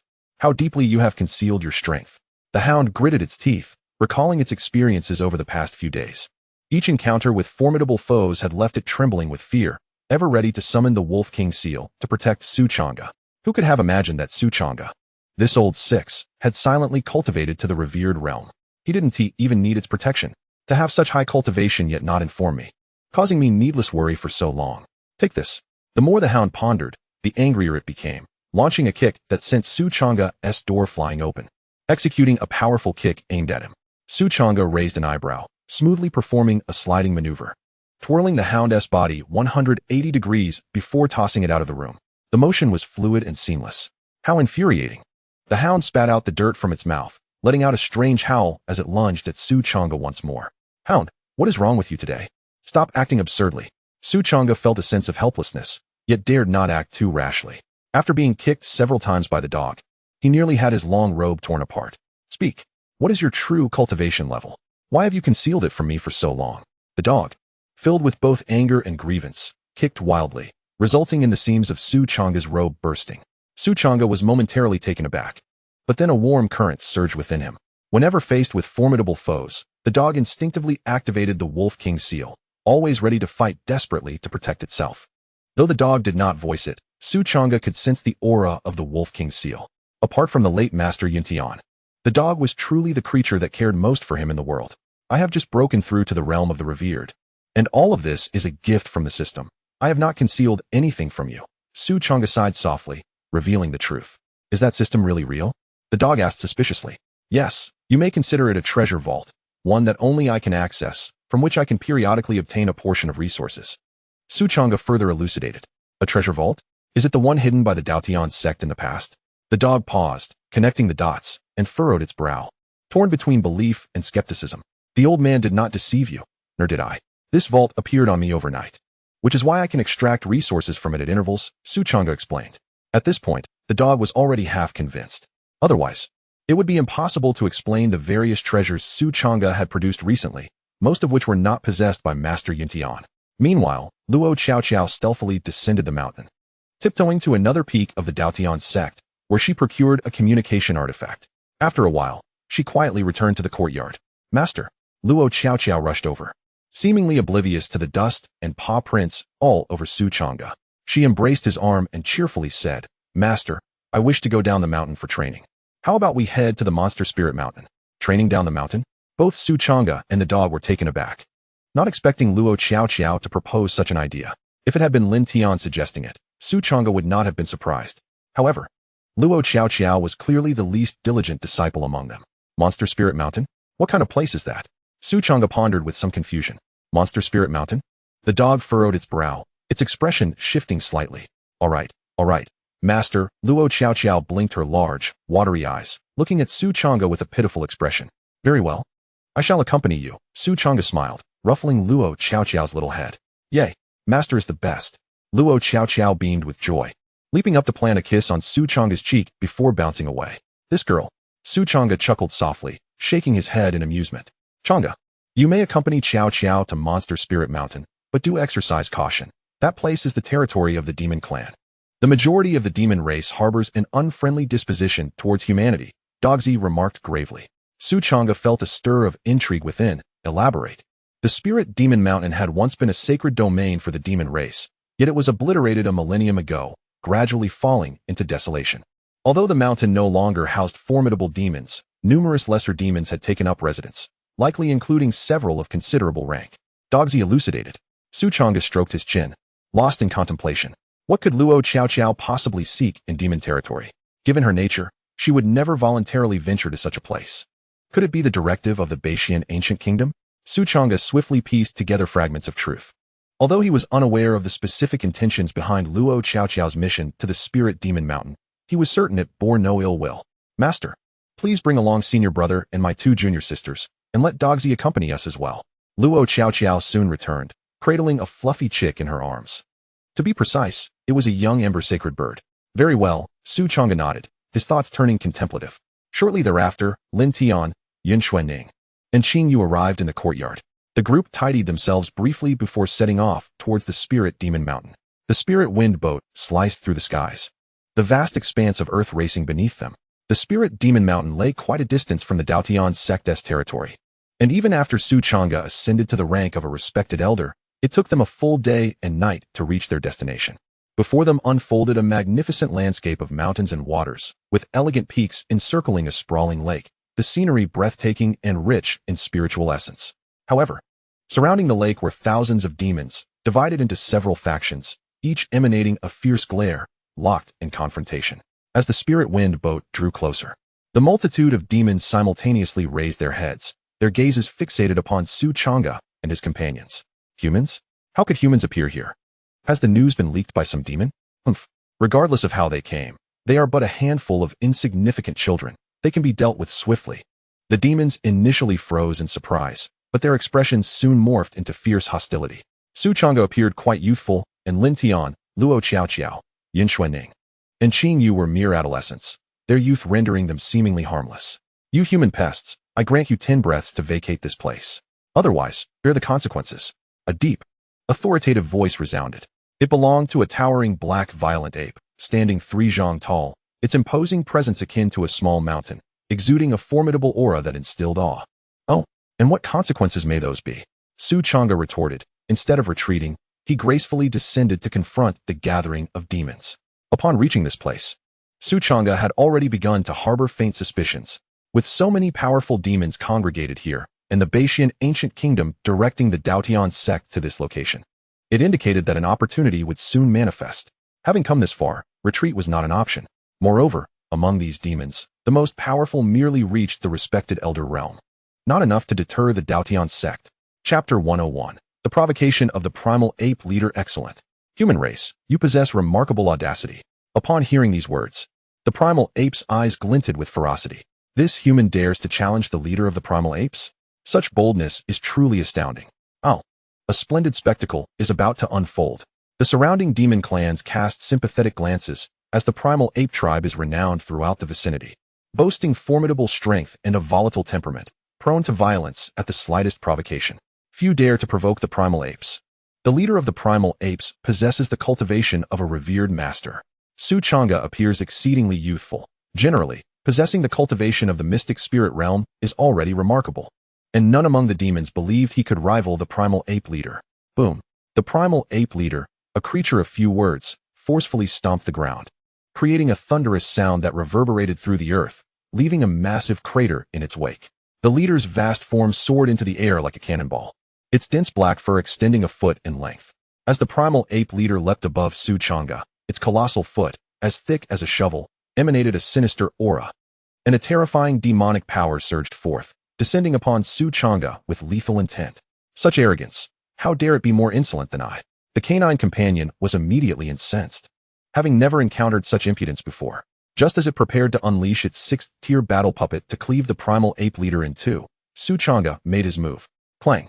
A silver spear materialized in Su Changge's grasp, infused with spiritual energy, humming as he raised it skyward. Though the Moonshadow Spear is merely a 5th-tier artifact, under Su Changge's formidable spiritual power, a glimmer of cold light erupted from its tip, and then the spear surged forth like a dragon. The primal ape leader stomped down with brutal force, but the Moonshadow Spear pierced through, unleashing a terrifying brilliance that cleaved through its foot, causing blood to spray forth. Howl! The primal ape leader emitted a low, pained growl, its visage contorted in agony. What? The primal ape leader has sustained an injury? How could this be? The primal ape leader holds the formidable cultivation of a triple revered master. The surrounding demons gasped in astonishment, their expressions reflecting disbelief. Although the primal ape leader is notoriously arrogant, one would not expect it to be wounded by such a youthful human. Could it be that this human possesses the cultivation of a revered master as well? Having successfully landed a blow, Su Changge deftly employed the ethereal body technique, leaving behind a fleeting afterimage as he instantly appeared behind the primal ape leader, thrusting his spear towards its nape. Human, you court death. The primal ape leader, both shocked and enraged, immediately discarded its contempt, its hands glowing with a dark radiance as it struck fiercely at the Moonshadow Spear with a resounding punch. Su Changge nimbly evaded, summoning a surge of flames in his left hand as he unleashed the blazing palm, striking the primal ape leader's face with a powerful slap. Smack! With a crisp, resonant sound, a fierce burst of flames erupted, swiftly incinerating half of the primal ape leader's black fur, leaving it charred and scorched. This scene left the myriad of demon clans utterly astonished. Hiss! The leader of the violent apes was unexpectedly struck down by this young human. This fluctuation of spiritual energy indicated he possessed the cultivation of a first-level venerable. This human appears to be merely 20 years old.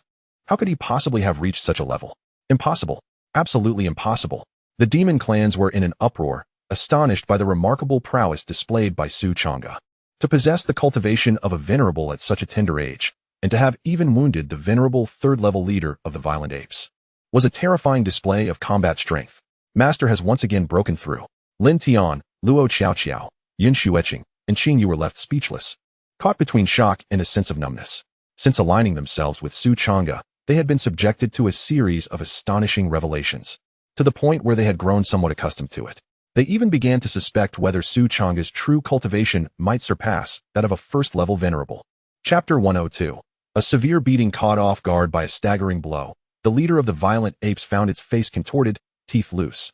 While a terrifying flame singed the hair atop its head, the leader felt a buzzing in its head, momentarily unable to believe the outcome.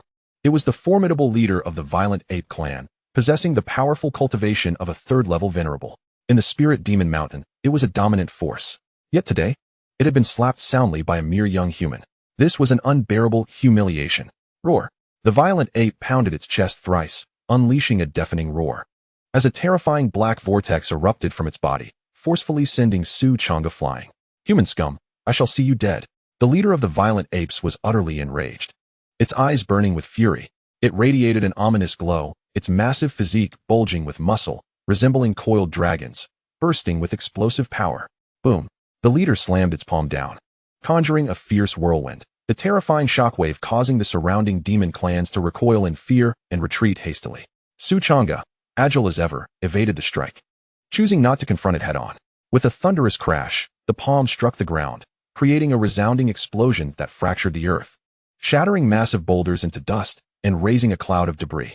The violent ape clan, born with innate strength, could obliterate any opponent of the same realm with such a strike. Employing the carefree body technique, Su Changge demonstrated remarkable agility. Just as the leader's palm crashed into the ground, Su Changge had already positioned himself behind it, launching a thrust aimed at the back of the leader's head. However, this time, it proved ineffective. An aura of swirling black light enveloped the leader, as if a massive black bell had descended upon it. Su Changge's spear struck against the dark shield with a metallic clang, failing to penetrate its defenses. This was the innate divine ability of the violent ape clan, the protective barrier of vital energy. With such formidable protection, combined with the innate strength of the violent apes, few in the same realm could withstand a single blow, rendering their combat style exceedingly ferocious. Even those of a higher cultivation by a level or two often found it difficult to triumph over the violent apes. Just moments ago, the leader had been careless, merely ambushed by this human scoundrel. Now, however, the leader was resolute. The human was doomed without a doubt. The members of the violent ape clan observed this development with cold smiles, their hearts finally at ease. This was certain, though this human possessed considerable strength. He was ultimately merely at the first level of the venerable realm. Given his cultivation, how could he possibly triumph over the violent ape leader, who was at the third level of the venerable realm? Not only the violent apes, but other demon clans shared this sentiment, their faces adorned with mocking expressions. This turtle shell was indeed tough, but still insufficiently so. A cold smile crept across Su Changge's lips. In an instant, his body radiated a golden light, and a tremendous surge of vitality erupted from the crown of his head, akin to an ancient beast awakening, instilling fear in all surrounding demons. The indestructible golden body technique. This was an exceptionally powerful body refining method. When cultivated to perfection, it could forge an indestructible golden body, impervious to blades and immune to myriad attacks. At this moment, Su Changge resembled a god of war descending upon the earth, his golden radiance dazzling and blinding. With a resounding roar, Su Changge unleashed a punch that collided directly with the fist of the violent ape, engaging in a head-on clash. With an earth-shattering explosion echoing through the air, a terrifying shockwave emanated from the point of impact, spreading outwards in all directions. Under the astonished gazes of the crowd and the demons, the violent ape leader let out a pained scream. The sound of bones fracturing echoed as blood spattered, and his massive form was sent hurtling backward. In this pure contest of strength, the violent ape leader had been defeated. Strength overcoming strength. The violent ape clan, renowned for their innate divine power, had succumbed to a human whose physical form was traditionally perceived as frail. This was nothing short of a fantastical tale, leaving all the demons aghast, their jaws nearly dropping in disbelief. Master is so formidable.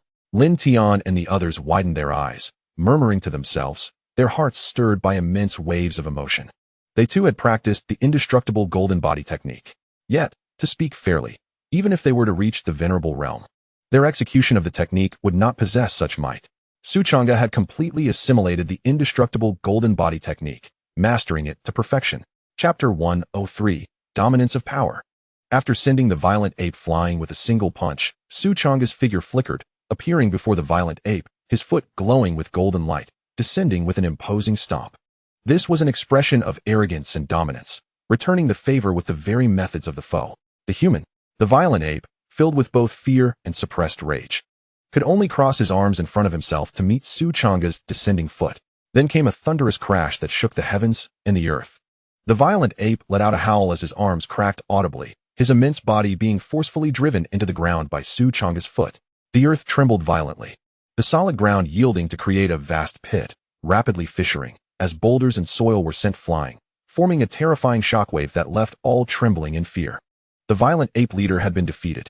In this face-to-face confrontation of power, he was thoroughly bested by a human. This unbelievable scene left the assembled demon clans in a daze, their minds buzzing and their gazes filled with astonishment. They looked upon Su Changge as though he were a specter.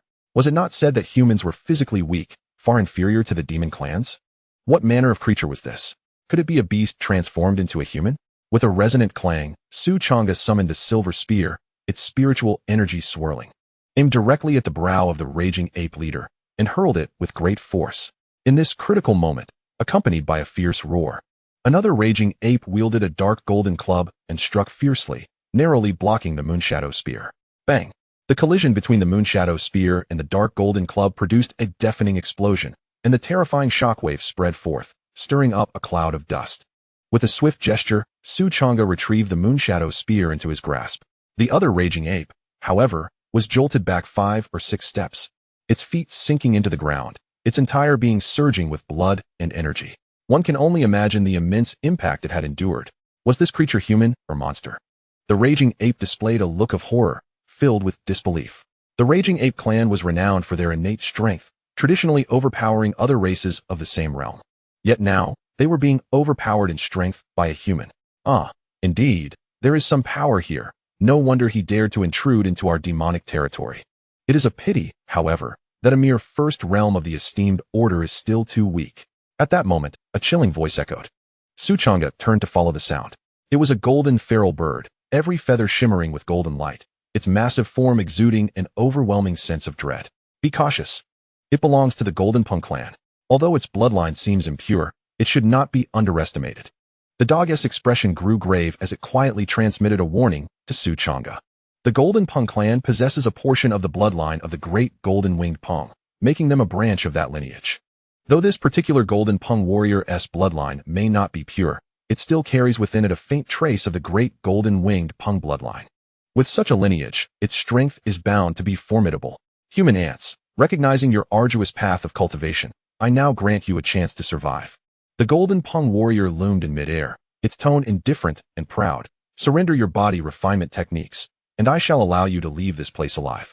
The Golden Pung warrior, with piercing eyes, had discerned that Su Changge must have cultivated a powerful body refinement technique, which enabled him to overpower the raging ape clan in strength. Although it could not directly cultivate human techniques, it could trade this body refinement technique with human sex for considerable profit. Unfortunately, I have no intention of surrendering my body refinement techniques, nor do I plan to leave here. Su Changge's expression remained calm. Oh, do you truly believe that with your mere first realm of the esteemed order, you can contend with our demonic kind? The Golden Pung warrior's gaze turned icy, its eyes radiating golden light, resembling 2 golden whirlpools, exuding a terrifying aura, as if to devour one's very soul. Chapter 104. Dread over the beasts. I feel a bit dizzy. The Golden Pung warrior's gaze swept over, and all the beasts felt their heads spinning, as if their consciousness was about to leave their bodies. Hiss! A few stronger beasts were jolted back to reality, their hair standing on end. This is a terrifying mental power. A mere glance nearly rendered me unconscious. The demon race was filled with trepidation, utterly awestruck by the formidable prowess displayed by the golden-winged clan's warrior. Clearly, this warrior possessed an immensely powerful soul and had mastered the art of soul attacks. Yet, Su Changge remained unperturbed. He stood proudly at his station, his gaze deep and tranquil, locking eyes with the golden-winged warrior. The warrior unleashed a terrifying soul attack, but it sank into the void, having no discernible effect on Su Changge whatsoever. The golden-winged warrior narrowed his eyes, astonished. Could it be that this human not only possessed a robust physique, but also an extraordinary soul? Impossible. At such a young age, achieving such mastery in physical cultivation is already a remarkable feat, leaving no time for soul cultivation. It seems he possesses a unique treasure capable of withstanding soul attacks. In an instant, the warrior's mind raced, deducing the truth. Young man, do not be overly arrogant. The golden-winged warrior huffed, releasing a terrifying pressure of the 7th level of the venerable realm, akin to a golden sun blazing across the sky, surveying all with disdain. Can one truly be called young if not arrogant? Changge chuckled softly, utterly unfazed by the formidable pressure emanating from the warrior. So what if his cultivation is high? Does he truly believe he alone possesses such power? The loyal canine companion also snorted, raising its head high and summoning a 6th-tier battle puppet. Boom! As the battle puppet, clad in black armor, materialized, a dreadful pressure of the 9th level of the venerable realm was unleashed, immediately overpowering the pressure emanating from the golden-winged warrior. What? A 9th level venerable realm warrior? Damn that human, he came prepared. When did he conceal himself nearby? How could I fail to notice? With the emergence of the battle puppet, the demon race was left in shock. A 9th level venerable realm warrior was sufficient to dominate this region, undeniably a formidable sovereign. The battle puppet, shrouded in black armor, revealed only its cold, emotionless eyes. The demons failed to recognize it as a puppet, mistaking it for a living human. Who are you?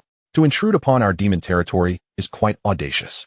At that moment, a voice resonated with calm authority. It belonged to a snow-white tiger, exuding the same terrifying pressure of the 9th level of the venerable realm. Standing resolutely against the battle puppet, it was indeed the strongest among the demons, the sole 9th level venerable realm behemoth. Humph, what of the 9th level of the venerable realm? Do you truly believe our demon race lacks such formidable beings? While the 9th level venerable realm is not to be underestimated, how many of them are there?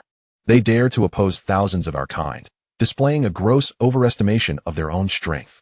The demon race's warriors exchanged cold smirks, appearing remarkably composed. The human race possesses only one 9th level venerable realm warrior, hardly a cause for concern. Although they may squabble among themselves, they unite against the human race. Changge, uninterested in engaging in debate with the demon warriors, summoned yet another 6th-tier battle puppet. Boom! As another battle automaton emerged, a terrifying aura of a 9th-tier sovereign swept through the surroundings like a tempest. The assembly of demon clans instantaneously fell silent, their hearts roiling with tumultuous waves. Goodness! 2 9th-tier sovereign powerhouses. From whence did they spring forth? Even the white tiger, at this moment, narrowed its eyes, its expression growing gravely serious. Gentlemen, do we possess the qualifications to be here? Changge smiled amiably at the assembly of demon clans, stating, although you are numerous, should a conflict arise, how many of your kind do you believe would perish? The opportunities here, we intend to partake in. Who is in favor, and who stands opposed? Chapter 105. The spirit realm of demons. Changge's voice resonated within the ears of the demon clans, appearing as a piercing and audacious proclamation. The demons were filled with indignation. However, upon glancing at the 2 9th-tier sovereign battle automatons, their anger suddenly diminished. This human indeed exhibited audacity, yet he possessed the means to back it up. Even the 9th-tier sovereign white tiger squinted its eyes, remaining silent. Although the demon clans seemed united in a genuine confrontation, few would dare to risk their lives against 2 9th-tier sovereign powerhouses. The reasoning was simple. Should all the demons join forces, they could undoubtedly triumph over the 2 sovereigns. Yet such unity would come at the cost of a significant number of lives. Who would willingly sacrifice themselves? After all, Changge and his companions bore no true enmity towards the demon clans. The root of the conflict merely sprang from the demons' reluctance to share opportunities with the human race. Nonetheless, now that the human race possessed 2 9th-tier sovereign powerhouses, it seemed reasonable to concede a portion of the opportunities to them. The leader of the violent apes, lying on the ground, wore a look of resentment and frustration. Blast it! If you had 2 9th-tier sovereign powerhouses, why not have them reveal themselves from the onset? Who would dare to drive you away then? Must you play the part of a pig to eat the tiger? I ended up taking a beating for nothing. What use are the opportunities here to you humans? Since you insist on meddling, let us see if you can indeed seize the chances that lie within. A strong member of the Golden Rock clan snorted coldly. Though displeased, it understood that they could not drive away these humans. Other demon clan powerhouses remained observant, silent as they absorbed the atmosphere. Changge and his companions descended to the ground. Before the leader of the violent apes could rise, Changge stood at the edge of the pit, smiling down at him. The leader of the violent apes shivered, attempting to feign composure as he said, "Fellow Taoist, I concede this time. I apologize for my earlier impertinence." The once indomitable leader of the violent apes now found himself compelled to bow his head. The other members of the violent ape clan looked on with trepidation, fearing that Changge might eliminate their leader. "Pray tell, Elaborate on the opportunities present here. Su Changge inquired. At this question, the leader of the violent apes was momentarily taken aback. All other demon clans were equally stunned, their eyes widening slowly. Could it be that you genuinely do not know what opportunities lie here? Then what business do you have meddling in this affair? The hearts of the myriad demon clans roared with a tumultuous uproar, their gazes directed towards Su Changge and his companions now laden with resentment and displeasure. Are you truly unaware? The leader of the savage apes expressed incredulity. Su Changge nodded in affirmation. The leader, on the verge of tears, felt as though he had endured a needless beating. Reluctantly, he began to elucidate. The spirit demon mountain was once a sacred ground for our kind, tragically perishing in the dark turmoil a millennium ago, with even the underground spiritual veins vanishing, rendering it a desolate wasteland. Over time, however, it has gradually regained a modicum of spiritual resonance, prompting many demons to settle here. Recently, an abundance of spiritual energy has begun to emanate from the depths of the lake, accompanied by mysterious, uncharted luminescence and even spatial fluctuations. Through our meticulous research, we suspect that the long-lost spirit demon secret realm may soon re-emerge. The spirit demon secret realm? Su Changge, along with Guzi and Luo Xiaoqiao, felt a surge of intrigue. What wonders does the spirit demon secret realm hold? Su Changge inquired. I cannot say, the leader of the savage apes replied earnestly. We are merely the most ordinary of demons, or branches of certain powerful races, and thus have little access to the extensive lore of the sacred grounds. All we know is that the spirit demon secret realm was the very heart of Spirit Demon Mountain, seemingly brimming with opportunities. Albeit most of these fortunes are likely beneficial only to the demons. The implication was clear. Even if the spirit demon secret realm were to open, it would offer little to the human race, so it would be best for these harbingers of doom to depart swiftly. Chapter 106. Entering the secret realm, Su Changge stroked his chin, a smile soon gracing his visage. Both Guzi and the blazing fire sacred bird belonged to the pure-blood demon race, while Changge was a half-human, half-demon with the bloodline of a demon emperor. Regardless of what fortunes lay within the spirit demon secret realm, they would undoubtedly assist them. This is a fortuitous place, Xiaoqiao. Did you perhaps foresee the emergence of the spirit demon secret realm, prompting your journey here for training? Guzi's eyes lit up, quickly piecing together the implications. I know nothing. Luo Xiaoqiao blinked her sparkling eyes, feigning ignorance in an attempt to evade the inquiry. The spirit demon secret realm. Changge gradually clenched her hands, her own heart swelling with excitement and anticipation. After cultivating the demon emperor transformation blood technique, her demon bloodline had been steadily strengthening, and her rate of advancement had accelerated. However, the Dao Tian Sect lacked resources to aid in cultivating the demon bloodline. If she could procure such resources from the spirit demon secret realm, it would be beyond splendid. Subsequently, Su Changge and his entourage mingled among the throngs of demons, positioning themselves at the lake's edge, patiently awaiting developments. A day later, the surface of the lake began to churn, rich and pure spiritual energy surging forth from the deepest depths, accompanied by radiant streams of resplendent light, creating a breathtaking spectacle. The spirit demon secret realm was on the verge of opening. The myriad demons instantly perked up, their eyes gleaming with exhilaration and anticipation. With a splash, the White Tiger clan acted first, leaping directly into the lake and diving towards the abyss below. The other demon clans, not to be outdone, followed suit, plunging into the water and sending forth a cascade of frothy waves. Su Changge and his companions followed closely behind, leading the way with 2 6th-tier battle puppets, deterring any nearsighted demon clans from approaching them. The lake was exceedingly profound, plunging over 2,000 zhang into darkness. Upon reaching the lake's depths, the terrifying water pressure distorted the features of some lower-ranking demon clans, rendering them nearly unendurable. The lake bed was riddled with cracks, and torrents of water surged upward, illuminating the surroundings with myriad hues of radiant light. With a resounding and ominous roar, the entire lake trembled violently, and the lake bed fissured, giving rise to a massive blue chasm. Within this chasm, a vague and expansive world could be glimpsed. The demonic spirit secret realm had been unveiled. Enter with me, roared a 9th-level venerable White Tiger, leading the White Tiger clan into the depths. Following closely were the Golden Punk clan, exuding an overwhelming aura that daunted other demon clans from contesting their passage. Su Changge and his companions trailed closely behind, releasing an imposing pressure comparable to that of 2 9th-level venerable beings, which momentarily stilled the previously aggressive demon clans, compelling them to yield a path. Upon traversing the blue chasm, Su Changge felt the surrounding space warp and the scenery transform, abruptly arriving in a vast and majestic world. Before him stood 9 colossal mountains, towering amidst the boundless sky. These 9 mountains undoubtedly harbored the most significant opportunities of the demonic spirit secret realm.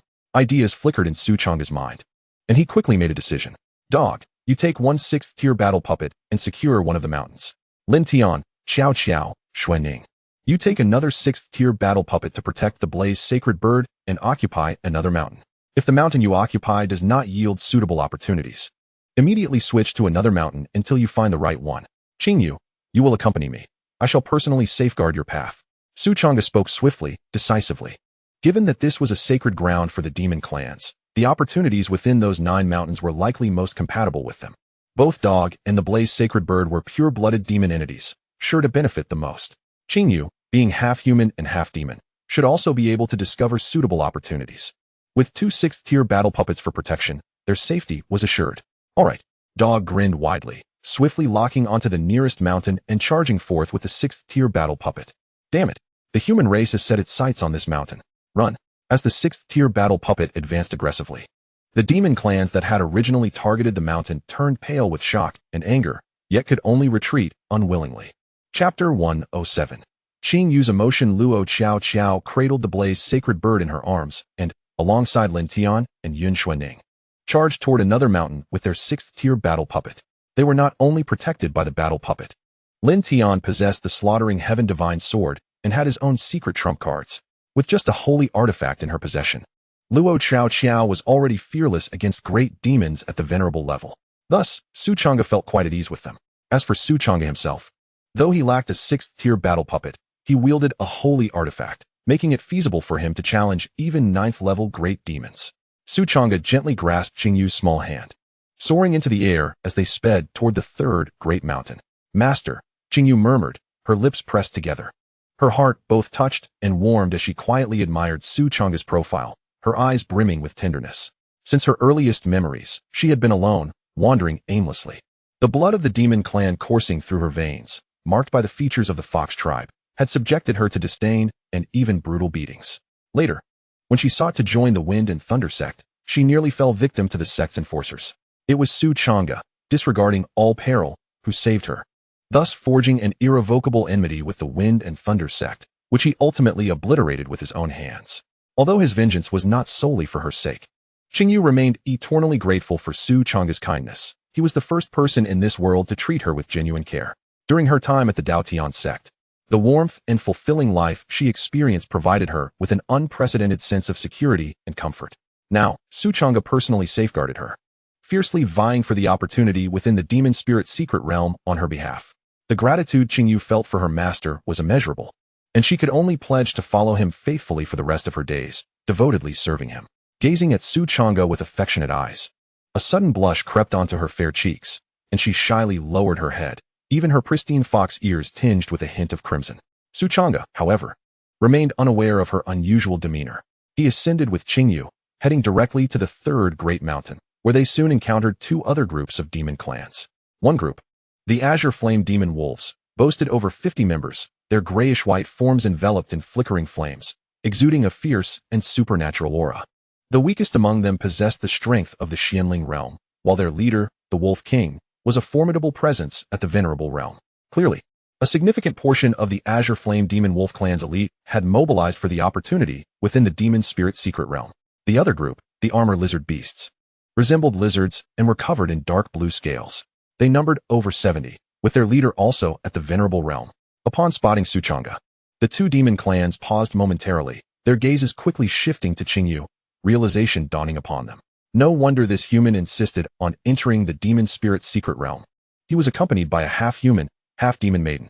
Notably, there were no 2 venerable realm experts by his side, indicating that they had split up.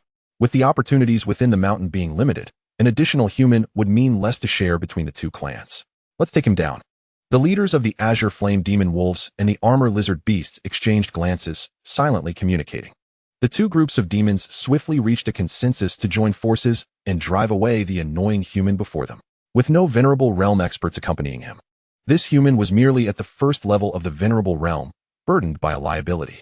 Therefore, both the Azure Flame Demon Wolf and Armor Lizard Beast leaders felt confident that their combined strength could easily defeat Su Changge. Human, halt. This mountain has already been claimed by our 2 clans. You should seek your fortune elsewhere. The leader of the Zhongyan demon wolf grinned, its pale demon flames flickering ominously. The leader of the Duanjia beast let out a low, thunderous growl. The formidable warriors from both the Zhongyan demon wolf and Duanjia beast tribes silently formed a line, blocking the path of Su Changge and Qingyu. Upon witnessing this, Qingyu felt a heaviness in her heart. In contrast, Su Changge remained undaunted, his heart a placid sea, and spoke calmly, "What if we choose not to leave?" Chapter 108. Effortlessly slaying demons not leaving? Then you shall meet your demise. The leader of the Zhongyan demon wolf snorted coldly, his eyes gleaming with malice. Had a 9th-level master been by Su Changge's side, they would have turned and fled immediately.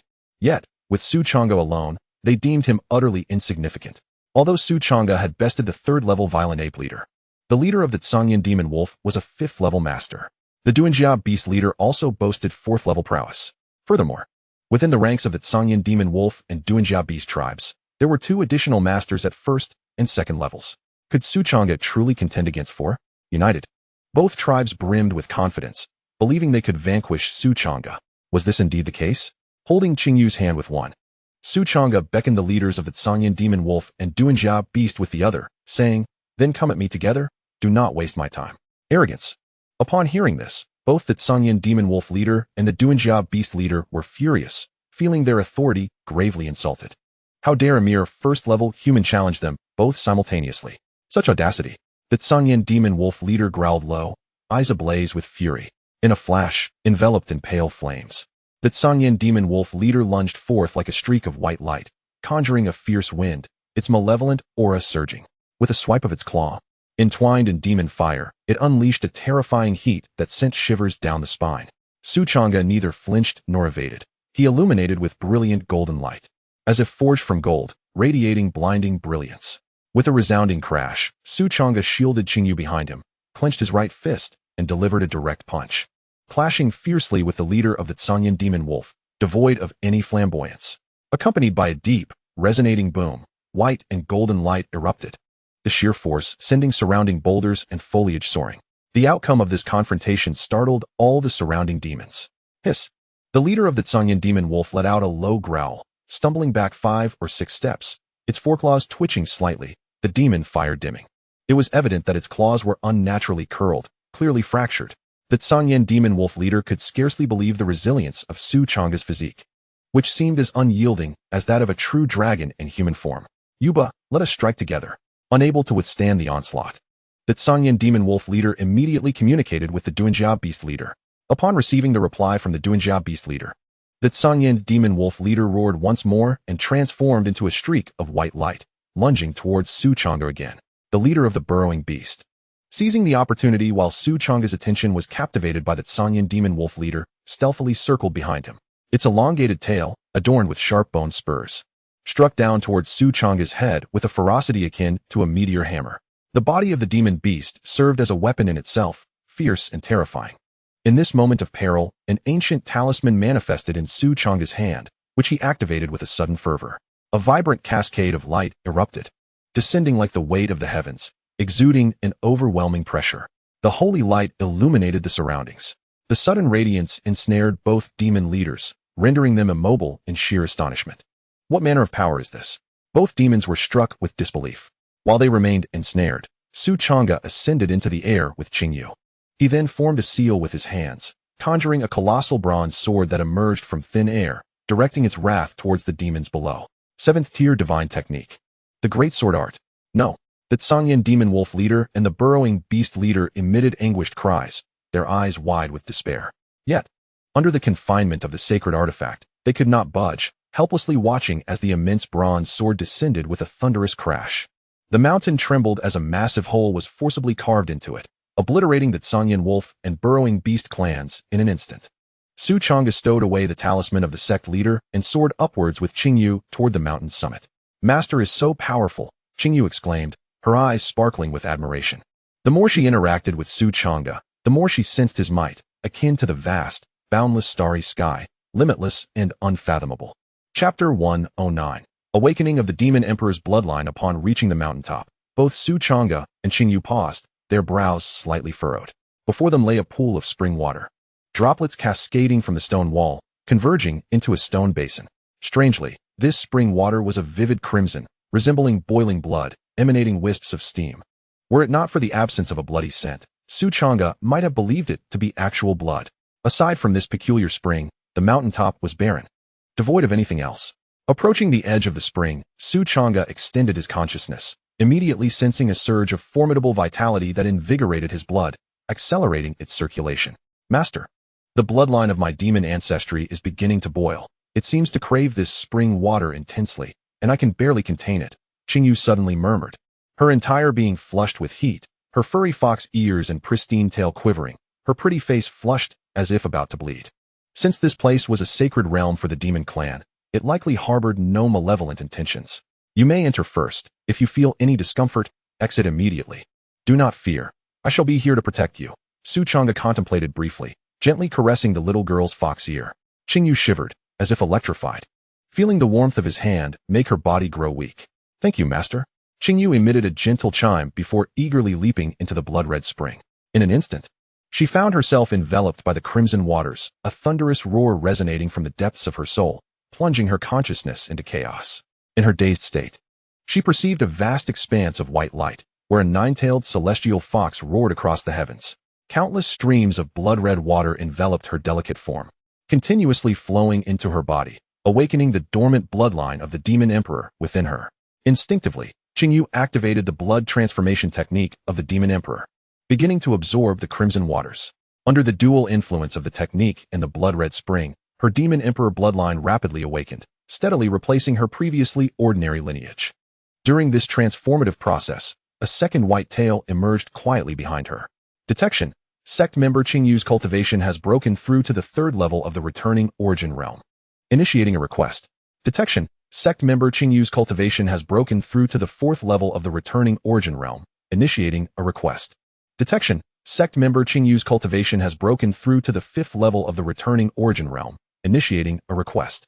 Host's original cultivation was at the initial stage of the first level of the Silver Moon Wolf Forest, Tian Luo, Xiao Xiao, Yin Xuan Ning, Changge, and the fiery sacred bird. Changge's mind was filled with a series of system notifications. Changge had only just entered the blood-red spring, and her demon emperor bloodline was beginning to awaken, yet she had already broken through 3 minor realms. Naturally, such a breakthrough in the returning origin realm did not significantly enhance Changge's cultivation at the level of a revered master. It was evident that the blood-red spring held an incredible opportunity.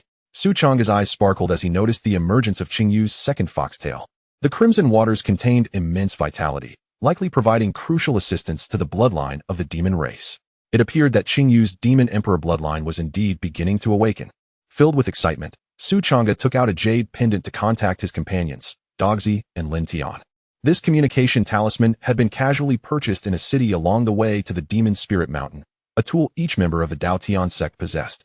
The fifth-tier artifact allowed for communication within a radius of 5,000 miles. Changge and I have discovered a blood-red spring here at the third major mountain, which greatly aids the bloodline of the demon race. Dogzi, if you're free, hurry over. Changge pondered for a moment. As for the fiery sacred bird, Lin Tian, you should first secure the opportunity at the second major mountain before coming here. After all, the fiery sacred bird possesses a sacred bloodline, which is exceptionally powerful and pure. I am uncertain whether this blood-red spring will be of any benefit to it. Chapter 110. Dogzi's opportunity what? It greatly aids the bloodline of the demon race. Save some for me. I'll rush over as soon as I'm out. Dogzi exclaimed with excitement. But before he could finish, a pained scream escaped his lips. Dogzi, what happened? Are you in danger? Changge's brow furrowed, a sense of unease settling in his heart. The communication talisman conveyed the sounds of a fierce struggle. And after a moment, Dogzi gasped for breath, cursing as he spoke. Don't even mention it. At the peak of this mountain, there is a resplendent palace. The moment I pushed open the grand doors, I was trapped in a dark and eerie place. All around, a myriad of monstrous beings loomed, while the battle puppets were restrained by an unseen force, rendering them ineffective. Changge felt a slight relief and remarked, "This must be a trial ground. Upon completion, rewards will surely be granted." Although the dog appeared rather carefree, as the Silver Moon Wolf King, it possessed Earth-grade qualifications, and its prowess was undeniably formidable. Changge held great confidence in its abilities, convinced that overcoming the trial would pose no challenge. Upon entry, Changge had noticed an inscription atop the palace gate that seemed to read Hall of Non-Existence. Just then, another wave of monsters approached, prompting the dog to hurriedly conclude the communication. Meanwhile, Luo Xiaoqiao's voice echoed, "Master, our mountain peak is adorned with dozens of stone tablets, all inscribed with the language of the demon race, which we cannot comprehend. However, Xiao Huang has been fixated on one of the tablets for quite some time, glowing with an ethereal light, seemingly entering a state of enlightenment. Thus we are unable to approach for now." A smile graced Su Changge's face. Indeed, this journey to the demon spirit mountain had proven to be fortuitous. With such astonishing opportunities within these 3 great mountains, what treasures might the other 6 mountains hold? Su Changge gazed longingly at the remaining 6 peaks, already contemplating a visit after the complete awakening of the Qingyu demon emperor's bloodline. Atop the first mountain stood an ancient palace, resplendent with gold and jade, a sight to behold.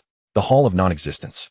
Though modest in appearance from the outside, the interior revealed a vast expanse, where only pairs of eerie green eyes glimmered in the darkness, cold and merciless, a total of 20 pairs. Among them were humans, demons, and vengeful spirits, alongside a plethora of strange beings unknown to the dog. Fortunately, these creatures were all at the 5th level of the profound spirit realm, identical in cultivation to the dog.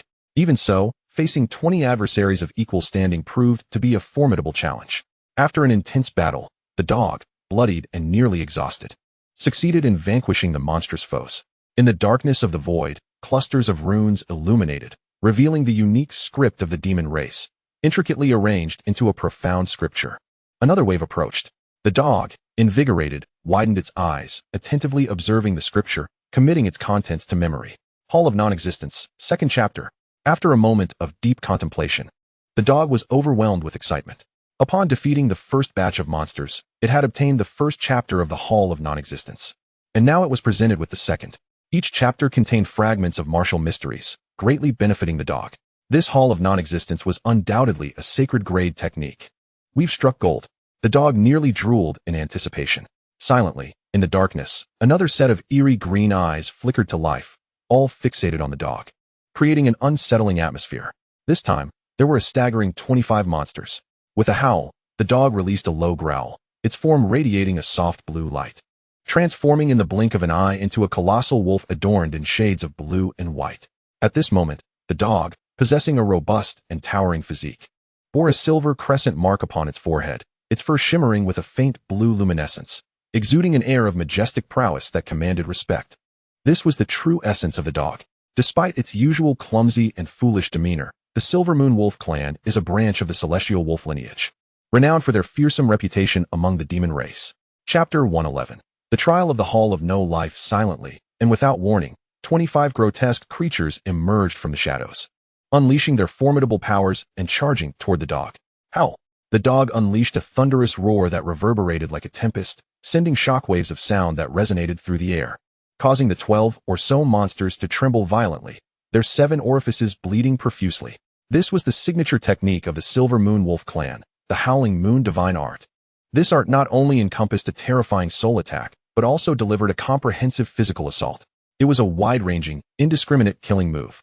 In an instant, the 25 creatures, subjected to the sonic onslaught of the Howling Moon Divine Art, were left reeling, their energies waning and movements becoming sluggish. With a low growl, the dog transformed into a streak of blue light, darting through the throng of monsters with lethal precision. In the blink of an eye, all 25 creatures were vanquished, revealing its true form. This was the dog's genuine power.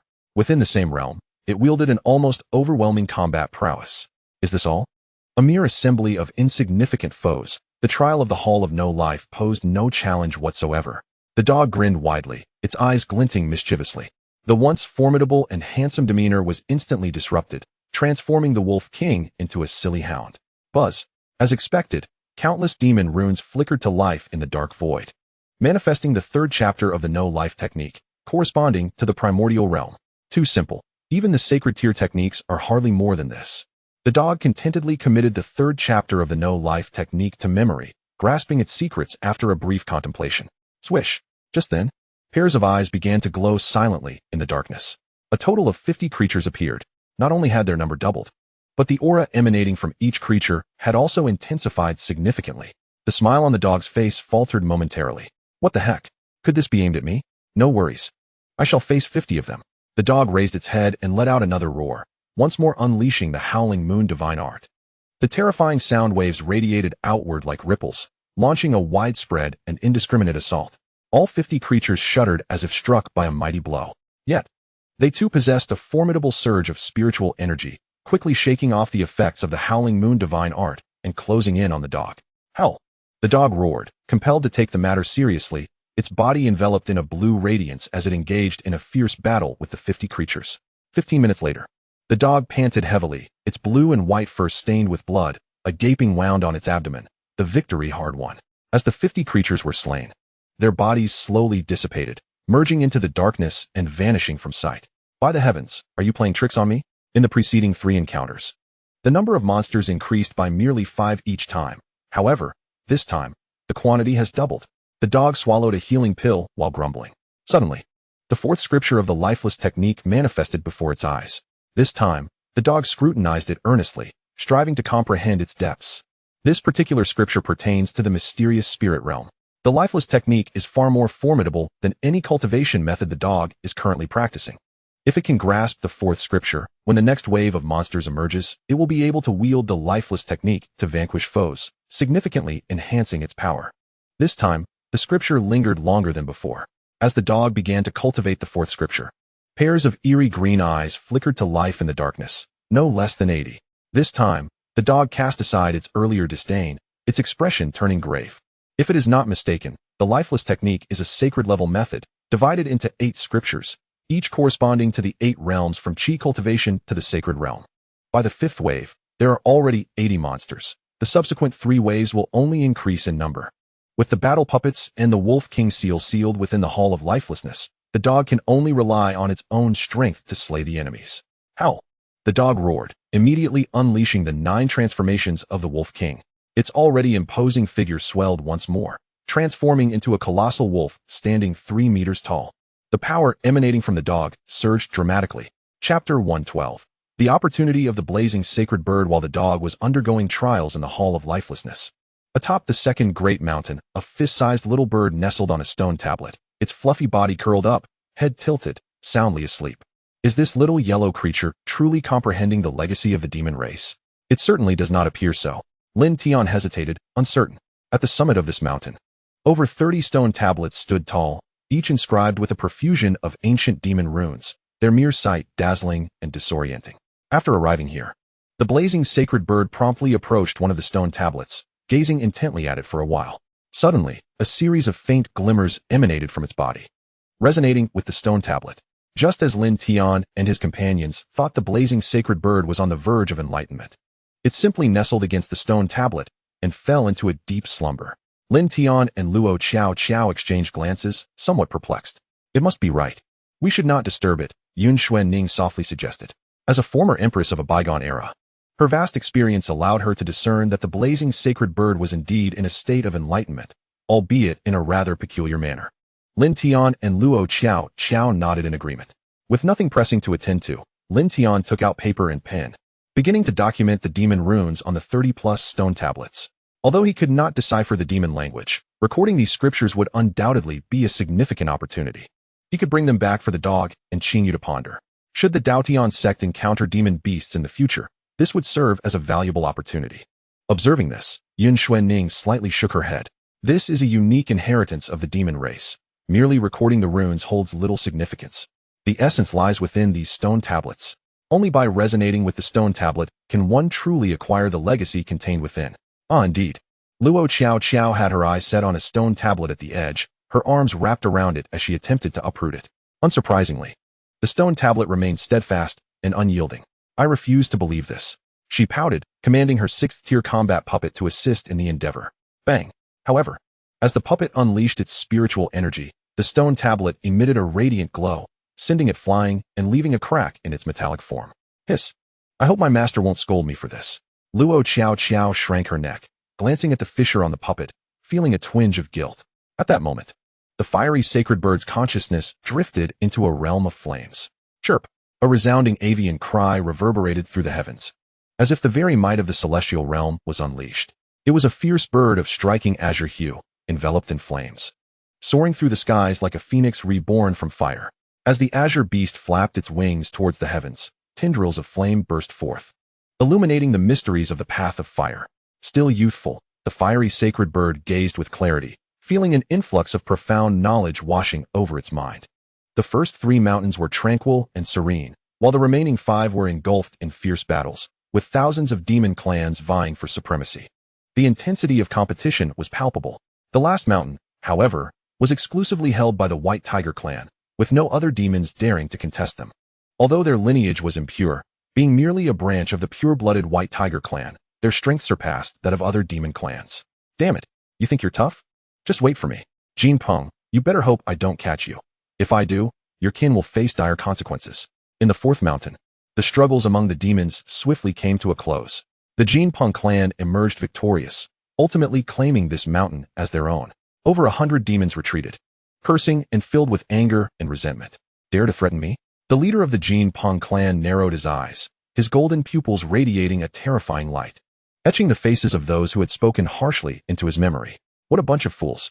Once I seize the opportunities here and my strength surges dramatically, what will you wretches have to contest against me? You'll be doomed soon enough. A cruel smile curled at the corners of the Jin Peng leader's lips. Chapter 113. Slaughtering the demons again. Upon the 4th mountain stood a colossal phoenix tree, its vast canopy shrouding the entire peak, revealing a massive nest nestled within its trunk. Undoubtedly, this was the lair of a certain fierce bird, surely concealing extraordinary opportunities. Under the leadership of the Jin Peng clan's chief, over 50 Jin Peng made their way towards the nest. The defeated 100+ demons retreated from the 4th mountain, cursing all the while. Other mountains erupted into conflict as well. Which mountain should we head to now? A demon glanced around, their gaze suddenly landing on the 3rd mountain. I recalled that the 2 formidable human clan experts, both at the 9th level of the Venerable Realm, each occupied the 1st and 2nd mountains, meaning that the 3rd mountain was devoid of such powerful beings.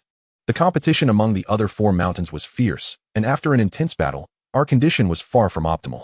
Even if we were to engage in combat at another mountain, we might not reap any benefits. Instead, why not unite our 5 clans to jointly seize the 3rd mountain and share its opportunities? A splendid idea. The great demons of the 5 clans engaged in lively discussion and swiftly reached a consensus. After all, the spirit demon's secret realm is an unparalleled opportunity that no one wishes to return empty-handed from. Charge. Together, the 5 clans, comprising over 170 formidable demons, surged towards the 3rd mountain. Changge, with his powerful spiritual sense, quickly sensed the anomaly and vanished from his location in a single step. Halt. This mountain is already under my dominion. Whoever dares to advance shall face death. A silver spear materialized in Changge's hand, resembling a war god descending from the heavens. As he stood defiantly before the throng of demons, his gaze was sharp, and his long black hair billowed in the wind as he invoked the golden bell technique. His voice resonating like thunder. Boom. Changge's voice, imbued with spiritual pressure, caused all demons below the venerable realm to tremble violently, their minds buzzing, faces pale, and hearts filled with dread. Humph. Preposterous. A dark-hued ferocious beast scoffed, its body shimmering with a metallic sheen, resembling a crocodile, robust and powerful. It was none other than the leader of the Black Crocodile clan. Human, I concede that defeating the leader of the Savage Ape clan signifies your prowess, but unfortunately, you now face the combined might of our 5 clans. Alone, you cannot defend this mountain. If you know what is good for you, leave at once. What purpose do you serve, occupying the sacred ground of the demon clan? The opportunities here are of no benefit to you. The leaders of the other 4 clans echoed his sentiments, each exuding formidable pressure at the venerable realm level as they surrounded Changge. Changge, a man of few words, observed their unwavering resolve to seize the mountain and decided against further discourse. With a hum, Changge raised his hand and summoned the clan leader's token. A dazzling radiance erupted, and strands of terrifying aura spread forth, rendering all demons rigid and chilled to the bone. What is this? Why can't I move? All the demons were struck with fear, their eyes wide in disbelief. The strongest among them, the leader of the Black Crocodile clan, a 5th-level venerable, found himself immobilized as well. This was one of the functions of the clan leader's token, creating a domain that could confine enemies over a vast area. 5-element seal. Changge formed a seal with his hands, and in an instant, brilliant 5-colored radiance illuminated the air, condensing into a massive 5-element law seal. No. Amidst the anguished cries of the demons, the 5-element law seal descended with a thunderous crash, mercilessly annihilating them. The earth trembled, blood splattered, and over 170 demons were slain. An astonishing spectacle indeed. Changge stowed the clan leader's token and turned back towards the mountain peak. At this moment, Changge had undergone a profound transformation.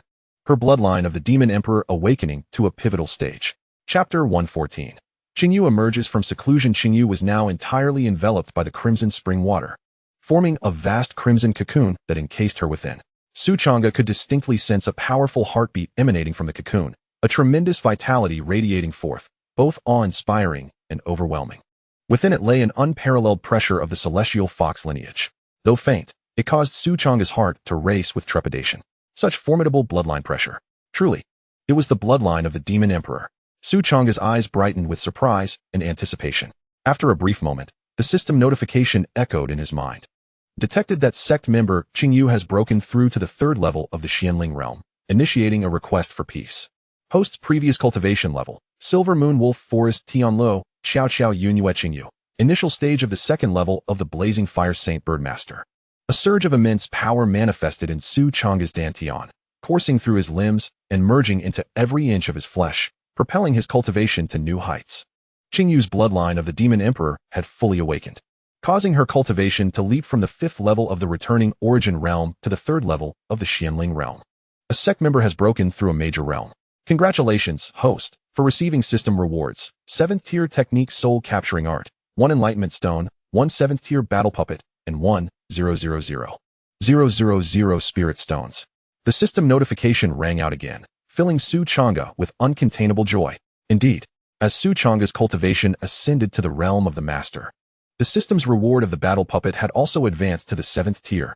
As for the soul capturing art, it was a soul technique that focused solely on offense, its lethality surpassing even that of the Golden Bell technique. Of course, the soul capturing art had its drawbacks, as it could only target a single foe. In contrast, the Golden Bell technique was both offensive and defensive, boasting area attacks, making it far more versatile. Each had its merits. Utilizing the Enlightenment Stone to comprehend the soul capturing art, Changge retrieved the soul capturing art and the Enlightenment Stone, silently reciting in his heart. Beep. Enlightenment Stone successfully used.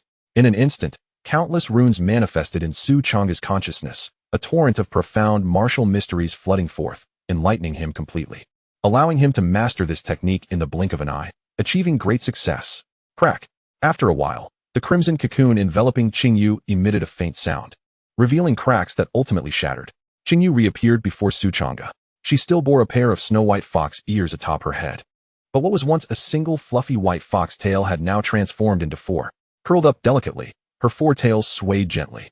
Changge's skin was as pale as blood, her beauty unparalleled and enchanting, exuding a captivating innocence mingled with an indescribable allure, a perfect amalgamation of angel and demon, her presence striking, though petite and delicate. She had matured significantly, her form now notably developed, akin to a proud snow-capped mountain. Changge's eyes widened in astonishment, 2 streams of blood slowly trickling from his nose. Changge's eyelashes fluttered as she gradually opened her eyes. Master, I have awakened the 9-tailed celestial fox bloodline, Changge exclaimed with excitement. Leaping into Changge's embrace and holding him tightly, Changge opened his mouth, extending his hands to feel the delicate figure in his embrace. Caught in a dilemma of whether to hold her or not. In that moment, his blood surged with agitation. The cause was simple. During the awakening of his bloodline, Changge's garments had vanished entirely. Master, what is wrong? Your heart is racing so fast. Changge, nestled in Changge's arms, sensed the powerful rhythm of his heartbeat. Bewildered by the experience, coughing softly, Changge felt his face flush, silently reciting a calming mantra. She is, after all, my disciple. At that moment, Changge finally sensed something amiss, feeling a chilling draft behind her. Curiously, she reached back to touch it, only to freeze in place. Her face instantly flushed crimson, her heart racing even faster than Changge's. In a flurry, she retrieved a set of clothing from her storage ring and hastily donned it, her head nearly burying itself in her chest, overwhelmed with both embarrassment and joy, too shy to meet Changge's gaze. Master, you have awakened the bloodline of the Demon Emperor. Splendid. I am proud of you. Changge interjected, clearing his throat and nonchalantly presenting the soul-capturing technique to divert attention from the earlier incident. Thank you, Master, Changge replied, her cheeks aflame, her voice barely above a whisper as she accepted the soul-capturing technique, avoiding Changge's eyes. Master, I have broken through to the 3rd level of the Xianling realm. With her fingers twirling nervously, her pristine fox ears quivered with excitement and anticipation. What? Not only have you awakened the bloodline of the Demon Emperor, But you have also ascended 10 minor realms to reach the 3rd level of the Xianling realm. Remarkable. Haha. Truly, you are my disciple. Su Changge exclaimed, feigning shock before bursting into hearty laughter, genuinely pleased. Hearing this, Jingyu's fluffy fox tail wagged behind her, her heart swelling with joy. Gaining Su Changge's recognition and praise was the most fulfilling accomplishment for her, having awakened the bloodline of the Demon Emperor. Perhaps one day her cultivation could surpass that of her master, and she would be able to protect him in return. Su Changge glanced at the blood-red spring, now depleted by approximately 70%, with little remaining. An idea struck him. He drew the Moonshadow spear and thrust it into the crevices surrounding the spring. A trickle of blood-red water flowed from the cracks, slowly gathering to feed the pool below. However, the flow was painfully slow, barely a drop at a time. It was evident that this spring had accumulated for millennia. Su Changge's intention was straightforward, to see if he could pry open the crevices and excavate the blood-red water from its source. With a resounding thud, he exerted all his strength, thrusting the spear into the fissure, creating a clang that sent sparks flying. Yet, the crevice remained utterly unmoved, leaving no mark behind. Instead, Su Changge was met with a terrifying recoil that caused him to stumble back 5 or 6 steps, his arm tingling, and his hand nearly giving way. It seemed there was no way forward. Su Changge shook his numbed right hand, feeling a twinge of regret. However, the remaining springs should suffice for the canine. It likely lacks the bloodline of the Demon Emperor and should not consume too much. The blazing firebird already possesses the bloodline of a holy bird, so it shall not be spared. Su Changge pondered quietly. To prevent other demon clans from encroaching upon the springs, Su Changge and Qingyu chose to remain, guarding the area until the canine emerged. At this moment, within the Hall of the Lifeless, a staggering 140 monsters emerged from the shadows, exuding an icy murderous intent that encircled the canine. This was merely the 7th wave. The canine's countenance turned pale, and it lamented, "Is it possible to forego the remaining 2 manuals?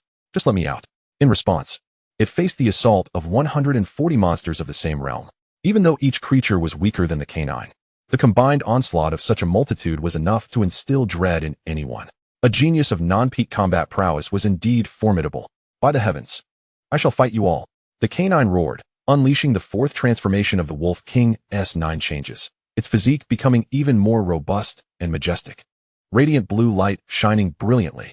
The Wolf King howled, its gaze transformed into one of icy authority, as blue arcs of electricity crackled across its form before it plunged into the horde of monsters. This was a grueling and harrowing battle for survival. The canine employed every technique it had mastered, engaging in fierce combat for a full quarter of an hour before finally vanquishing the horde. Its body was drenched in blood. Many areas exposed the stark whiteness of bone, and its injuries were grievous. The canine collapsed, utterly exhausted, gasping for breath. In the dark void, a series of demon runes flickered to life, weaving an intricate scripture. The 7th volume of the Lifeless Technique. The canine swallowed several pills, straining to keep its eyes wide open, committing the 7th volume of the Lifeless Technique firmly to memory. As it began to meditate and comprehend the technique, mysterious and ethereal forces silently infused its body, swiftly mending its wounds, while simultaneously transforming its physique and bloodline. Since the canine began practicing the Lifeless Technique, it had been subtly undergoing a metamorphosis. Both its body and bloodline had evolved. Otherwise, with its original aptitude and strength, it would have been utterly incapable of defeating 140 monsters of the same realm. However, this transformation was gradual and subtle, lacking the violent intensity of rapid change. Coupled with its overwhelming fatigue, the canine remained oblivious to its own transformation. After a brief respite, the darkness once again illuminated with pairs of eyes. This time, a full 200 monsters of the same realm appeared. Hiss! The canine inhaled sharply, feeling its face turn green. I no longer desire this 8th volume. Let me out. I want to go home. I want to go home. 200 monsters of the same realm. How can I possibly fight this? The canine exclaimed in shock, unable to contain its exasperation. Regrettably, the 200 monsters remained oblivious to the situation. Their icy gazes betrayed no hint of emotion as they silently encircled the dog and launched their assault. I shall fight you to the bitter end. The dog roared, radiating a brilliant blue light with arcs of electricity crackling around it. It plunged into the throng of monsters with all its might, engaging in a fierce battle with utmost determination. Unbeknownst to it, during this tumultuous struggle, threads of mysterious power continued to weave into its being from the void. The dog fought with increasing fervor, unleashing a myriad of extraordinary techniques as if it possessed an inexhaustible reservoir of strength. Kill, kill, kill. Its thunderous roars echoed, embodying a frenzied desperation as it disregarded its own peril. Even as its body was punctured through, it was determined to vanquish its foes, resorting to a reckless exchange of life for life. Astonishingly, this perilous strategy proved to be the most effective. As time passed, one monster after another fell, while the dog itself bore countless grievous wounds, each deep enough to reveal bone, a truly harrowing sight. Eventually, the dog collapsed to the ground, gasping for breath. After eons had passed, a demon finally managed to pass the trials of the Hall of Lifelessness. At that moment, an ancient voice resonated softly, imbued with a sense of satisfaction. "What is this? Who speaks?" The dog, startled, sprang to its feet. "Is it I? He. Merely a fragment of the will guarding the Hall of Lifelessness. Young one, congratulations on passing the trials and obtaining the legacy of the lifeless demon sage." As the ancient voice echoed, a complex scripture materialized, coalescing into intricate techniques. The eightfold lifeless scripture unified, with the complete version of the lifeless scripture revealed.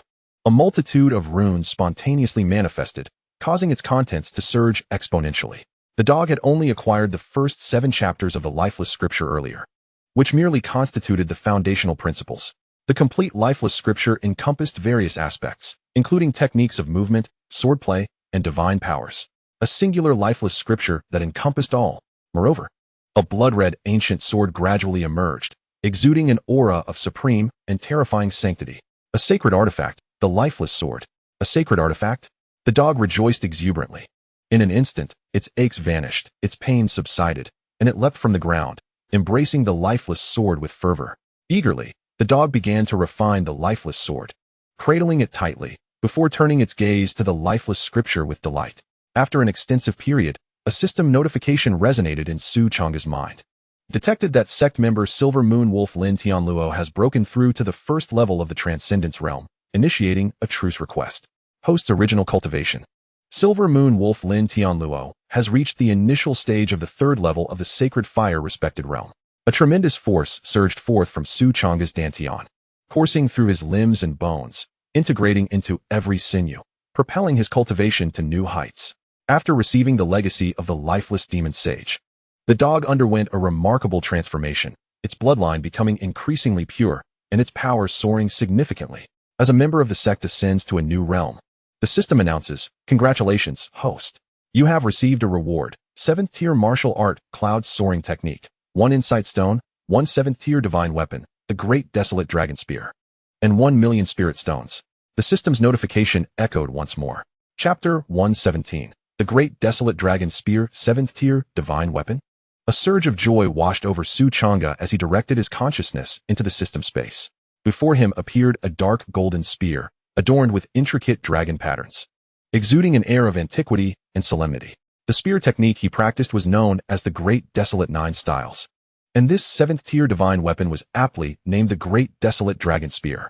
Undoubtedly, it was a complementary weapon. With a mere thought, Su Changge summoned the Great Desolate Dragon Spear. The spear measured approximately 10 feet in length, its touch cold and heavy, nearly causing Su Changge to falter under its weight. Truly a weapon of immense power. After refining it, he twirled the spear gracefully, a satisfied smile gracing his face. This divine weapon was indeed remarkable, and Su Changge found himself enamored with it. With the great desolate dragon spear in hand, his combat prowess surged significantly. With another thought, Su Changge retrieved the cloud soaring technique. This was a technique of extraordinary agility. The joyous body technique leaned more towards combat, allowing the practitioner, when mastered, to conjure dozens, even hundreds, of illusory afterimages to confound foes, while the true self struck unexpectedly. The joyous body technique could unleash a burst of incredible speed, showcasing its efficacy, especially in the face of multiple adversaries. However, it had its drawbacks, namely a substantial consumption of spiritual energy, rendering it unsuitable for prolonged use. In contrast, the cloud soaring technique allowed for prolonged bursts of speed, making it ideal for escape or pursuit, with minimal consumption of spiritual energy. Truly a divine skill for travel and evasion. While this technique originated from the demon race, humans could also practice it, though its mastery was notoriously difficult, and unlocking its true potential posed a challenge. Yet, such obstacles were trivial for Su Changge, who decided to utilize the Insight Stone to comprehend the cloud soaring technique. As he took out the Insight Stone and focused his thoughts, the system chimed, "Ding." Insight Stone used successfully. Countless runes materialized within Su Changge's consciousness, coalescing into a scripture. as various mysteries and secrets of the technique surged into his mind, enlightening him profoundly. In the blink of an eye, Changge had mastered the cloud soaring technique. Here, take this cloud soaring technique. Should you encounter any uncertainties while cultivating, feel free to ask me, Changge said, handing the technique to Changge. Thank you, master, Changge replied. A faint blush gracing her cheeks as her gaze towards Changge softened further. Ha, here I come. A moment later, a boisterous laugh resonated through the air. A faint blue light flashed above, transforming into a formidable Siberian husky that charged towards Changge at lightning speed. I am now a transcendent being. Feel my kick. The dog collided into Changge's embrace, its legs kicking out fiercely, resulting in a loud rip as Changge's long robe tore apart. Changge's expression darkened. Without a moment's hesitation, Changge executed a swift maneuver, effortlessly tossing the dog into the blood-red spring. The dog attempted to resist, but Changge firmly pressed its head down into the water. Enjoy your bath, he remarked, brushing off the paw prints left on his attire with a hint of annoyance. Just you wait, the dog retorted, puffing with indignation. Is it merely because your cultivation surpasses mine by a fraction? I have now acquired the legacy of the lifeless demon sage, and soon my prowess will exceed yours. Henceforth, you shall no longer call me dog, but rather, the majestic demon sage lord. Ignoring the dog's final proclamation, Changge expressed his surprise. You have obtained the legacy of a demon sage? Do elaborate. Don't even get me started.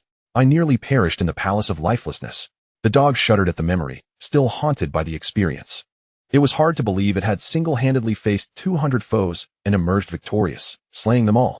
Such a feat, if known, would undoubtedly stir the entirety of Yunju. Though the dog had narrowly escaped death, it recounted its harrowing experiences within the palace without reservation. Alas, the lifeless art is bound by restrictions, preventing me from disseminating it.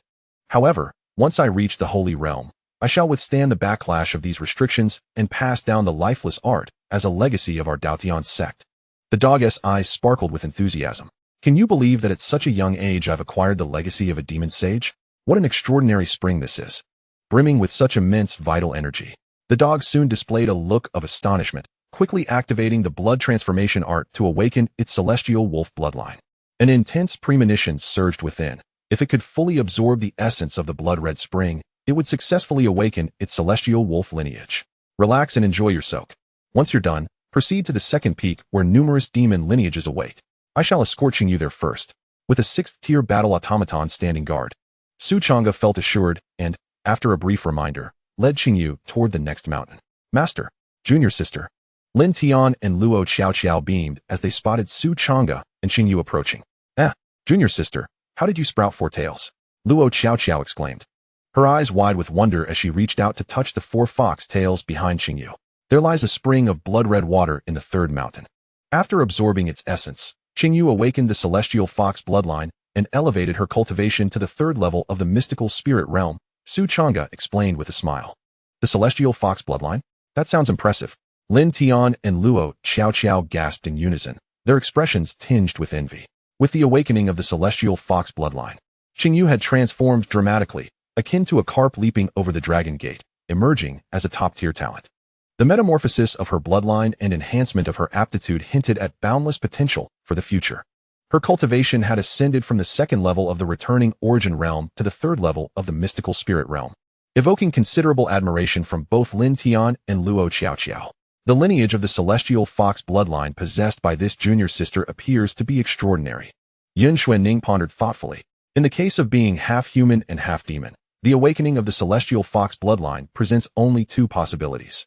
1. That Changge is exceptionally fortunate, a rare gem among billions, born with a potent ancestral bloodline.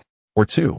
That her parents, or perhaps her grandparents, possess direct blood relations to the celestial fox clan.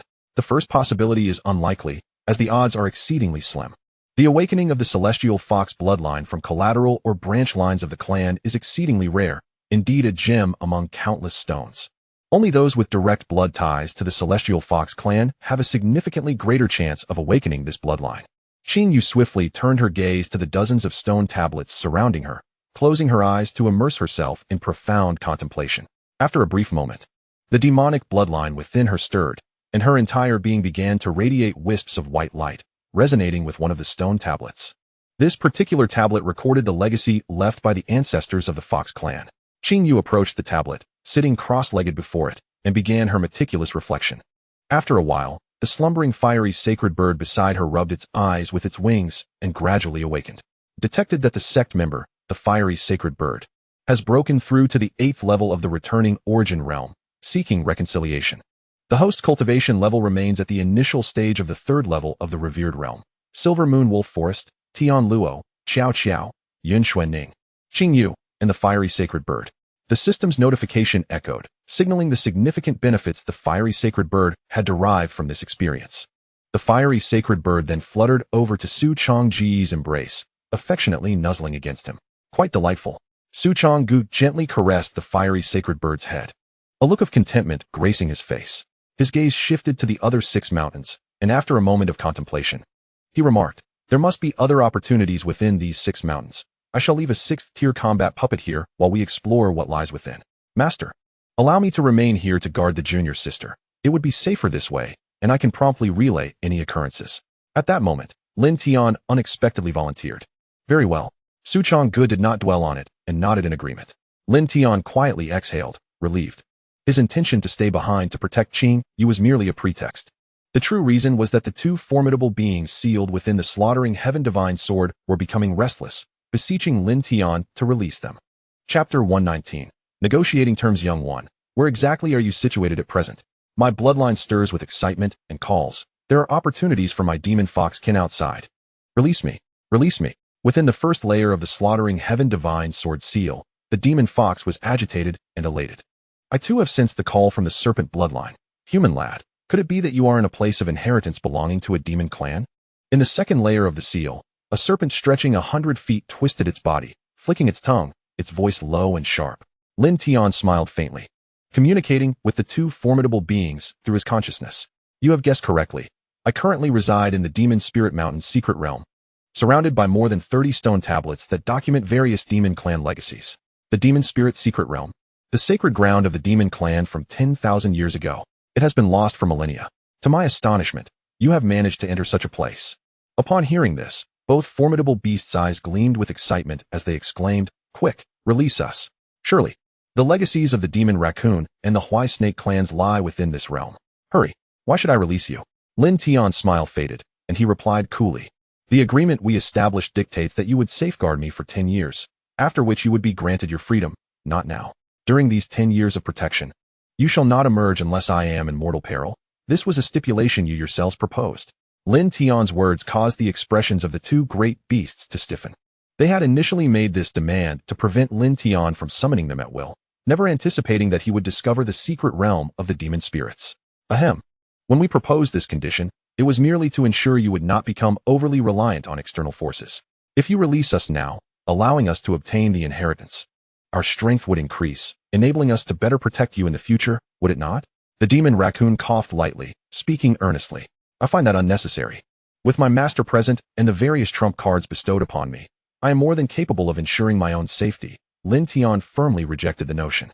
The demon raccoon's countenance darkened. With only the 8th level of the transformation realm, it could not even rival the 5th-tier battle puppet in Lin Tian's possession, leaving it momentarily at a loss for words. Human boy, if you release us, we can assist you in dealing with your adversaries for the next year, even in the absence of life-threatening situations, acting as your enforcers. What do you say? The Huai snake, unable to contain its impatience, proposed its own terms. 10 years. Lin Tian asserted with unwavering resolve. At most 3 years. Do not push your luck, human boy. The Huai snake retorted, its voice low and firm. Agreed. Before the Huai snake could finish its sentence, Lin Tian promptly accepted the terms, displaying remarkable decisiveness.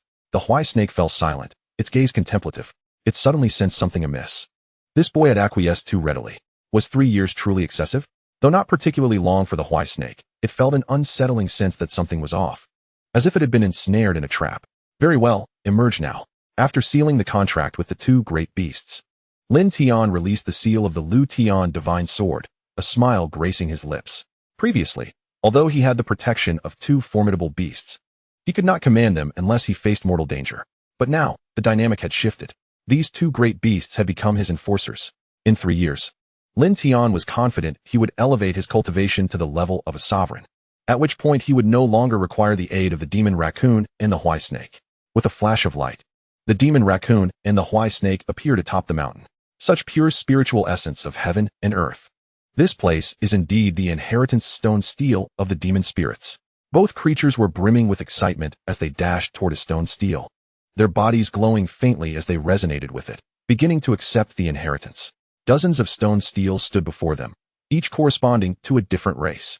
With these inheritances, the demon raccoon and the Huai snake would be able to transcend their limits and elevate their cultivation to new heights.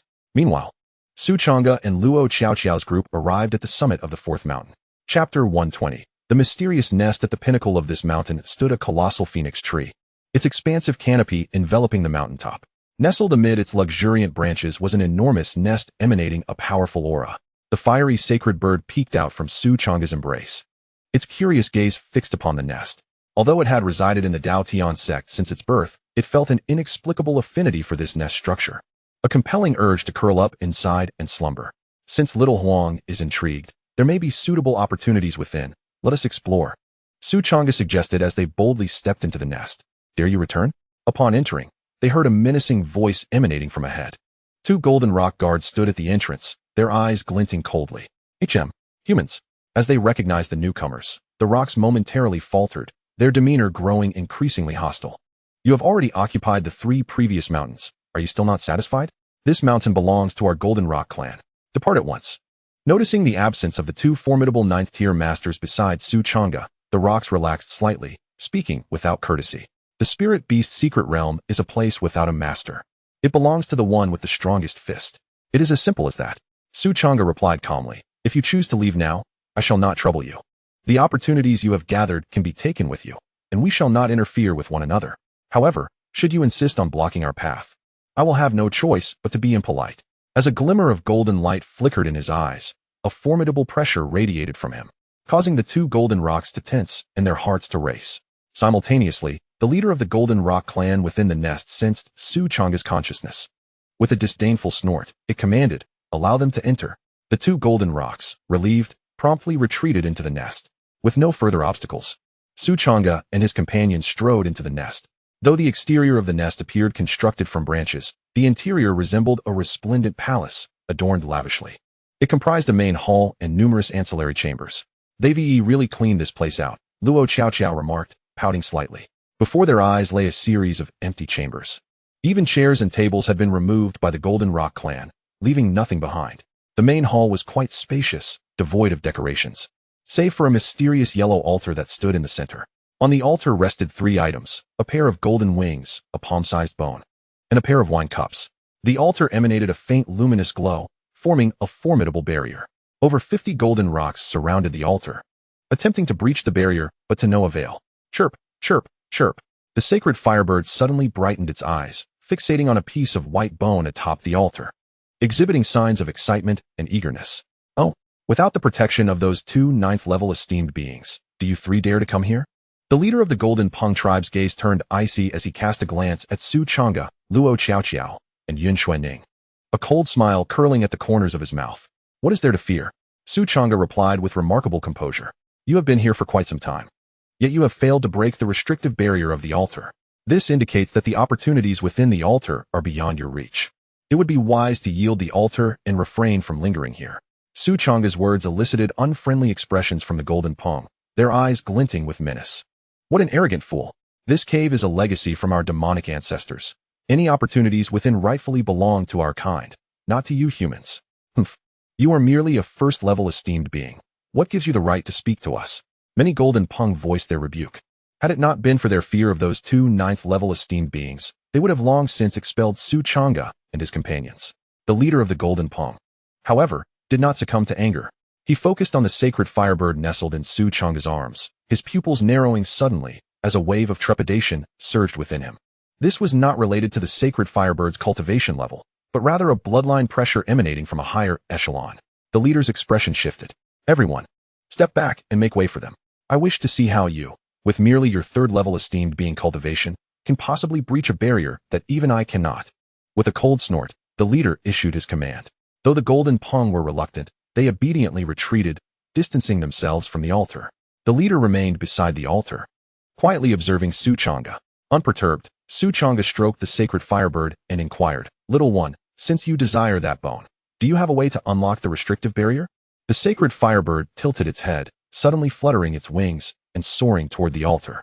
Under the tense gaze of Su Changge's group and the golden pong, the sacred firebird's body radiated a golden light, effortlessly penetrating the restrictive barrier and landing atop the altar. As expected, Su Changge felt a surge of joy at this sight. Having discerned the opportunities within the first 3 mountains, he speculated that all 9 mountains contained various legacies and fortunes. It seemed the Spirit Mountain had sealed the spirit realm before its downfall amidst the chaos, leaving behind legacies and embers. Witnessing the sacred firebird enter the altar without hindrance confirmed his conjecture. What? That bird actually made it inside. How is this possible? The surrounding golden pung exhibited expressions of shock, finding it exceedingly hard to believe. Earlier, over 50 golden pung joined forces, including 2 formidable esteemed beings. Yet the restrictive barrier remained untouched. Now, the sacred firebird had casually entered? Why was there such a disparity among birds? The sacred firebird grasped the piece of pristine white bone with its wings. As the mystical energy coursed through its body, numerous intricate demon runes illuminated the pristine white bones. Resembling a myriad of twinkling stars, this was the inheritance of the demon sage. Surely, this must be the blazing light technique documented in ancient tomes. The entire flock of golden pungs was stirred with excitement, their eyes gleaming with astonishment and avarice. Clearly, they had scoured every ancient text within this nest, thus comprehending the origin of this bone. The blazing fire's sacred bird, equally elated, nuzzled against the bone, cradling it in its embrace. Subsequently, with a pair of golden wings clasped in its beak and 2 wine goblets grasped in its talons, the bird soared from the altar, eager to present them to Su Changge. The blazing fire's sacred bird approached unsteadily, offering the golden wings and goblets to Su Changge, affectionately rubbing against him. Young human, I am immensely grateful for your assistance in retrieving these 3 treasures from the altar. Hand them over. The leader of the golden pung tribe bellowed with laughter, its golden claws emanating a terrifying demonic power as they shot towards Su Changge and the blazing fire sacred bird with lightning speed. The blazing fire sacred bird widened its eyes, its watery gaze filled with indignation as it fiercely glared at the leader of the golden pung tribe. It could not comprehend why the leader, having taken nothing, would attempt to seize its possessions. I knew you wouldn't play fair. A cold smile crept across Su Changge's lips, for he had long been prepared for such treachery. With a clang, he retracted the golden wings and goblets, and a dark golden spear materialized in his hand, its dragon patterns shimmering with light. Accompanied by a resounding dragon's roar, he thrust the spear forward with blinding speed. Boom! A thunderous explosion reverberated as the great wilderness dragon spear collided fiercely with the claws of the golden pung leader, sparks flying as surging spiritual and demonic energies erupted, shaking the very air. In the astonished gaze of the golden pungs, the great wilderness dragon spear pierced straight through the claws of their leader. With a swift motion, Su Changge turned his arm, the spear's unparalleled sharpness severing the leader's claws in half. Chapter 122. The Greedy Golden Pung Tribe. The leader of the Golden Pung tribe emitted a cry of agony, its form instantly retreating, creating distance between itself and Su Changge. It stared incredulously at its bloodied claws. Disbelief etched across its face. After all, it was a golden pung. The strongest aspect of the golden pung tribe was its claws, regarded as innate treasures. Even against a 6th-tier treasure, it could confront it head-on without sustaining damage. Yet today, it had been pierced and had half of its claws severed by Su Changge's spear. This was a 7th-tier treasure. The leader of the golden pung tribe fixed its gaze on the great wilderness dragon spear, sensing an aura that surpassed the limits of the esteemed realm, causing its expression to shift dramatically. A 7th-tier treasure? Just how many hidden treasures does our master possess? Luo Qiao pouted, contemplating whether to emulate the dog and pilfer Su Changge's storage ring to uncover its contents. Su Changge's figure flickered, and dozens of afterimages appeared around him, all lunging toward the leader of the golden pung tribe, leaving it unable to discern which was the true body. Impudent youth, the leader of the golden pung tribe, enraged and humiliated, let out a long howl and unleashed a golden flying sword from its mouth. In an instant, the golden sword energy surged like a tidal wave, piercing through all the residual shadows and striking towards Su Changge's true form. With a flourish of the great wilderness dragon spear in his hand, Su Changge collided with the golden flying sword, producing a piercing metallic resonance. To his astonishment, he was forced to retreat 2 steps. What of the 7th-tier magical treasures? Did they truly believe they were the only ones? To their surprise, this seat also possessed a 7th-tier magical treasure. The leader of the Golden Rock clan let out a cold snort, murderous intent swirling in his gaze. Aware that Su Changge was backed by two ninth-tier experts, he still dared to strike, indicating he had some confidence.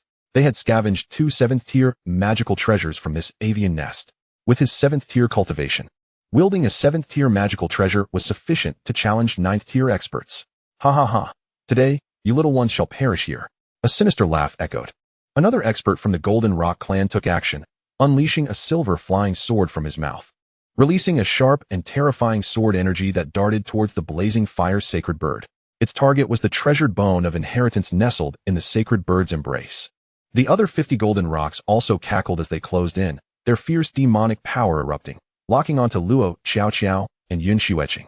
With a swing of the great wilderness dragon spear, Su Changge precisely struck the silver flying sword, sending it flying. Indeed, two seventh-tier magical treasures were an unexpected gain. Rather than being alarmed, Su Changge felt a surge of delight, a mischievous smile gracing his face. Facing imminent death, they still dared to covet my treasures? The leader of the Golden Rock clan transformed into a beam of golden light, hurtling towards Su Changge with lightning speed. The golden flying sword erupted with overwhelming sword energy, attacking Su Changge from another direction. Another expert from the Golden Rock clan joined the fray, confronted with the assault of two ninth-tier experts. And needing to protect Luo, Xiao Xiao, and Yun Xueqing, one would assume that Su Changge, given his cultivation, would inevitably face defeat. However, throughout, his expression remained composed and unperturbed, his heart devoid of turmoil. Suppress. Su Changge extended his hand, and the Sect Master's token materialized, releasing radiant and brilliant beams of light. Under the sacred brilliance, all the golden rocks were immobilized, unable to move. Even the two seventh-tier flying swords halted midair. This is a sacred artifact. The leader of the Golden Rock clan's eyes widened in terror. I had hoped to maintain peace between us, but alas, your greed knows no bounds. A glimmer of cold light flashed in Su Changge's eyes. No, stop. Fellow human, let us negotiate. I am willing to offer these two seventh-tier magical treasures as a gesture of goodwill. Spare me. The leader of the Golden Rock clan, his hairs standing on end, hastily begged for mercy. Unfortunately, what answered him was a chilling and terrifying burst of spear light. With a step forward, dozens of afterimages materialized around Su Changge. A series of spear lights erupted, precisely penetrating the heads of each golden rock, claiming their lives with a single strike. Chapter 123. Enormous gains third tier of the esteemed realm. Was it not said that this was a demon clan's secret realm? How has Master's cultivation ascended by two minor realms? Could it be that Master also obtained some fortuitous encounter within the secret realm? Yun Xueqing astutely sensed the fluctuations of Su Changge's spiritual energy and discerned her cultivation level, which filled her with astonishment. She distinctly recalled that prior to entering the secret realm, Su Changge was merely at the first level of the venerable realm. This left her in a state of perplexity. Su Changge picked up two flying swords from the ground. This pair of swords was meant to be used together, yet they could function independently. You two can each take one, she said, handing the swords to Luo Xiao Xiao and Yun Xueqing. I have a precious gourd. You can keep the flying swords, Xueqing. Luo Xiao Xiao declared, thrusting the sword into Yun Xueqing's hands before she could refuse. A warmth surged within Yun Xueqing, and she accepted graciously, saying, "Thank you, Master and Sister Xiao Xiao. We are family, after all, no need for formality." Luo Xiao Xiao giggled, and Su Changge smiled as well. The three of them began to search the corpses, stripping the storage rings from the golden pongs and inspecting their contents. Inside, they discovered an assortment of items, including tables, chairs, lamps, and wall paintings. The most valuable finds were a row of bookshelves and several jars. However, it remained uncertain whether the contents of these jars, dating back 10,000 years, were still viable. Su Changge chose not to delve into these items. Instead, she retrieved the golden wings of the fiery bird from the altar, along with a pair of wine cups. These wings, each a foot long, felt cold and heavy to the touch, seemingly crafted from a rare metal, with sharp and unparalleled feathers. As Su Changge lightly brushed her finger across the edge, her skin split open, drawing blood. It was noteworthy that her immortal golden body technique had reached a remarkable level, having initially coalesced into a golden form, making it exceedingly difficult for even a 9th-level venerable to breach her defenses. With spiritual energy surging in her palm, she attempted to activate the wings, but they remained unresponsive. It seemed they were a treasure of the demon clan, requiring demonic power to wield. "You can keep them, Xiao Huang," Su Changge said, handing the golden wings to the fiery bird. The fiery bird nodded, its storage ring glowing as it absorbed the wings. Su Changge's gaze shifted to the wine cups. Within them lay a fifth of a clear spirit, and even after 10,000 years, an intoxicating fragrance wafted forth, penetrating the very soul. Just a whiff made Su Changge feel rejuvenated, her consciousness soaring as if she were about to transcend. This is exquisite wine, at the very least. It has been brewed with 7th-tier spiritual herbs. Su Changge thought, exhilarated. Wine of this caliber transcended mere drink, often possessing extraordinary effects, such as enhancing cultivation, purifying one's constitution, and healing hidden injuries. It could aptly be termed a treasure elixir. Well done, Xiaohuang. Su Changge praised, gently stroking the fiery bird's head. The fiery bird squinted in delight, nuzzling against Su Changge's chest. You should drink it. Su Changge offered both cups to the fiery bird, saying, These 2 cups of wine, along with that bone, should serve as a boon for your cultivation. This is your opportunity. The fiery bird tilted its head in confusion. I do not drink, nor do I require it. You may indulge, Su Changge remarked with a smile. Can Master truly comprehend the words of the little yellow one? Luo Qiaoqiao's eyes widened in surprise. After receiving Su Changge's affirmative response, the blazing sacred bird lifted the wine cup with its wings and downed it in one swift motion. Burp. The blazing sacred bird let out a hearty belch, its fluffy form swaying before it collapsed into Su Changge's embrace, emitting soft purring sounds. Simultaneously, a fragment of the inherited treasure bone within its storage ring began to emit a radiant glow, with fine demonic runes illuminating and emerging from the ring, merging into the blazing sacred bird's body. What is this? Su Changge gazed in delight at the demonic runes continuously surging forth from the storage ring. The blazing sacred bird, possessing a sacred bloodline and having acquired the inheritance from the second mountain and this place, would undoubtedly achieve immeasurable heights in the future. Chapter 124. Chief of the White Tiger clan cradling the blazing sacred bird, Su Changge, along with Luo Qiaoqiao and Yun Xuanning, departed from the avian nest. They made their way toward the 5th mountain. To Su Changge's astonishment, the summit featured an enormous water sphere, quietly floating above, within which appeared to be several resplendent palaces. The trio attempted to enter the sphere but was repelled by a gentle force, finding the entrance barred to them. It seemed evident that this water sphere was the domain of water-type demonic beasts, inaccessible to others. Su Changge surmised with a hint of regret. They continued toward the 6th mountain, where an expansive spiritual herb garden awaited at the peak. The area brimmed with abundant spiritual energy, supported by a vast gathering formation that continuously drew in the surrounding ethereal essence. The land shimmered with a kaleidoscope of colors, and the fragrance of various spiritual herbs wafted through the air.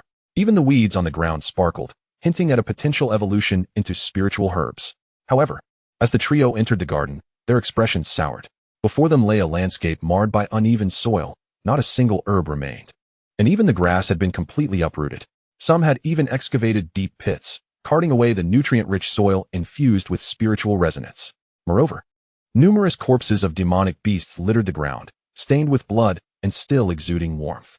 The entire spiritual herb garden was desolate, with only a handful of dissatisfied demonic creatures rummaging through the dirt. Undoubtedly, this garden had already been ravaged by others, with all the spiritual herbs stripped away. The spiritual herb garden of the demonic spirit secret realm should have contained at least 7th-tier spiritual herbs, if not sacred herbs. What a pity. Su Changge sighed. After thoroughly surveying the garden and confirming its utter desolation, they proceeded to the 7th mountain. Atop this peak stood a white palace, exuding a fearsome aura reminiscent of a primordial beast. Suddenly, a thunderous roar erupted from within the palace, sending tremors through their very souls. An overwhelming and terrifying presence, surpassing the limits of the respected realm, radiated forth. This aura belonged to the chief of the White Tiger clan. Su Changge raised an eyebrow and remarked, It appears that it has obtained the opportunity within and has likely broken through to the monarch realm. The leader of the White Tiger clan originally possessed the cultivation of the 9th level of the venerable realm. It was not entirely unexpected that, after encountering a fortuitous opportunity, he would break through to the monarch realm. The monarch realm? Luo Qiaoqiao was visibly startled, hastily grasping Su Changge's garment, exclaiming, We must leave quickly. We cannot afford to provoke such power. Can we escape? At that moment, a cold and indifferent voice echoed. A magnificent white tiger strode forth from the hall, its entire body gleaming like snow, exuding an air of authority and dominance, its fierce eyes radiating a menacing aura. The terrifying divine sense of the monarch realm instantaneously locked onto Su Changge and his companions. Su Changge narrowed his eyes slightly. It was evident that the leader of the White Tiger clan had not merely just broken through to the monarch realm. He had sensed their presence and was thus emanating the oppressive aura of the monarch realm. Indeed, a formidable tiger of the monarch realm. Luo Qiao gasped in astonishment, while Yun Xuanning frowned in concern. A demon of the monarch realm possessed overwhelming strength, even with the holy artifact in Su Changge's possession. The vast disparity in realms could not be bridged. Human race, I have heard that you have seized the first 3 mountains. Now, it seems you have time to roam freely. It appears you have obtained the opportunities from those mountains, the leader of the White Tiger clan said, his icy gaze fixed on Su Changge. Do not assume I am without mercy. If you surrender the opportunities from the first 3 mountains and the body tempering techniques you have cultivated, I may spare your lives. As his words fell, a terrifying pressure erupted, akin to a landslide or tsunami, crashing towards Su Changge and his companions. Su Changge's eyes gleamed with golden light as an astonishing and potent divine sense spread forth, countering the oppressive aura of the monarch realm and shielding Luo Qiao and Yun Xuanning behind him. The leader of the White Tiger clan's eyes narrowed slightly. To be able to so effortlessly withstand his monarch realm pressure with the cultivation of the venerable realm was indeed unexpected. Could it be that this human had acquired some form of soul-related inheritance within the mystic realm of the demon spirits? But this was not a realm belonging to the demon clan. How could a human obtain such a chance? The leader of the White Tiger clan found himself perplexed and decided to dismiss the thought. With a swift movement, he stepped forward, transforming into a blazing white light, darting towards Su Changge with lightning speed. If he could capture Su Changge, any opportunity or secret would belong to him. Su Changge twirled his fingers, summoning the great desolate dragon spear, with dragon patterns illuminating and emitting a thunderous roar. Bang! Su Changge swung the great desolate dragon spear with tremendous force, unleashing a brilliant spear light that collided violently with the leader's claws, producing a resounding explosion. Su Changge was forced back 3 steps, leaving deep footprints in the sturdy floor tiles, his blood and energy surging within him. As one advances in martial arts, the disparity between each major realm becomes increasingly vast. Even someone as strong as Su Changge found himself at a disadvantage against the recently ascended leader of the White Tiger clan. Fortunately, having cultivated the undying golden body to great perfection, he was merely repelled and not injured. Interesting, you managed to withstand my strike without sustaining any injuries. A flicker of astonishment crossed the leader's eyes. Then he opened his mouth and roared, unleashing a blinding wave of white light, infused with an overwhelming killing intent, surging towards Su Changge. As Su Changge stepped forward, he executed the art of carefree movement, cradling a little girl in one arm, and vanished in an instant. A resounding explosion erupted as a blinding white light struck the ground where he had just stood, causing the entire mountain to tremble.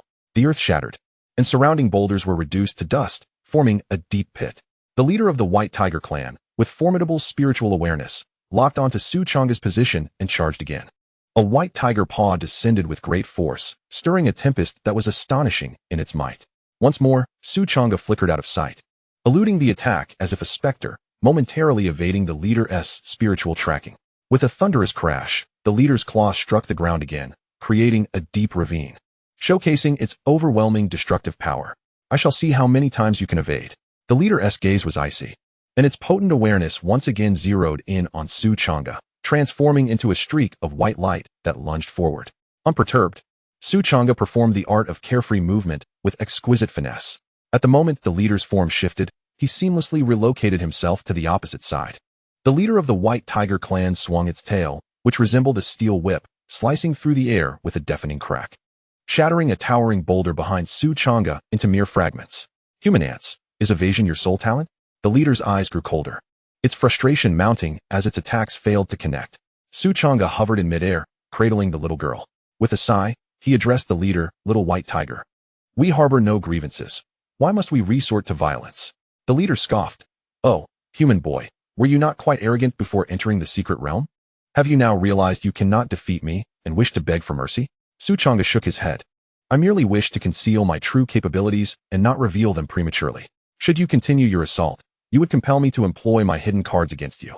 The leader, upon hearing this, erupted into laughter as if it had heard the most ludicrous joke. Ha! Human boy, what foolish dreams are you weaving? With your mere first level of the revered realm, how do you think you can threaten me? With a low growl, the leader declared. This tedious hunt must come to an end. As its roar echoed, a series of gleaming white beast fangs erupted from its neck.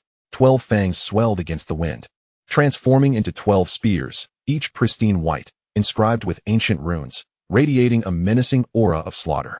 The 12 spears formed a formation, each one cold and deadly. This was a 7th-tier magical artifact, I shall see how many more times you can evade. The leader of the White Tiger clan revealed a cruel grin. Chapter 126. Revealing hidden cards with the leader's murderous intent ignited. The icy spears locked on his Changge, launching forth in rapid succession. The 12 spears came from all directions, completely sealing off Changge's escape routes.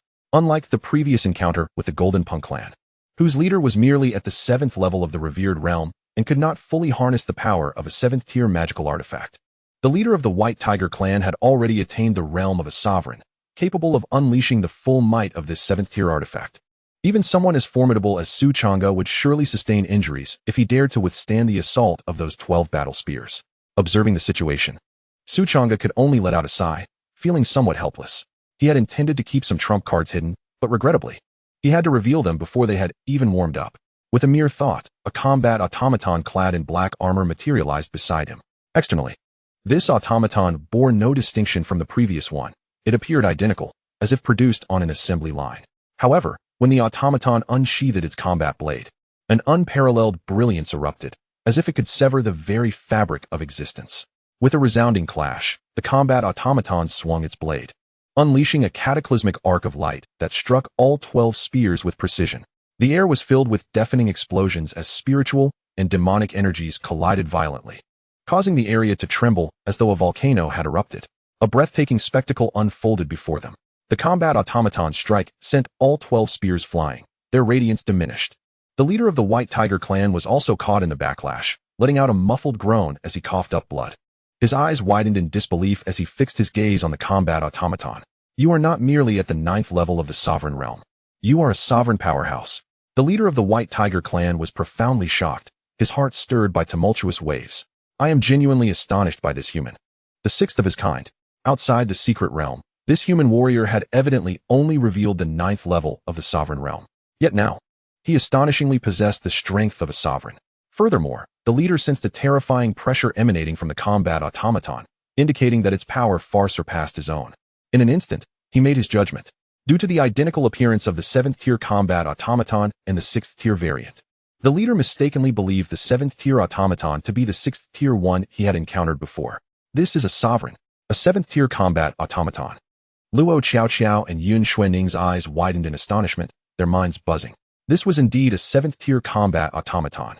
Even a master of artifact refinement at the sacred realm would find it exceedingly difficult to forge one, requiring an abundance of rare materials and an exceptionally intricate process.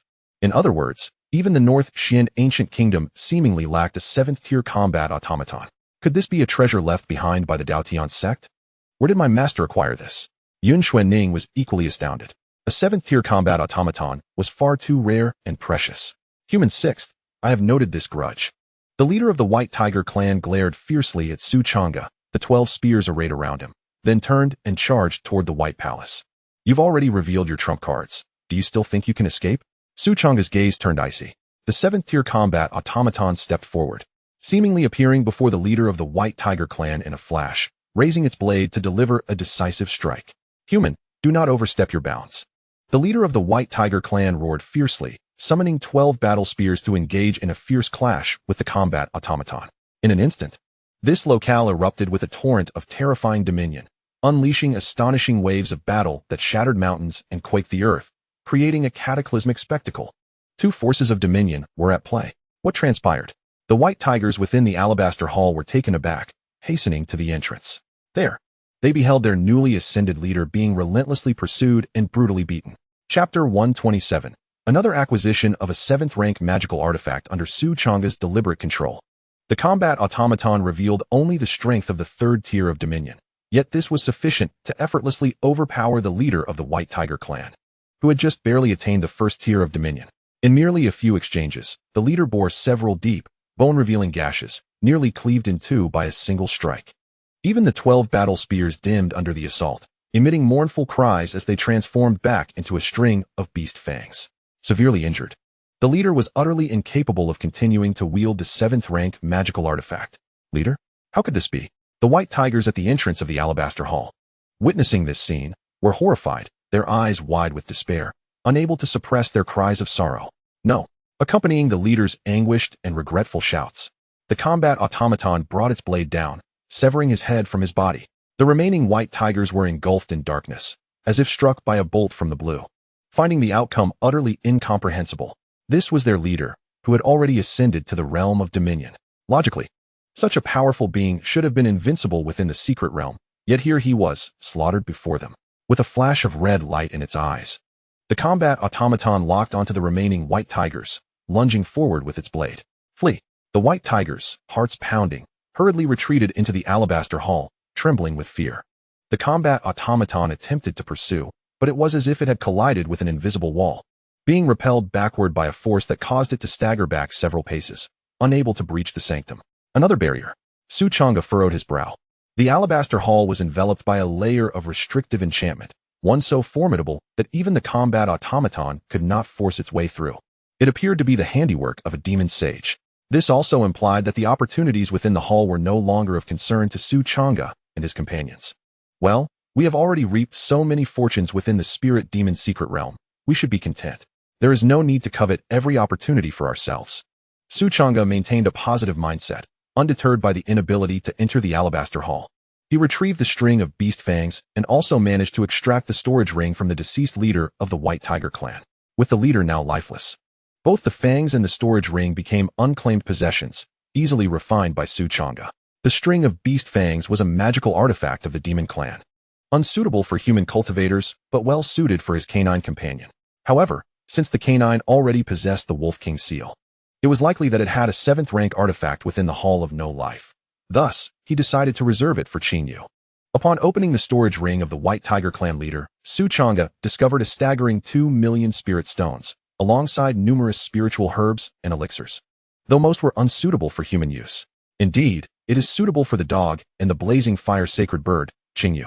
Subsequently, Changge, Luo Xiaoqiao, and Yun Xuaning proceeded towards the final 2 mountains. The 8th mountain was exceptionally rich in spiritual energy, adorned with hundreds of cushions laid upon the ground.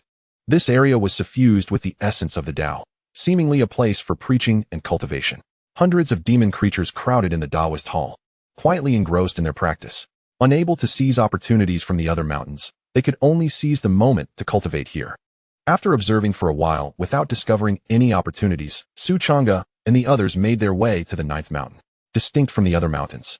This one was riddled with numerous caves, its core hollowed out to form a magnificent underground palace, the origins of which were unknown.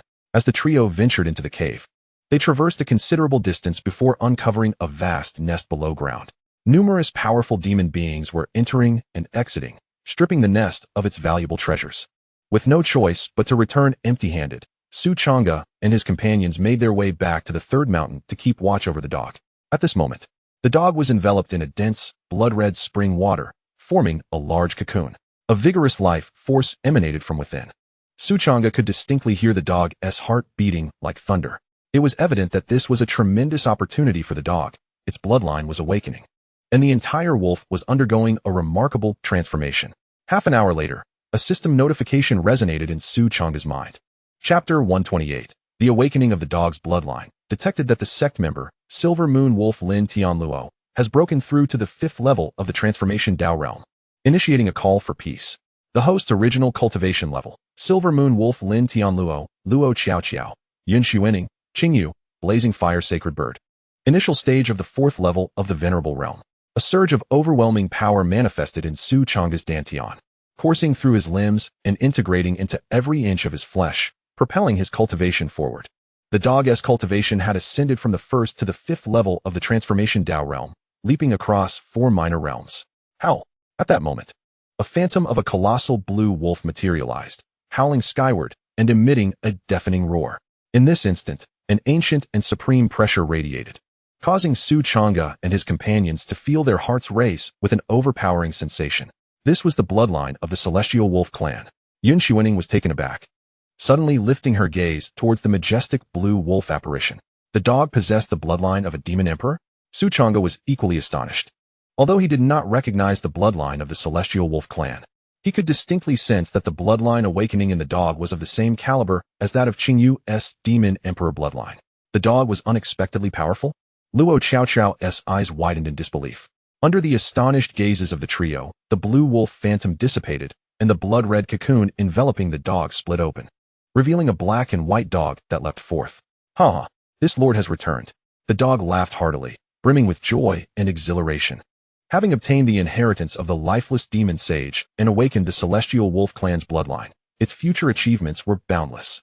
Indeed, I never anticipated that you, my canine companion, would conceal such depths within you, possessing the bloodline of the demon emperor.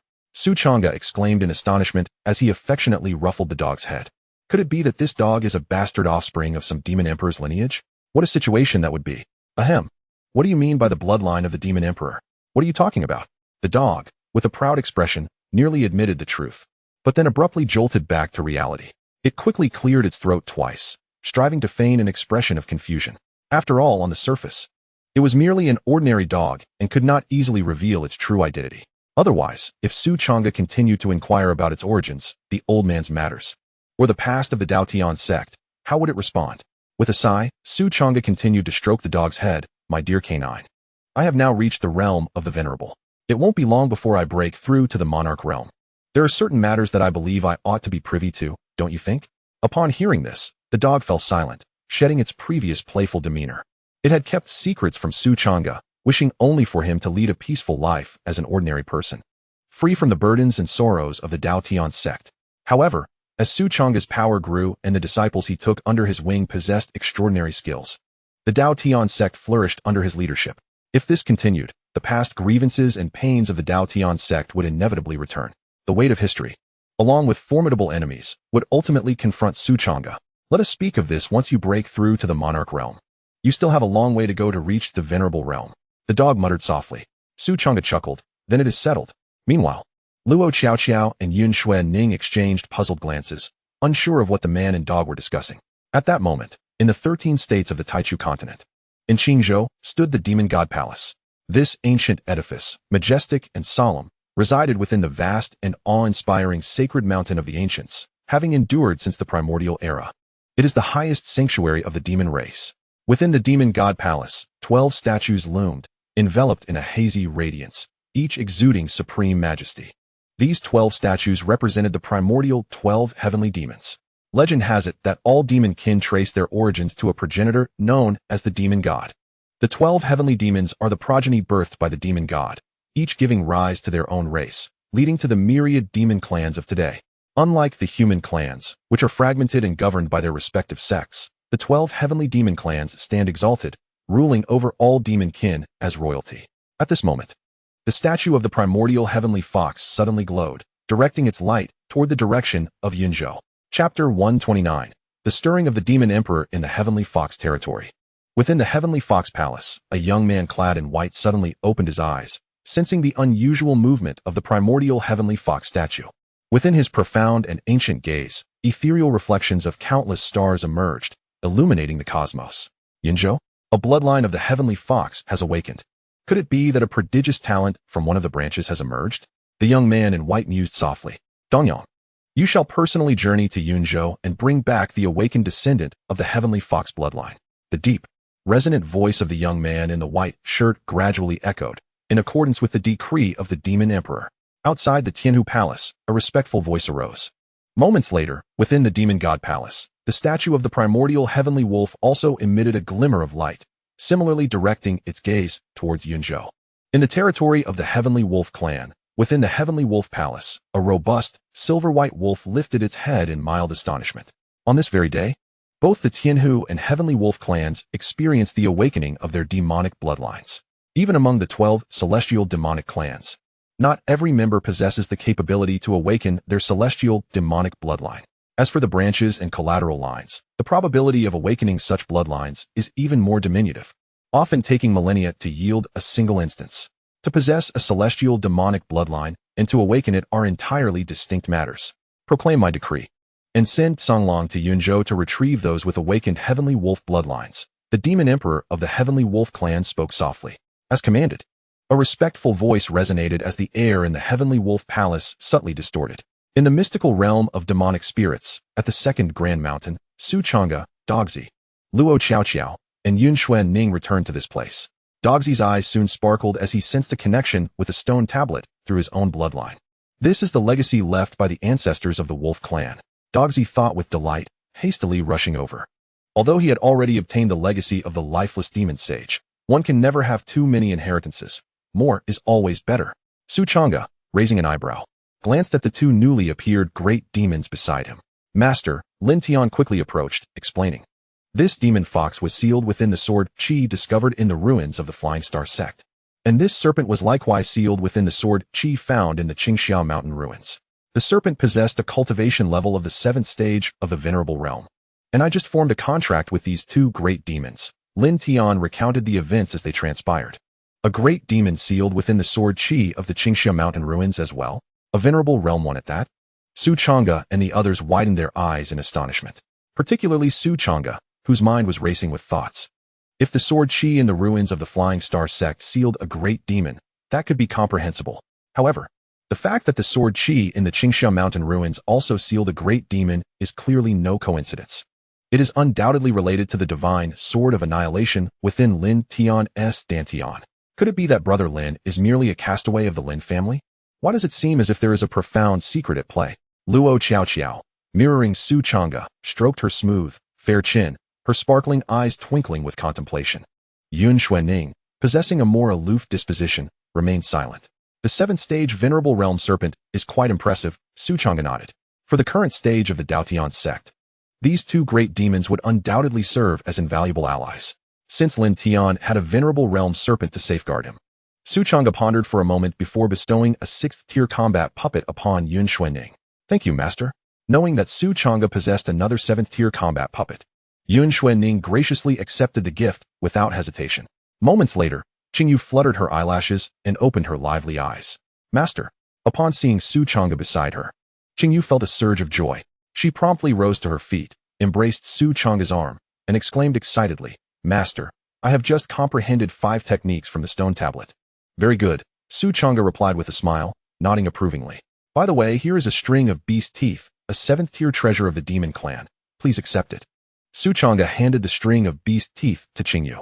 Thank you, Master. Qingyu's heart brimmed with delight as she eagerly accepted the beast teeth. Gazing at Su Changge with increasingly affectionate eyes, her master was indeed generous in gifting her a 7th-tier treasure. He truly held her in esteem. Chapter 130. The crisis approaches a quarter of an hour later. The demon fox and the serpent awoke, successfully acquiring the inheritance from the stone tablet. Humph. The demon fox and the serpent cast a disdainful glance at Su Changge and the others, their expressions haughty and indifferent. To them, Su Changge's group appeared merely as a collection of weak juniors. Had it not been for Lin Tian's constraints, they would not have spared a second glance. Lin Tian hastily activated the sky-slaying divine sword, sealing the two formidable demons once more. These two demons are unruly, and having been sealed for over a millennium, they possess a fierce temperament. Please do not take offense, Master.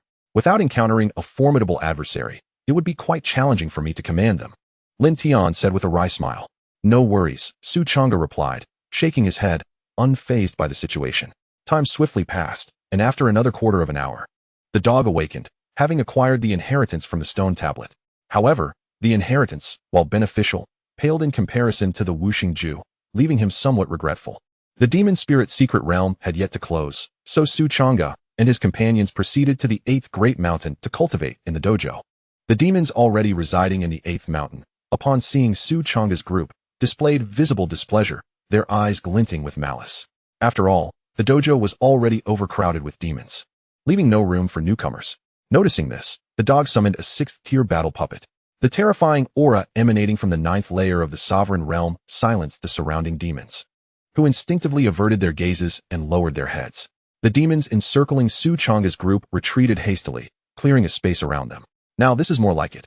The dog nodded in satisfaction. Su Changge's group commenced their cultivation within the dojo.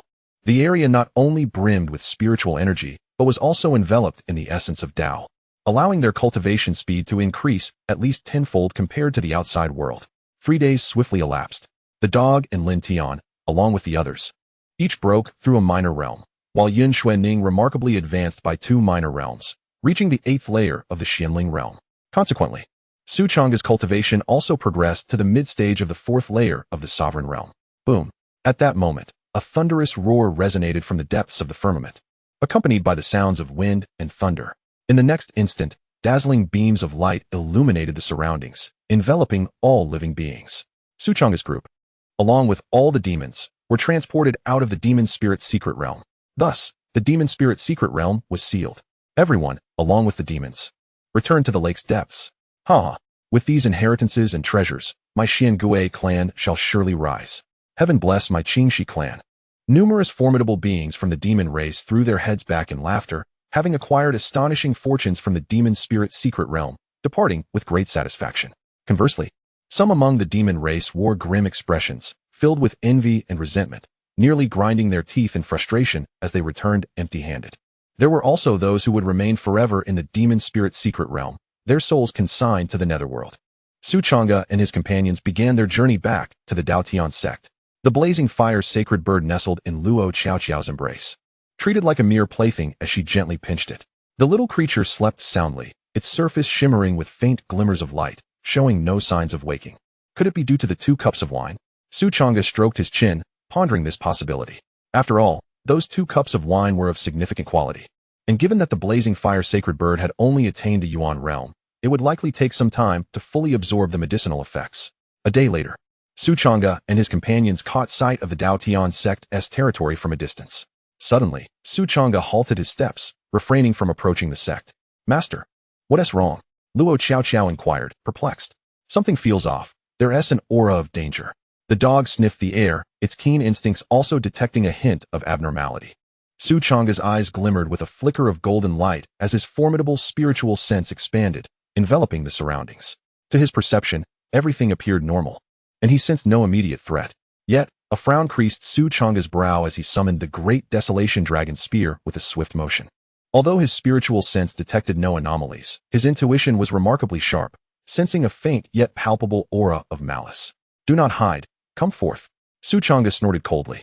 Within his sea of consciousness, a golden bell swayed, unleashing a wave of terrifying spiritual pressure that surged forth to confront the unseen threat. Chapter 131. A conspiracy looms interesting. Your intuition is quite sharp. You can sense danger. A chilling laughter echoed just then, to the astonishment of Su Changge and his companions. Over 100 figures abruptly materialized around the Dao Tian Sect, each exuding a powerful aura, the weakest among them being at the transformation realm. At the forefront stood an elderly man clad in a purple Dao robe, his hair as white as snow. His presence was as profound as the ocean, instilling an overwhelming sense of dread in Su Changge.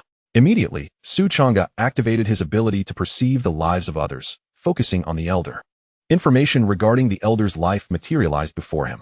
Name, Mu Yongning, cultivation level, 2nd layer of the monarch realm, fate, exceptional, slightly increased cultivation speed, blue. Uncertain later years, facing calamities in old age, gray, life script, ancestor of the Star Moon Academy. Techniques, Starry Technique, Soul Absorption Method. Dragon Sword Technique, Treasure, Sword of Heaven Slaughter, Soul Devouring Banner, Infinite Mirror, Talent, Superior Grade of the Profound Tier 2nd Layer of the Monarch Realm. Ancestor of the Star Moon Academy? Su Changge raised an eyebrow, genuinely taken aback. He had not provoked the Star Moon Academy and had no immediate intentions to engage them. Why would the ancestor take the initiative against him? Su Changge's gaze turned toward the other martial artists, and their life scripts gradually unfolded before him. In the esteemed institutions of Xingyue Academy, Danxia Temple, Lifeng Sect, Qinghong Society, Dayan Dynasty, Qingyan City, Jinding Sect, and Jintao Sect. A multitude of over 100 formidable warriors hails from these 8 prestigious sects, each of which has claimed a portion of Dao Tian Sect's resources. Could it be that Dao Tian Sect's annihilation of the Wind Thunder Sect has instigated these 8 sects to unite in an effort to eradicate Dao Tian Sect? Yet, something feels amiss. Merely vanquishing the Wind Thunder Sect should not provoke such a reaction from all 8 sections. After all, several of these sects are fortified by sovereign-level guardians, who would not easily succumb to fear of Dao Tian Sect. As Su Changge furrowed his brow, a fleeting spark of realization illuminated his mind. He suddenly recalled the Lin family of the royal capital of Dayan Dynasty, whose power had mysteriously surged, revealing 3 sovereign-level warriors who had jointly invaded Dao Tian Sect. Su Changge had yet to uncover the puppet master behind the scenes. The alliance of the 8 sects now set off alarm bells in Su Changge's perceptive mind, leading him to draw parallels with the Lin family's recent events. Perhaps both occurrences are orchestrated by the same hidden force. If this were indeed the case, it would almost unequivocally point to the Xianming Holy Land, for only a power of such magnitude could unify multiple sects that boast sovereign-level protectors. How could there be so many of them? Dogzi exclaimed, sensing the terrifying auras of several sovereign-level beings, his face turning pale. Lin Tian, Luo Xiaoqiao, Yin Xuanning, and Qin Yu also felt the weight of impending danger, their expressions grave. Among their adversaries, there were likely no fewer than 30 sovereign-level warriors. Flee. There is no need for that, Su Changge replied, shaking his head with a calm demeanor. Among the 100 foes, only the elder of Xingyue Academy possessed sovereign-level prowess. Despite the overwhelming numbers, he perceived little threat. Who are you? Lurking around Dao Tian Sect with what intentions? Su Changge's piercing gaze bore into the assembly of over 100 foes as he coldly demanded answers. The elder of Xingyue Academy smirked with a chilling smile and declared, Dao Tian Sect, you previously annihilated the Wind Thunder Sect with extreme cruelty, extinguishing humanity. We have come to enact justice on behalf of heaven and avenge the Wind Thunder Sect by obliterating Dao Tian Sect. Chapter 132. One strike to end it all. As the elder's voice echoed, the assembled warriors drew their weapons, unleashing a formidable and fierce aura that surged forth like a cataclysmic tide, crashing down upon Su Changge and his companions. The combined pressure of over 100 warriors was sufficient to shatter an ordinary sovereign-level fighter. However, Su Changge merely snorted, emanating a powerful wave of divine consciousness that effortlessly countered this united onslaught. Sovereign-level 4th realm? The elder of Xingyue Academy squinted, sensing Su Changge's cultivation level, an internal tempest stirring within him. According to his investigations, Su Changge was only at the 8th realm of the transformation path. In just over 10 days, he had remarkably ascended to the 4th realm of sovereign level. The astonishing speed of this breakthrough is nothing short of outrageous. It appears that he has encountered an extraordinary fortune during his outing. Thus, it becomes imperative to eliminate you. The patriarch of the Xingyue Academy's eyes glinted with murderous intent as he raised his hand and commanded fiercely, kill them, slay. At his command, over 100 formidable warriors soared into the air, charging towards Su Changge and his companions. The patriarch had strategically arranged a 7th-tier killing array around the Dao Tian Sect, intending to effortlessly capture Su Changge and his group as soon as they stepped within its confines. Little did he anticipate that Su Changge's intuition was so astute, allowing him to sense danger and avoid the array altogether. However, the situation was not dire. With more than 100 warriors at his disposal, and himself a formidable presence at the 2nd level of the sovereign realm, no matter what hidden tactics Su Changge possessed, his demise was inevitable. Run for your lives. The dog, witnessing the menacing advance of over 100 warriors, turned pale with fear. Although it possessed the Wolf King seal and the lifeless sword, it was still unable to contend against such overwhelming numbers. After all, it was merely at the 5th level of the Dao transformation realm, a far cry from the rest. Yet, Su Changge remained composed and unperturbed, summoning a 7th-tier battle puppet. With a resounding clang, the battle puppet drew a war blade, unleashing a blade of light that spanned 1,000 zhang. This strike, sharp and unyielding, seemed capable of severing all existence, arriving in the blink of an eye. The hundreds of warriors barely had time to react before the terrifying blade descended upon them. Boom! With a thunderous roar echoing across the land, a massive rift was cleaved into the earth, shaking the mountains and stirring the very ground beneath them. All of those over 100 warriors perished beneath this single strike. Not a soul survived. This scene left the patriarch of the Xingyue Academy wide-eyed, his heart tumultuous with shock. The battle puppet had only exerted the power of a 5th-level sovereign, effortlessly dispatching a throng of Dao transformation and venerable realm warriors. 7-tier battle puppet. The dog, Lin Tian, and Xing Yu stood in stunned silence, their minds reeling in disbelief as they gazed at the battle puppet. Such a rare and precious entity. Even sacred grounds might struggle to acquire one. Beixin Ancient Kingdom, you are formidable. A fleeting glimmer of blood flashed in the patriarch's eyes, filled with rage and terror. Without a moment's hesitation, he turned to flee. Swish! As he dashed out of the 7th-tier killing array's range, the battle puppet flickered and instantly appeared before him, raising its blade for a decisive strike. No, how can you be so fast? The patriarch was engulfed in terror, hastily raising his sword to counter the battle puppet's assault. The speed exhibited by the battle puppet had astonishingly reached the 9th level of the sovereign realm. Clang! As the battle puppet's blade descended, a fearsome blade of light erupted forth, severing both the patriarch and his sword in one fell swoop. This strike harnessed the power of the 9th level of the sovereign realm, an onslaught the patriarch could not withstand. In a silent, unyielding moment, at the very moment of the demise of the ancestor of the Starry Moon Academy, a faint glimmer of blood emanated from his being, swiftly draining his flesh and the remnants of power within him. The ancestor's body was utterly depleted, reduced to mere ashes. That glimmer of blood then surged in intensity, multiplying several-fold, and darted towards Su Changge with the swiftness of lightning. Chapter 133. Su Changge's intent to kill. Indeed, it was as suspected. Upon witnessing the blood light erupting from the ancestor's body, Su Changge's gaze turned icy, instantly confirming his conjecture.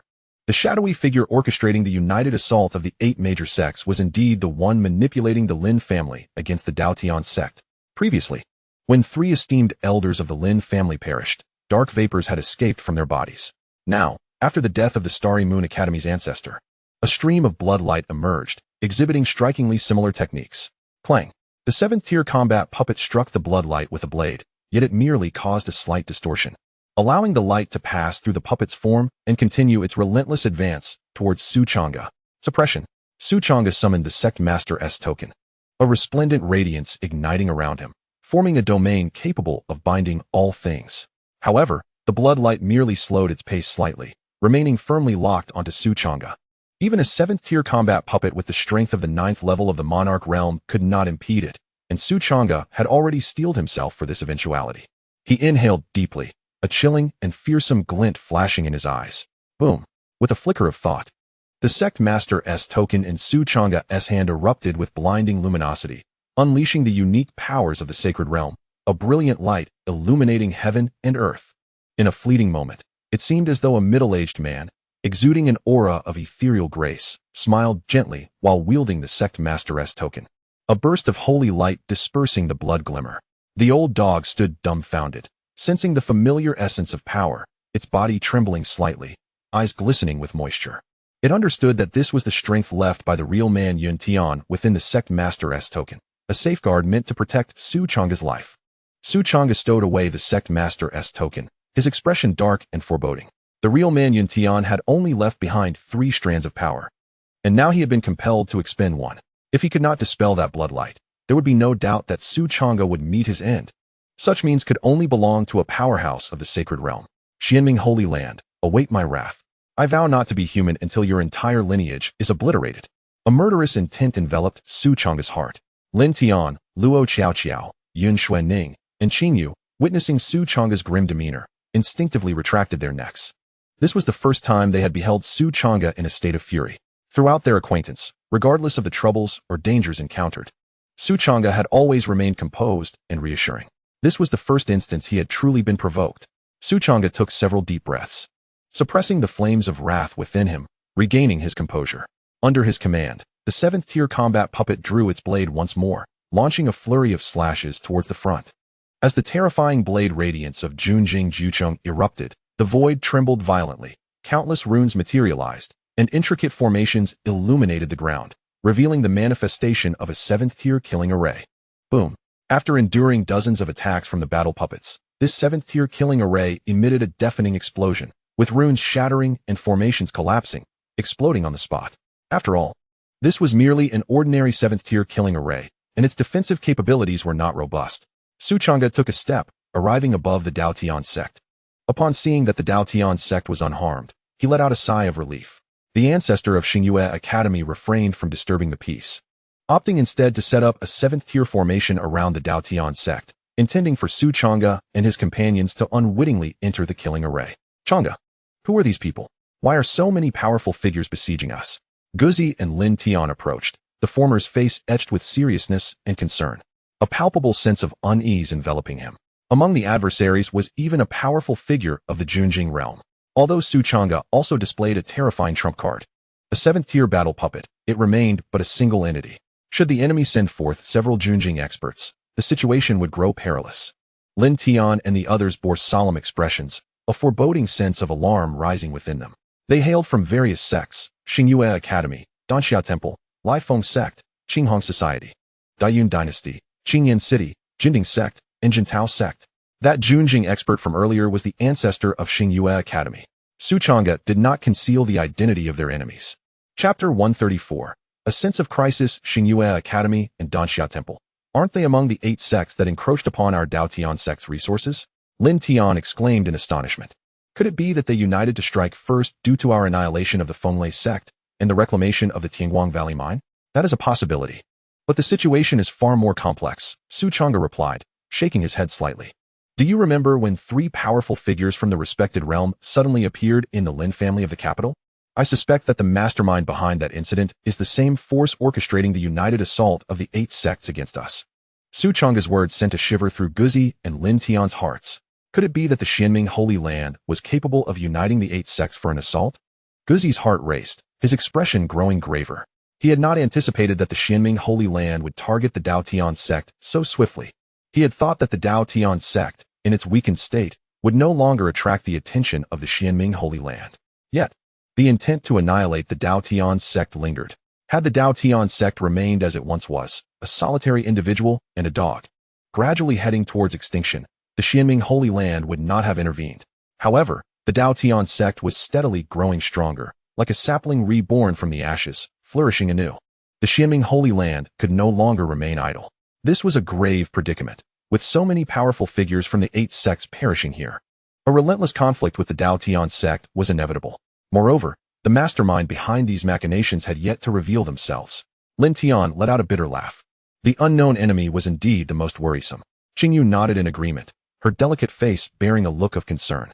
It seems we can no longer venture out alone. If we are isolated, we could easily become targets.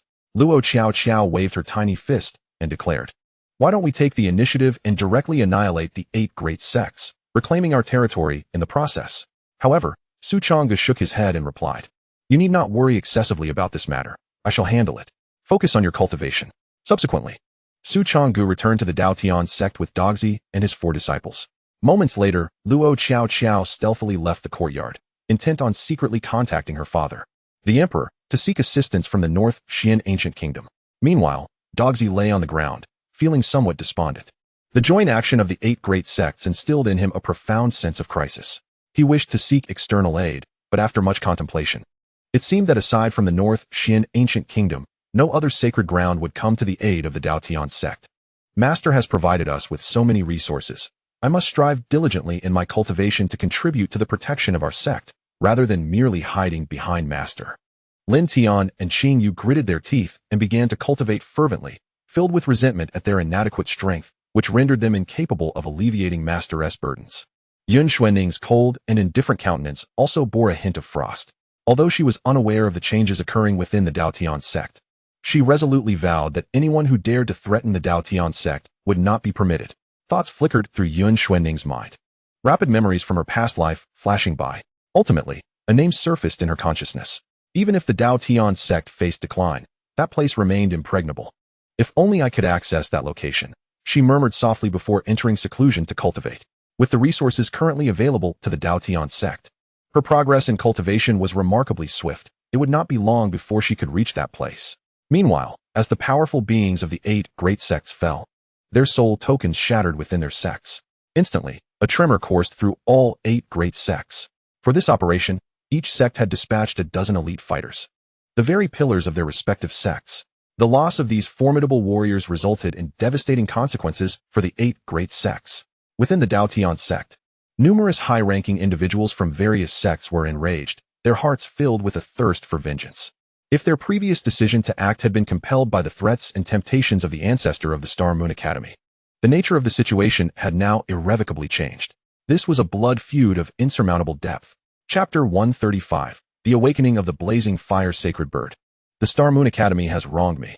Some high-ranking officials from various sects changed countenance, their hearts seething with fury, believing that the Star Moon Academy had coerced them into sending their people merely to serve as cannon fodder. After all, not all the sects among the 8 great sects harbored hostility towards the Dao Tian Sect.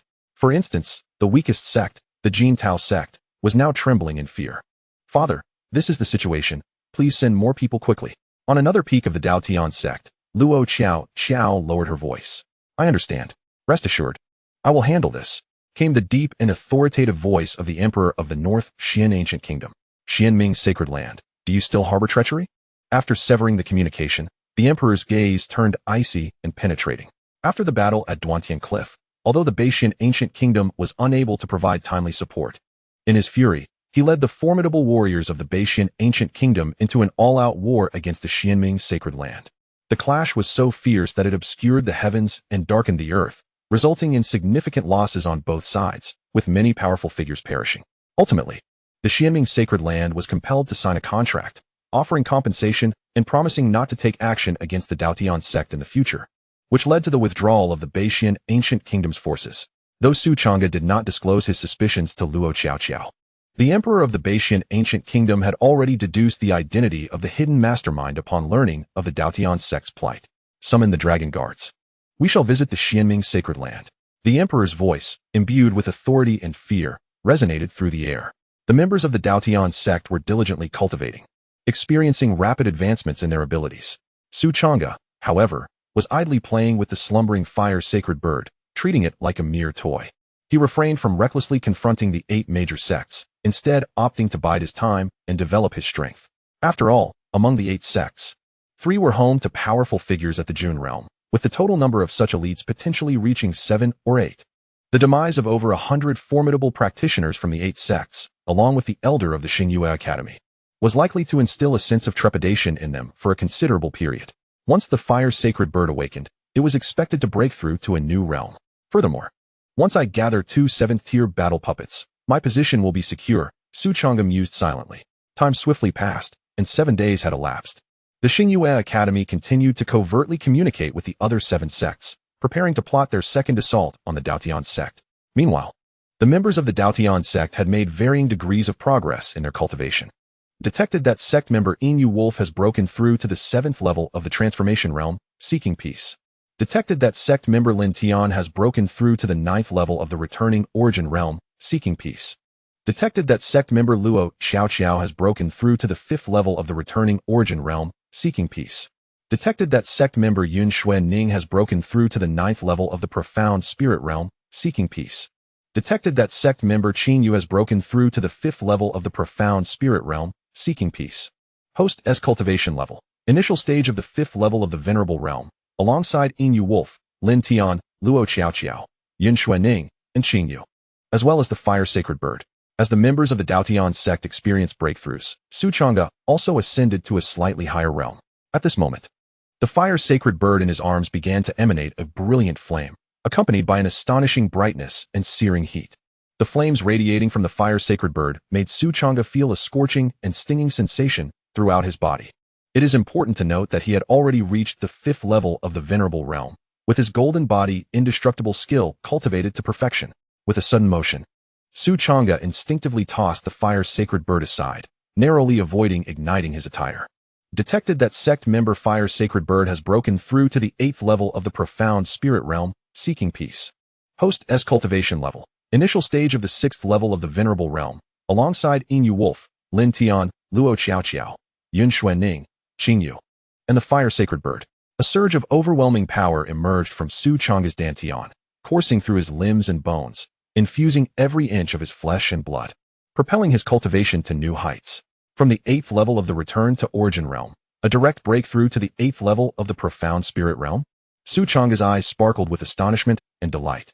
He had not anticipated that the blazing fire sacred bird would achieve such a significant leap in its cultivation. Indeed, those 2 cups of spirit wine were extraordinary. Chapter 136, The 4 Symbols Array. Congratulations to the host for the system reward, a 7th tier skill, the Heavenly Fire Technique. A Dao Enlightenment Stone, a 7th tier formation, the 4 Symbols Array, and 1 million Spirit Stones. The system notification chimed once more. A 7th tier formation? Changge felt a hint of disappointment. He had hoped for a 7th tier combat puppet as the reward. One must not be overly greedy. A 7th tier formation is quite commendable in its own right. Changge suddenly shook his head and smiled. In comparison, the 7th tier combat puppet was primarily offensive, easily transportable for confronting foes. However, once the 7th tier formation was established, it became stationary, focusing on defense and protection. By setting the 7th tier formation at the Dao Tian Sect, even formidable opponents at the June realm would find it challenging to breach. In many respects, the utility of the 7th tier formation surpassed that of the combat puppet. After all, Changge was no longer solitary. The Dao Tian Sect was the home he needed to safeguard. Changge's attention fell upon the 4 Symbols Array, and the system kindly provided an explanation. The 4 Symbols Array, when fully activated, could summon the ethereal forms of the Azure Dragon, White Tiger, Vermilion Bird, and Black Tortoise, enabling both offensive and defensive capabilities. It was the pinnacle of 7th tier formations. Should a powerful adversary at the 8th or 9th level of the June realm become ensnared within the 4 Symbols Array, their chances of survival would be perilously slim. Excellent. Changge was exceedingly pleased with the 4 Symbols Array and promptly extracted it from the system space. At that moment, the blazing fire sacred bird opened its bright, sparkling eyes. It still sported its fluffy, pale yellow feathers, resembling a large chick, though its size had noticeably increased. The sacred bird affectionately nuzzled against Su Changge and returned to his embrace. "Well done, little one," Su Changge praised, gently stroking the sacred bird's small head. Subsequently, Su Changge began to set up the formation with the blazing fire sacred bird by his side. The coverage of the four symbols array was significantly larger than that of the previous two sixth-tier formations, enveloping much of the surrounding wasteland of the Dao Tian Sect.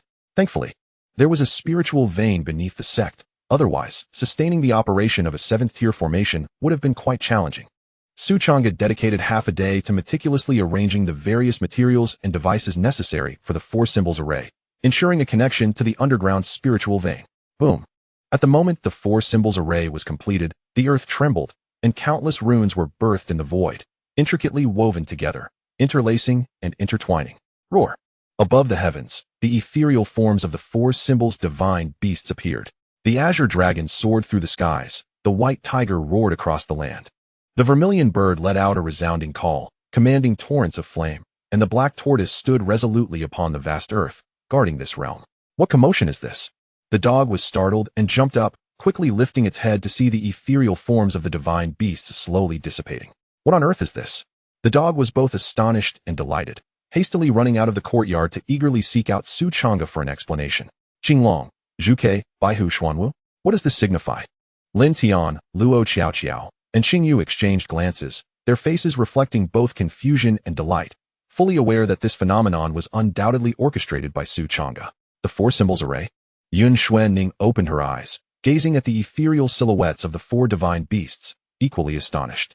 To think that my master could even set up the four symbols array is indeed remarkable. Does he truly possess only the cultivation of the third level of the venerable realm? Yun Xuanning murmured to herself, a quiet sense of relief washing over her. With the four symbols array in place, the defensive capabilities of the Dao Tian Sect have surged significantly. Quite splendid. Su Changge looked down upon the flourishing territory of the Dao Tian Sect, a genuine smile gracing his face. The sect was thriving more than ever. However, the number of disciples seemed a bit sparse. Perhaps it is time to consider recruitment? Although the disciples I take in do not count towards the system tasks, bringing in more personnel would certainly be beneficial. Su Changge stroked his chin, contemplating that once the strife with the 8 major sects comes to an end, it would be time for the Dao Tian Sect to expand its ranks. Just then, a dog came bounding over, brimming with enthusiasm, and with a playful lunge. It knocked Su Changge to the ground. Chapter 137, Su Changge's Plan. "Oh, it's nothing much, just a 7th-tier array. The four symbols array," Su Changge remarked, hands in pockets. A smile on his face. 7th-tier array? Ha! Well done. The dog exclaimed, instantly elated, and laughed heartily 3 times, then playfully licked Su Changge's face twice. "Dog, your slobber is all over my face. This is excessive," Su Changge retorted, his anger flaring as he flipped over, pinning the dog beneath him, using its head to wipe his face, and giving it a playful kick. The dog, unyielding, engaged in a spirited tussle with Su Changge. Only the blazing sacred bird caught between the two let out a mournful cry, overwhelmed by the ruckus. After a moment, Su Changge lifted the dog by the scruff of its neck, pulling it from the ground. With his smile fading, Su Changge spoke earnestly. "Dog, during these next 7 days, the 8 major sects will undoubtedly conspire in the shadows, preparing for a second assault. The first time, they dispatched only 1 monarch-level expert. For the second attack, they will likely send at least 4 or 5. So what?" The dog replied nonchalantly. "With the 4 symbols array in place, along with 7th-tier battle puppets, no matter how many monarch-level experts they send, they will be delivering themselves to us." Su Changge shook his head slightly. "While that may be true, my greatest concern does not lie with the monarch-level experts, but rather with the bizarre and terrifying methods employed by the enemy. For instance, the blood light from the last encounter, or the monstrous black mist from the prior one." At the mention of these events, the dog's smile vanished. Indeed, those methods were exceedingly terrifying and could not be thwarted even by 7th-tier battle puppets. The first time, it was Luo Qiao who utilized the sacred power from the transformation gourd. The second time, it was Su Changge who invoked the sacred power from the sect master token. If the enemy were to employ such tactics again, Su Changge would not be able to withstand it. Thus, we must not passively await the enemy's assault. A glint of cold light flashed in Su Changge's eyes. "I intend to take the initiative and eradicate the Star Moon Academy, disrupting the enemy's plans." "Excellent. Let us embark together." The dog's eyes sparkled with excitement. However, Su Changge shook his head. "I shall go alone, but I must bring a 7th-tier battle automaton with me." I will entrust you with the control of the four symbols formation. You shall be responsible for guarding our home. Such matters are not necessarily better with more people. If unforeseen circumstances arise, I would be distracted trying to protect you, and I may not be able to ensure your safety. The dog had initially wished to accompany him, but fell silent upon hearing this. Humph. In the end, it's merely a matter of you thinking I would be a hindrance. Just wait. It won't be long before I break through to the venerable realm, at which point my cultivation will surely surpass yours. The dog muttered softly. Perhaps. Su Changge's expression turned somewhat peculiar as he rubbed the dog's head. Poor dog. It remains oblivious to the fact that Su Changge is a cheat. No matter how diligently the dog cultivates, Su Changge's prowess will eternally eclipse its own. After transferring the control of the four symbols formation and the blazing fire sacred bird to the dog, Su Changge stepped forth and soared into the air, quietly making his way to the Star Moon Academy. Meanwhile, far away in the Xianming sacred land, suddenly, a deafening rumble echoed from the heavens, as if 1,000 armies were galloping forth. This was the dragon blood divine steed. Below, numerous martial artists looked up, their eyes filled with envy and astonishment as they beheld the golden divine steeds racing across the sky. These magnificent golden steeds, with hooves of flame and grand golden wings sprouting from their backs, soared through the air. The dragon blood divine steed, a 7th-tier ferocious beast, is a rarity in the world. Of course, the term 7th tier does not imply that every dragon blood divine steed possesses the cultivation of the 7th-tier monarch realm. Rather, it indicates that many members of this breed can break through to the 7th-tier monarch realm upon reaching adulthood, thus earning the title of 7th-tier ferocious beasts. Astonishingly, there were a full 1,000 dragon blood divine steeds flying through the air, akin to divine soldiers descending from the heavens, their momentum utterly terrifying. Upon the backs of these dragon blood divine steeds were iron-blooded warriors clad in black heavy armor, exuding an aura of fierce ferocity. Chapter 138. The Imperial Expedition. The Dragon Blood Divine Steed serves as the Dragon Guard of the Northern Xian Ancient Kingdom. Those in the know were struck with shock, their eyes wide with astonishment, as they understood the Dragon Guard is the elite army directly under the Emperor of the Northern Xian Ancient Kingdom, with each member being a top-tier expert forged from mountains of corpses and seas of blood. Despite the Dragon Guard comprising only 1,000 men, once they launch an attack, even a 1,000,000-strong army would be utterly incapable of stopping them. When the Dragon Guard moves, even other sacred lands must tremble. Look, in front of the Dragon Guard.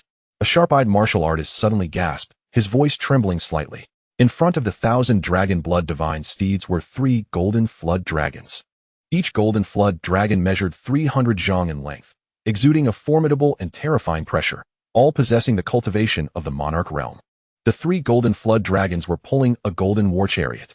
Upon the chariot, a mysterious bird battle flag fluttered in the wind. In the realm of profound cultivation, the golden dragon of the guardian dragon guards, harnessed by 3 dragons, raises the question, could it be that the Emperor of the Northern Xian Ancient Nation has taken to the battlefield personally? Speculations arose among the onlookers, their expressions shifting to one of astonishment and exhilaration. Such a grand spectacle is a rare occurrence, and to witness it firsthand is truly extraordinary. The path of the Guardian Dragon Guards leads them towards the sacred land of Xianming. Is it possible that the Northern Xian Ancient Nation is poised to engage in war once more with the sacred land of Xianming? It appears that the Northern Xian Ancient Nation is indeed preparing for a significant confrontation. The emergence of the Guardian Dragon Guards has stirred tremendous waves. Upon receiving the news, the sacred land of Xianming promptly activated their protective formation. A colossal array obscured the heavens and eclipsed the sun, countless runes shimmering like stars in the night sky, enveloping an expanse of 10,000 miles. With a thunderous roar, 1,000 dragon-blooded steeds surged forth, coming to a sudden halt above the sacred land of Xianming, perfectly aligned. The 1,000 guardian dragon guards, clad in heavy black armor, exuded an overwhelming aura of ferocity, their piercing gazes exuding a fearsome killing intent that swept through the skies and the earth. Taoist Luo, may I inquire the purpose of your visit to our sacred land of Xianming? A calm voice resonated. Within the sacred land of Xianming, 12 elders ascended into the air, standing in opposition to the guardian dragon guards. The foremost figure, draped in a black robe adorned with crimson patterns, emanated an aura both enchanting and chilling, reminiscent of a demonic sovereign. The lord of the sacred land of Xianming, Cold Tianhua declared, you truly possess the audacity to tear asunder the agreements forged in the past, brazenly launching covert attacks against the Dao Tian Sect. From within the golden war chariot, a commanding voice emerged, resonating like thunder throughout the realm. What is the meaning of this, Taoist Luo? The lord of the sacred land of Xianming furrowed his brow, asserting, I have never attacked the Dao Tian Sect and have issued a strict edict to my disciples, ensuring that none have acted against them. Is it possible that there has been some misunderstanding? The emperor of the northern Xian ancient nation scoffed, Cold Tianhua. Do you truly believe that your schemes are so sophisticated, that you have left no evidence behind? Alas, my actions have never required proof, since you have openly violated the truce agreement. Do not blame me for my lack of courtesy. Guardian Dragon Guards, heed my command, form ranks, and attack. With the emperor's decree, 1,000 Guardian Dragon Guards simultaneously unleashed a battle cry, swiftly arranging themselves into a formidable formation. In an instant, a resounding dragon's roar echoed through the expanse, transforming into a colossal golden divine dragon, charging towards the protective formation of the sacred land of Xianming. This madman, the lord of the sacred land of Xuanming's expression shifted. He had not anticipated the emperor of the northern Xian ancient nation to be so ruthlessly decisive, leading the Guardian Dragon Guards into battle at the mere suspicion of wrongdoing. With a cataclysmic crash, the golden divine dragon collided violently with the protective formation of the sacred land of Xianming, causing countless runes to shatter, the erased patterns to collapse, and the entire formation to tremble violently. Cease this at once. Taoist Luo, let us converse peacefully. The lord of the sacred land of Xuanming's expression changed once more. He had never imagined that, following the events of the past battle, the strength of the Guardian Dragon Guards would not only remain intact, but would have grown, shaking the protective formation of the sacred land of Xianming with a single assault. Chapter 139. A public slap in the face should the Dragon Guards be allowed to continue their assault. The protective formation of the Xianming sacred land would once again be shattered. The cost of re-establishing a holy level protective formation is exorbitant, requiring an immense expenditure of rare treasures. However, the emperor of the Baixian ancient kingdom appeared oblivious, and the Dragon Guards did not relent in their onslaught. With a thunderous roar, the golden dragon charged 9 times, and the protective formation of the Xianming sacred land could no longer withstand the pressure, erupting with a cataclysmic explosion as countless array patterns collapsed. The protective formation was breached. Lo Wudao, did you truly believe that the Xianming sacred land is easily bullied? The expression of the sacred lord of Xianming darkened significantly. Is that so? Then let me witness whether your Xianming sacred land has made any progress over the years. A cold and authoritative voice resonated from within the golden war chariot. Boom. In the next instant, a towering figure surged forth like lightning, robed in dragon attire and crowned, exuding an imperial charisma that commanded awe. The emperor of the Baixian ancient kingdom wielded a golden divine sword and slashed forth, unleashing a terrifying sword energy that stretched for thousands of zhang. Let us engage in battle. The sacred lord of Xuanming's countenance darkened as he summoned a pitch-black demonic blade to confront the emperor. In an instant, a cataclysmic battle erupted between the titans of the sacred realm. The brilliance of golden light illuminated the cosmos, while overwhelming demonic energy obscured the heavens. Clashing with the golden radiance, these two opposing forces collided, sending titanic waves that swept across the entire expanse, the terrifying aura reminiscent of a collapsing starry sky. The conflict raged fiercely, as even a mere thread of sacred principles could sink a mountain, causing the earth to fissure. A quarter of an hour later, with a resounding crash, the sky was filled with dissipating demonic energy. A golden divine sword, bearing an unmatched force, cleaved through the demonic miasma, striking down the sacred lord of Xianming with a single blow. Crimson, boiling sacred blood spilled forth. A gaping, bloody wound stretched from the shoulder of the sacred lord of Xianming down to his abdomen, nearly cleaving him in twain. Ah, Lung Tianhua, you have made no progress over the years. The emperor of the Baixian ancient kingdom spoke indifferently, the golden dragon swirling around him, casting him as a godlike figure. The sacred lord of Xianming staggered backward, blood trickling from the corner of his mouth, his gaze fixated on the emperor with disbelief. He had never anticipated that in just over 20 years, the emperor's strength had surged dramatically. More than 20 years ago, he could still hold his ground against the emperor. Now, he could barely withstand a few dozen exchanges. Just then, an ancient voice echoed from the innermost depths of the Xianming sacred land, causing the radiant golden light to dissipate silently. 1,000 dragon guards felt an unprecedented sense of dread wash over them, their bodies turning cold as they sensed an impending crisis. Young friend Luo, let us be merciful this time. The Xianming sacred land acknowledges its fault and is willing to compensate the Baixian ancient kingdom, swearing never to strike against the Dao Tian Sect again. What say you? The aged voice resounded once more. I have no need for your compensation. The emperor of the northern Xian ancient kingdom cast a cold glance at the members of the Xianming sacred ground, speaking indifferently. 3 strikes, and if I discover that you, the Xianming sacred ground, have secretly acted against the Dao Tian Sect again. I shall, even at the cost of my nation's ruin, annihilate your Xianming sacred ground." Upon hearing this, the elders of the Xianming sacred ground wore grim expressions. It was a profound humiliation that the emperor suspected them of wrongdoing and had directly led the dragon guardians to their doorstep, shattering their protective array and severely injuring their sacred master. The emperor's threat to obliterate the Xianming sacred ground was a heavy blow to their pride. Yet, the elders remained silent, their fists clenched in quiet frustration. What could they do? The current strength of the northern Xian ancient kingdom surpassed that of the Xianming sacred ground. Chapter 140. Infiltrating the Xingyue Academy with a resounding rumble, the 1,000 dragon guardians turned to depart, their banners flapping in the wind, a magnificent display of power. Soon, the news of this battle spread swiftly in all directions. Various major sects and sacred grounds became aware that the Xianming sacred ground was besieged by the northern Xian ancient kingdom, and even their sacred master had been brutally beaten. Alas, in the innermost depths of the Xianming sacred ground, the aged voice sighed, "Stand down. Otherwise, that madman will truly bring about mutual destruction." The sacred master of the Xianming sacred ground remained silent, his hands slowly clenching, his expression stoic. Inside the golden war chariot, the emperor of the northern Xian ancient kingdom exhaled a breath of pent-up frustration, his inner fury somewhat alleviated. He picked up a communication artifact, and his authoritative visage transformed, replaced by a warm smile. "Xiao Xiao, tell your master that there is no need to worry about the hidden threats anymore. They dare not act again, having been subdued by your father." "Yea, I'll tell my master right away," came the excited voice of Luo Xiao Xiao through the artifact. Then the communication was abruptly severed. The emperor's smile froze instantly. "What? Am I less important to you than your master? You didn't even bother to inquire about me?" The emperor felt a pang of bitterness within, increasingly aware of the chill in his supposed warmth. Meanwhile, under the darkened sky, two tall and slender figures stealthily approached the Xingyue Academy. Su Changge and a 7th-tier battle puppet donned black robes, revealing only their cold, piercing eyes.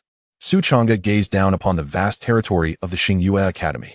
With a determined step, he advanced deep into the academy's grounds. Buzzing, a multitude of runes ignited in the air, forming a grand array. However, the protective formation of the Xingyue Academy had not fully activated. Only a small portion was engaged to conserve spiritual energy. This meager defense was utterly insufficient to impede Su Changge. The battle puppet effortlessly slashed through the array, creating a massive breach. "Who dares to trespass upon my Xingyue Academy?" As the protective formation was breached, the elders and high-ranking cultivators of the Xingyue Academy felt a jolt in their hearts, receiving feedback from the shattered protective array.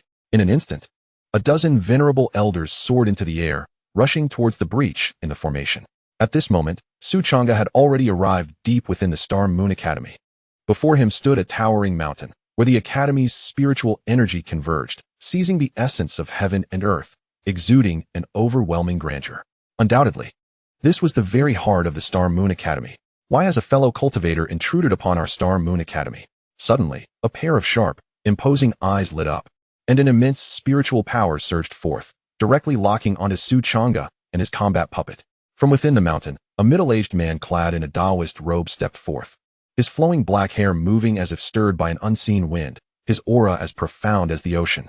Su Changge cast a glance at him and activated his ability to perceive one's life, revealing the man's life information before his eyes. Name: Fu Tianrui, cultivation level, first stage of the Monarch Realm, destiny. Exceptional, slightly increased cultivation speed. Blue, life script, ancestor of the Star Moon Academy. Cultivation techniques: stellar art, lunar divine technique, soaring dragon movement, soul severing blade technique, treasure, soul severing blade, lunar wheel. Purple sun armor, talent, superior grade of the mysterious tier. Su Changge surveyed his surroundings. The venerable elders had already arrived, surrounding him completely. "Am I to believe you are the sole monarch-level cultivator in the Star Moon Academy?" Su Changge's brow furrowed slightly. "And who might you be?" Fu Tianrui's gaze remained fixed on Su Changge and the combat puppet, his expression grave. He sensed that Su Changge's cultivation was at the 6th stage of the venerable realm. However, the silent figure next to him exuded an aura that was entirely concealed, akin to an unfathomable abyss. Unbeknownst to him, it instilled a sense of pressure and impending crisis. Chapter 141. The annihilation of Star Moon Academy. Who I am is of little consequence. What matters is that the Star Moon Academy shall meet its demise today. A cold smile graced Su Changge's lips as he employed the carefree movement technique, swiftly retreating. Such audacity! Fu Tianrui erupted in fury. Clutching a token, he activated it. Boom! In an instant, the mountains trembled, and countless array patterns illuminated from below. In the void above, a myriad of runes emerged, intertwining and crisscrossing to form an enormous formation. The protective array of the Star Moon Academy was fully activated. Before Su Changge could escape the bounds of the academy, he found himself ensnared within the protective formation. Kill him, with Fu Tianrui's command. The dozen venerable elders charged towards Su Changge. Clang! At that moment, the combat puppet suddenly drew its warblade, unleashing a terrifyingly sharp blade aura that sent shivers down the spines of all within the Star Moon Academy, as they sensed an unprecedented threat of death. Monarch Realm 9th Stage. The eyes of the Academy's members widened in disbelief, their hearts pounding in terror. Yet, the combat puppet did not strike at them. Instead, it raised its blade and cleaved down upon the Academy's protective array, producing a deafening roar. Even the protective formation of the Star Moon Academy could not withstand this strike, resulting in a massive breach. Su Changge's figure flickered, appearing directly outside the protective array of the Starry Moon Academy. Now, I shall pose my questions, and you shall provide your answers. Should you answer incorrectly, the entire Starry Moon Academy shall pay the price alongside you. Do you understand? Only then did Su Changge turn, casting a disdainful gaze upon Fu Tianrui. A chill ran through Fu Tianrui's body, and facing the terrifying pressure emanating from the battle puppet, he gritted his teeth and spoke. Senior, from which sect do you hail? I am unaware of any offense we, the Starry Moon Academy, have committed against you. I sincerely apologize on behalf of my juniors. Please, I implore you to show mercy. Let us discuss this matter amicably. Su Changge interrupted him coldly. In recent months, particularly over the last half-month, has anyone visited the Starry Moon Academy? Fu Tianrui paused momentarily. Senior, who exactly are you referring to? The Starry Moon Academy has many alliances with various sects, and we often receive visitors. I shall be direct. Su Changge's icy gaze bore into Fu Tianrui, who instigated your alliance with other sects to target the Dao Tian Sect. A jolt of fear coursed through Fu Tianrui. Recalling the recent demise of another elder from the Starry Moon Academy along with several powerful figures, he felt an overwhelming dread enveloping him. The Dao Tian Sect, it seemed, had the backing of a formidable ninth-layer monarch. Senior, this matter was orchestrated by my uncle Master Mu Yongning. I had strongly opposed it, but he was adamant about uniting with other sects against the Dao Tian Sect. Fu Tianrui hastily divulged all he knew. Su Changge's eyes glimmered. As a monarch-level ancestor of the Starry Moon Academy, how could Fu Tianrui remain oblivious to such matters? Su Changge recalled the Lin family of the Da Yun dynasty, where only the Lin family's elder had orchestrated events, leaving the others in ignorance. The true mastermind behind the scenes was exceedingly cautious, leaving no clues or traces. It was likely that this instance would prove no exception. Are you the only powerful figures within the Starry Moon Academy? Are there others who have ventured outside? Su Changge inquired once more. There is another uncle master currently away, attempting to contact the Danxia Temple and the Lifeng Sect. His name is Xiaoyang, and he possesses second-layer monarch cultivation.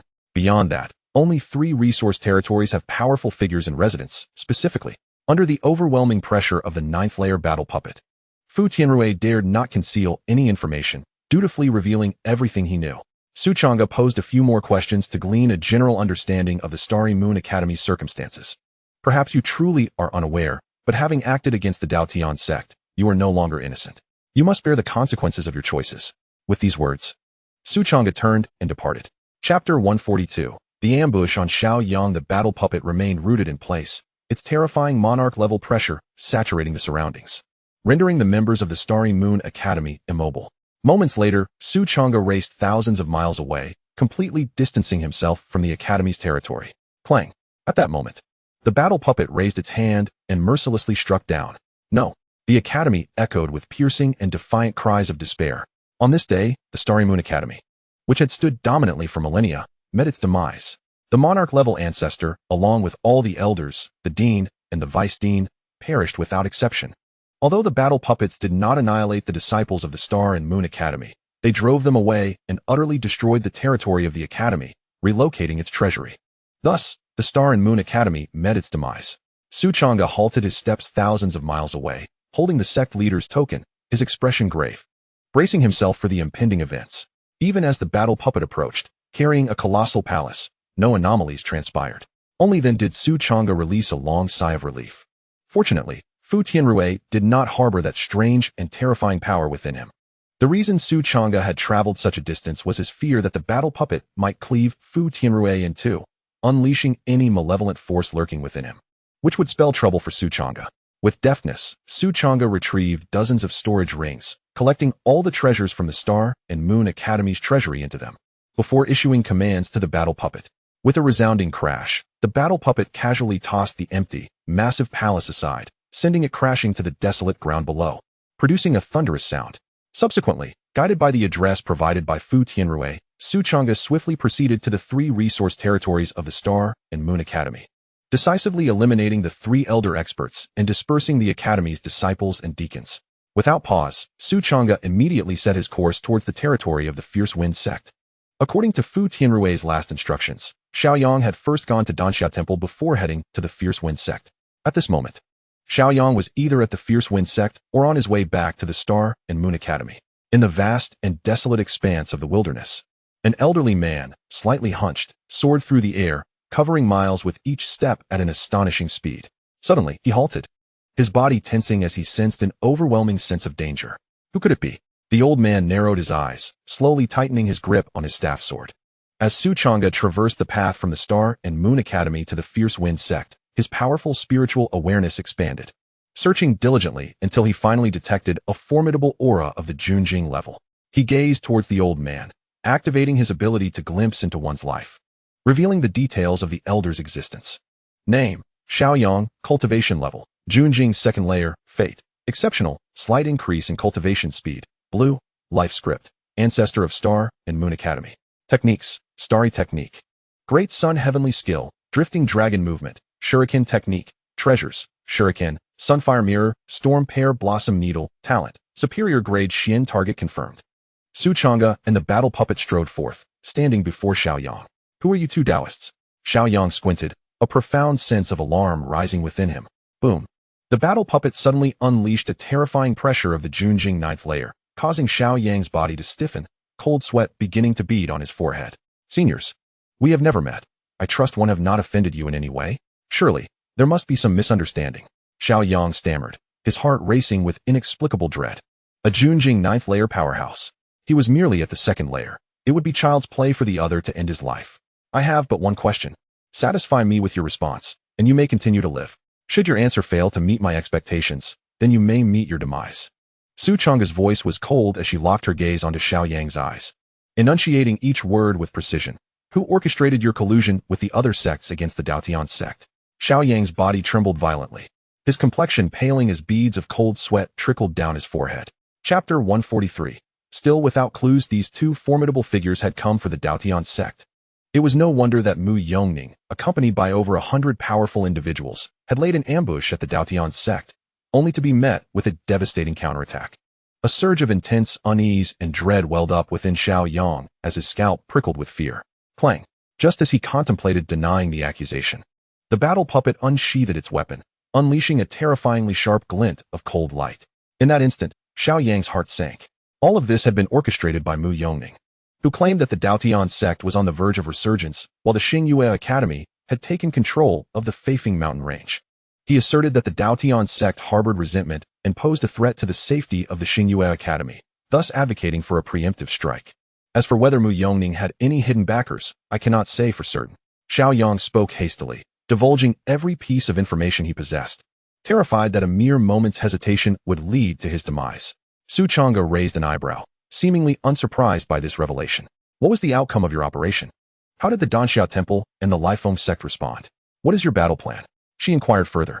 The Danxia Temple and the Lifeng Sect, having lost over a dozen powerful individuals, now harbored animosity towards the Dao Tian Sect. However, due to the death of Mu Yongning, both factions had grown cautious, conducting covert investigations into the Dao Tian Sect to ascertain its strength before deciding on further action. The other 5 sects, lacking a sovereign-level expert to anchor them, were compelled to cooperate after our threats. We would simply inform them when we in the Danxia Temple and Lifeng Sect decided to take action. Xiaoyang spoke candidly, leaving no detail unshared. Changge's eyes flickered with contemplation. Thus, it appears that only Mu Yongning has truly interacted with the mastermind behind this scheme. This implies that only he possesses that peculiar and terrifying power. Yet, this remained merely Changge's speculation, lacking confirmation. With a resolute step, Changge executed the cloud leaping technique, summoning a pristine white cloud beneath her feet that propelled her forward at astonishing speed, vanishing in an instant. Is she leaving? Xiaoyang was momentarily taken aback, his anxiety escalating. Could it be that she intended to visit the Xingyue Academy, or perhaps the Danxia Temple? Thoughts raced through his mind, leaving him in a state of trepidation. Under the cold scrutiny of the battle puppet, he found himself paralyzed with fear, unable to move or utter a word, anxiously awaiting the outcome. A quarter of an hour passed. Su Changge had traversed thousands of miles. Clang! The battle puppet's weapon was unsheathed once more, its razor-sharp blade gleaming ominously. Xiaoyang froze in place, only to witness his own headless corpse slowly collapsing before him. The battle puppet retrieved Xiaoyang's storage ring and began its journey back to the Dao Tian Sect. Su Changge awaited its return along the way, and upon the puppet's appearance, she finally exhaled in relief. Within Xiaoyang, there was no trace of that eerie and terrifying power.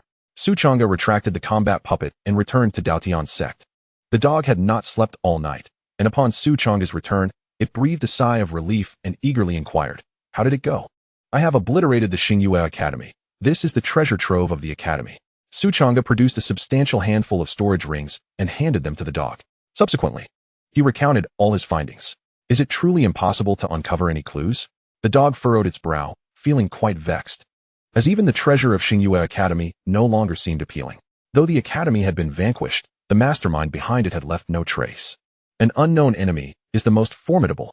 This time, the unseen force had managed to incite the 8 major sects to unite. Who knows what methods they might employ against Dao Tian Sect in the future? With the Xingyue Academy's destruction, Danxia Temple and Lifeng Sect, provided they are not completely irrational, would surely hesitate to attack Dao Tian Sect. Should they dare to strike again, it would imply that someone within Danxia Temple and Lifeng Sect has contacted the mastermind. Su Changge's eyes flickered. "Dog, what do you think we should do about Danxia Temple and Lifeng Sect?" Chapter 144. The next step in our plans. The dog pondered deeply for a long while before finally responding. "I believe we should hold off on destroying them for now. Instead, we can covertly monitor Danxia Temple and Lifeng Sect. If we eliminate them, the mastermind will undoubtedly seek out new sections. No one knows which sects the mastermind will target next. Danxia Temple and Lifeng Sect are familiar to us, at least they are visible, rather than lurking in the shadows.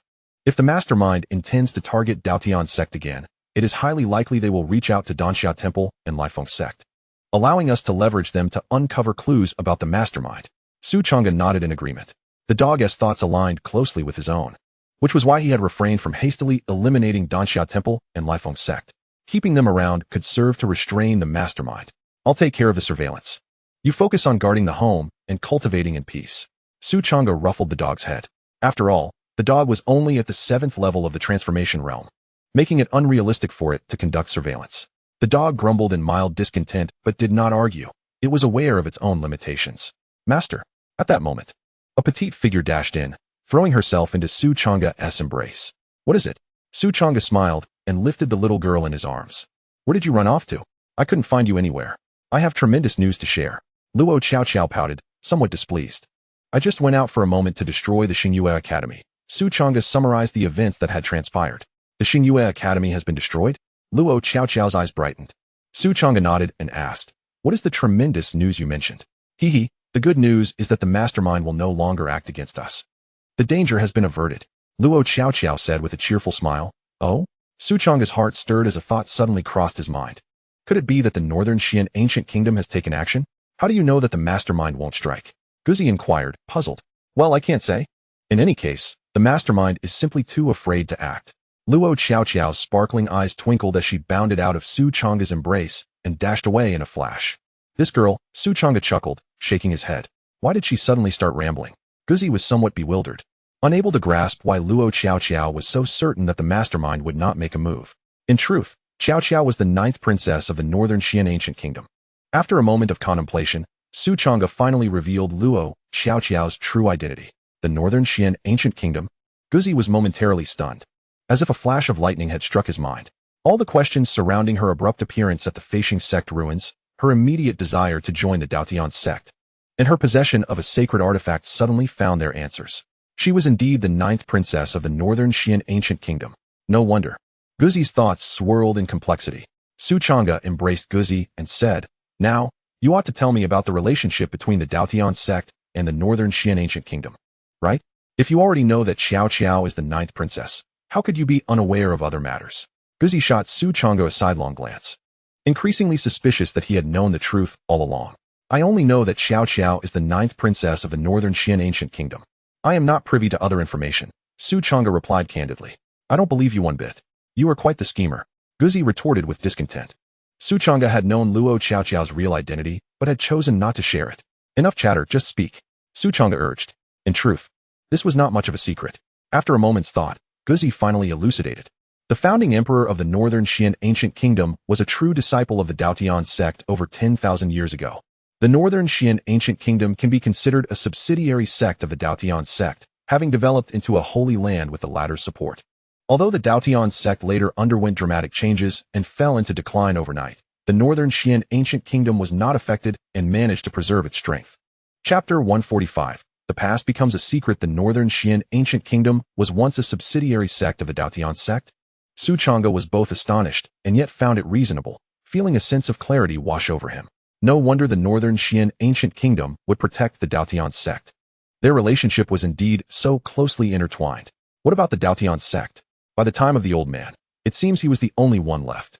Yet, as we look further back, the history of the Dao Tian Sect appears to have been erased, leaving nothing behind. Given that the northern Xian ancient kingdom is a holy land, with its protection, how could the Dao Tian Sect have fallen into such disrepair?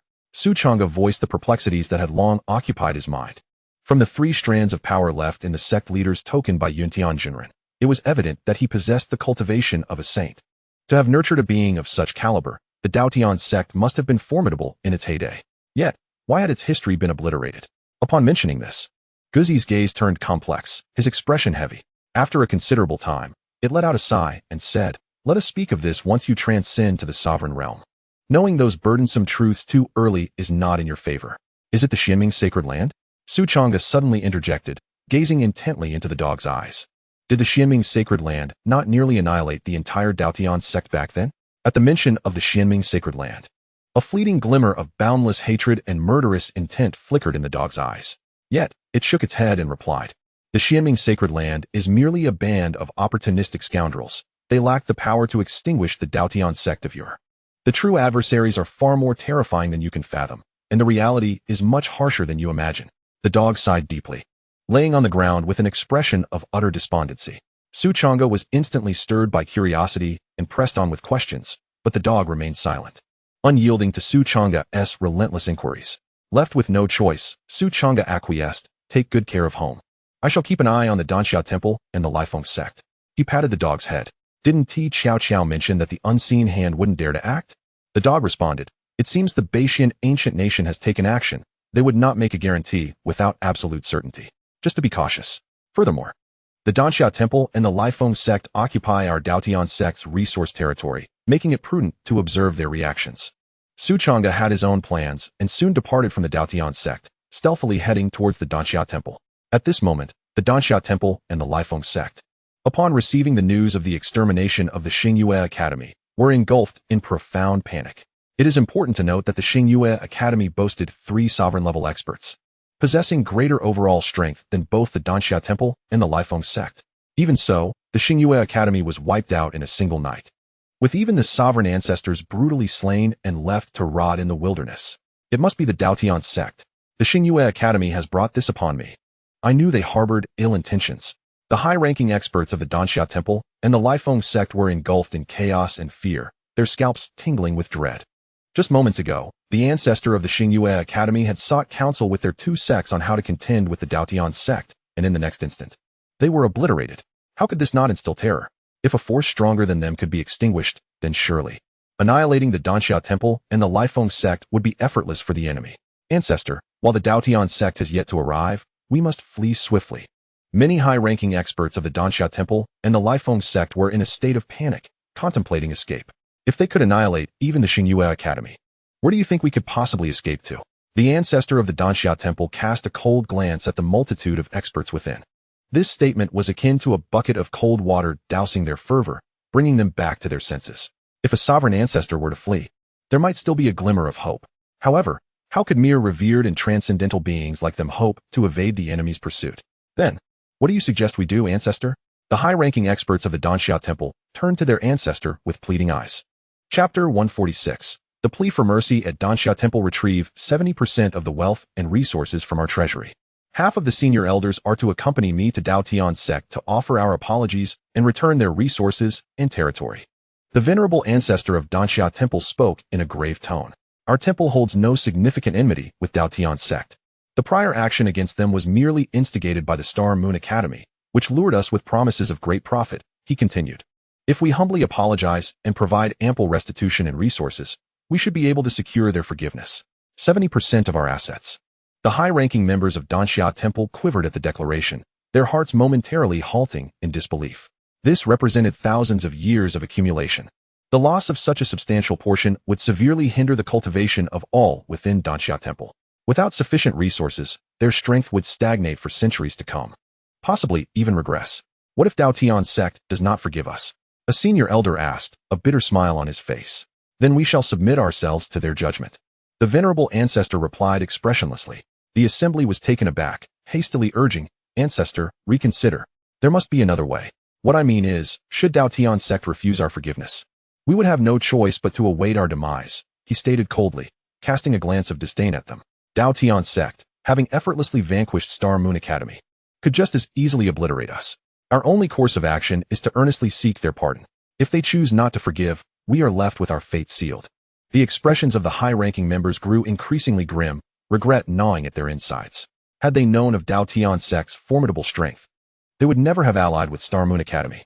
No, they should never have been driven by greed to encroach upon Dao Tian Sect's resources in the first place. Alas, it was too late for such reflections. They could only prepare their assets and set forth to Dao Tian Sect to plead for forgiveness. As Changge approached the territory of Danxia Temple, he spotted a group of monks, their expressions dark, marching resolutely toward Dao Tian Sect. Do they still intend to confront Dao Tian Sect? How stubborn. Changge raised an eyebrow and summoned a 7th-tier battle puppet without hesitation. Clang. As the monks drew near, the battle puppet swiftly unsheathed its blade, a fierce and terrifying glint of light emanating from it, causing all at Danxia Temple to shudder, gripped by an unprecedented sense of impending doom. Spare us, Venerable One. We come to offer our apologies. The venerable ancestor of Danxia Temple fell to his knees, hands clasped atop his head, pleading loudly for mercy. From the overwhelming power of the battle puppet strike, he sensed the terrifying spiritual energy of a 9th-level sovereign. In an instant, he deduced the identity of the opponent. It could only be a powerful figure from Dao Tian Sect. With Star Moon Academy just having been destroyed, a 9th-level sovereign had now come to their doorstep. Who else could it be but Dao Tian Sect? Stop, Changge commanded, raising an eyebrow as he issued orders to the battle puppet. The fierce and terrifying blade light hovered ominously above the head of the ancestral master of Danxia Temple, rendering him weak in the knees. Having lived for more than half a century, he felt for the first time the chilling proximity of death. In that fleeting moment when the blade light descended, he seemed to glimpse the long-lost figure of his great-grandmother beckoning to him. Esteemed ancestor, we were merely misled by the allure of the Star Moon Academy, enticed by promises of great profit. It was for that reason we sent individuals to assist them in their endeavors against the Dao Tian Sect. We acknowledge our faults. This is 70% of the wealth accumulated by Danxia Temple over 5 millennia. We humbly beseech you to spare us. The ancestral master of Danxia Temple clasped a large storage ring in his hands and bowed deeply. The other high-ranking members of Danxia Temple trembled in fear, their faces ashen. Some were even quaking with dread. In the face of impending death, fear was an inescapable emotion. Chapter 147. Varied reactions begging for mercy? Changge raised an eyebrow in surprise. After all, Danxia Temple was a formidable sect with a legacy spanning several millennia, boasting considerable strength and a rich heritage. Such a prestigious sect would typically possess its own pride. How could the ancestral master of Danxia Temple be the first to kneel and plead for mercy? Esteemed ancestor, we were blinded by the Star Moon Academy. We failed to recognize the gravity of our actions in occupying the resources and territory of the Dao Tian Sect. We confess our sins. If you are dissatisfied, we are willing to offer all the wealth and resources of Danxia Temple. Please grant us a chance for redemption. In his desperation to survive, the ancestral master of Danxia Temple was willing to cast aside all dignity and plead. The other high-ranking members quickly joined in, voicing their pleas for mercy. While they may have been reluctant before, the terrifying display of the combat puppet's strength at the 9th level of the monarch realm left them all trembling in fear. Pleading for mercy from a stronger being was not disgraceful. They were beginning to understand their predicament. Changge extended his hand, effortlessly retrieving the storage ring from the ancestral master of Danxia Temple. With the combat puppet standing guard, Changge held the sect master's token in one hand while probing into the storage ring with a strand of divine consciousness. What he beheld was a staggering sum of millions of spirit stones. Alongside an array of spiritual herbs, elixirs, and ores, the treasures were piled high, a sight to behold. Considering your understanding, I shall spare you from a death sentence. Changge chuckled lightly as he stored the ring away. Thank you, esteemed ancestor. Thank you. The members of Danxia Temple were filled with overwhelming joy, expressing their gratitude fervently. You may continue to mine the resources in the Nanli mountain range, previously occupied by your sect, as well as the Faifeng mountain range held by the Star Moon Academy. However, you are to remit 90% of your earnings to the Dao Tian Sect each month. Should you dare to withhold even a single spirit stone, the existence of Danxia Temple will no longer be warranted. Do you understand? Changge's tone was frigid. Rest assured, esteemed ancestor, we shall handle this matter diligently. The members of Danxia Temple were elated, their hearts swelling with excitement. The Dao Tian Sect's decision to grant them the rights to mine the Nanli and Faifeng mountain ranges, while allowing them to retain a portion of the resources, signified that they had been forgiven.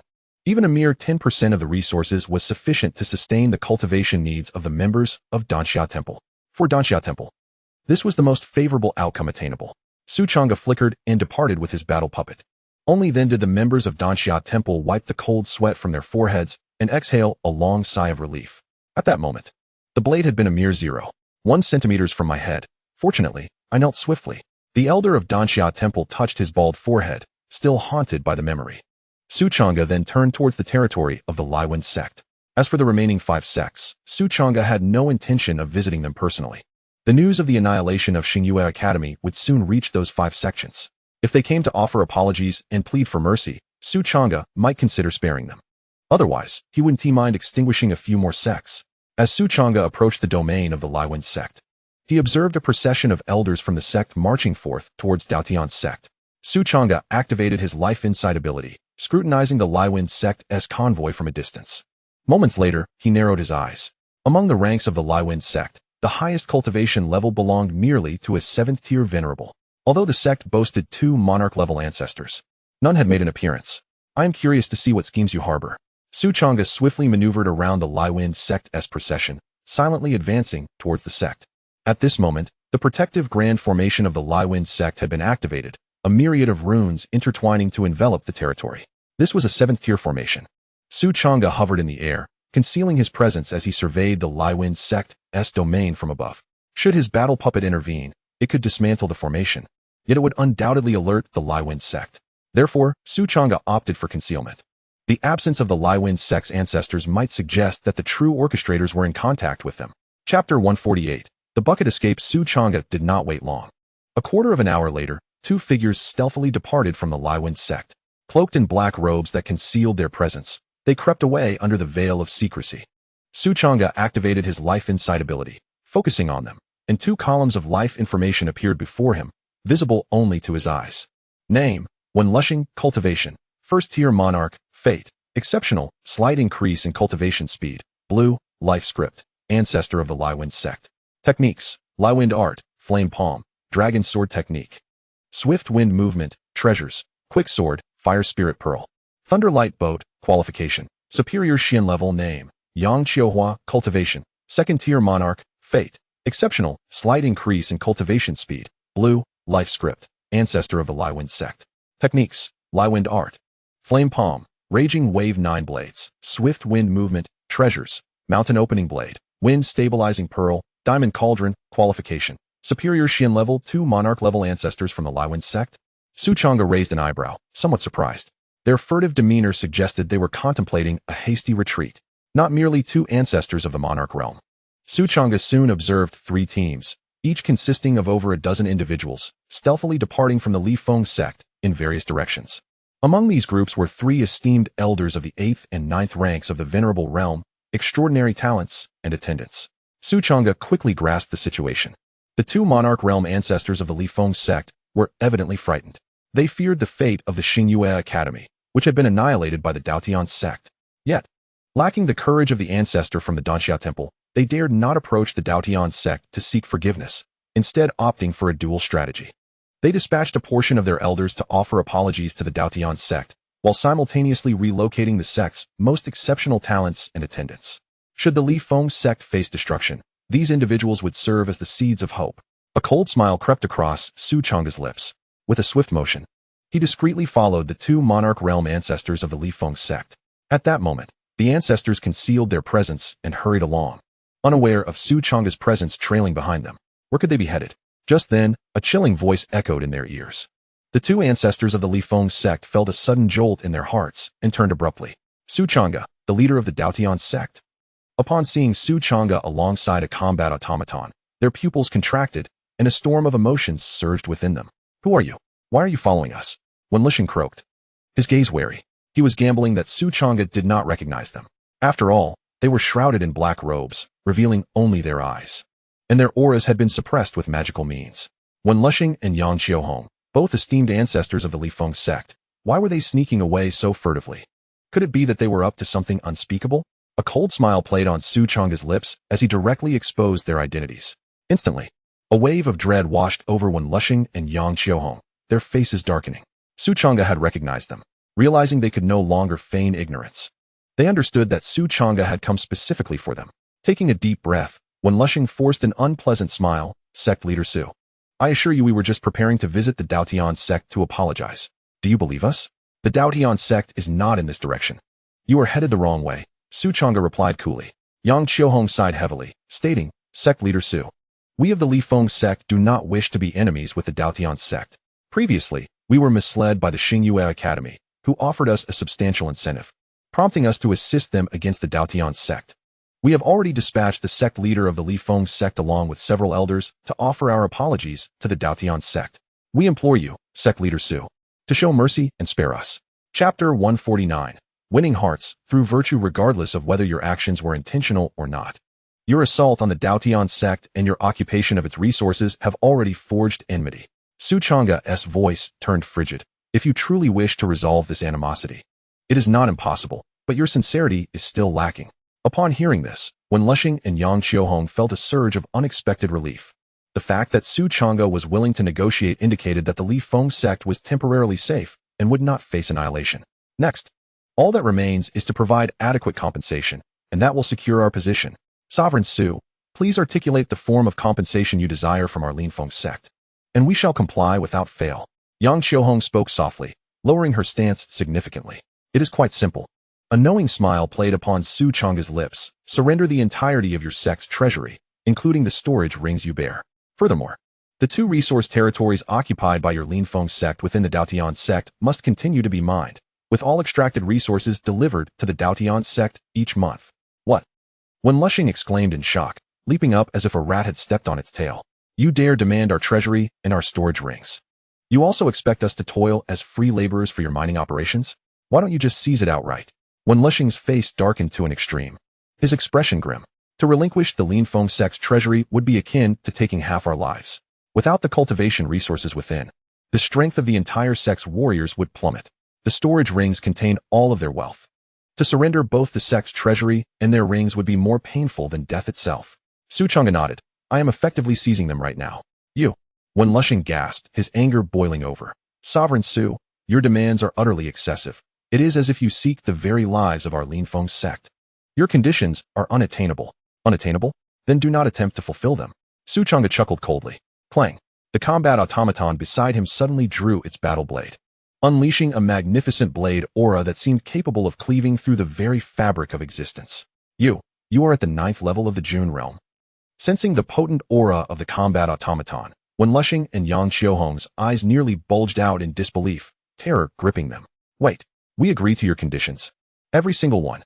Wen Lixing's legs weakened, and he cried out, his heart in turmoil. From the sheer menace of the blade aura emanating from the combat automaton, they felt an unprecedented sense of impending doom. When faced with the choice between life and wealth, they decisively opted for their lives. The fearsome blade aura hovered ominously above Wen Lixing, sending icy chills down his spine. I have never been a patient individual. Now, hand over your storage rings and the sect's treasury without delay. Do not attempt any tricks, or I will not hesitate to annihilate your Li Feng sect. Moreover, should I discover even a single missing stone during the mining operations in the future, the Li Feng sect will no longer have a reason to exist. Su Changge's tone was frigid. For those who prey on the weak, only greater ferocity can instill the necessary fear. Yes, Wen Lushing and Yang Xiaohong wiped the cold sweat from their brows, daring not to voice any objections. They promptly removed their storage rings and respectfully handed them over to Su Changge. Call back the team you secretly dispatched. For I am aware they carry a substantial portion of your wealth. Do not attempt to play any tricks before me. I require no evidence. The mere suspicion of your ill intentions compels me to obliterate the Laiwen sect. Do you understand? Su Changge spoke coldly. Understood, understood. Wen Lushing forced a smile that was more grotesque than tears and reluctantly produced a communication device to summon back the 3 teams that had been dispatched. Chapter 150. A bitter lesson soon. Su Changge returned to the Laiwen sect with the 2 companions. Amidst the anguished gazes of the sect members, nearly fainting from despair, Su Changge proceeded to empty the sect's treasury. Furthermore, he meticulously reviewed the records of the monthly mineral output from the 2 resource territories occupied by the Laiwen sect, along with the total mineral estimates calculated by the sect. With this data in hand, should the Laiwen sect attempt to clandestinely retain a portion of the ore, Su Changge would be able to uncover it. With the treasury in tow, Su Changge returned triumphantly. The members of the Laiwen sect, adorned with grim expressions, cheered loudly as they bid farewell to their sect leader. It was only when the figures of Su Changge and the combat automatons vanished into the sky that Wen Lushing's vision darkened and he collapsed to the ground. Cursed Dao Tian Sect! I shall not let this go. You will pay for this. Wen Lushing bellowed in anguish, his heart aching to the point of breathlessness. Not only had the treasury of the Laiwen sect been emptied, but Su Changge had also seized all the wealth he had accumulated over half a lifetime. As a dignified sovereign realm expert, when had he ever endured such humiliation? Silence. Are you courting death? If your words reach the ears of the Dao Tian Sect, it will spell disaster for the Laiwen sect. Yang Qiuhua glared fiercely at Wen Lushing. He fell silent, his eyes reddened, filled with an indelible hatred. Meanwhile, Su Changge, who was supposed to leave, had quietly taken a turn, concealing his presence, and stood silently in midair, surveying the Laiwen sect below. Since Su Changge had no need for cultivation, he decided to remain there, keeping watch. Time passed swiftly, several hours went by. The team sent to the Dao Tian sect returned. Yet their expressions were far from pleasant. Although their apologies had been accepted, the Dao Tian sect remained non-committal, giving no indication of overlooking the matter. They conveyed this information to the 2 ancestors, only to find them pale, their eyes devoid of spirit, seemingly lacking even the strength to speak. Ancestors, what has happened to you? The sect leader of the Laiwen sect inquired cautiously. Sect leader, our treasury has been entirely seized by the leader of the Dao Tian sect, and they have coerced us into mining for them without compensation in the future. One elder spoke in a hushed tone, recounting the events that had transpired. Instantly, the sect leader's face drained of color, his eyes void of life, and he slowly collapsed to the ground. The next day, when the Qinghong Association, Dayun Dynasty, Qingyan City, Jinding Sect, and Jintao Sect received the news of the extermination of Xingyue Academy, they were all struck with terror. The 6 sects reacted swiftly, promptly dispatching individuals laden with vast resources to the Dao Tian Sect to offer apologies. In response, the Dao Tian Sect treated all with equal disdain. All apologies were accepted, yet none were acknowledged. The Dao Tian Sect did not proclaim whether they would spare them. They merely accepted the offerings and dismissed them. The 6 directions sects dared not inquire further, living in constant trepidation and unease. During the ensuing days, Su Changge remained fixated on the Flamewind sect, while Guzi and Lin Tian, along with 2 others, diligently cultivated within the Dao Tian sect. Following the devastating news of the annihilation of the Star Moon Academy, the Dao Tian sect's reputation surged astonishingly, soaring to a remarkable 70,000. However, Su Changge did not receive any rewards from the system. Perhaps a reputation exceeding 100,000 was necessary to unlock such rewards, he speculated to himself. 3 days later, a notification resonated in Su Changge's mind. Detected that sect member Yun Xuanning has advanced to the 2nd level of the transformation path realm, seeking peace. Hosts current cultivation level, Silver Moon Wolf Lin Tian, Luo Chao Qiao, Yun Xuanning, and Qing Yuqi was Sacred Bird, mid-stage of the 6th level. A surge of power welled up within Su Changge, slightly elevating his cultivation. With the recent developments, the Dao Tian sect was now abundant in cultivation resources, having filled its treasury to the brim with various assets, necessitating the construction of 2 additional vaults. Supported by these resources, the members of the Dao Tian sect experienced rapid advancements in their cultivation levels. A member of the sect has broken through a major realm. Congratulations to the host for receiving system rewards. 7th tier Technique Eye of the Void, 1 Insight Stone. 7th tier Magical Artifact Flying Snow Sword, and 1 million Spirit Stones.